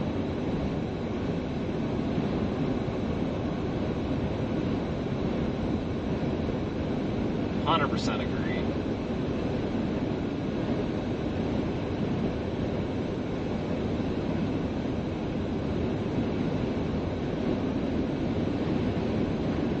If we would have got stuck in that snowdrift, I was pretty confident that we could have shoveled out of it. That's why I felt like we could give it a full send. Like I said, that was 100% my fault if we would have got stuck. It had needed at least to add 10 miles per hour to that. I guarantee you, if we would have hit that at 25 miles an hour instead of 15, which I know was pretty pathetic, we would have hit that at 25, we would have glided right over the top of that SLB. Guaranteed. Just, I couldn't get enough traction, and I said, you know what, we're committed at this point. If I would have stomped on the brakes, we would have got stuck, so the hell with it. Send it. What's the worst that happens? You get stuck and you shovel your truck out for the next 45 minutes? I mean, could be worse. Oh yeah, this is a pastime for me, people. When I was in high school, we literally used to take the shittiest vehicles we could find and just go see how much snow we could drive through before they get stuck. 100%. consider myself a professional snow driver. Like, we would spend all night just driving through snow. Like, we would take the junkiest piece of crap cars we could find with bald tires and just, like, see how much that it would take to actually get them stuck. Surprisingly, quite a bit. Again, it goes back to that speed. That you got to get that forward momentum, especially on a heavy vehicle like this. If you can utilize that weight to your advantage. You get that 5,000-pound rock going at 30, 40 miles an hour, you're going through the snow. The problem is stopping at the other side or jerking the wheel and sliding into the ditch. So, use at your discretion, but...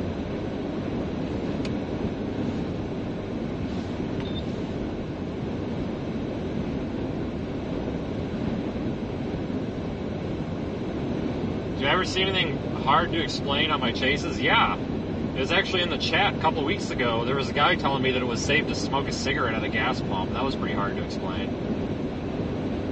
I had a real hard time explaining to him that was bad. Call, so let me know if you read through that and you need something else. We're standing by trying to find a hotel room for them. They're filling up there pretty quick in Oakley also. You know, I've had some pretty interesting encounters with just it's mostly people. Run into some strange ducks out here. It's people tripping out, wanting money. Corey, I'm about 3 minutes out.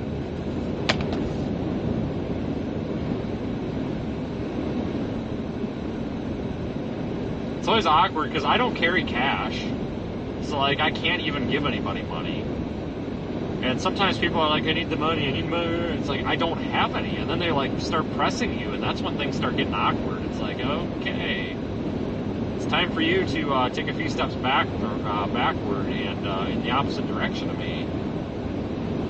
And that's where, like I said, that's where it gets awkward, because that's when people start getting funny. A lot of times people don't like to be told to go away.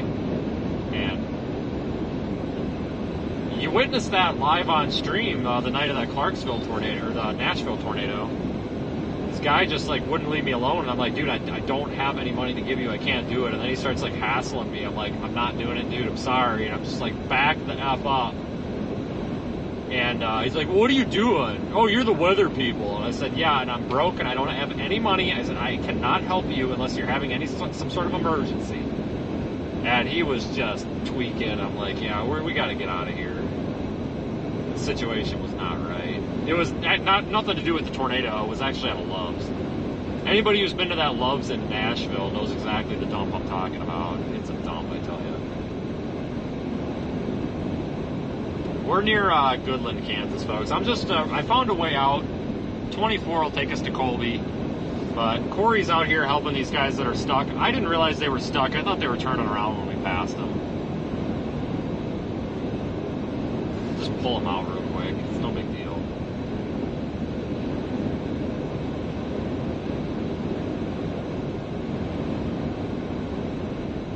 And for all the haters, I'm going down the middle and left side of the road. There's less wheel slip over here.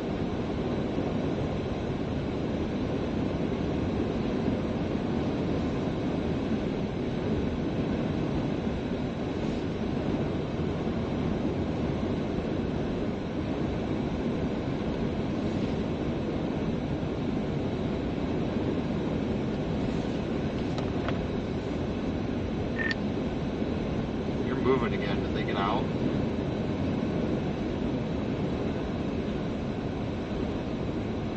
Yeah, I got them out.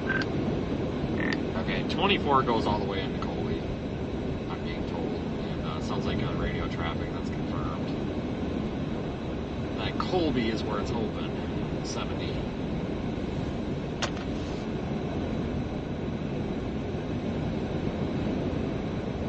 Alright, how bad was it?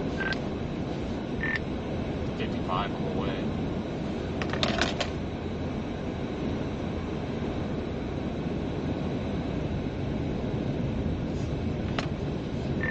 I'm probably actually about to cross paths with you, because I'm on 24 right now, coming in kind of backwards opposite. So I just flipped around. Oh, alright, you're coming back into town? Yeah, so know if you'll be able to get by this cop. I'm just gonna whiz right by him and probably just make the original loop I did. I don't know what your ideas or plans are. I'm probably just gonna take 24 at this point and start rolling. I don't know what's going on. I'm hearing that there's only 30 rooms left, and they're all in Oakley, which is way east of here. Like the cops are having a hard time finding room for people. Like, this is a small scale, like, cluster and a half.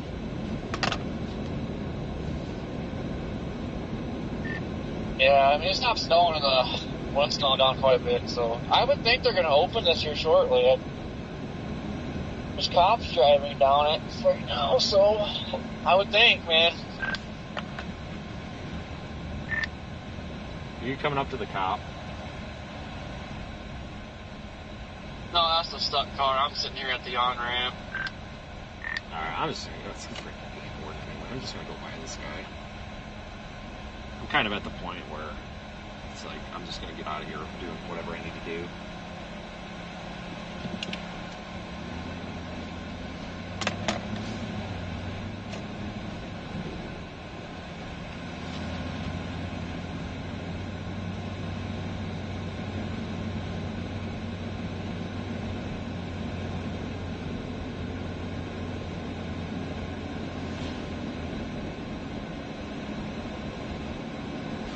Kind of at the point where it's like, just figure it out, my man. Figure it out.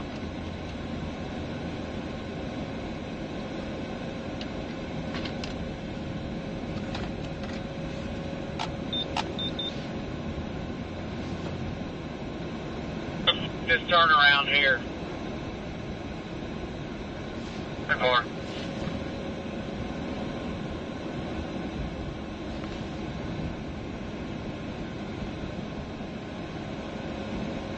Yeah, I think that's all on you from our report. 7-4.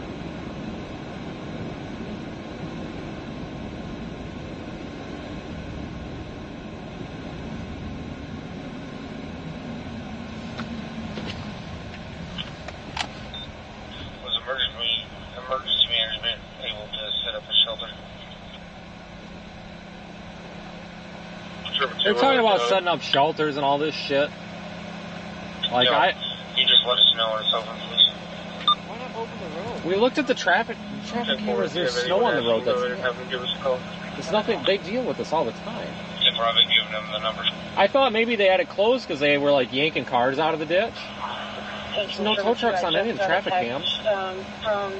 Which, you know, I thought would have made sense. Like, maybe they just wanted to get everybody out quick, but... Again, the Methodist Church, we may need assistance in helping people park around that area, so limited parking. I honestly don't know how they're getting on it, because you can't drive around any of these things. People that need sheltering. Unless they're getting out and letting themselves on, but... Chief of PD officer will be able to help with that. Well, it doesn't make any sense. Different roads, but we will send it to the Methodist Church. Well, these plows keep going back and forth, but I don't know what the hell they're plowing. Because when I go up on these overpass things, there's no... Like, the road's clean. So unless there's something up there, but there's like no press release, no info, no anything. Like, nobody's, like, none of these cops seem to know either. Yeah, I can understand shutting down the westbound, but I don't understand the eastbound. No. At least from here. Because I don't know, I didn't go any further when that car was stuck. It's like, I don't feel like getting stuck. It's not bad, I don't know. I'm going to go back down that way. It's fine once you get 24. I don't know why he got stuck. I saw him, he was turning around and then he stopped. I didn't know he was stuck or whatever. West 12, 312, West 12. I jumped in the car and got him out. People thinking pass through the address and let you know. How long are you on that road for? Mile and a half. 2 forecast. You go down here, it's first left, and then you go just over 70, and that's 24. The only reason you can't go up here is that game warden's got it shut down. Which doesn't make any sense to me, because they're talking about having 24 or whatever open to Colby, but they want it closed coming this way. So I don't know why. I think... If you should be able to go up there, then they should let you go through It's open in the morning. He's turning people around, but there's nobody else past this all the way to Colby. So I don't know, but I think part of the problem is nobody knows exactly what the hell is going on, and people are just kind of, improvising. Oh, shit. Lady, we don't know anything.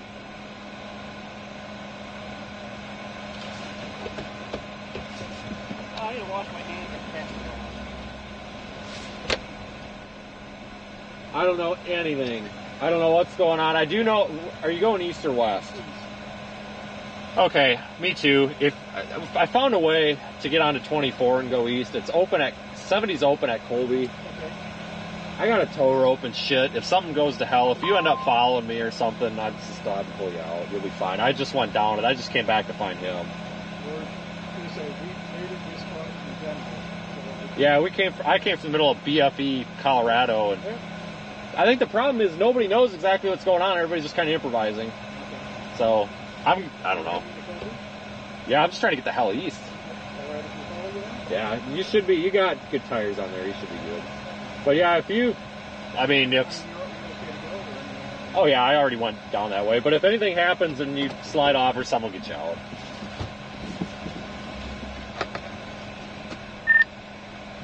He's gonna follow to Colby. I told him if he follows behind me and he gets stuck, I'll pull him out.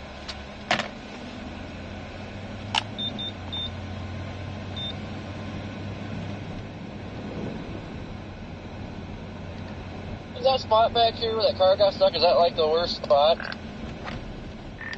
Yeah, that's why I don't know why he got stuck there.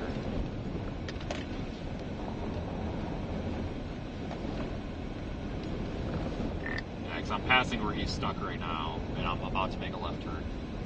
No joke.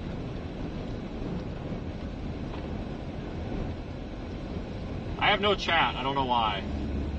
Sorry, guys. Hopefully it'll come back here soon. Waukene, Kate up just said they're going to have to push it back to Waukene. When you get there, can you set on the gate, and then I'll have 490 head there to relieve you so you can head home. Alright, I'm gonna try it. Okay, I'm making a left turn here. It's going to be the first road. There's a shed over here with a yard light on. It's SH63, and once you turn, it is a plowed road. I'll go slow. There's a little bit of a drift here at the corner, but it's fine. Get there before 3:30, then you can head home. You can sit on it.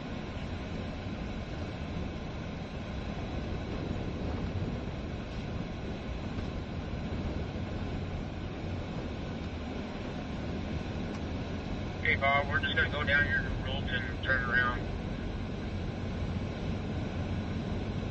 Well, we'll have to open the gate, so I was thinking of going past the rest area, doing that turnaround by the rest area, so we don't have to open any gates. We can do that.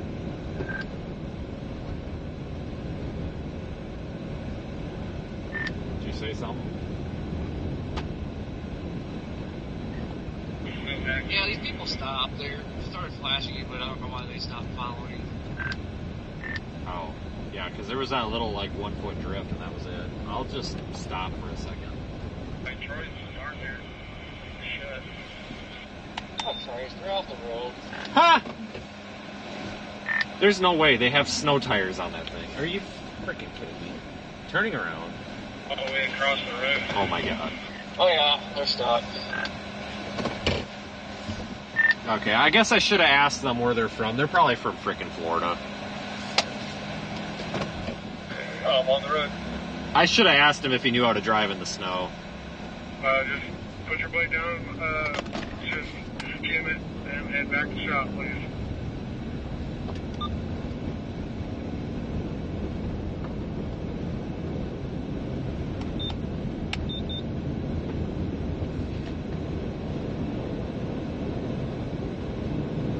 Boy, what an adventure. Wish I had the chat.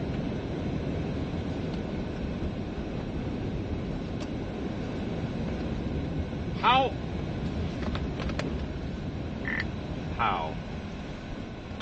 How did they do this? They just straight up missed the road.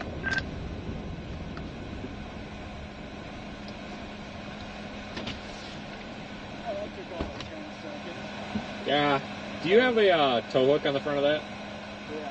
All right. I'll get lined up. Not your fault, man. It's slippery out. Yeah, I think you just missed the road. Because that's not the road. So I think it's not your fault. If that was the road, you would have been fine.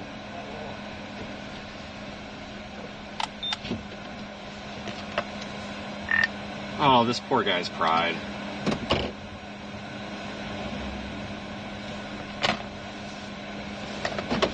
This poor guy. Jesus Christ.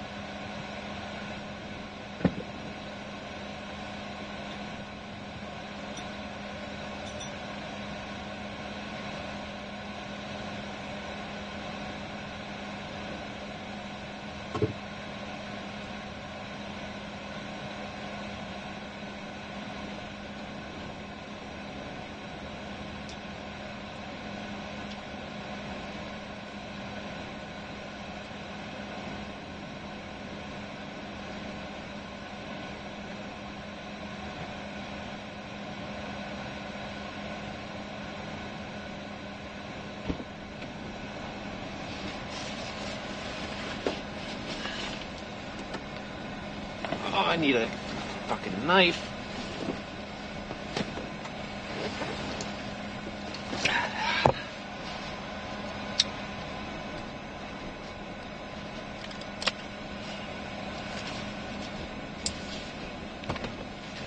Around the corner, that's the closest hotel we can find for him. Mileage, stand by, it's not loading. It's 18173. The passenger is being transported by Gulf County Sheriff's Department.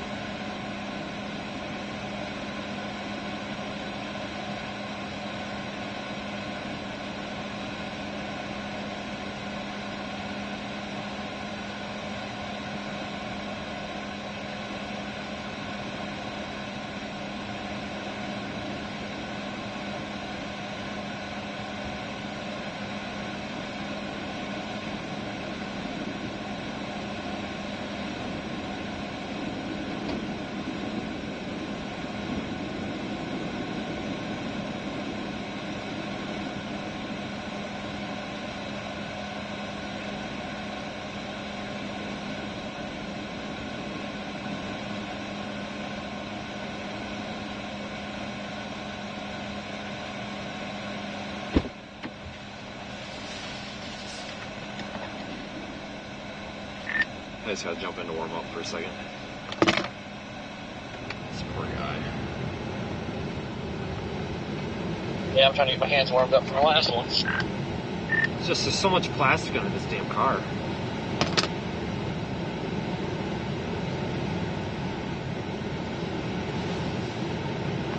Yeah, I wouldn't be surprised if something gets broken on this.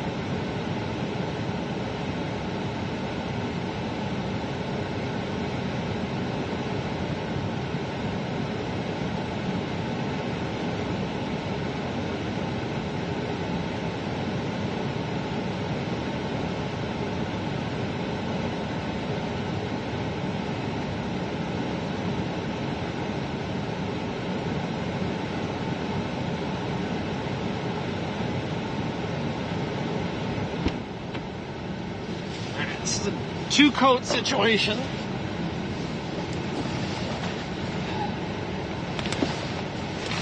It's been upgraded to 2 coats.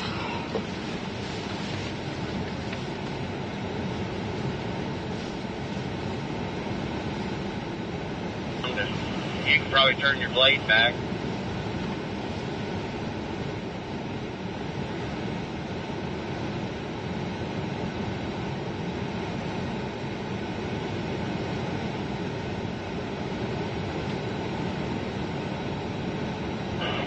Pretty slick through here. You've been treating this. Been putting some down. Or, yeah, treat her up when it's good and slick.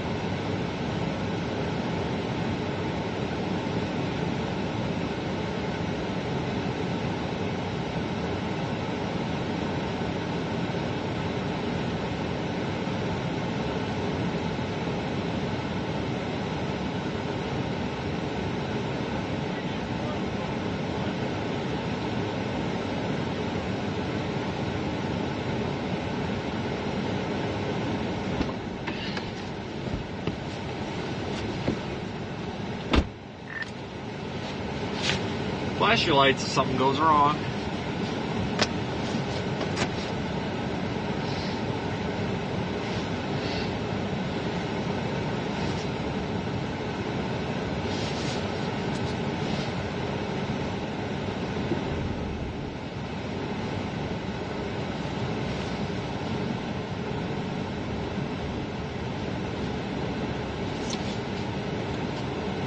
It's just going further in.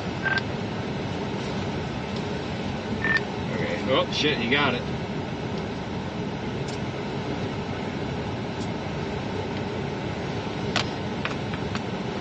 Unreal.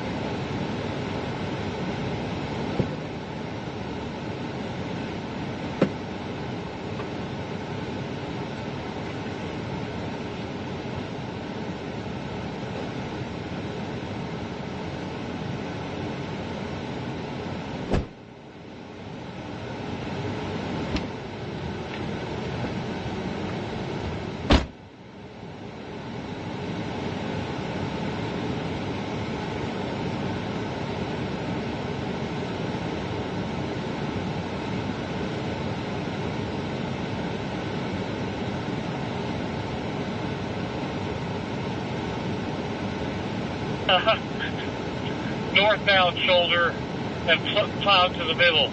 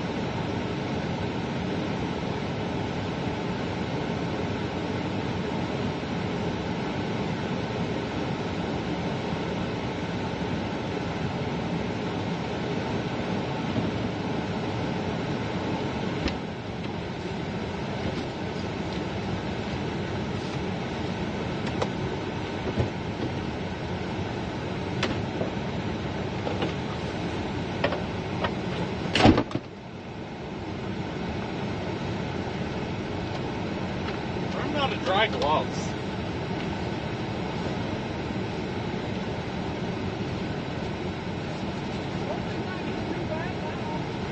No, the road wasn't drifted because the way the wind's blowing, I guess. I don't know.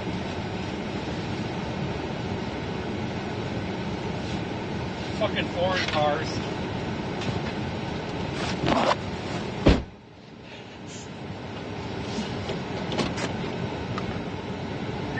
I'm just gonna go down here and spin around.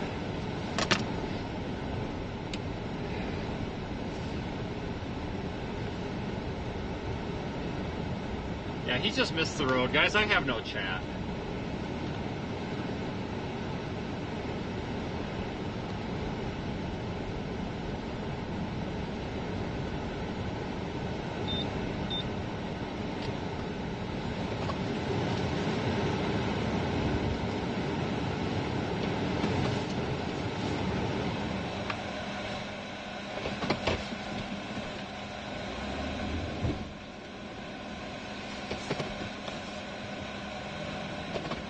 I feel like the way I'm turning around might be a bad idea.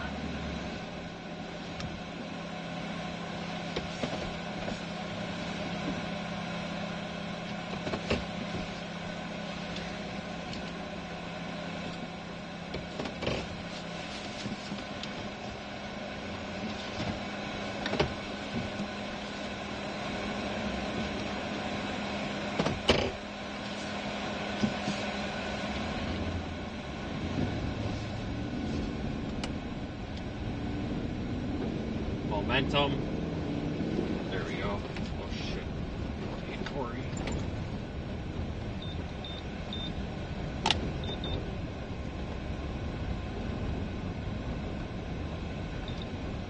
That poor guy's pride is so hurt.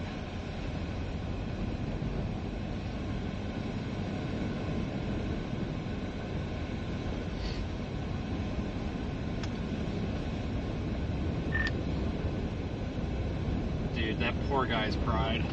Feels so bad.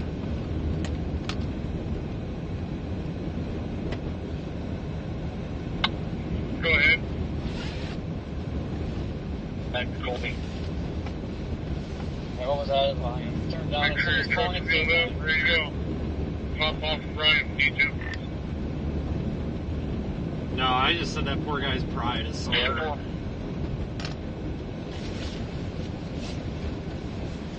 Yeah, I see what he did there. He turned trying to miss that big drift, but then he went straight off the road. Well, his wife or whatever was like muttering too, like, shouldn't have even done that. Like, well, I don't know. I don't mind helping, but when somebody's able-bodied like that, it's like, yep, you crawl under your car and dig, because I'm about to freeze my ass off. But I actually was surprised at that pull. Then he kind of clawed himself out. I thought he was kind of screwed. So. Yeah, because he kept going, and then, like, as soon as you stopped, for some reason he popped right out. It's like, okay, it made no sense. Okay, this filled in a little bit. Just keep giving it. Oh, shit. Hold on. Do not proceed any further. This is where we turn left. I might want to, if you're behind him, see if you got a path. Otherwise, I can come through there and bust that drift up for you. That's the last drift that we have to deal with. Let me know what you think. This one right here by the pole. Well, it's pretty icky. Let me know. I can come through there and tromp it down. I'm trucking through it. Alright, seems to be quite a bit of bite underneath of it.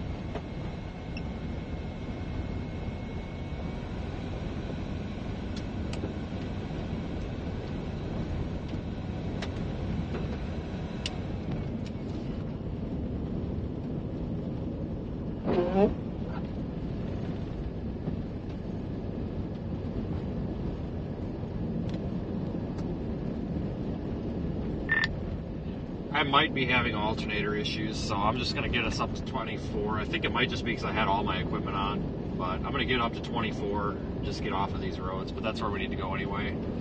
If you fall behind or need anything, let me know.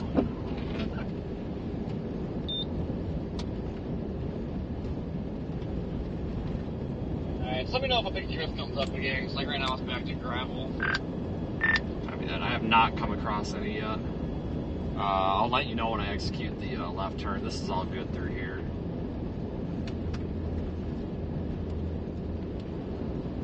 I don't know if I'm having alternator issues or if that was just a one-off.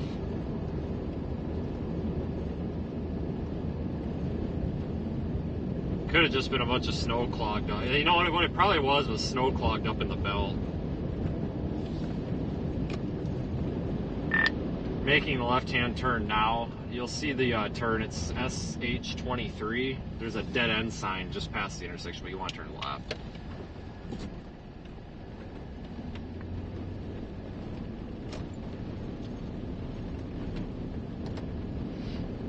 Alright, I haven't booked a room yet, just in case you need, you got a queen bedroom or... I was going to book one as soon as I got on 24 and all that. Made sure we could get on 70. I mean, do you have an idea or something? I think I had snow packed in my belt. When I get up here, I might double check. Alright, yeah, I guess it doesn't matter, like, go to Salina too. But I haven't looked too far ahead yet, because I figured I was going to be stuck here. Yeah, Salina's not too far. There's plenty available there, but I'm going to get up here just in case if this does shit out. There's an O'Reilly's in Colby.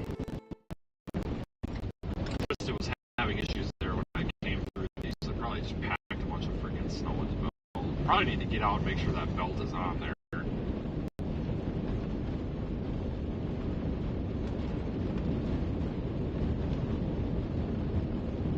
I probably need to make sure that belt didn't just eject off of the car. That'd be my luck. Stop and help somebody out and then blow your alternator. Maybe all the idling too, and then don't like to idle when you're running a bunch of electronics. Oh, this went way down. But I think it was a mix of, I was running everything, spotlights. It's a 100-watt spotlight, so that's probably 15 amp, and all the 2,000-watt inverters. And I mean, I got all these batteries on here, but I think getting that snow packed up in there, because I noticed it did that when I hit the drift. The belt's probably loose. I probably should put a new belt on it, but my bolts are back up, so at least I know I can get it somewhere. I just would have been real pissed if you stop and help somebody, and then stopping and helping somebody getting packed full of snow causes you to screw your car up.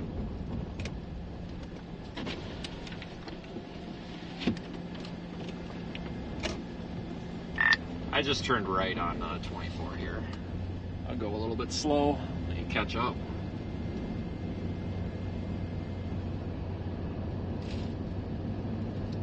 Alright, just can't see crap. I got my super takedown, which doesn't help really. Yeah, it's a little bit better up here on 24, thankfully.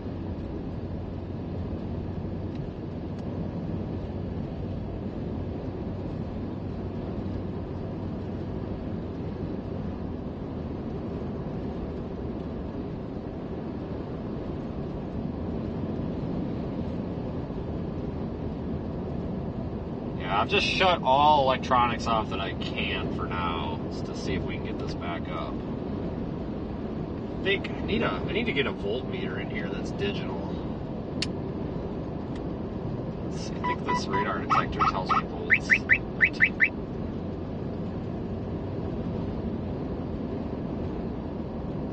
I wish I had something that gave me volts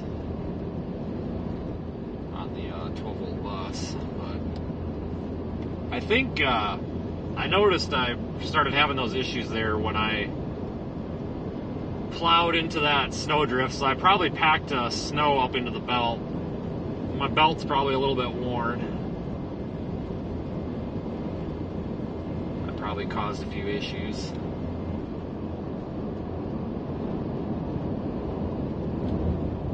Worst case scenario, we change an alternator tonight. Who knows?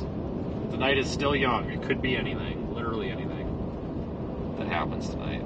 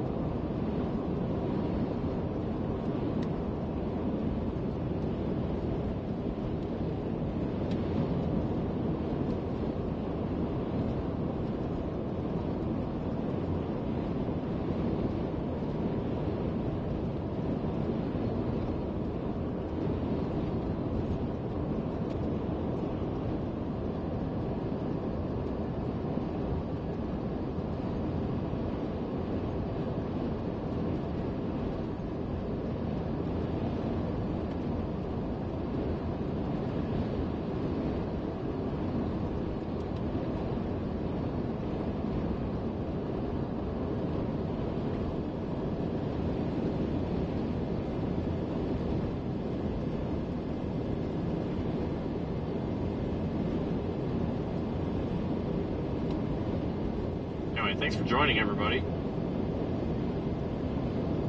Having some issues with chat. Trying my best to make things work. Just working on getting out of here. Taking 24 to Colby. Continue on I-70 East for 141 miles. I'm not on I-70. Cool. What the frick's the matter with you? Head east on Old US 24, Old US Highway 24, toward County Road 26. Okay.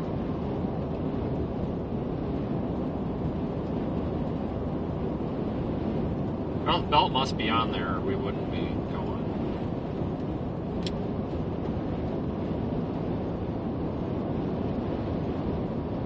Your route may be affected by blizzard warning. You think?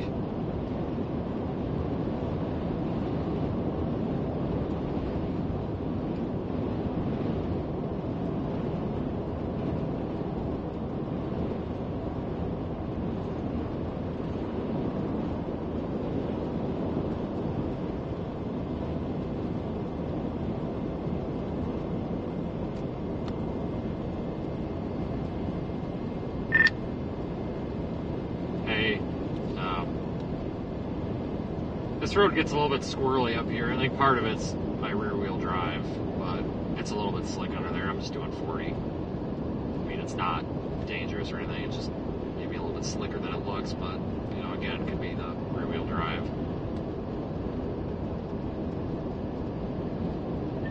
Yeah, I'm just cruising along at 30. This isn't really not bad at all. You can see the road lines and everything.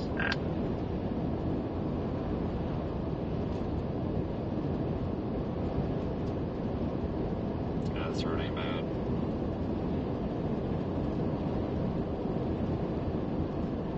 You know, that's something I don't carry that I probably need to do is I need to carry a spare serpentine belt just in case.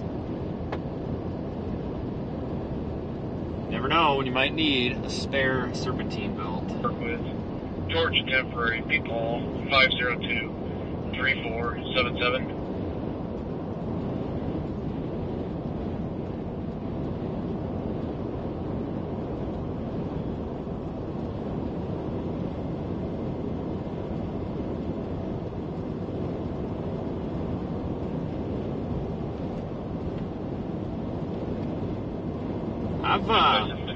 I've spun serpentine belts.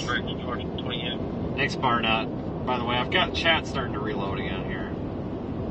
I've spun serpentine belts off going through really tall weeds before. I had a big old clump of weeds get stuck up in the tensioner and it flung the thing right off, chewed everything up. I really should carry a spare serpentine belt. Really easy to change, you know, especially on something like this that doesn't have a mechanical radiator fan.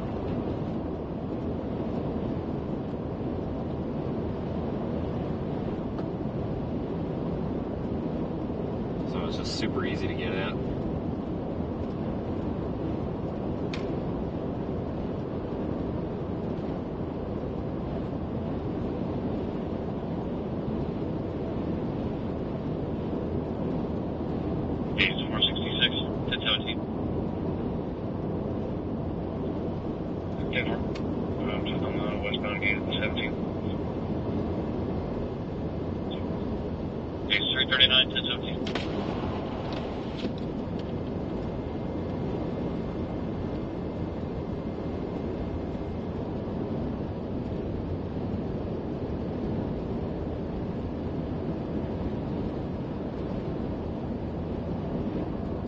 Edson.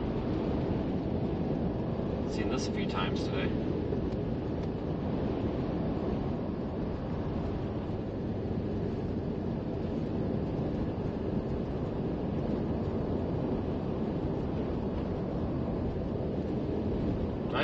Let me know in the chat if I still have sound. I turned off some of the inverters just in case we do have a power failure. And I don't know if that killed the mic. Let me know if I've got sound. Yeah, I-70. I see the I-70 closures, guys. We've got GPS is actually taking me around it now. So Google's finally caught on to this.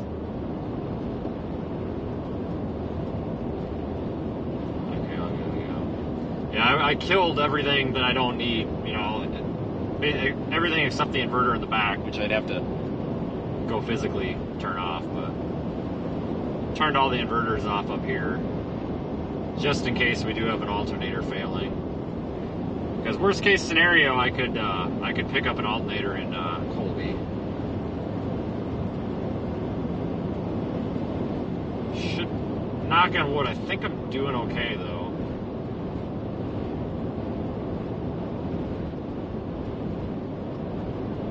I think it was just a fluke, but I take these things pretty seriously because, you know, out here in the cold, if that were to fail out here, that could be a catastrophic problem with this miserable weather. So that's why I take it pretty seriously and turn all the extra load off, even if it is fine, just to verify. Once I get up to Colby, I'll probably get out and inspect the belt. It's possible too, like I said, the belt's probably just old. Probably need to change it. Ready.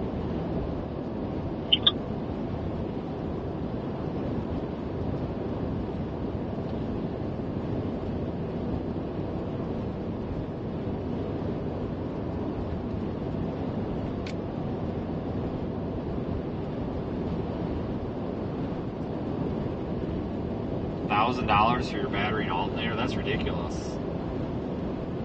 When I put this alternator on here, it cost me like 120 bucks because that's all the alternator was, and about 15 minutes of my time, no joke. I think it was actually 7 minutes if I remember right. Honestly, guys, I literally could change the alternator right here on the side of the road. I don't want to, but I could. This is such an easy truck to work on when it comes to that stuff. Valid, Clussy Charles, expiring of 1. So, if that were the failure, I mean, it wouldn't be a big deal.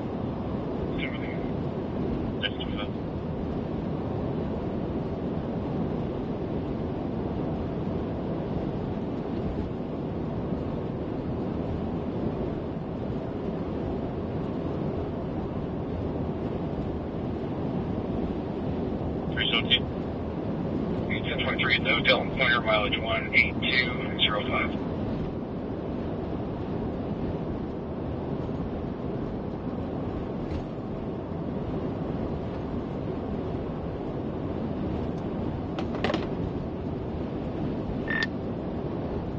Hayes is booked. Like, booked up.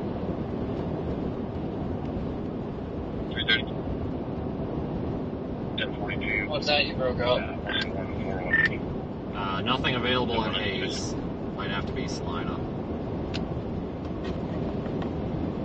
Alright, that's fine as long as we get out of this, but I'm gonna be going back out in Fox here in a few minutes. Yeah, it's probably better to get east anyway, I guess, because it's probably going to be a cluster in the morning somehow. Yeah, I was kind of thinking about this. Like, you know, if it's doing this all night, might not be able to get out here in the morning. Yeah. About 3 hours from Salina, that's not too bad. Google Maps finally picked up on the closures. It seems to be taking us around them now. You have to go to Kobe to get back on 70, right? Yeah, and there's talk that they may have backed that up to Waukene now, but Google is giving me both ways. We may beat them to the closure because I think the troopers are coming out of Goodland, and I don't think they're rolling yet, so we'll see. If it's open, I'm taking it.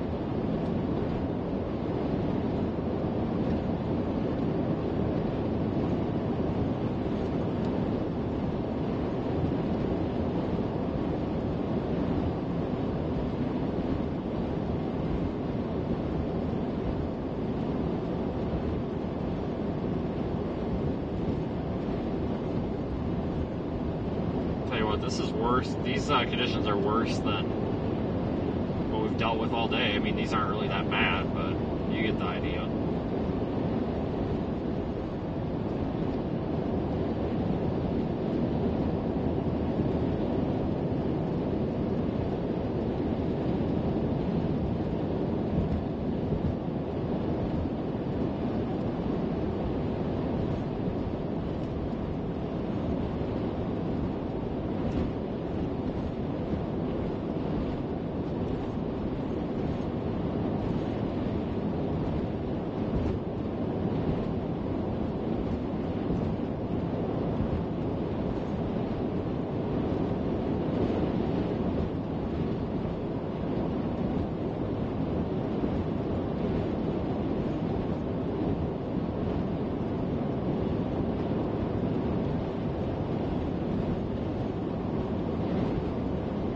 Snow. I have no idea. Somebody else might know. I've got no idea how much snow is actually falling. And yeah, I'm aware of the closures, folks. Just working our way around them. Got out of Goodland. That was step one.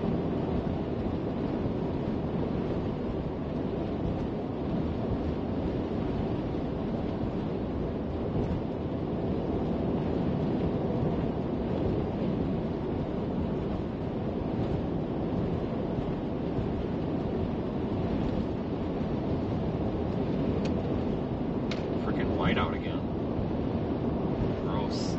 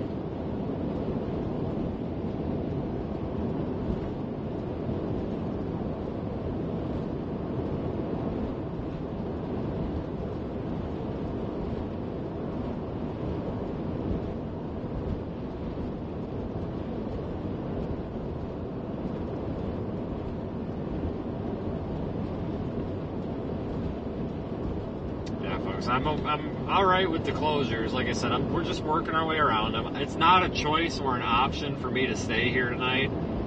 I'm not going to stay in a church shelter. I'm going to exit the area. I don't care if I have to put the chains back on this thing and go through 10-foot drifts again. I really don't care. I'm going to exit the area. So, like, whatever's closed is closed. I mean, whatever. There's a bajillion roads out here. It's a gridded road network. It's just a matter of finding one that works. I'm really not too terribly worried about it. Just keep working our way around them. Made it this far.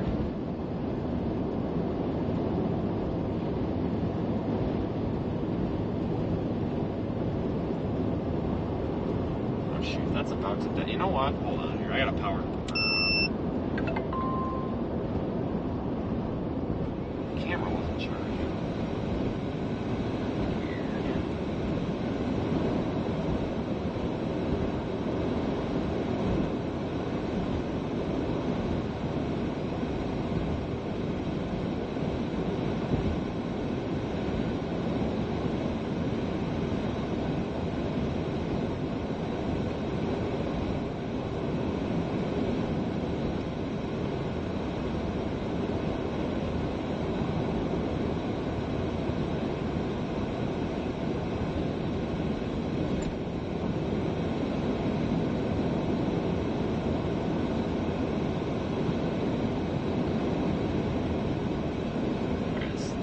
Area.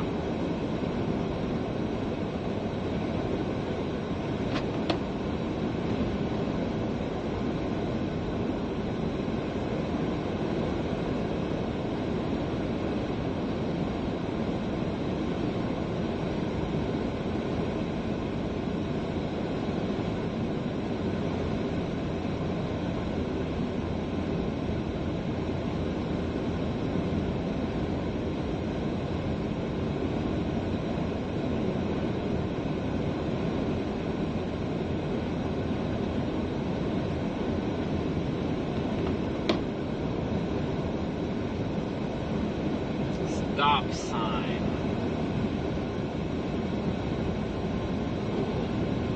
Go straight.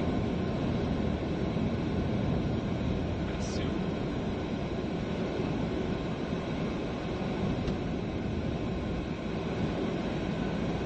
Should actually be out of the snow soon.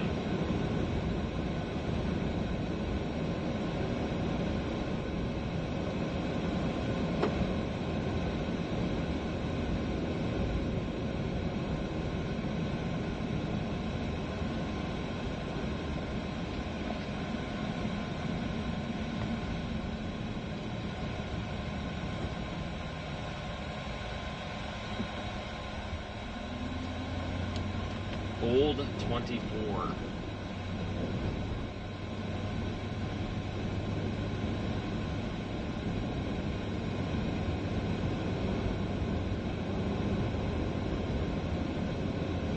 This road's been pretty well kept here through this event, it looks like.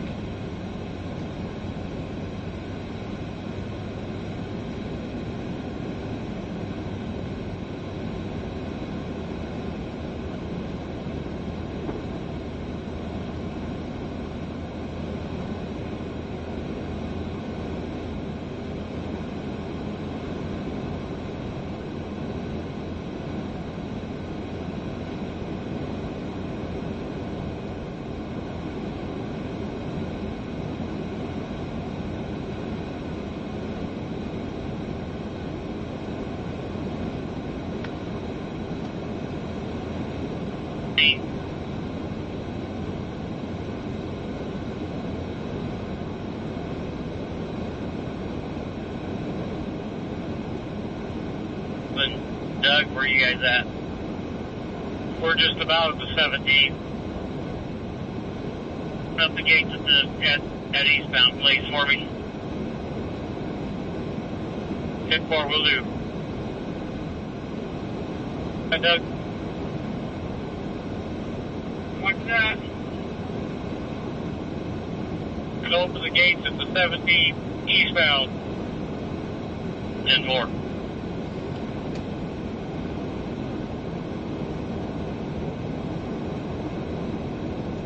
You know, it's a good thing this road is here.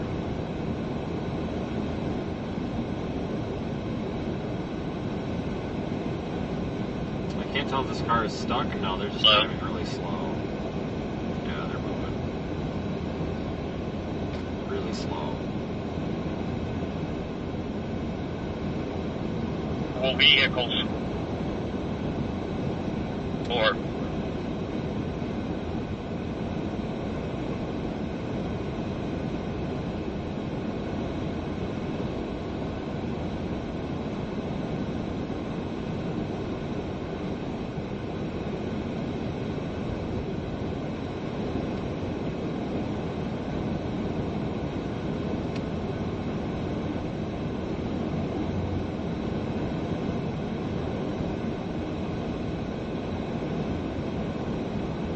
opening up I-70 eastbound in Goodland. Are you freaking kidding me? Oh, Jesus, that's my freaking luck. I told you this was going to happen, guys. Alright. I'm back. Guess what? What? Supposedly they're opening up I-70 eastbound at Goodland.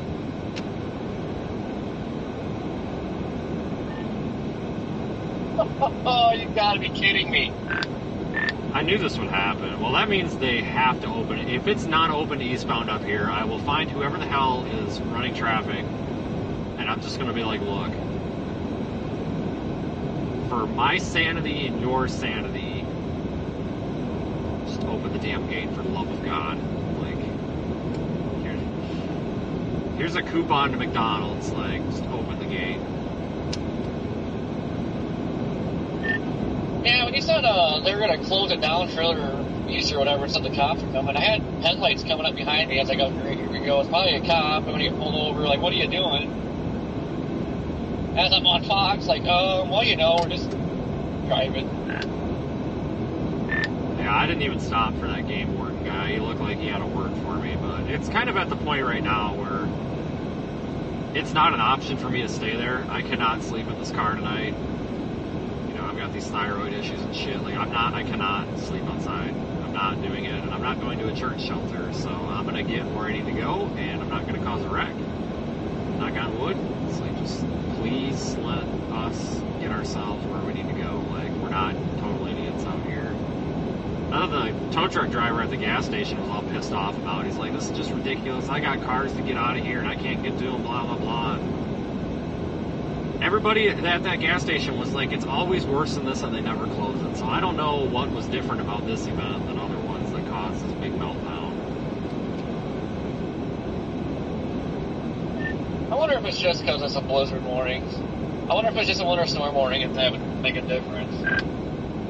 Yeah, I don't know. Because like I said, I've been on I-70 and far worse than what was up there.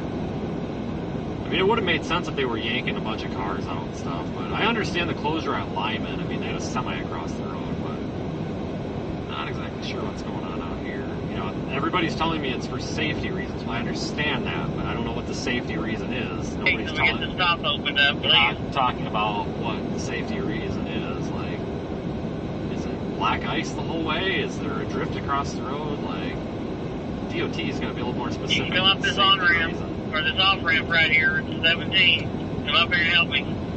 Yeah, but you can't tell me 70's bags. I mean, 24, this isn't bad at all. Here's my question. I've got a pacemaker. My pacemaker stops firing, and I need to get to a legitimate hospital, not one of these podunk BFE emergency rooms. And I need to get there now. How the hell do I get there? Seriously. Because some of the cops weren't even able to open those gates. They had to call DOT to show up and open them. So what's an ambulance supposed to do? You know what I'm saying? Like, I get what they're doing out here, but you can tell that they definitely manage things down here a hell of a lot than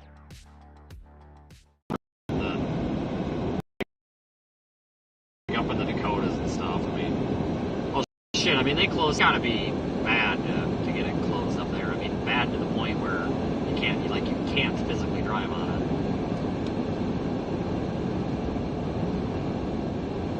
I always figured it took quite a bit for them to close down the highway like that, but at the same time, people were driving so freaking crazy.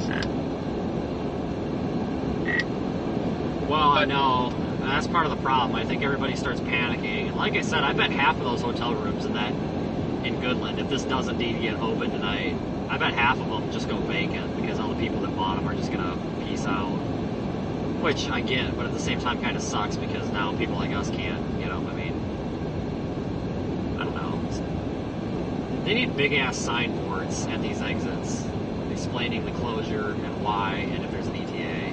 I think that would solve a lot of panic. Even if it said, closed until 3 a.m., well, then people wouldn't be panicking at least. Alright, definitely got blizzard condition right now. I can't see crap. Yeah, I know it. I haven't come across anything nasty, though, drift-wise. It's starting to close up on the left lane there, but it's not even past the shoulder.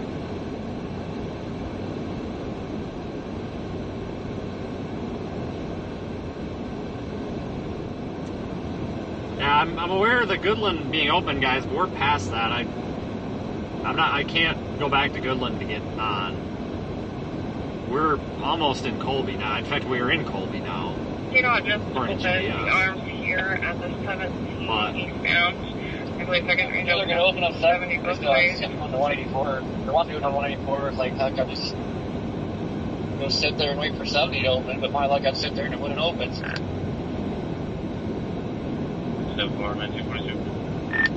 2.5 miles, we've got the entrance to I-70 at Colby. I'm going to check it.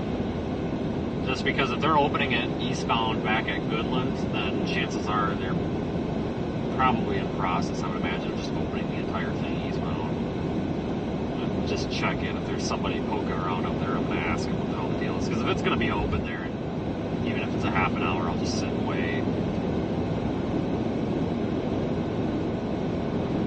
Hey, you're about in Colby already? I'm way behind. I don't think you're that far back. Maybe 5 miles.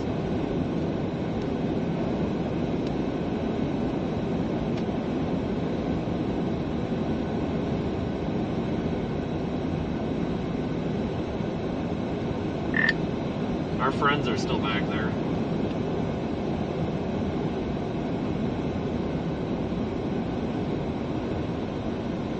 Well, that's good. At first, after you pulled him out and he was pulling forward when you were going to turn around, I thought he was going to drive right back in. I was like, no. I was afraid he was going to hit me. I didn't realize that he was clawing out of there. That's part of the reason why I pull from the front, not the back, because if they do hit me, at least there's a grill guard there. They don't destroy my truck. But I'll be honest with you, I really thought that was going to take a little bit more effort than it did. I mean, I barely touched the gas, and he just plopped out of there. Hell, we probably could have pushed him out of there, to be honest with you.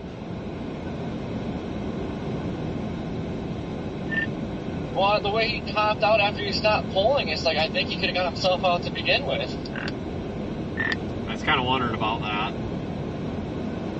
But all this plastic on these damn cars, dude. That's my new policy. If they're able to hook it up themselves, I'm letting them hook it up. I'm not... I mean, I'll get under there if they don't know what they're doing, but he seemed to know what he was doing. It's like, here, you dig the hole, man.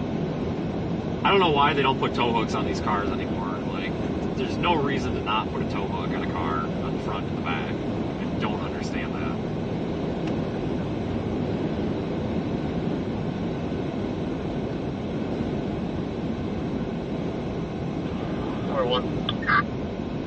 Yeah, we need tow hooks on all cars. Easily accessible tow hooks. In a quarter mile, turn right onto County Road 11, County Road Q, Thomas County Road Well, 11. like most people know what to do with them. I got that fancy Yankum rope. I was going to use that, but it was so damn long. It's 35 foot or whatever. I'm like, well, I don't want to end up in the ditch. I need to get a short tow strap. But I tell you what, if I use a short tow strap for a situation like that, I want somebody else in the vehicle that I trust, because I get worried. If you've only got 15 feet, all it takes is somebody to panic and floor it, and now all of a sudden they're hitting your car. Turn right onto I-70 Business. Change from traffic control and grab fuel before we start working our regs.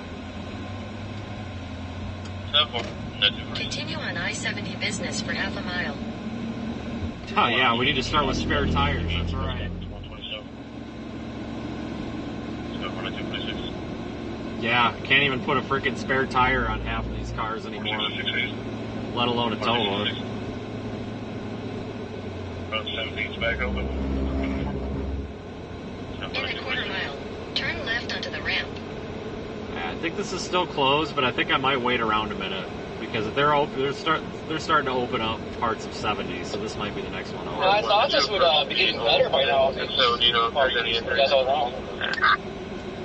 Turn left onto the I-70 East ramp.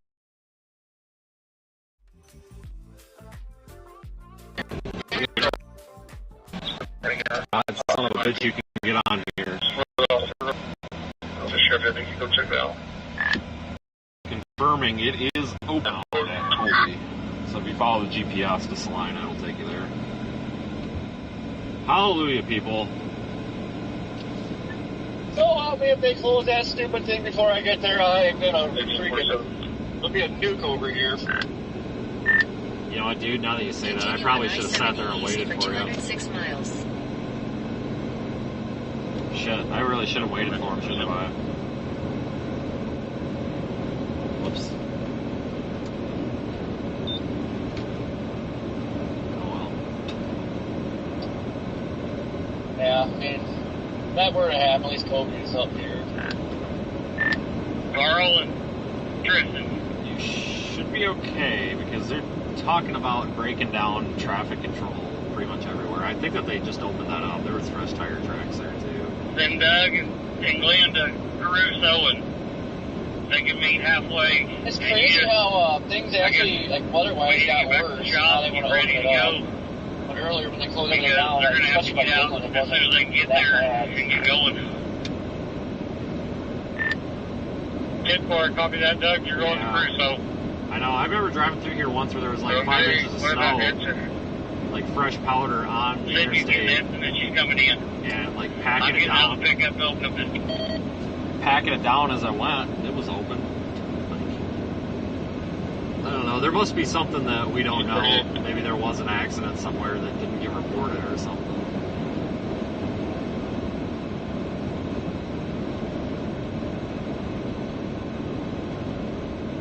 Yeah, it almost have to be, because I know it gets way worse than this, and I leave it open, so. Yeah, and I got so much snow packed in my tires, it's shaking the whole truck apart.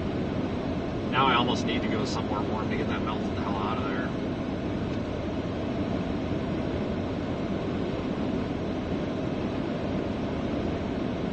Yeah, if only Dixie was, had something. Yeah, we probably should have went up to McCook. Too late now. I mean, that would have been. I mean, if late tomorrow or Thursday is a thing, I would be in position for it. But my God, what a mess! I guess this wasn't a bust after all. It was just a little bit off on the timing.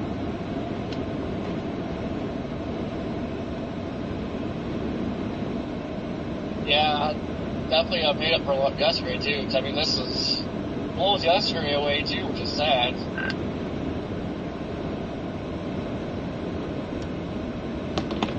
Yeah, are you going to book in Salina, or do you want to wait a bit? It doesn't say a few left or anything. It looks like regular availability. Alright, yeah, Salina will probably work. Just, yeah, I wish there was Waffle Houses out here. I know. I may stop up here in Oakley. Is it Oakley? I may stop in Hayes. I'm going to have to stop and get something from somewhere at some point. If I see something that looks decent, I'll let you know. But I almost wonder if we're not supposed to be on here. Like, there's just nobody else out here. I mean, I'm not complaining. There was no sign, so.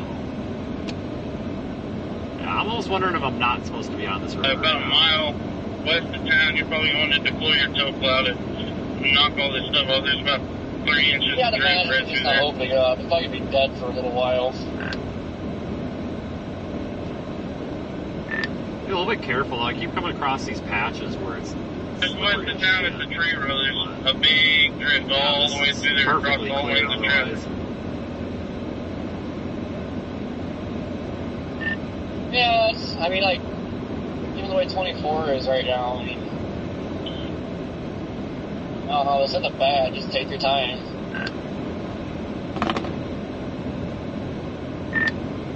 No, I'm glad I got out at something like this, because I needed something like that to kind of figure out the limits of this vehicle so I know what I can and can't do with it. It was probably bad, though, because I think I could probably accomplish more with it than I can, which means someday I'm going to get arrogant and get stuck and bury all the way up in the headlights. Oh, I know, because some of them, the Prius going through back there on that back road, it's like, oh yeah, this car's a tank. Now I'm going to get too comfortable and get stuck. I think it's because the bumper sits so low, it just pushes it out of the way. Like I said, I had mine on that Minnesota blizzard. I had mine, it was, no shit, it was up to the, like, I was plowing snow with it, and I didn't stop, and I kept going for like 4 miles, and I got out of it. I mean, I'm really impressed with those cars. But I'm sure having, you know, a bumper like that, not one of these crappy little flimsy ones that collapses and stuff, I mean, I think it just kind of pushes kind of everything right out of its way. And that's got to be one of the best cars for snow. I mean, I know mine was all-wheel drive, but a lot of times I wouldn't even feel the all-wheel drive kick in. Like, I don't even think it really tried. I mean, if I was going to have a sedan in a snowstorm, I think I would want that. All-wheel drive or not, I'd still probably take that car.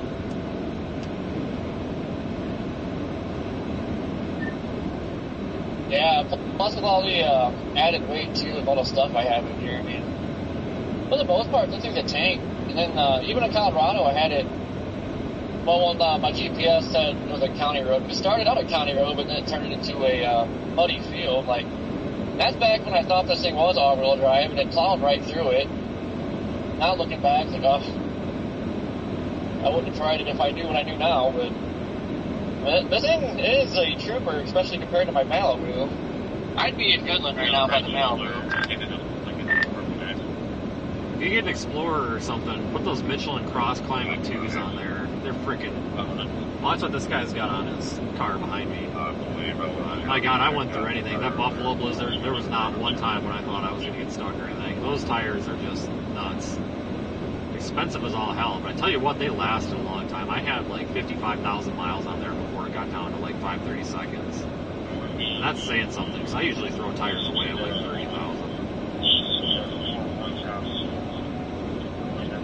Yeah, that's what I wanted to get, but they're just too expensive for right now. The Explorer, I don't know if to get those or try to get some aggressive tires. That's to be determined yet. Yeah, I like the Falcon Wild Peaks that Discount Tire has. It's like a KO2 knockoff. They're really good. Oh, that would be a good one on there. Oh, shit. I passed Wheat Jesus. There's a sign. There's a picture of Jesus holding wheat. Take a picture of that. Hold on. I gotta stop and take a picture of Wheat Jesus. I'm stopping at this freaking Arby's up here in Colby. Hold on. It's Wheat Jesus. There's Wheat Jesus on that billboard. Alright, I'd probably wait to stop until we're out of the snow. Just for bathroom purposes.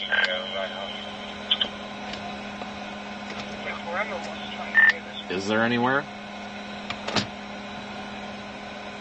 I don't know, I haven't looked that far ahead yet, but they must have opened up 24 because now there's not a lot of traffic, but I'm passing some cars now. Alright, I'm gonna look and see if there is something up ahead before I screw myself. Hold on, I'll show you all Wheat Jesus here. Stand by.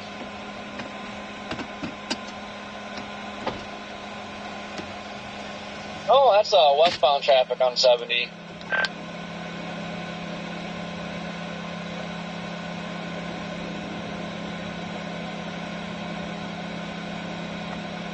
See, it's Wheat Jesus.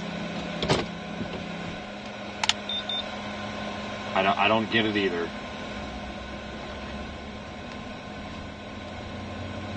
Really don't. Good luck symbol, though. Seen many tornadoes after passing Wheat Jesus.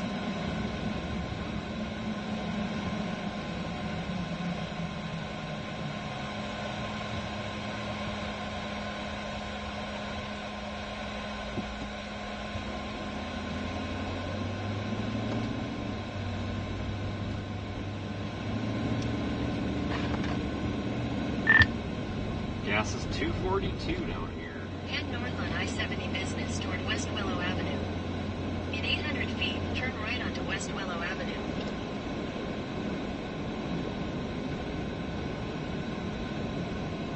Turn right onto West Willow Avenue.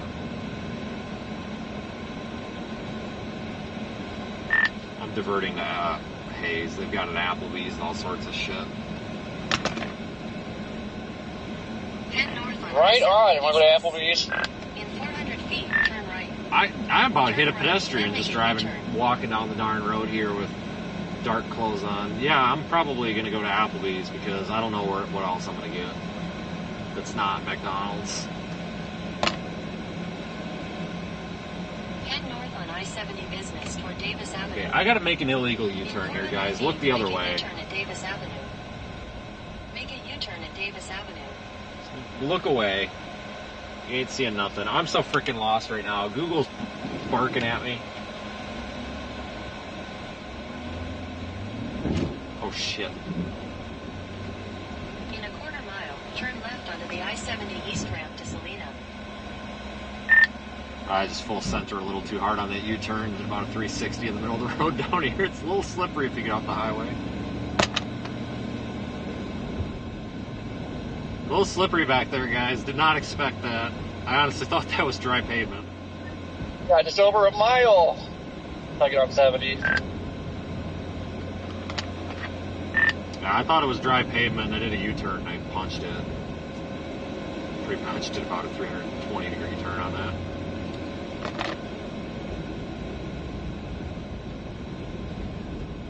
Yeah, sorry, that was actually unintentional.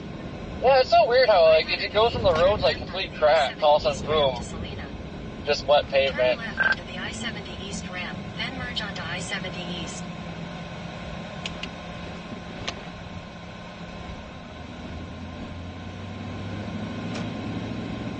Go ahead. Central, I'm in the area. I can't get where they're at, but there's two people there, one with the hazards on. I'll see if I can find an alternate route.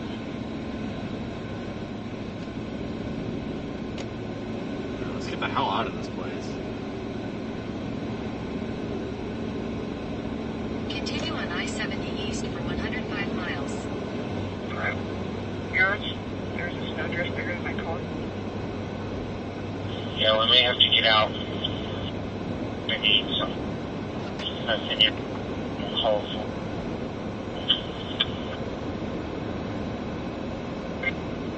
See how far I can get that way. I don't know if I can even walk through that. It's so dumb. Let's do nothing stuff.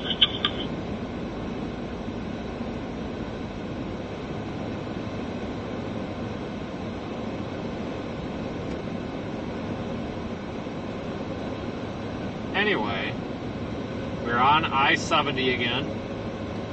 Finally. Happy again. It only took like 5 hours to get here, but we got here, and we're here now. This is cool. Very happy.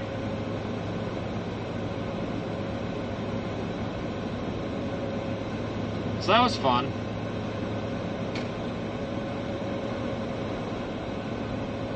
And reach 442, have him come back here and help with direct traffic.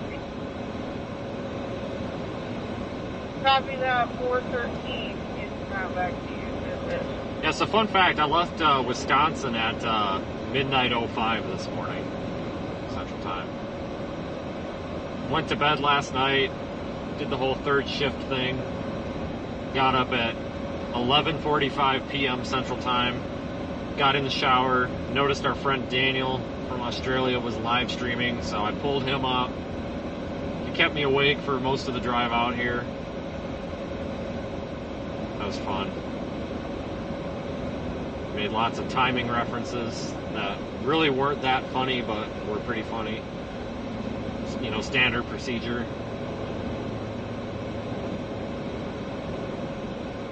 Now, guys, I'm not going west. I'm literally driving east right now, guys. No, I'm driving east. promise you. Not lying.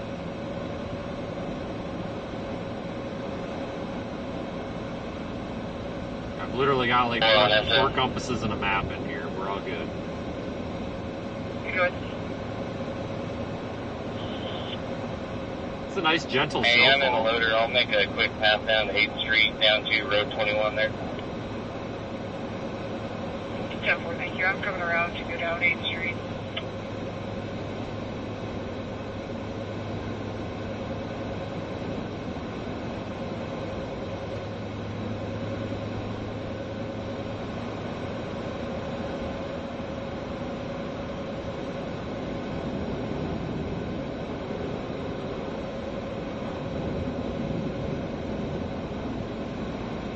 Man, thanks for riding along today, everybody. This has actually been quite a bit of fun.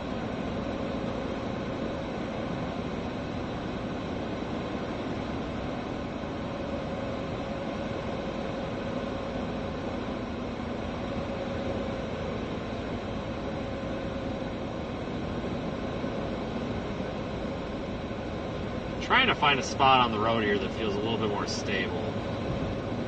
Out here seems pretty good.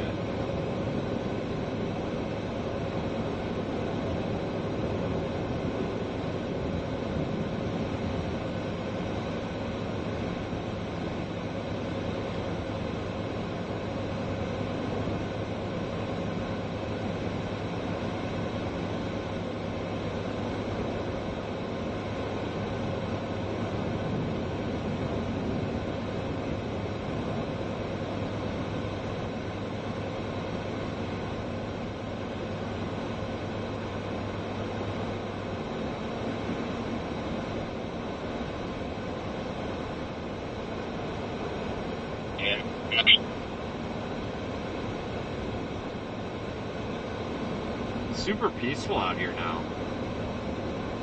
I like it. Yeah, what a day, guys.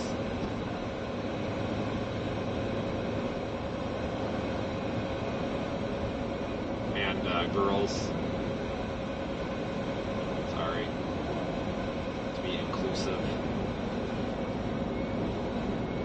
But no, dead serious, folks. Like, I enjoy doing this. It's a lot of fun. It just so happened to be that today was an absolute cluster.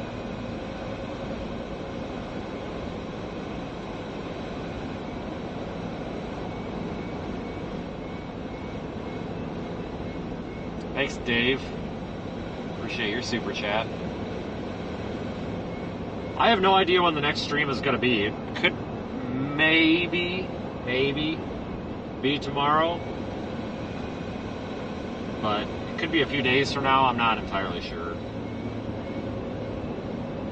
I'm going to stream until I'm out of the snow. No offense, I'm just getting really sick and tired of talking to this camera.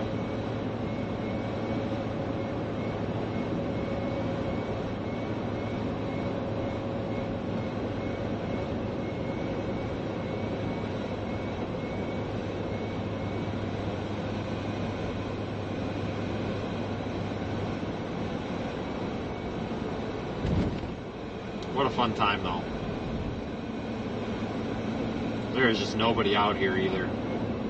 All to ourselves. Battery's holding a charge, knock on wood.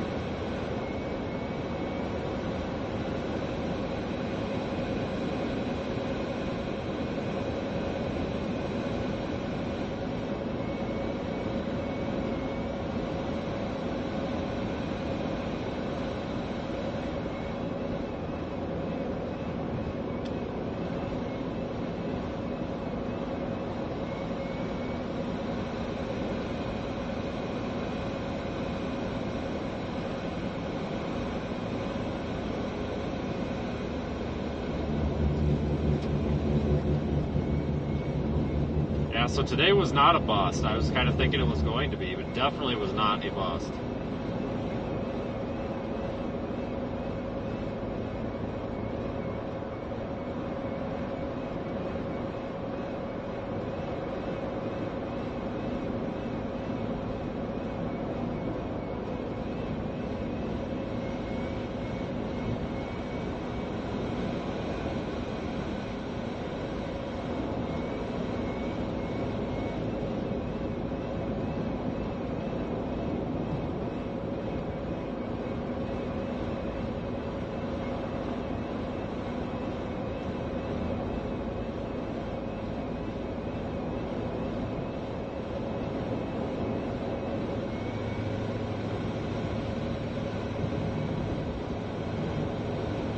Yeah, I get a headache after driving in this for so long.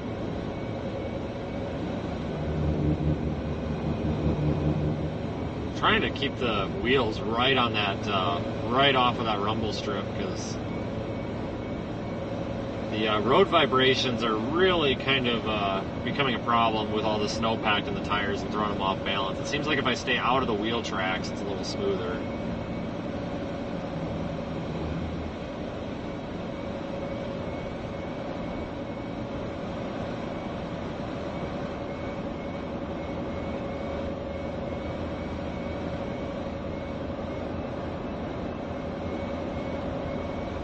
Somebody's probably like, he's hitting your rumble strips. Calm down. Calm down. Here, I'll just hit him the whole way to Hayes.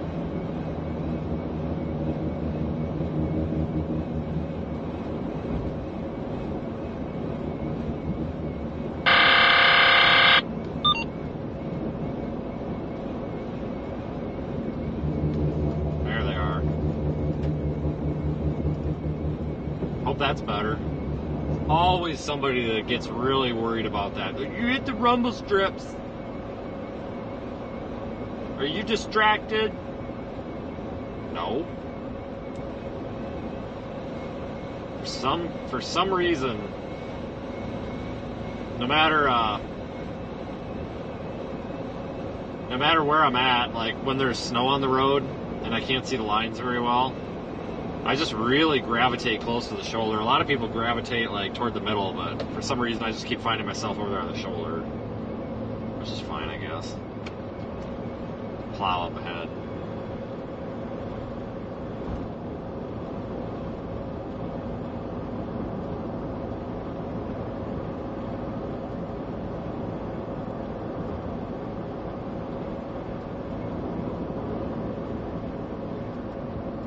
What a day.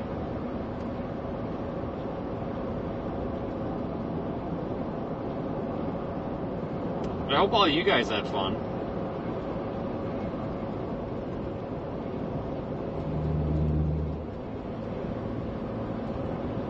I did.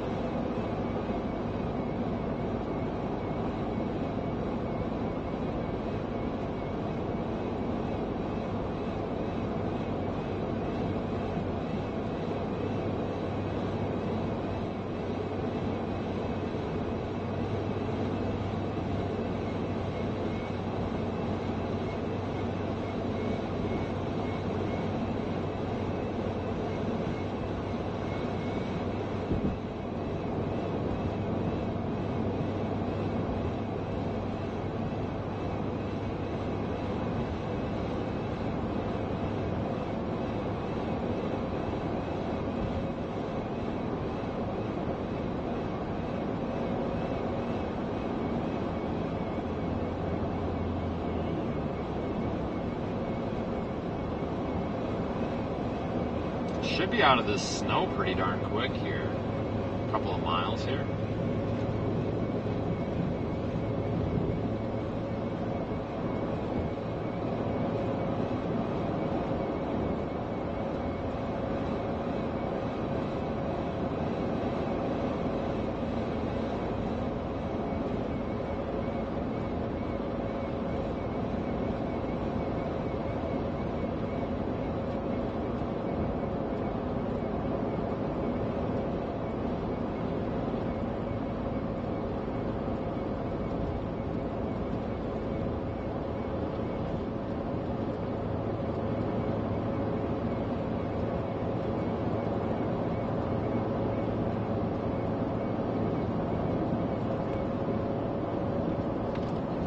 I'm going to start winding things down.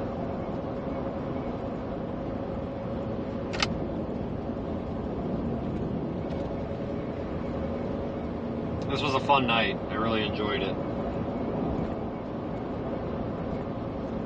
It was a cluster, but it was fun.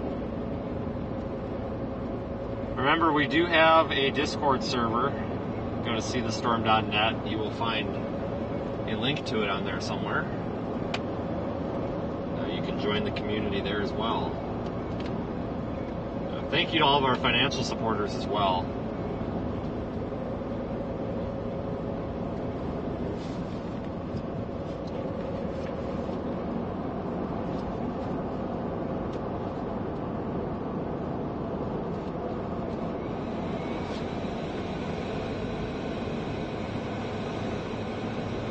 I am really sick and tired of driving in the snow. Can't believe I'm saying that, but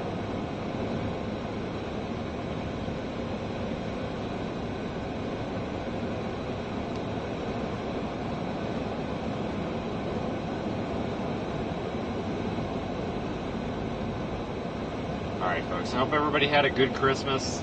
I'm out. Done. I'm out. I have to go dry off somewhere anyway. But have a good night. I will talk to you all sometime soon, and thanks for making this a successful stream. I'll keep the live stream going though in the Radar Omega app, the video, if you want to kind of follow along. At least for a little while. Good night, everybody, and thank you, Super Chatters, PayPal contributors, channel members. You guys fund our storm chasing expeditions. See you all next time.